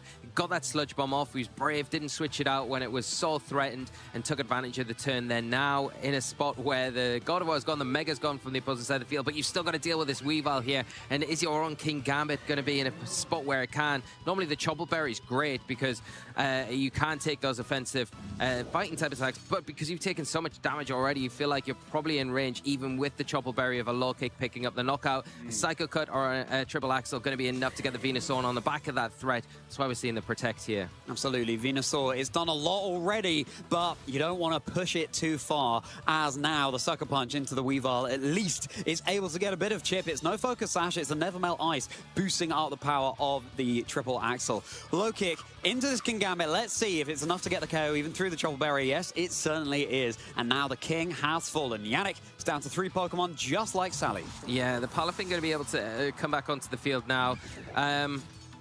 Is that Sucker Punch damage enough to put the Weavile in range of a Jet Punch? That's the question, because if you can get the Weavile now with the Jet Punch, then it frees up the Venusaur to go for a Sleep Powder potentially, or an Earth Power into that King Gambit, and you can slowly start to pull yourself back into the game. But it all hinges on, I think, whether or not this Weavile can survive the turn and maybe get an attack off. I think it's going to be very close. Weavile, one of those Pokemon though, it is quite squishy. It's not able to take attacks very well, but Jet Punch, it is one of those stronger priority attacks, so it's going to be very close here, I think, to being able to take it. And Venusaur, of course, now cannot protect it, just protected that previous turn, so will be susceptible to an attack if Weavile goes in that direction. Absolutely, and of course it's got access to the Psycho Cut as well. Completely accurate and super effective into the Venusaur. You don't have to rely on the triple axle. But actually, Weavile is going to be hibernating for a turn, as the Serena is going to come in its place again, holding the Choice Scarf. So whatever move it chooses, it's going to be locked in. The Jet Punch. Of course, Quickly Majesty from the Serena acting a little bit like the Armor Tail there. And the dodge from Sleep Powder onto the King Gambit here. The Iron Head, is this enough for KO? Yes, it certainly is. So that's both Megas down for both of our trainers here. That was a crucial miss of the Sleep Powder on King Gambit. Yeah, really unfortunate there. One of the drawbacks with Sleep Powder is it does have that little bit worse shaky accuracy, where sometimes it isn't always landing where you want it to. Now the Sneasel coming in, so there is a little bit of support there. Has a Dire Claw, can threaten that Serena. Super effective attacks in that direction. Can't utilize the fake out here, but again does pressure that King Gambit on the opposite side with those fighting type attacks. But you gotta remember that the King Gambit on Sally's side has a Focus Sash, so they've got that layer of security where you're gonna have to attack twice into it, and you've got no priority you can take advantage of as long as that Serena's on the field, and it is pressuring that Palafin at the same time with those Trop Kicks. And that means no fake out from this Sneasler either. So a really well-positioned Pokemon right now. We often see Farigiraf more commonly than Serena, but Serena offers so much, especially, for example, with all the Basculegion running around. Getting super effective damage into that is very nice indeed. Palafin wasn't able to be a hero in the last game. Let's see if it is this time around. Certainly not on this turn, just going for its Protect. The Serena Trop kicking into the Sneasler, crucially dropping the attack stat there on that Pokemon, meaning it's not going to be hitting as hard, even though the hit was resisted. The White Herd Herb, fortunately, able to restore his attack stat to its former glory. The Dire Claw now, how much into Serena? My goodness me, is just enough for the one-shot. Yeah, huge knockout there and a really nice pick there from Sally to go after the Sneasler in the first place, detecting the protect there, but the double up not quite enough to get the Sneasler. But you've got to imagine now it's probably in range of a sucker punch here from that King Gambit, so whatever it chooses to do next, it's going to be threatened. And now you've got the Weavile to come back onto the field. You've got a turn where you can take advantage of your own fake out, stop that Palafin from acting this next turn, and then hopefully get rid of that Sneasler in time to have a 2-on-1 situation where you've got the Weavile, you've got the King Gambit to deal with this Palafin. Can this Palafin turn it around? It is at full HP, but so is the King Gambit that has access to the focus sash for Sally. That means it can take at least one attack and stick around on the field. Fine margins again. Yannick has to win this one in order to take us to a game 3. Best of 3 is how it works around here. Sally, our Turin Special Championship senior champion from 2023. The last time the event was here, looking to convert that into a Masters win. It's going to be the Palafin flinching, but the coaching now onto this Palafin, meaning it's going to be soaking up all of the physical damage that Sally's Pokemon can dish out so much better, and that could be what is needed. Sneasler takes one for the team there, getting the coaching off, putting all of the eggs in the Palafin basket, but let's see if they're going to crack in Yannick's favor. Now the leftovers there, nearly back up to full HP. Yeah, now the Palafin becomes a big threat because how are you dealing with it? With the Weavile, yes, you've got knockoff, but it's not going to do anywhere near as much damage. The King Gambit is still going to be a bit of a threat to deal with, but I do love that Sally didn't commit to that sucker punch, knowing that the coaching could be there. We are just going to see a protect from the Palafin, though. Just wants to see what the opposing side of the field locks in with. And a little bit more recovery, of course, at the end of the turn, thanks to the leftovers. The knockoff followed up by the Assurance, which, again, as we saw, deals double damage if it moves second. So that means this Palafin is really under the thumb here. It's a good thing it has that coaching boost. Where do you target first here? You've still got to get through a Focus Sash on the King Gambit for Sally, remember? You might want to go Jet Punch, hope that that +1 Jet Punch is going to be enough to get the Let's Weavile, see. which it should be. It is, yeah. The Weavile is very squishy, as you say, Lee. So that is down and out, and now it's the King Gambit versus the Palafin. What can it do in its place? The Assurance, how much is it doing? Oh, I can take that so well. Maybe Yannick has found the answer to stamp their ticket into game 3. Yeah, definitely. And I think now you could go for a bulk up here just to kind of seal up the deal. I think you're already going to be fine anyway. Removing the Weavile, not having to contend with that double damage Assurance is going to be enough for you to hopefully close things up with a Jet Punch Wave Crash combination. Playing things safe, getting even more leftovers recovery here, just as you say, Lee, to seal the deal, absolutely. Don't want to leave anything to chance, especially when every win makes it all the more likely that you'll be progressing to our top cut tomorrow. But these trainers still have to win this game in order to secure their spot in phase 2. Jet Punch is really nice damage, and it's just going to be a 2-shot. Crucially, the Focus Sash broken. Now the Assurance. Yeah, Palafin's taken that so well. And whereas Palafin really didn't have a fantastic showing in our game 1, this Dolphin is going for the win in game 2. Yeah, really nice to see it left to that final moment and come in front of those 2 physical attackers, get the crucial coaching off, and then be able to close this up. We're just seeing another protect from Yannick, not wanting to take any risks, I think, at this stage of the game, although the Jet Punch is going to supersede the Sucker Punch that could potentially come out and get an attack off before the Palafin can move. But we know the Jet Punch, one more will do it and take this game to a tie. So we'll be going to game 3, and then it's all on the line for our trainers to do to progress into the next stage of this tournament.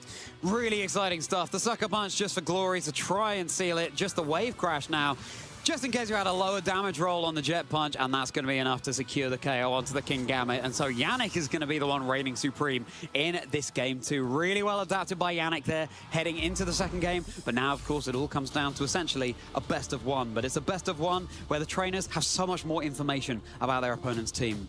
Yeah, the adjustment to the Mega Venusaur didn't really pay off. Well, it did pay off for Yannick, sorry. It didn't pay off for Sally. I think a really nice adjustment from that Mega Frostlass that was so pressured from all of the dark threats in that game 1. So if you go down that route again, and another scenario where that Sleep Powder hits, I think the end game would have been a lot easier to tie up, of course. I think a really nice use of the Sneasler as well from Yannick, being able to dispatch of that Serena that would have otherwise been such a thorn for that Palafin to deal with, especially with the drop kick, because just weakening it each and every turn, and we saw the initial damage doing about 50% each time. So it wouldn't have been able to last very long on the board if that Serena had stuck around any longer than it did. The Mega God of War, unfortunately, Sally was really not able to get any mileage out of that at all, and it's certainly something heading into Game 3 that Sally would like to index more on, just trying to get more value out of the only Mega Pokemon they have access to, whereas Yannick, of course, has access to both the Mega Venusaur and the Mega Frostlass. Yeah, and I think if you are Sally, maybe you do readjust here. Do you maybe look at the Talonflame as an option to bring in this next game? Because it does give you a lot better options against things like the Sneasler, things like that Mega Venusaur, and even the King Gambit, and any additional damage that you can get into the Palafin before it eventually goes down. Not a Talonflame, it's not going to be doing massive amounts of damage, but it can get really crucial damage off in those times when you need it, where it all adds up at the end. The Palafin, it was so good to see it rise to the top in that Game 2, but can it do it again in Game 3, or can the Serena neutralize it before it becomes a threat? Let's find out. I wouldn't be surprised to see the Palafin in the lead. It's going to be the Gardevoir in the lead this time as well, just indexing all the more on that Mega Pokemon that was under the thumb by the time it came in. So Weavile and Gardevoir over for Sally, and Palafin and Venusaur for Yannick.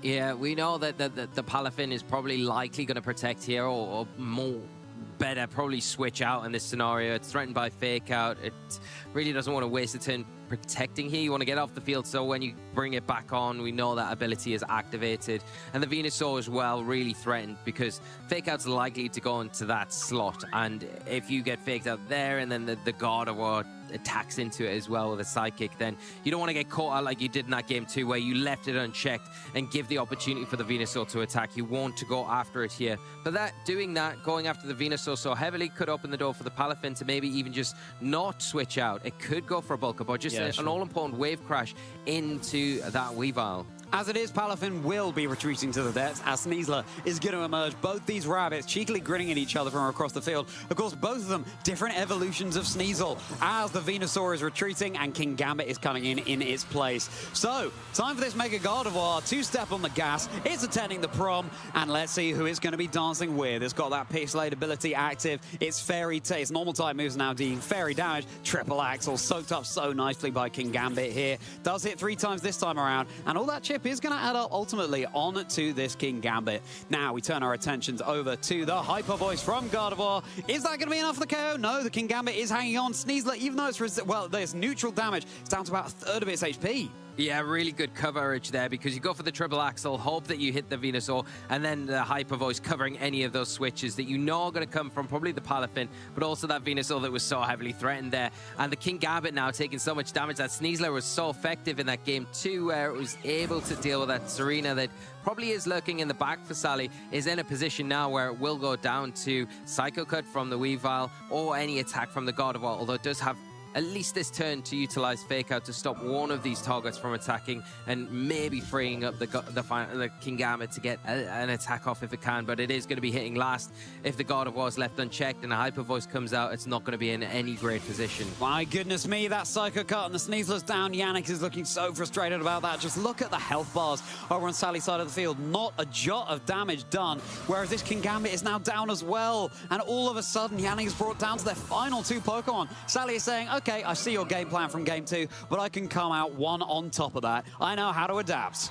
Yeah, we're almost back to that turn 1 again. The only difference is now the Palafin is in its transformed state, so it is going to be hitting a little bit hard. Unfortunately, the Weavile hasn't taken any chip now, so it's not going to be in that spot where it is going to be threatened to be knocked out by a Jet Punch. It's going to be able to at least get 1 attack off here, and if you target into the Palafin with that knockoff, get rid of that leftovers item, that's going to be so valuable. The Gardevoir can then follow up with a Hyper Voice here.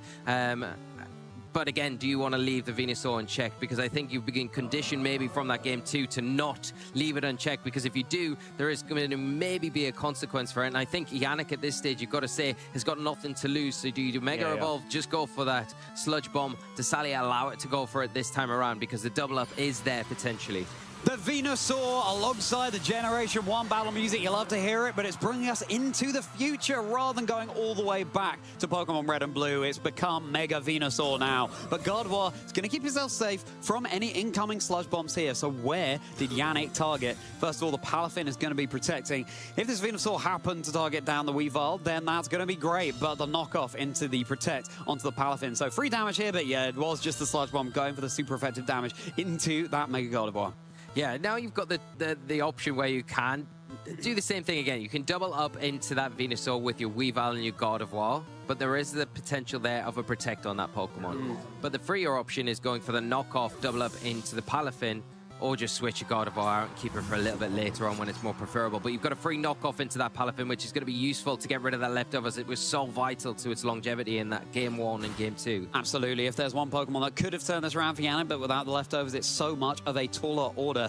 Venusaur wants to channel its poison energy into what was the God of War, but of course the King Gambit freshly switched in, taking 0 damage. It's just dissolving off that steel.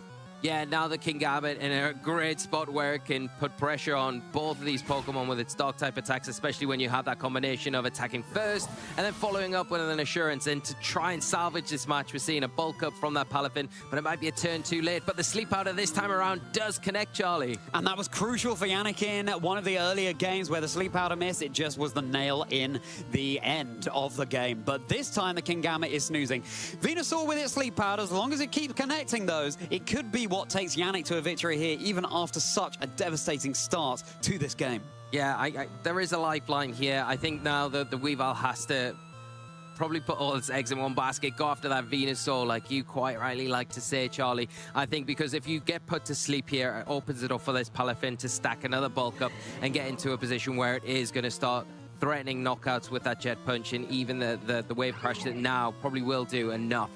Pick up a lot of damage, but it's Sucker Punch Wake Up here. Interesting. The immediate Wake Up, but it's going to fail. The Weavile attempting another knockoff into Palafin. It's doing less damage, of course, now that it's lost its item already. Another bulk up here from the Palafin, so getting a boost to its attack and its defense. The Earth Power, though, into this King Gambit. Super effective. It's not enough for the KO. Do we have a special defense drop and a Defiant boost? Because, oh, here we go. We certainly do. And that's something that's really going to act against Yannick here. I mean, your back's against the wall. You've got to go for it. Yeah, I think the King Gambit now with that damage is probably in Jet Punch range, so you can Jet Punch quite safely into the King Gambit. You know that there's not really a safe switch in the back either. Knowing that at least the Mega God of War in the back doesn't want to come in on a Jet Punch. And it again leaves this Weavile in a spot. Can it take a +2 Jet Punch? And go after that Venusaur? I think Sally's been hesitant because of the potential protect each and every turn that's gone past, but at some point you're going to have to go after it. Jet Punch into the Weavile now. That's going to be enough for the big one-hit KO here. So Yannick is slowly but surely clawing something back. The Dolphin going for the win, attempting another Sludge Bomb here, but of course King Gambit takes no damage there. If that had been an Earth Power, would have been so nice for Yannick. Venusaur is crucially hanging on though, and a sliver of HP, infinitely more than 0. So let's see if Yannick is going to be able to turn this around against Sally with the God of War coming back in. Yeah, the God of War now. Can it take a +2 Jet Punch? That is the question. You can't Sucker Punch the Palafin just because the Jet Punch superseding it. It will be first and then the Sucker Punch will... But you can check this Venusaur almost with your King Gambit and say, well, if you are going to lock into Sludge Bomb, I can check you with my own Sucker Punch here. The problem is you'll not be able to get your Sucker Punch off if you get Jet Punched first, but then it does open the door for the God of War to get an attack off. But maybe why we're seeing a Protect here to see if you can sneak some damage in from this King Gambit. Protect from the Venusaur, who's going to be moving. The Wave Crash, actually, and it was targeted into the God of War. So where has this King Gambit gone? The Assurance into the Venusaur. So, okay, Yannick is just trying to claw everything that they can into what was such a terrible position on turn 1. Yeah, and you think if that Assurance had just been into the Palafin, you seal up the game, but not how it went. So Yannick's still in this here. The God of War now is pressured, of course, by that Jet Punch, and the King Gambit in that spot where it has to really go for a Sucker Punch, really, but it is risky. You have to go for it into the Venusaur. Okay, but King Gambit is going to be switching. Could be a very free Sleep Powder, or did Yannick go for the damage? Serena is coming in instead, so Jet Punch, of course, going to be blocked here. Perfect Pokemon for Sally to have in the back, and with his Hyper Voice, it's going to be both Pokemon down and out. Sally Rizzoli, your Turin Special Championship Senior Champion, is on course to potentially become your Masters Champion as well in Pokemon Champions. What an incredible game, right down to the wire there, and Sally taking it right at the last minute. And preserving the Serena so well. I didn't know what that last and fourth and final Pokemon was, but yes, I think conditioning Yannick to think, okay, I'm going to have to go for this Jet Punch. I don't think the Serena's coming in. I don't think it's in the back. It would have come in if it was there by now.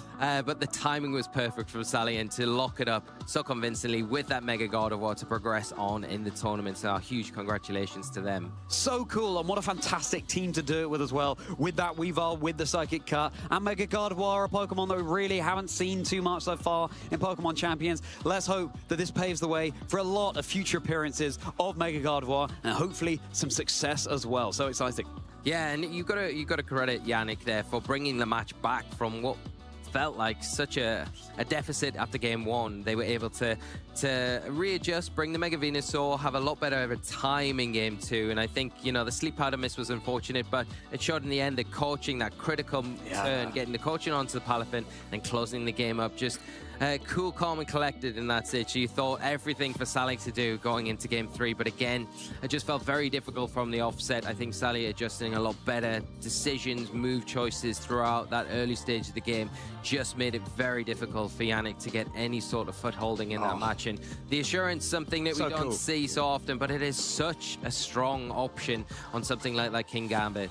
And being able to just remove the Frostlass before it even did anything in that game, just targeting the assurance in that slot, saying, I could get really far ahead if Yannick goes for a cheeky switch there. So Sally just staying one step ahead. These seniors, Lee, they're really giving our Masters a run for their money. Of course, Sally is now one of our Masters Division players. Serena, such a lovely tech there as well. I really like it on Sally's composition over something like a Frigoraph, because of course, again, with Trop Kick, you're threatening those Basculegion that are running rampant in the regulation set MA format. Yeah, it's got a lot going for it, especially with that Scarf, because you've got the triple axle, which is great because you're outspeeding the Aerodactyl, so you can knock that out, get through its sash.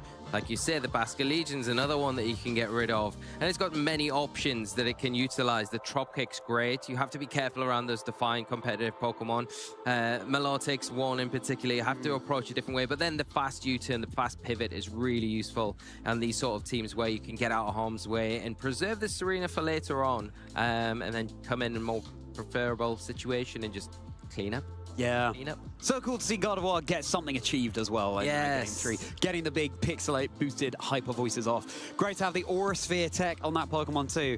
I think this is the thing, when you're running a team with Pokemon that don't tend to be seen very often, you just tend to have that little surprise advantage, right? Maybe you'll counter off. I wouldn't be surprised if Yannick hadn't really prepared for how much is an Aura Sphere from a Mega Gardevoir going to do into my Pokemon, you know? And that can be what it's all about.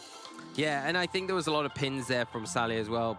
Opportunities where they led very well in certain scenarios or switched very well, which really limited the options for Yannick and put them in that awkward spot where they were, okay, I either protect here or I lose this Pokemon, or I switch here or I lose this Pokemon. And Sally just kept that momentum, that pressure going throughout pretty much all three games, although the outcome of game two, Yannick was able to kind of flip the switch there with the coaching. But otherwise, Sally just really dictated the pace of the game throughout. Not down and out, though, yet for Yannick, of course. Just the one loss, or two losses now, in fact. That means that they can't afford to lose any more games. So I have to win out from here in order to secure their spot in Phase 2. So all the best of luck to you, Yannick. But Sally, on the other hand, very much has stamped their ticket into Phase 2 and cannot wait to see how their tournament progresses, especially as a former, defending, in fact, Turin champion in the seniors division. So exciting. And we're going to be able to take a look at one of the clips that we highlighted from that game there, Lee. Again, highlighting the assurance coming out from the King Gambit. Yeah, so we've got the Trop Kick here coming out from the Serena into the Palafin.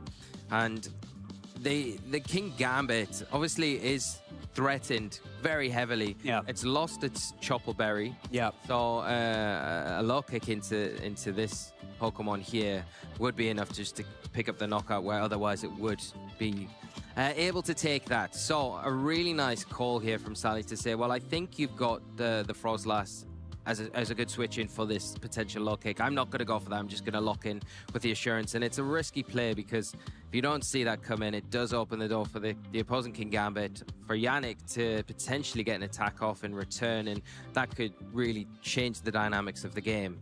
So if we just go a little bit forward here, we can see how things play out as we see the King Gambit switch out. And now, because a Frostlass comes in, and it hasn't Mega Evolved, so it hasn't got any of those benefits there either. Yeah, exactly. And then you've got the Serena here, the Trop Kick. Very useful move, especially on Pokemon that are going to be setting up a lot of the time, and there is that assurance there, and big damage into the Frostlass, and enough to pick up the knockout. And really, when you lose your Mega without getting any sort of return on it, the match already becomes way more difficult than it needs to be. And I think from that point on, that call just locked out the match completely. Absolutely. It feels so weird, I guess, to run a Pokemon like Kingambit and not have its signature move Cat-Out Cleave on the moveset at all. But again, Assurance is going to be dealing more damage in quite a few situations, and clearly working out well for Sally here. So it could be the adaptation into the metagame that we see coming out all the more commonly heading into the future for Regulation Set MA. A thrilling match and a 3-game set as well. We always love to see that here at the Turin Special Championships. Yeah, Assurance is one of those moves that you generally so very rarely on Pokemon like Tyranitar, and combined with like Excadrill, so you could get that Rock Slide. It would hit both targets, and then the target that you are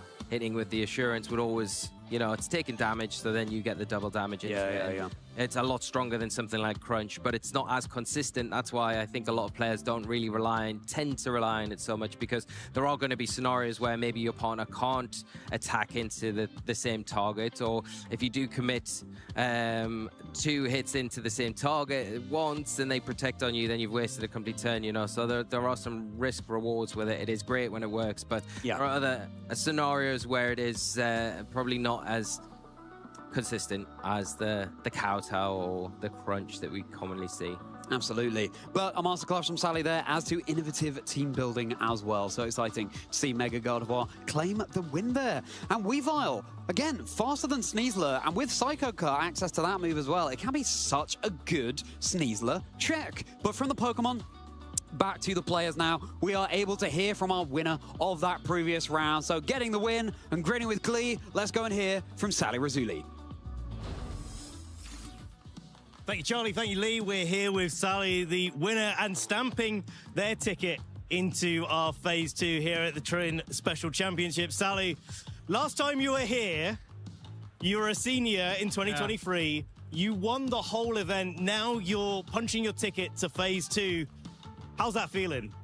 It feels amazing. I didn't expect to do well because I didn't test that much, and I felt that the team was a big trash, you can say. Sure. Because I had a lot of problems with like Scissor Rain, with some variants of Floette, with Sneasler, with the Szechuan. So I wasn't that sure. But I had a big matchup against the Basic Sun that is being played right now. So I said, okay, if I have to face something, I will face that, not the Scissor Rain every round. So if I lose one, it's okay. But if I face other teams, I will win. For sure. That's like the decision you've got to make coming in, right? Like, sometimes you just have to say, like, I'm not going to win those matchups, but actually if I hit everything else, you're doing pretty well. Now, the team that you're running is a little bit different to a lot of the teams. You've kind of like, you've got the other fairy type Pokemon, right, on your team. Yeah. It's not Carminding, it's not going for a Trick Room. It's attacking. It's attacking everything. You've got the Weavile there to support it as well. Tell us about how you came to using those two Pokemon, Weavile and Gardevoir. So I was playing for like the last 2 weeks Talonflame with Gardevoir, Garchomp, and Kingambit, because it resembled a bit the team I played in Turin the last time. Okay. So I was confident with that, but I had a lot of problem with like water types, with priorities, because Kingambit, if you play a Gardevoir like that, will mostly kill you with a Sucker Punch or something like that. So it's not that good to face on. So I tried at Sarina, and it worked well. I was using Farigiraf in the first version of the team, but it didn't do that pressure that I needed to, like in Tailwind, because I had one slot that doesn't do damage, sits there, and it's mainly like a target for opponents. Instead, Sarina is very helpful against Rain, against, in this case, Palafin, and also priorities in general. And they had a lot of problem against Parrish trap with Gengar and with Sneasler. Yeah. And I wasn't winning any game. Like, I was getting furrowed every time. So I tried to look for a dark type Pokemon that was faster, and that could maybe be useful also in some matchups against the Dragon types, because I have only Gardevoir, but it's not the best every time. And the pieces kind of come together, right? It's like you're fast, you're powerful. And also as Psycho Cut, so you can kill the Sneaslers that are without the Sash. That's a really nice adaptation. It's like, well, Sneasel's a problem, and finding Psychic-type damage in this format is a little bit tricky sometimes, especially faster than Sneasler. So it's a really nice way to have built your team. Speaking of Serena, you seemed in that match to be able to switch it in like just exactly at the right time. It's like, nah, I'm not going to switch it in. There's the wave crash. Or switch it in. There's the jet punch. So, like, what were you thinking in that match? Like, especially game 3 at the end, on when and why to switch it in? Okay, so in game 3, I was sure I didn't want to switch it in because it could be targeted with a Sludge Bomb. So I had to wait until the Palafin was in the range that it could be killed with a Chop Kick even at +2. And the Venusaur was in range of Psychic, because some Venusaurs can tank the damage. So I wasn't like really sure to risk it. And I said, okay, once it gets low, I'm gonna switch it in and attack with the Gardevoir, or just make King Gambit die and then go with Serena and do the double up in one of the 2 slots and kill. Yeah, it's just like locking down that sort of last bit where you know that the moves that you're gonna lock in are gonna finish the job, take the KOs, and you're gonna win the game. Sally, this has been such a fantastic match. Really, congratulations for the run so far. Your team, I can tell you now, is not trash.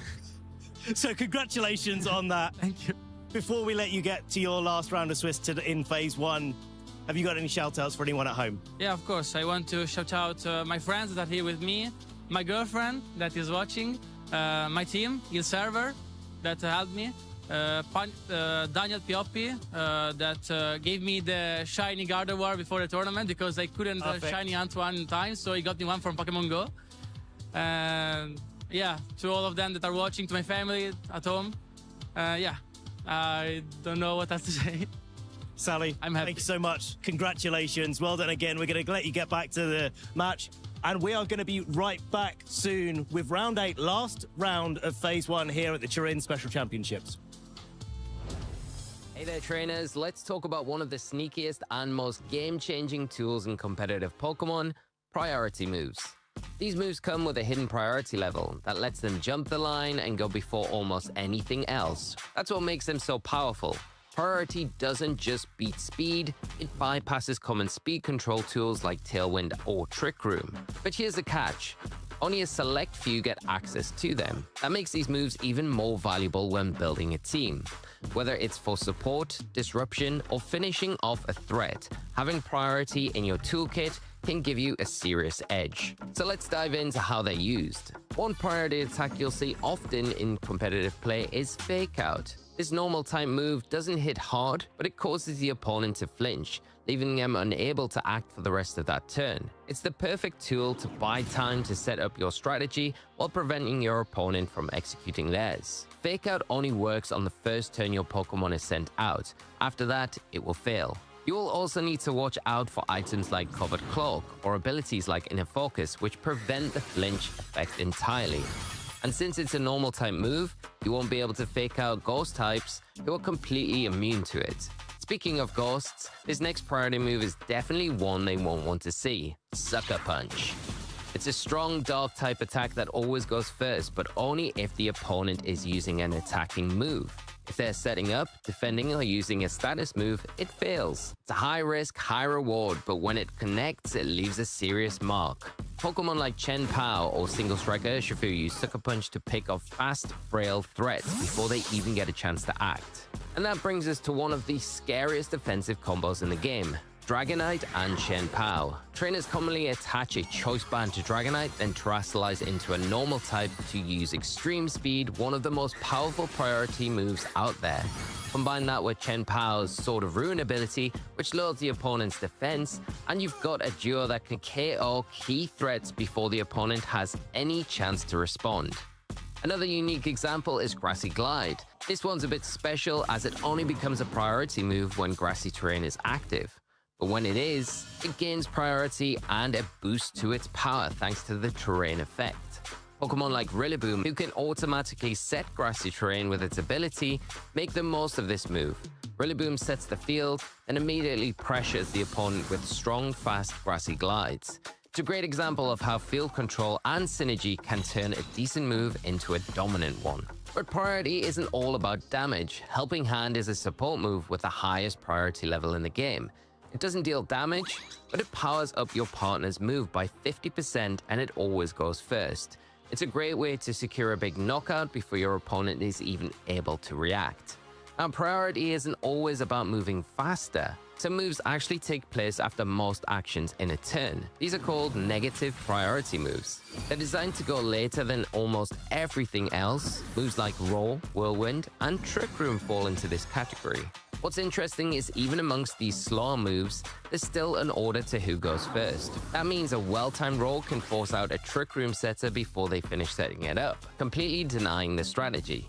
It's a clever and often unexpected way to stop a team from flipping the speed tiers. To make plays like this work or to pull off your own Trick Room safely, you'll often see redirection moves like Follow Me or Rage Powder. These have higher priority than standard moves, allowing a support Pokemon to draw in attacks before their partner acts. When paired with something like Fake Out to stop an opposing threat in its tracks, this combination can give you exactly the opening you need to flip the dimensions with Trick Room and turn the tide of a battle.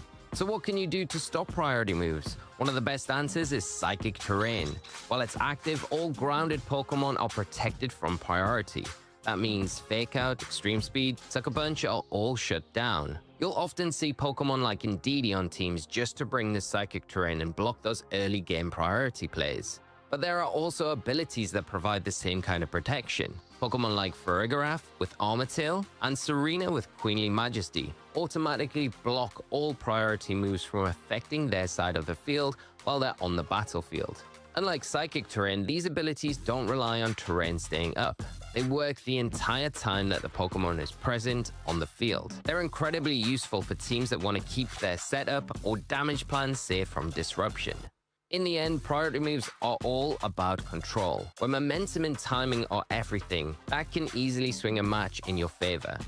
So if you're building a team, think about how you can use priority or protect yourself from it. Priority moves might not be available to every Pokemon, but for the ones that get them, they're absolutely game changers.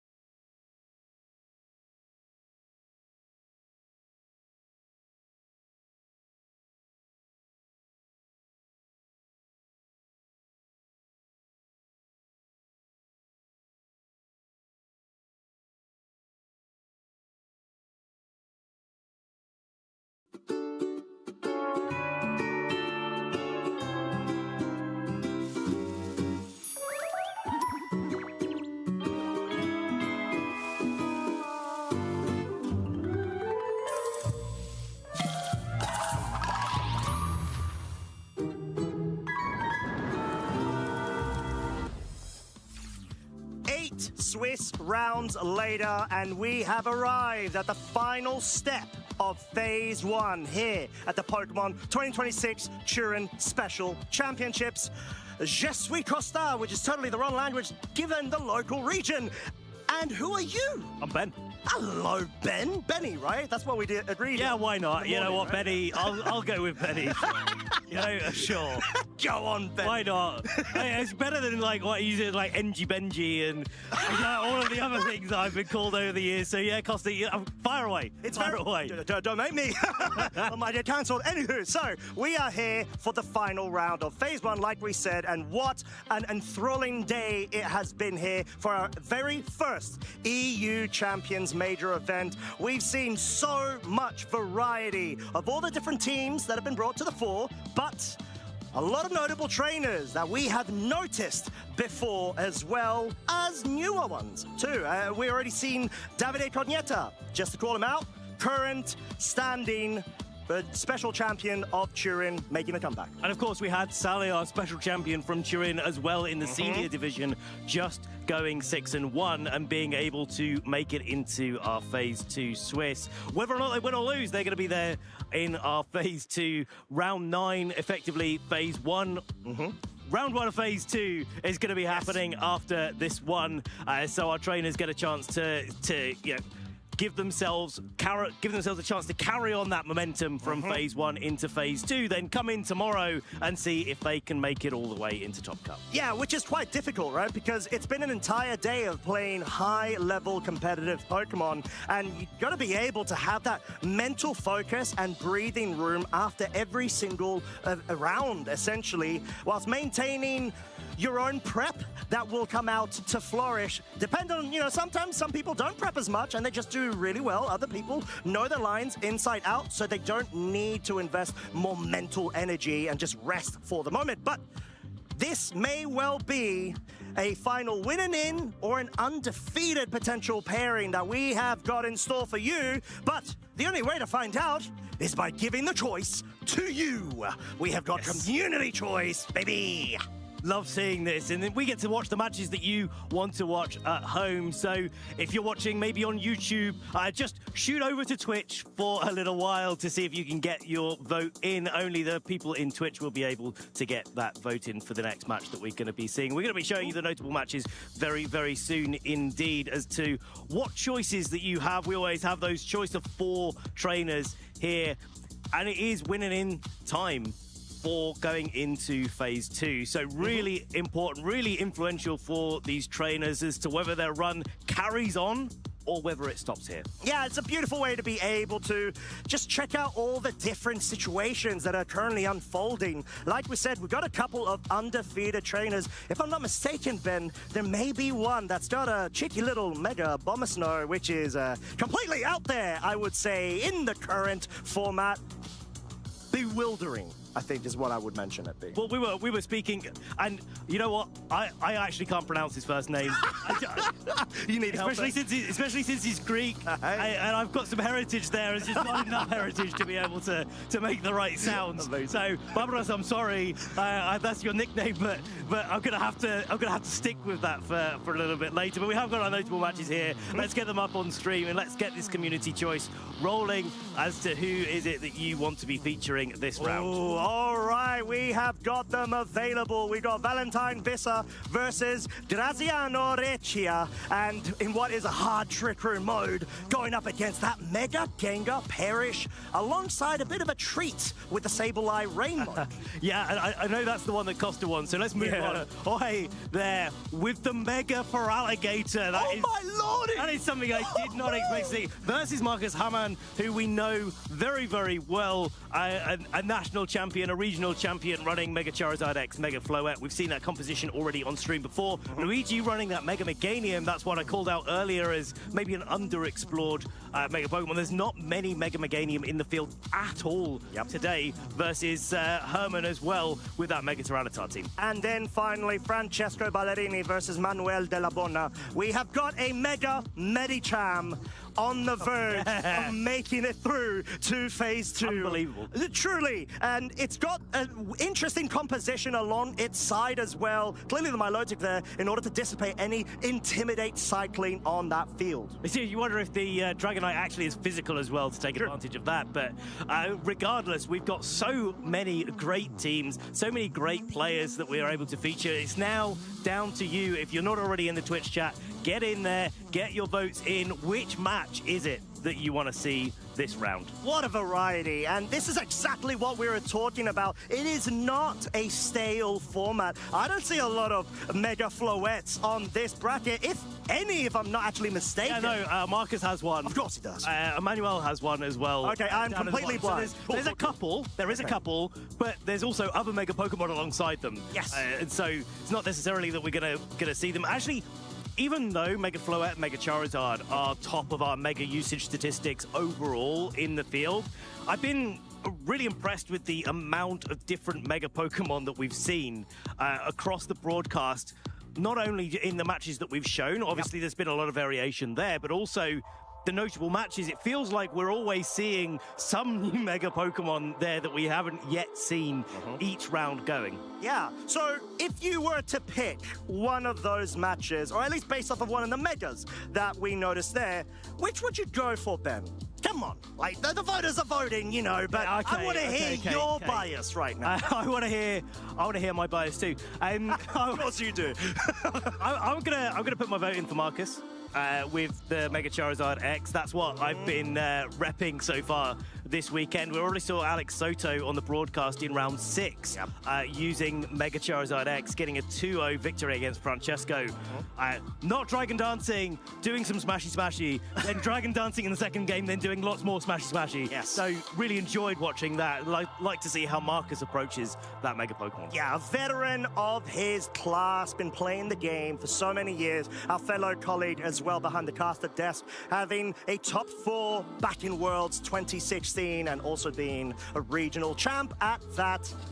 No stranger to the stage, and he's just been doing incredibly well this season too. If I'm not mistaken, is he around like 25th or 30th in the he's high leaderboard? He's high up. He's very high up. So clearly trying to make the run right now and lock in that World's invitation later on this August. And that, for a lot of our trainers here to this weekend, this is what it's all about. It's either getting that sort of middling to deep run where you get a bunch of championship points, and maybe if you're in, say, 40 to 80 sort of bracket, you just want some points to be able to sort of keep you just like a little bit further up. For the people that are chasing you a little bit lower down the CP standings, make sure you get into that World Invitation. But equally, if you're 81, you're trying to get as many as possible because it's looking a little dicey. It is, and you need to be able to avoid the bubble. But I believe we are ready to see which smashing match you folks at home have voted for, and it is gonna be Jorge Ramirez versus Marcus Hamann. Woo! This is gonna be an amazing matchup for our final phase 1 round. And all I hear with the Mega for Alligator, Mega Aerodactyl combination as well. Again, not something that I was expecting to say. No, especially not going into round 8 of the... Yeah, if we're seeing this round 2 or 3, I'd be like, yeah, great. Sure. Mega for Alligator, it's come up against some great matchups and it's doing pretty well. Good start to the event. Not sure that it's going to continue necessarily because a lot of players haven't been able to find as many niches for that Mega for Alligator, but Jorge showing that it is still one of those Mega Pokemon that we need to take into consideration. Well, exactly, and in that particular matchup, Mega for Alligator is actually looking like a nice bring. At least against the Mega Charizard X, right? You're able to super effectively just unleash so much damage, so may actually allow the Floette more reason and incentive to join the battlefield. Right, it's kind of works both ways, doesn't it? Because Dragon Claw is going to do a lot of damage to the Mega for Alligator as well. Yes. So, I'm just, as a spectator here, hoping that we see the Mega Charizard X and the Mega for Alligator. We'll see how the match plays out as our trainers get ready to go and we get them up and ready for their match on stage. Yes, and this may well be the decider in order to either go ahead and extend their really good record going into phase 2 or making it directly there. So it's going to be an interesting one, bit of a doozy, but we have seen both of those trainers before. I'd say a couple of times, so it's really fascinating to see this focus on the actual Dragon Mega in this particular case, and clearly for good reason. We got Garchomp's just running about for good reason, just being one of the strongest things, and the Dragon type obviously being able to resist the fire oppressive archetypes of the Mega Charizard Wise. Right, it's like Mega Feraligatr being water and dragon. It's a great defensive typing overall. Not against Floette, but against most other things, in the format, it's doing really, really well. And look at that sky-high attack stat. Mate, look at it. Honestly. Charlie and I were talking about it. We both looked at each other and said it hits like a truck last night at the same time to each other. And I feel like it kind of looks like a truck as well sometimes. But it just really does. When he's got his jaw down, it just really does do so much damage with that Dragonite ability, turning its normal type moves into Dragon type moves. Most notably for Double Edge. Yeah, Double Edge powerful on its own. Hey, I'm sorry, you're saying Double Edge, which is the correct, more consistent move. Okay, go on. What do you want? I'm gonna raise you. Okay. To a Giga Impact. There it is. There it is. Yeah. Oh. You know. I felt that. Know. Yeah, I'm tingling.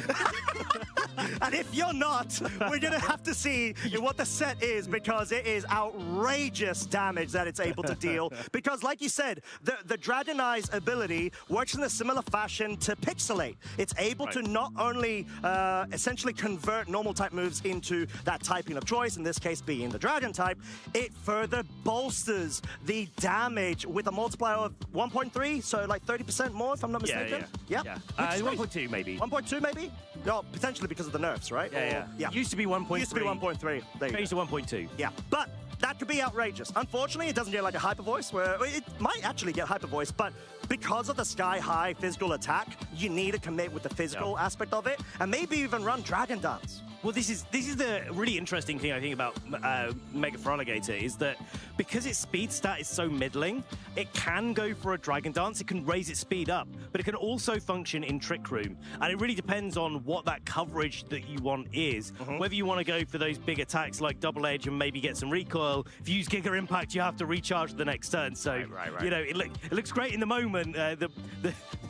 The turn after the moment can be a little bit dicey. Unless you've got tools to be able to necessitate and actually justify that kind of strategy like that. Sinistra. I tell you what, after the broadcast today, we're going to go away. Are we doing a best of 3? No, absolutely not. Fair enough. We're gonna make a Mega Feraligatr team. All right, go on. We're gonna make a Mega Feraligatr. We're gonna see if we can make it work as well as Jorge has. Yes. Well, or we could get tips from Jorge after this set as well. Who knows? Well, that's the hope. But regardless, I think it is really primed up to be a draconic matchup between both of these trainers. There was a Milotic, if I'm not mistaken. Was it on Marcus's side, or am I just imagining a Milotic always next to a Charizard? I think both. Okay. You're not wrong. You are absolutely not wrong. But both trainers are at 5-2. So this is a win and in for the phase 2 progression. And it can be disappointing, you know, you play all the way through phase 1 and you go 5-3, but it's so important to remember with the strength of the field, with the strength of the players out here. We were looking earlier, there is 999 players playing, which is also just a cool number. Let's just throw that out.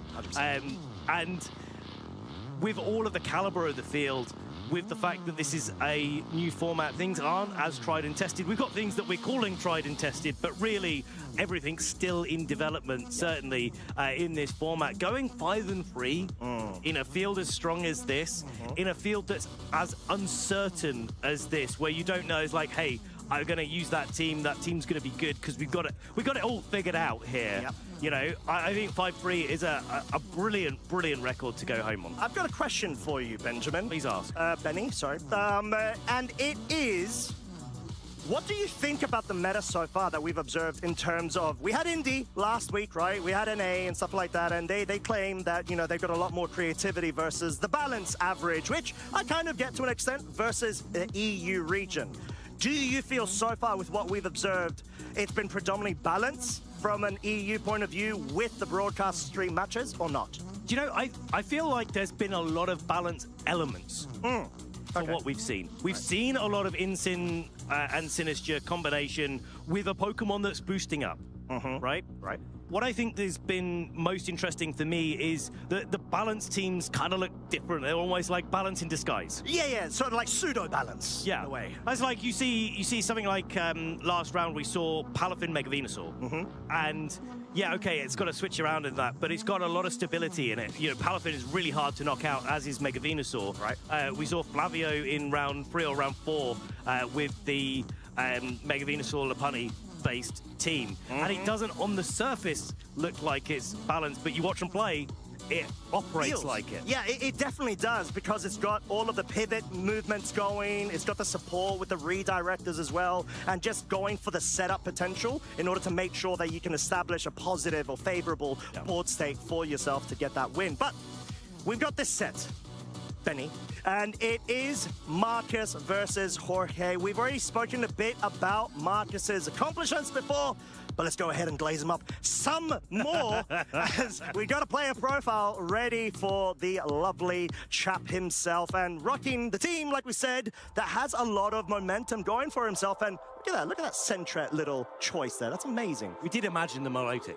We did imagine. So it was a yes and no, or no a yes.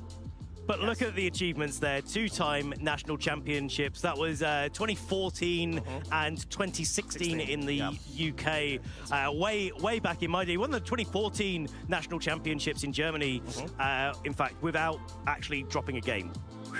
Wow. Okay, Marcus, slow down. That's amazing. He never has. That's so true. He just kept going. So true. Won 3 regional championships. The one that really does spring to mind was where he used Tapu Fini Mandibuzz in 2017 format in Leipzig. Oh, that was the berry. Oh no, sorry, the Misty Seed. Misty Seed. Yeah, Misty Seed. Yeah, I think it was Misty Seed, wasn't it, Mandy? Yeah. Oh, that's so good. Yeah. And for good reason, you know. But then again, when it comes to the elements of what Marcus has brought, even this season in previous formats, he always tries to rely on having good synergy of good stuff, Pokemon, as well as setup alongside where you can. And that's sort of what we've seen. We've seen 2 potential setup Pokemon with support all around through Fake Out and also redirection. But what I love about Marcus as a player is that over the years, like he had this great NAIC run, I think it was in... Oh, I'm forgetting the year. It was a little while ago, 2018, I'm going to say. He used a Porygon Z. So maybe it was 2017. Oh, it was. I remember that. You remember it? Oh, yeah, it was the Hyper Beam, normal, yes. That. Yeah. A lot of damage. Yeah. It was Breakneck Blitz. Breakneck Blitz. There we go. That's Thank you. I was trying to remember. Yeah.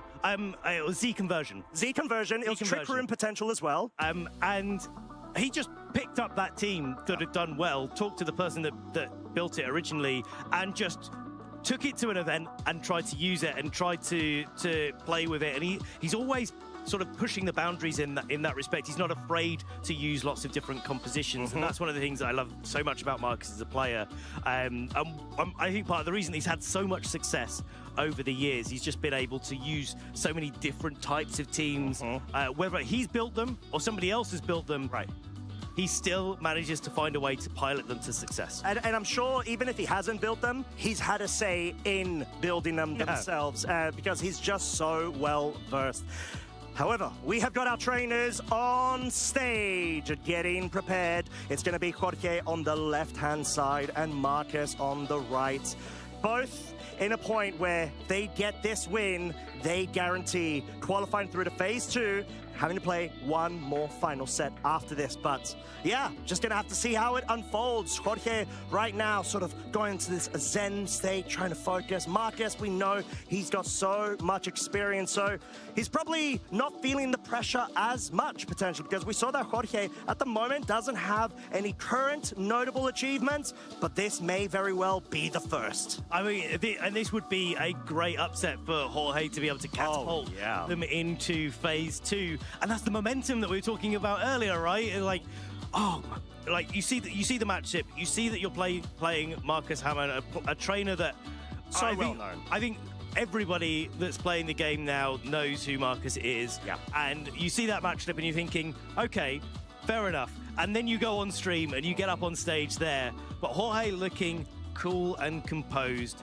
and this could be the momentum that he needs. Yeah, it's a tough thing to do. Like you said, when you're up against essentially what is a Goliath persona in terms of VGC that's made so much history. But then again, there's also a bit of a calm in that pressure where you're like, okay, nothing to prove. Yeah, that's it. And that allows you a bit more flexibility and takes the pressure off your shoulders a bit more. And let's just say, let's put it out there. Both of these trainers are 5-2. That's it. And sometimes that's what matters more on the day. Jorge's won 5 matches, so is Marcus. That's it. And they are, at this point, on overall equal footing. What achievements that they've had in the past is in the past right now. All that matters is the game that's before them. Exactly that. So, with the matchup itself, we've already discussed it a couple of times. It's going to be quite interesting to see the leads, generally speaking, and what comforts they have in terms of maybe even facing somewhat similar matchups, I would say. But then again, from Marcus' side, how many Mega for Alligators would he have gone up against today? Yeah, I'm not sure. It's definitely the sort of Mega that you'd typically go up against on, say, something like the online ladder. Yeah. It's not been as successful a Mega as other options that are out there, but that doesn't mean that it can't do a lot of work, and clearly Jorge has been finding a way to make it work. It's either that or Aerodactyl has been coming to every match. And for good reason, because Mega Aerodactyl is a genuine threat because of the speed boost that it gets past any other Aerodactyls or even Mega Gengars, any Pokemon reaching that point, and with the potential of the Rock Slide not only dealing damage, but having that additional secondary effect chance of a flinch. Definitely, and that's what some of these matches all come down to. If you're just joining us, Jorge versus Marcus. We've got a Mega for Alligator, Mega Aerodactyl team on Jorge's side. Marcus running the Mega Charizard X. Nearly said Y there. How dare It's going to be X Mega Floette composition, and Marcus has so many accomplishments to his name. He's a long-standing member of the community, really great player, really great to watch. Yeah. Looking completely locked in there. Genuinely. Ready for the match. Jorge getting ready to go as well. Yeah, I was going to say, they both are. They're so in the zone. They are feeling the flow, and what a way to be able to do it. Like we said, this is the opportunity to lock yourself into phase 2. The Feraligatr. The spotlight has been on it. All this discussion build up for good reason. It is a threat. It does have Dragon Dance and Liquidation alongside the Double Edge. But then it's not the only threat, which is the beautiful thing around this. Obviously, there's Aerodactyl, but we've got the Kingambit, which is such good coverage in the current meta, but also the Sizzle, which has Sword Stance. It's not a Mega because you opt in with the Metal Coat for further bolstering Steel-type moves, and the Clefable. Genuinely an underrated pick, in my opinion, 100%, this map. 100%. I mean, Honestly. when you're pairing it with a Feraligatr and a Sizzle, it's definitely, as boosting options, it's definitely giving them a lot of flexibility, a lot of leeway to get their boosts up. And then, not only that, you've got the coaching going on the Sneasler, so neither the Sizzle, the Kingambit, Feraligatr, or the Aerodactyl necessarily need to get themselves boosted or worry necessarily about an Intimidate on the switch-in when coaching is there as an option for Jorge. It's a great way to be able to essentially compress multi-role features within one piece, which can pay off so greatly depending on the matchup. And the thing in particular with the Clefable, obviously it's trained with a bold stat alignment in order to make sure it could sponge all of those physical hits a bit more. It's got the Unaware ability, so it's going to be able to sit in front of an opposing setup Pokemon in order to provide support for its ally. And when that's a Clefable, sorry, not a Clefable, a Mega Floette draining Kiss with a Calm Mind, or say maybe a Moonblast, that one usually smarts, but not when you're unaware of all of of the extra boosts. Exactly. Whilst over on Marcus's side, Charizard X, trained to be adamant. It also has Dragon Dance, Dragon Claw, which genuinely packs such a punch, but we do have the Floette. That is always such an amazing option to have. Another setup potential there, and what we're sort of discussing, Ben, all of the other pieces, kind of excluding King Gambit, which is more so there for the coverage, in order to checkmate opposing scenarios and Pokemon that threaten, you've got the Incineroar, Sinistra, Sneasler sort of core that puts any Pokemon ahead that wants to set up. It's so good with its versatility. Yeah, it's like those supportive pieces are really, really important for any kind of setup. And those two setup options, you know, you play against a Charizard team, maybe it doesn't have Mega Floette on it, maybe it has a different sort of composition. Charizard X looks really good in those sort of matchups. But then for those matchups that you want to play into the Mega Floette mode, you've definitely got the option for all of those supportive pieces. Arsulpuri was using notably the Charizard Y Floette team with the same sort of defensive backbone, winning the regional championships in Indianapolis last weekend. So there's an opportunity for both of these trainers to go all the way. Right, so let's talk leads. What are we feeling both of our trainers are more confident in going with against each other? Do you know what? I'm not sure if Jorge is going to lean into the Mega Feraligatr as much in this match, but I would like to see it coming out, getting the Dragon Dances up in the early game with the Clefable. Yeah, but we're about to find out. Our trainers are getting into battle. This is going to be the set that defines the rest of their tournament run. Will it end or will it continue? The leads are out, and what do you know, Ben? It's actually the Mega Feraligatr, which is going to have to succumb to that Intimidate drop against the Incineroar Charizard on the other side of the field. Yeah, so like, the Feraligatr, if it's able to get a Dragon Dance up this turn, will be in a nice spot, but most notably, Charizard is faster than Mega Feraligatr, or Charizard is faster than Feraligatr naturally, and so just both going for the Mega Evolution and going on the offensive with Dragon Claw on either side would actually, double-edged for the Feraligatr. Either way, it's going to be the Charizard that comes off on the better end of that. This Sneasler doesn't have White Herb, so no Unburden activation, and it's the Intimidate from the Incineroar is going to stick around, and so it looks like Marcus, at least in this turn one, has Jorge on the back foot. And although Sneasler is going to be the faster fake-out user, so there are a couple of mind games that go into this. Citrus Berry, the item of choice on the Sneasler, which we never see, in all honesty. Maybe a great way to be able to proc that Unburden ability if put within that HP range, as we've got double Mega Dragons now on the field. Sneasler goes first into the Charizard. Is going to be a follow-up from the Incineroar into the Mega Feraligatr, of course it is. So a bit of a stalemate, but like you said, this is the crucial part where Marcus has the speed advantage. Yeah, and can use that speed advantage in various different directions here, right? If Marcus thinks that Jorge is going to protect the Feraligatr, then there's an opportunity for Marcus to go for a Dragon Dance or target down into the Sneasler, but that opens the door for Jorge to maybe try to get a Dragon Dance of their own, neutralize that Intimidate from earlier, get the Feraligatr faster than the Charizard, and start going on the offensive that way.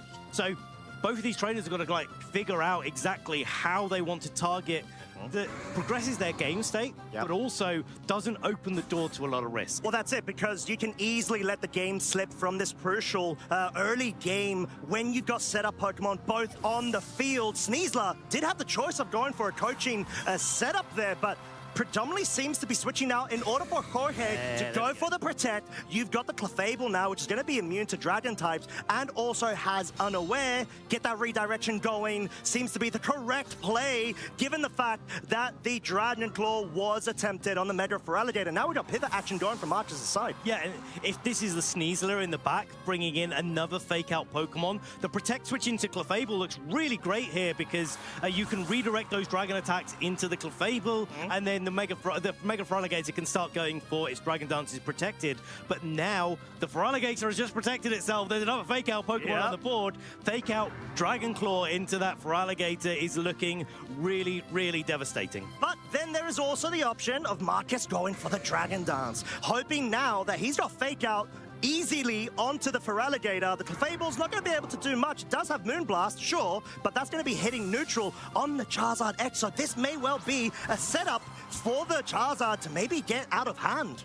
Okay, Fake Out going down into the Clefable, so no Protects going on there. Okay. And it's just a Dragon Claw. Right. That's great damage into the Sneasler, but that Citrus Berry is activated. And that is going to be activating the Unburden ability as well on this Sneasler, so going to be making it faster than the Charizard, and definitely faster than Marcus's Sneasler. Yeah, and this is fascinating right now, because you got the speed advantage. You do have the option of going for Diaclaw, but the Incineroar is right. I would say would maybe be switching in right now, forcing Jorge's hand in order to be able to adapt to it. Right, and this is the board position that Marcus really wants to maintain, right? Switching the Incineroar in, keeping the Fake Out active, but also getting the Intimidate down onto the Sneasler, which we know is going to stick. Doesn't matter how fast the Sneasler is going if it's not able to pick up those key KOs. Yeah, and you could easily be going just for the disruption, really. So I don't see anything going wrong too badly. And the fact that Clefable was slower than the Sneasler. Oh, wow. What a great turn. That is a lovely, exquisite play there. You have got double Dragon Dance on the line. Ben, if I'm not mistaken, that Feraligatr was able to now position itself with a +1 defense in order to be able to maybe dissipate the Charizard, whilst you still have the option of being able to get another switch going. One defense boost, but one attack boost on the Charizard. Yes. And those cancel each other out. If you ask the question, does Mega Feraligatr go down to a Mega Charizard X Dragon Claw? The answer is probably yes. Yeah, probably. I mean, it has to be. But that forces Jorge to actually bring in the Clefable now and maybe go for the defensive. But Marcus, is he going to be able to read this? We've seen him do it before.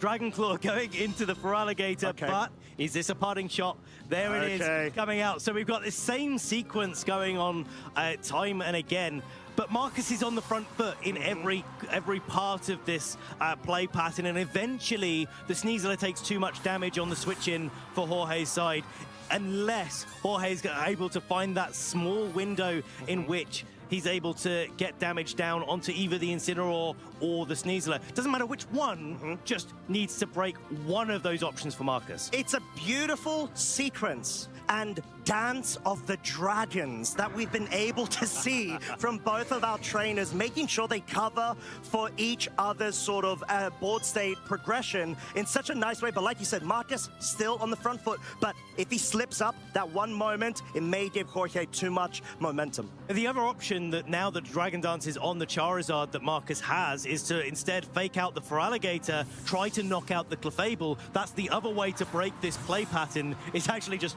knock out the supportive pieces for Jorge. But it's fake out going into the Clefable and the Dragon Claw going in. And it's going to pick up the big KO onto that Sneasler. But this does open up a little bit of a door now, right? Because there is no fresh fake out coming in from Marcus. So although Marcus has broken the pattern from Jorge, Jorge now gets a little bit of momentum to try to break Marcus's pattern. Yeah, and that's very important because now you're just expecting both of the Mega Dragons to go for the Dragon Dance. Maybe on either side, there could be a bit of a read or maybe a focus on trying to get rid of the Clefable with a double up of a Diaclaw and a Flare Blitz, but you need to make sure you're keeping that Feraligatr in check. Yeah, especially since the Unaware is stopping that Dragon Dance from being impactful. The Flare Blitz is not going to knock out the Clefable on its own. And so, yeah, great call out there, Costa. It's like, you have to double into the Clefable to be able to pick up the knockout here. Ooh, but a switch out. Jorge not wanting to commit just yet. King Gambit, the chosen one, brings itself onto the field, but Charizard going on the defensive. Sneasler, it does go for the Diaclaw. It's not going to be able to pick up the KO. We're going to have to see if there's any sort of cheeky status. Not the case, but the Moonblast hoping to put the Charizard within range. And Marcus now, once again, having the advantage. Definitely in the speed department, but the Clefable does have Protect as an option if there's more mind games. Right, and now that King Gambit's come in, it's holding the Chopple Berry, so it won't go down to a close combat from the Sneasler. So now King Gambit is in range of going down to a Flare Blitz. Clefable is in range of going down to a Diaclaw. But because of the speed interactions of the Dragon Dance and the Sneasler not getting its Unburden boost, the Pokemon on Marcus's side are attacking the wrong way round, Yes. right? And so this is something that Jorge can take advantage of. As we see the redirection from the Clefable, wants to make sure that it does best position itself right now. It will be taking one for the team, leaving Jorge down to his final 2 Pokemon. But the question is, there's Triple Berry on this Kingambit. Is it going to be able to do something substantial enough to further Jorge's positioning? Because this is really tough. It nearly actually goes down to that close combat, but what's it going to do? Who's it going to target? Surely it's going to be the Charizard Mega X. You need to be able to get rid of it, but can you from this range? No, 48 hit point survival. But it does open up the Sucker Punch on the next turn. And I think this is the opening that Jorge needed to make. Yes, Jorge needed to take 2 Pokemon disadvantage and lots of damage on the Kingambit to manufacture this position. But this is a position that Jorge can take advantage of. There is Protect on this Kingambit. We've seen a lot today that don't have Protect. This is one that does. And if the Feraligatr gets a couple of Dragon Dances up, the reverse sweep is 100% on here. But it's a tall ask against a player as experienced as Marcus. Yeah, it is, and we do see Jorge opting to go for the defensive Kingambit Protect, but the Dragon Claw outspeed and raw KO from the Charizard ensures there is no path for Jorge to be able to come back from in this game 1. We've got Marcus in the advantage. He has got that win. Jorge is trying to give a couple of moments to himself in order to be able to try to figure out a game plan going into this game 2, because he has absolutely had too much pressure on his side of the field purely from the speed interactions. Sucker Punch going into the Charizard is enough to take the KO there, but the Sneasler is going to be able to act next. Close combat, knocking out this Kingambit, and Marcus taking this game 1 in a pretty commanding fashion. Just feels like Marcus was going through the motions there, just having the speed advantage on the Dragon-type Mega Pokemon of choice, and then always being in a position where there was fake-out support until the Sneasler went down on Jorge's side of the field, and it's one domino knocks over all the rest. And that's essentially what happens when you've got all of these disruptive or momentum-gaining pieces on either side. Clefable is amazing, it's great, but the fact that Marcus has the speed advantage when it comes to the Sneasler, the fake-out disruptions, is so crucial in order to be able to dictate the momentum and forcing Jorge to go on the defensive. So, game 2, Benny, sorry. What are you thinking right now if you're Jorge? How can you bring this back? Mega Charizard X is kind of difficult to take down for Jorge unless you get the Dragon Dance advantage in this matchup. I just don't think that's very easy to come by.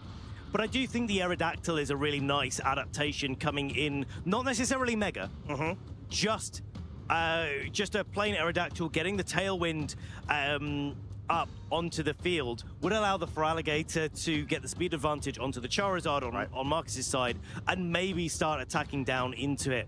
The risk with putting all of the eggs in the Feraligatr basket is that if Marcus switches up and goes for the Mega Floette mode of his team, rather than the Mega Charizard X mode, which I've seen Marcus switching up before, it's definitely possible, then Jorge could be in trouble. Here we go. I feel like there might be an Aerodactyl as well. It would change things up. But like you said, it seems like Marcus is trying to call out. Jorge goes for the Mega Floette mode as well. Spot on analysis there, Benny boy. And we do have an all of a sudden different board state on our hands. Game 2. Fake out online for Marcus. You have got the advantage of it. But the Aerodactyl, it does have Tailwind, does have potential of picking up a KO with Tough Claws Mega, but it doesn't have Protect.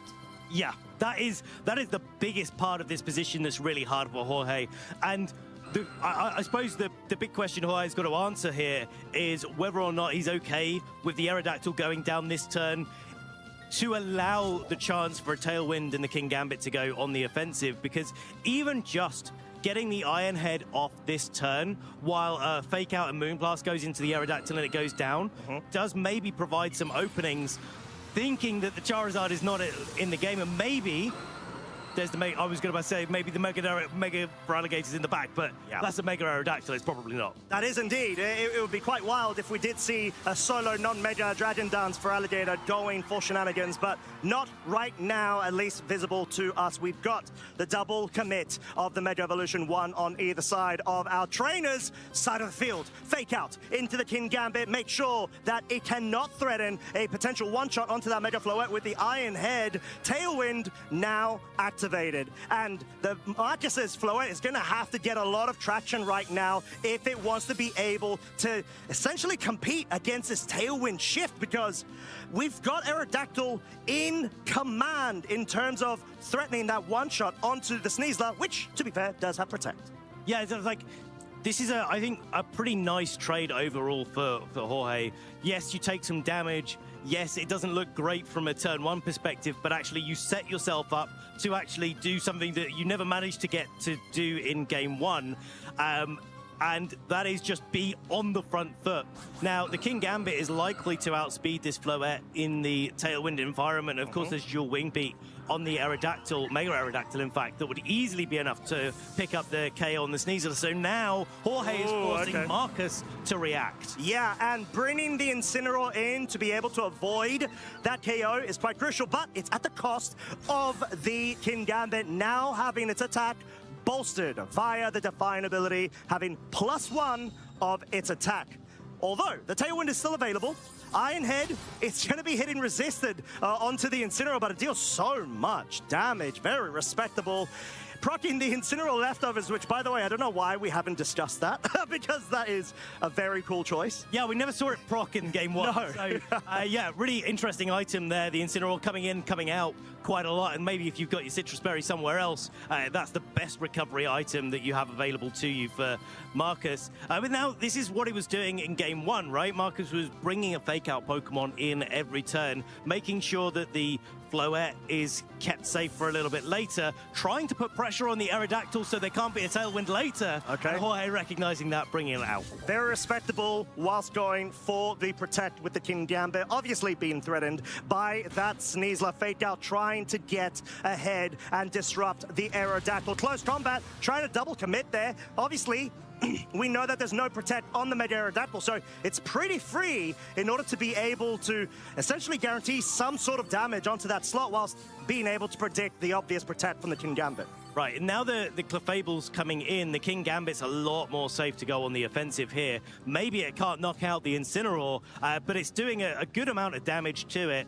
I think Marcus is doing a great job here of trying to stall out that Tailwind environment, but two slow Pokemon in Tailwind means that the Sneasler is going to be able to go first, but not able to pick up the knockout this turn. Yeah, Moonblast focus into it. Will be dealing about 50% of damage. Iron Head following up at +1 is enough to finally get rid of it. However, it allows the Incineroar an opening. It can go for the Flare Blitz. It will pick up the KO onto the King Gambit, and Tailwind turns are approaching the end of their duration. However, we've now got Aerodactyl available for free switching. Sneasler is no longer available, and there's an Incineroar that currently is locked in on the other side of the field and has to switch out forcefully. And then be able to be switched back in to get the Intimidate going. And so, yeah, I think this is something that's really important. Bringing the Aerodactyl in a moment where Incineroar is a quite nice place for the Aerodactyl to be, because you want the Rock Slide to be at maximum power. You want the ability to uncontested go for another Tailwind to keep the advantage up. For the presumably Sneasler that's in the back for Jorge. I just had a thought, Ben. Given the Pokemon that Jorge has brought, there's a good chance that we may be seeing a Scizor in the back, the currently fourth unrevealed Pokemon, in order to be able to checkmate that Floette, anticipating the Floette actually making its way into Game 2, as we do have Aerodactyl now back online on the field and no Tailwind set up. King Gambit going down there is a really big deal, but I mean, if you're going to risk your King Gambit going on, it does telegraph that maybe Scizor is the last Pokemon in the back. But even if it's Scizor, if it's Sneasler, there is still something to be able to hit that Oh! Super effective damage, but here's some damage that the Floette's going to be getting ready to go for with its helping hand from Incineroar. All right, Rock Slide, not quite enough to pick up the KO onto the Incineroar, but it needs to flinch the Floette in order to be able to survive. No flinch, helping hand, dazzling gleam, more than enough damage to pick up a raw double KO, leaving Jorge down to their final Pokemon versus Marcus's 3. This is insane. The way that Marcus has been able to manipulate the board is so telling. Sneasler on the other side of the field, remaining, trying to be able to hold on with Jorge's chances to progress to Phase 2. But, Ben, I don't think it's going to be enough. I don't think so either. There's so many Pokemon left on Marcus's side of the field. Sneasler can only attack one Pokemon at a time. That said, this is a Citrus Berry Sneasler. True. This is a Citrus, so it's bulkier than other. Okay, the Sinistcha's come back in. Cool. Yeah, this is. Okay, look. It looked like it could have been doing something, but Sneasler is a Pokemon unless Diaclaw does Diaclaw things. I guess Sneasler is unlikely to be able to break. They need a sleep. There's the Diaclaw on the switch, but no status condition coming out from there. So it's looking like an uphill battle against this redirecting Sinistcha and a Floette. Yeah, this is just exquisite resource management from Marcus's side. This Sinistcha brain is so crucial here. Mega Charizard obviously being left in favor of the Floette. Even if the Diaclaw does get a sleep, it does get a paralysis. Okay. The Mega Floette is just open to go for the damage, at least guaranteeing, most likely, depending on where the Citrus Berry will proc, a 2-shot, and it seems to be the case. Citrus Berry recovering, but it dealt too much damage, and at this point, if there's a Rage Battle allowed, it's game over. I was going to say, like, the way that Jorge takes this game is that Sinistcha never moves for the rest of the game. Yeah. Which is possible, by the way. It's unlikely. But Marcus is going to cover for it. It is possible. Marcus is going to do everything he can to reduce the risk of that happening. There's the Sinistcha going out. The Intimidate from the Incineroar coming in, stopping the Floette going down to a Diaclaw. And that's a critical hit. It can. Oh, there was no protect from the Floette, so this may well actually be up for grabs, but it's not the case. Dazzling Gleam picks up the KO and grants Marcus his Phase 2 progression here at Turin.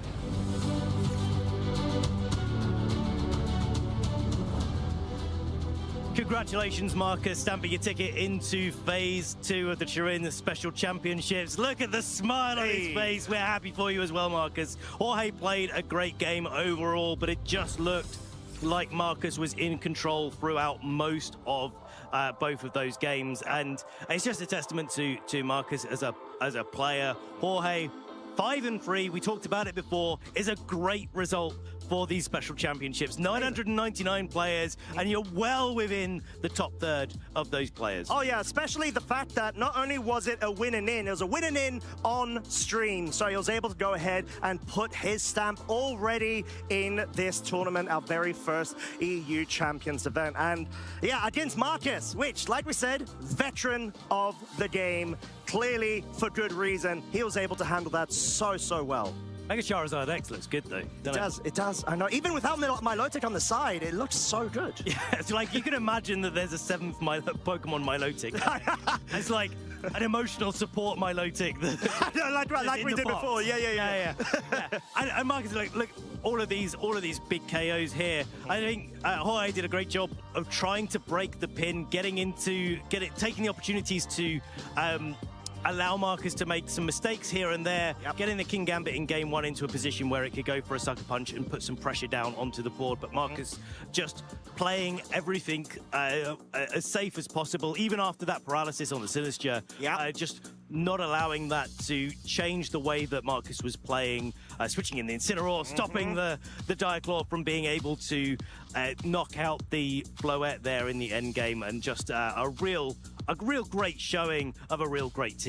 I'm going to be honest with you, I was actually a bit surprised we didn't see a protect in the final turn there from the Mega Floette, because you were putting yourself within range of potentially getting KO'd either via a critical hit on the Mega Floette there, because it's going to bypass and have enhanced power with the critical hit, or maybe even, to status condition immediate sleep. So maybe it was just like a raw read of anticipating the Sneasler going into the other slot and not the Mega Floette, but it could have gone wrong very quickly there if, you know, Sneasler got fortunate enough. Right, and it's like that was the great thing about Jorge's targeting in that end game, right? It's like always targeting the correct slot, or also not wasting the close combat into the Sinister on the switch in with the Incineroar on the field. So tempting to go for the super effective damage because big damage go burr. But is that so? It is. I'm sure. But the Dire Claw would have been enough. Yeah. And most crucially, it doesn't waste any damage potential onto a Sinister on the Sinister. But let's go back to game one, please. So there was this moment in game one where it looked like Jorge was able to maybe break the pin. So if we remember from this position, this Charizard is boosted. So this Charizard is at +1 to its attack. And is that a 1? That's trying to. It's a 1, but it's not a very good plus. It's an amazing 1. You know what? Let's start this again. Cool. +1 here onto the Charizard on its attack and defense, but it's taken a lot of damage from the Cowtail Cleave. Let's just bring it forward into a position where maybe we can see some of the health bars there. So the Charizard is down. It's definitely in Sucker Punch range here at low HP. Yep. And so it's really tempting for Marcus to play on the defensive in this turn to stop a Sucker Punch, but he's 4-2 up. And so there's still 2 Pokemon in the back. There's an Incineroar and probably a Sinister sitting in the back for Marcus. And so we see on this turn that instead of being worried about the Sucker Punch coming in, so the King Gambit attacks into the Charizard, knocks it out with a Sucker Punch, that allows maybe a little bit of a boost coming up from the Feraligatr, maybe the Feraligatr getting into a good spot. Instead, what happens, and we see this here, King Gambit going on the defensive, trying to bait out that defensive play, and Marcus just having the experience to know is like, hey, if you go straight for the damage down onto the Charizard, I've got enough tools in the back to be able to knock out that Feraligatr later on. He feels more comfortable in order to be able to take that risk. Yeah, right? Because it's not a risk. It was the point. That's exactly it. So it seems like on the surface level, but purely because of the amount of resource you still have available, it overwhelms your opponent into a weird pin where even if you do go down and let's say you don't get the read or whatever, you've got the appropriate Pokemon in the back to be able to sort out the final remaining 2. And of course, worth noting that the Sneasler is threatening always a KO down onto this King Gambit that's at such low HP. So we see here the Feraligatr goes down to the Dragon Claw there. The King Gambit doesn't move. The close combat does indeed come into the King Gambit. And now Marcus has got a position that it's not possible for him to lose unless he accidentally hits the minus full fit button. Yeah, exactly. Which is tough, but then again, like we said, Marcus being able to navigate that very, very well. Now, we do have another clip as well. We have seen Marcus just do an amazing job, generally speaking, with being able to threaten the right Pokemon at the right time. And that Mega Floette bring in game 2 was just so crucial. It was. You know, this is the great thing about having 2 boosting Mega Pokemon at your disposal with an almost exclusively capable defensive core in that Incineroar and Sinister. The Hospitality, the Intimidate, the Fake Out, the Magic Gotcha, the Rage Powder, all of those tools compressed into 2 Pokemon. So it's like, well, you go for one on one game, you go for the other on the other game, and if your opponent doesn't respect both of those mega options at the same time, you can run into all sorts of problems. Yeah, and that is something that you have to factor in, and something that I think we're both well versed of. When you've got such unique teams and you want to be able to find a way to test it out, what great way to do that if not for the local events where there's so much creativity that is to be found there, and it's a great sort of a testing ground in order to be able to sharpen up those matchups, those lineups, and further conduct more optimizations. Because Mega Feraligatr, let's be real, like I that's something that if you ask me, oh hey, yeah, you know, Mega Feraligatr, what do you think? I'd probably say, yeah, probably just see it at locals. Like, no, surely not on the majors, but I'd be wrong. You'd be wrong. A good reason. Take a look at this.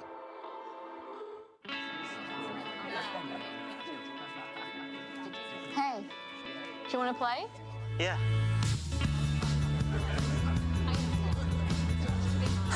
Nice. one shot? Wait, yeah.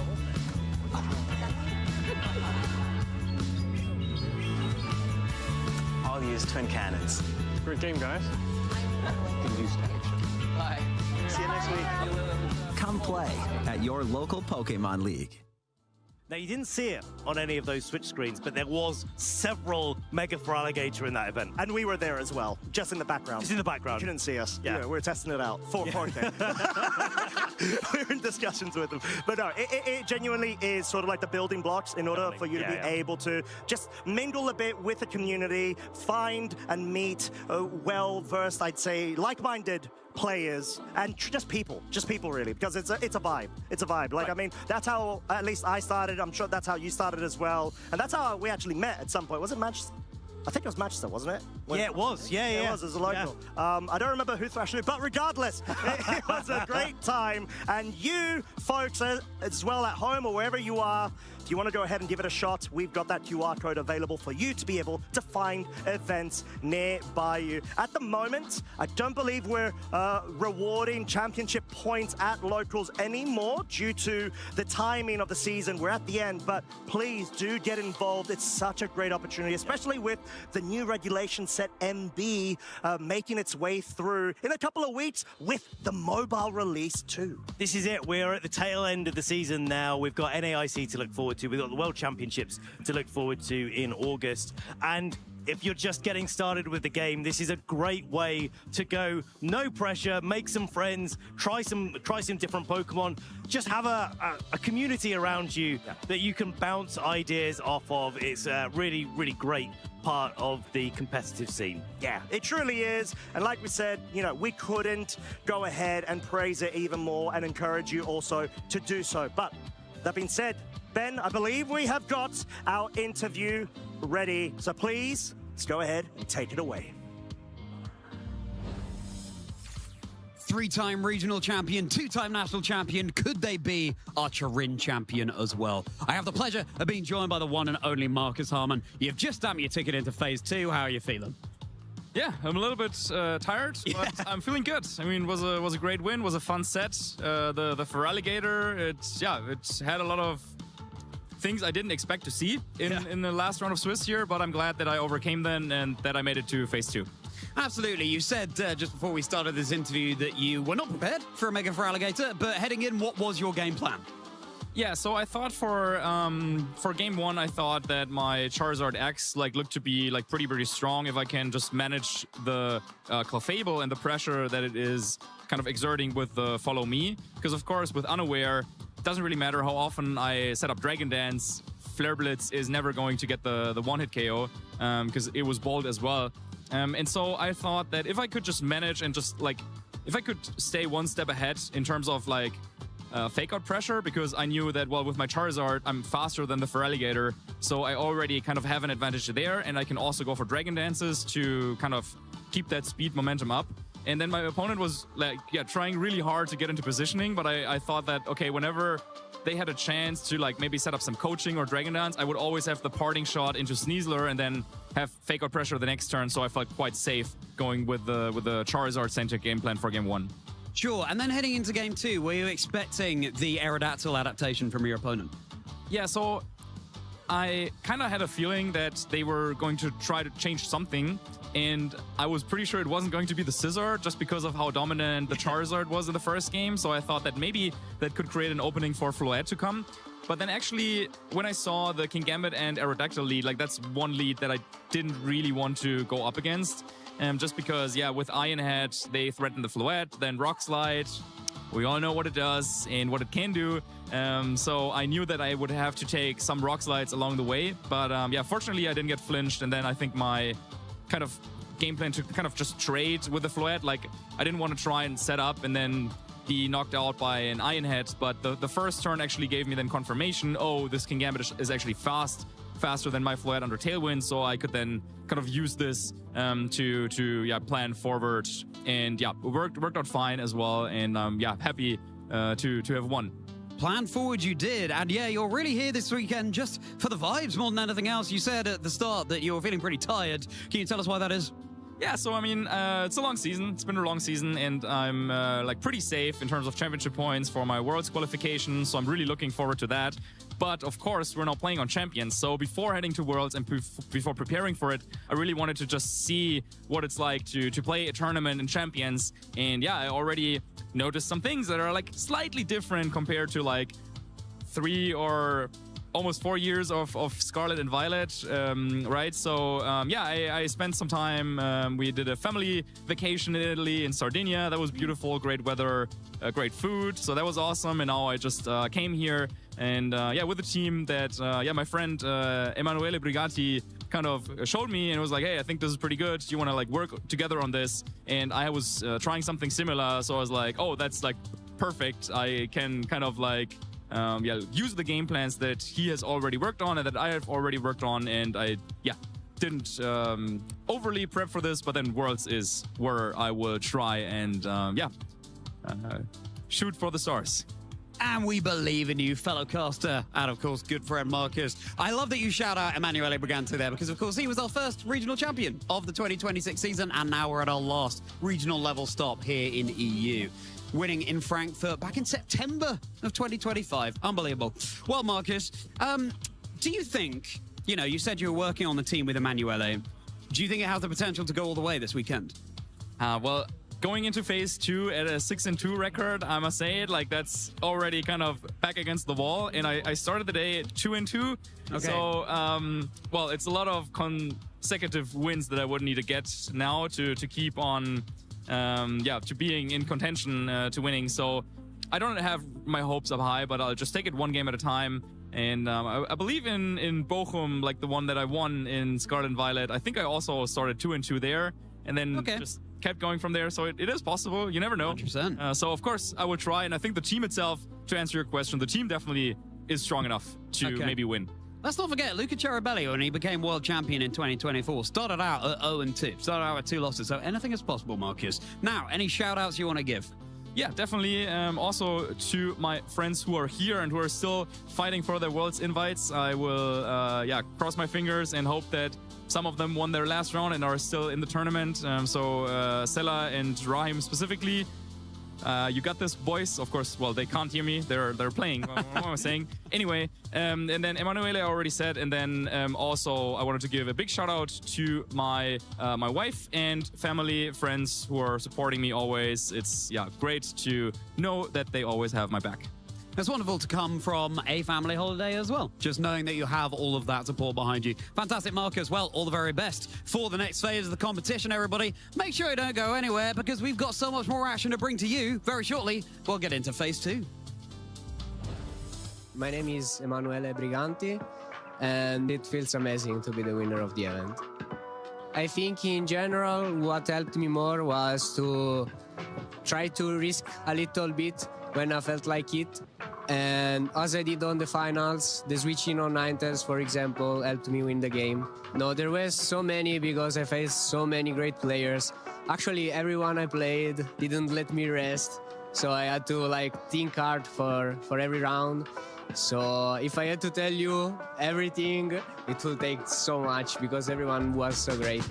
Key moments, I think not really, just because the level was so high until the final, and I'm gonna mention again that moment on 9-tails because it was like an hit or miss turn. If I get it, I'm pretty much win. If I don't, I have to play a game 3. Incredibly, it changed my whole life.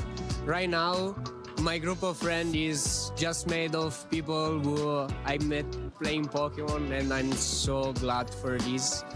It gave me so many opportunities, even in real life.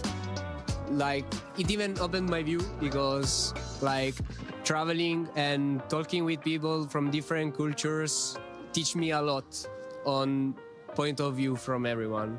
It just will help me remember that I have what it takes to achieve what I want.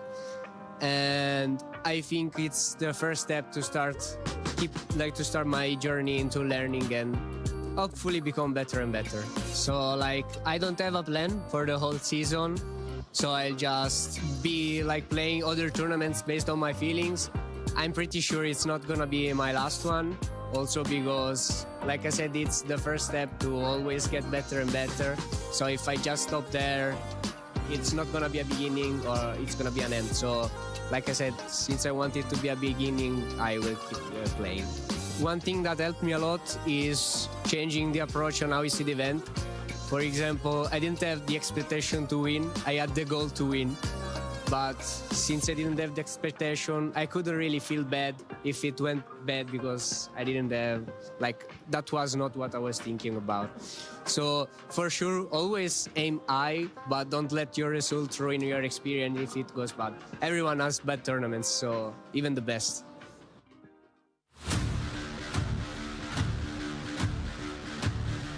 Soy Zainus y soy de Perú.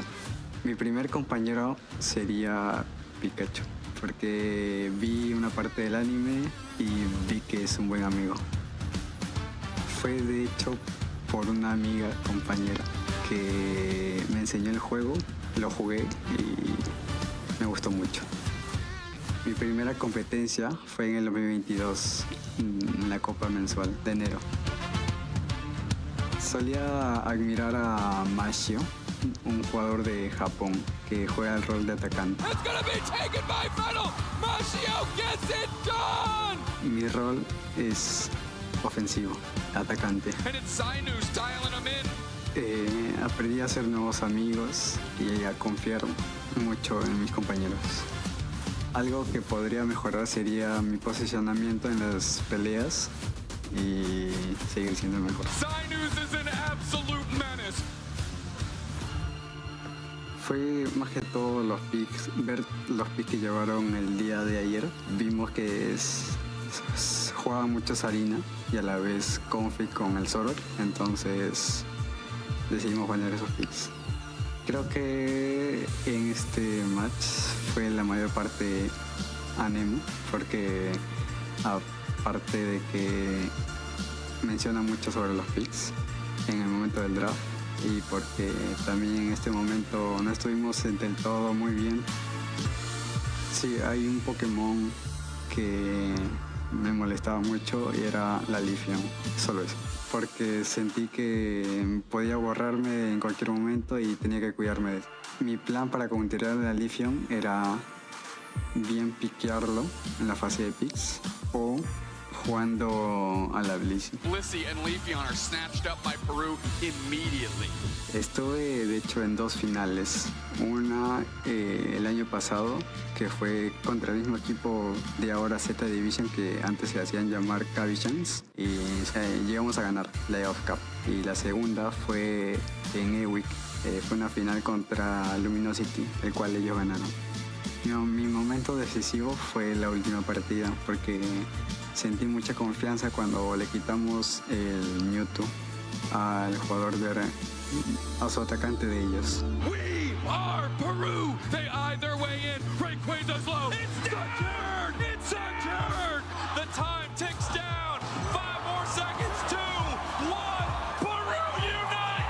Are your world champions. Give me a little something for Peru. Fue muy emocionante ver todo el público gritar Perú, y fue demasiada emoción y muy inspirador. Es algo inexplicable lo que se siente, pero a la vez me siento muy alegre. Que nunca se rindan, que sigan sobresaliendo a pesar de los errores, y todo esfuerzo tiene un buen final.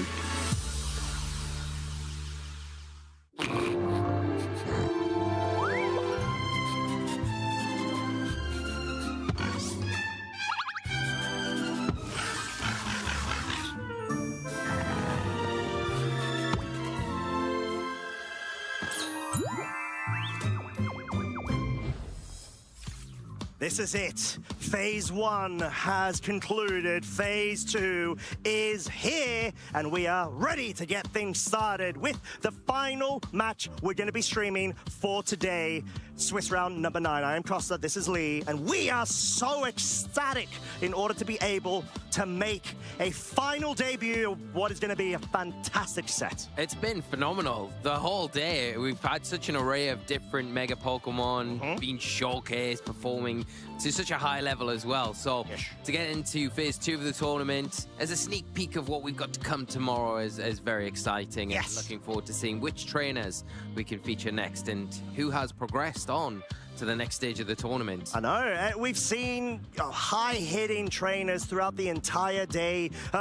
3 previous special Turin major event winners, right? Yeah. We had Davide Cognetta, the current holding one. We had Arash Amati, the first ever Turin regional champ back in 2016. And for whatever reason, I'm forgetting number 3. Sally. And that is why you are here, my friend. Thank you. Yes, good old Sally. Senior, of course. So what a way to be able to just get things going. And we've seen world champs as well. Arash, like we mentioned, IC champs, Flavio Del Pidio, of course. Was there another one as well? I think there was, wasn't there? There was. I swear there was, wasn't there? Probably, we've had so many today. It's I mean, all it's of our been a players spin, have mate. been like some caliber. It's true. It's hard. It all amalgamates into one another, you know. Yeah. It does, and that is the beauty of it. So if we can't remember, make sure if you're just tuning in right now, you go and check back as well, because it has been such a delight. But with that being said, we have got standings that are available. Confirmed phase 2, starting off with undefeated Federico Camporesi and Davide Cognetta, what we said, the current champ of Turin from 2023 season. Yeah, piloting that Perish Song team, still undefeated. That's incredible, you know, because it's a very hard team to play. But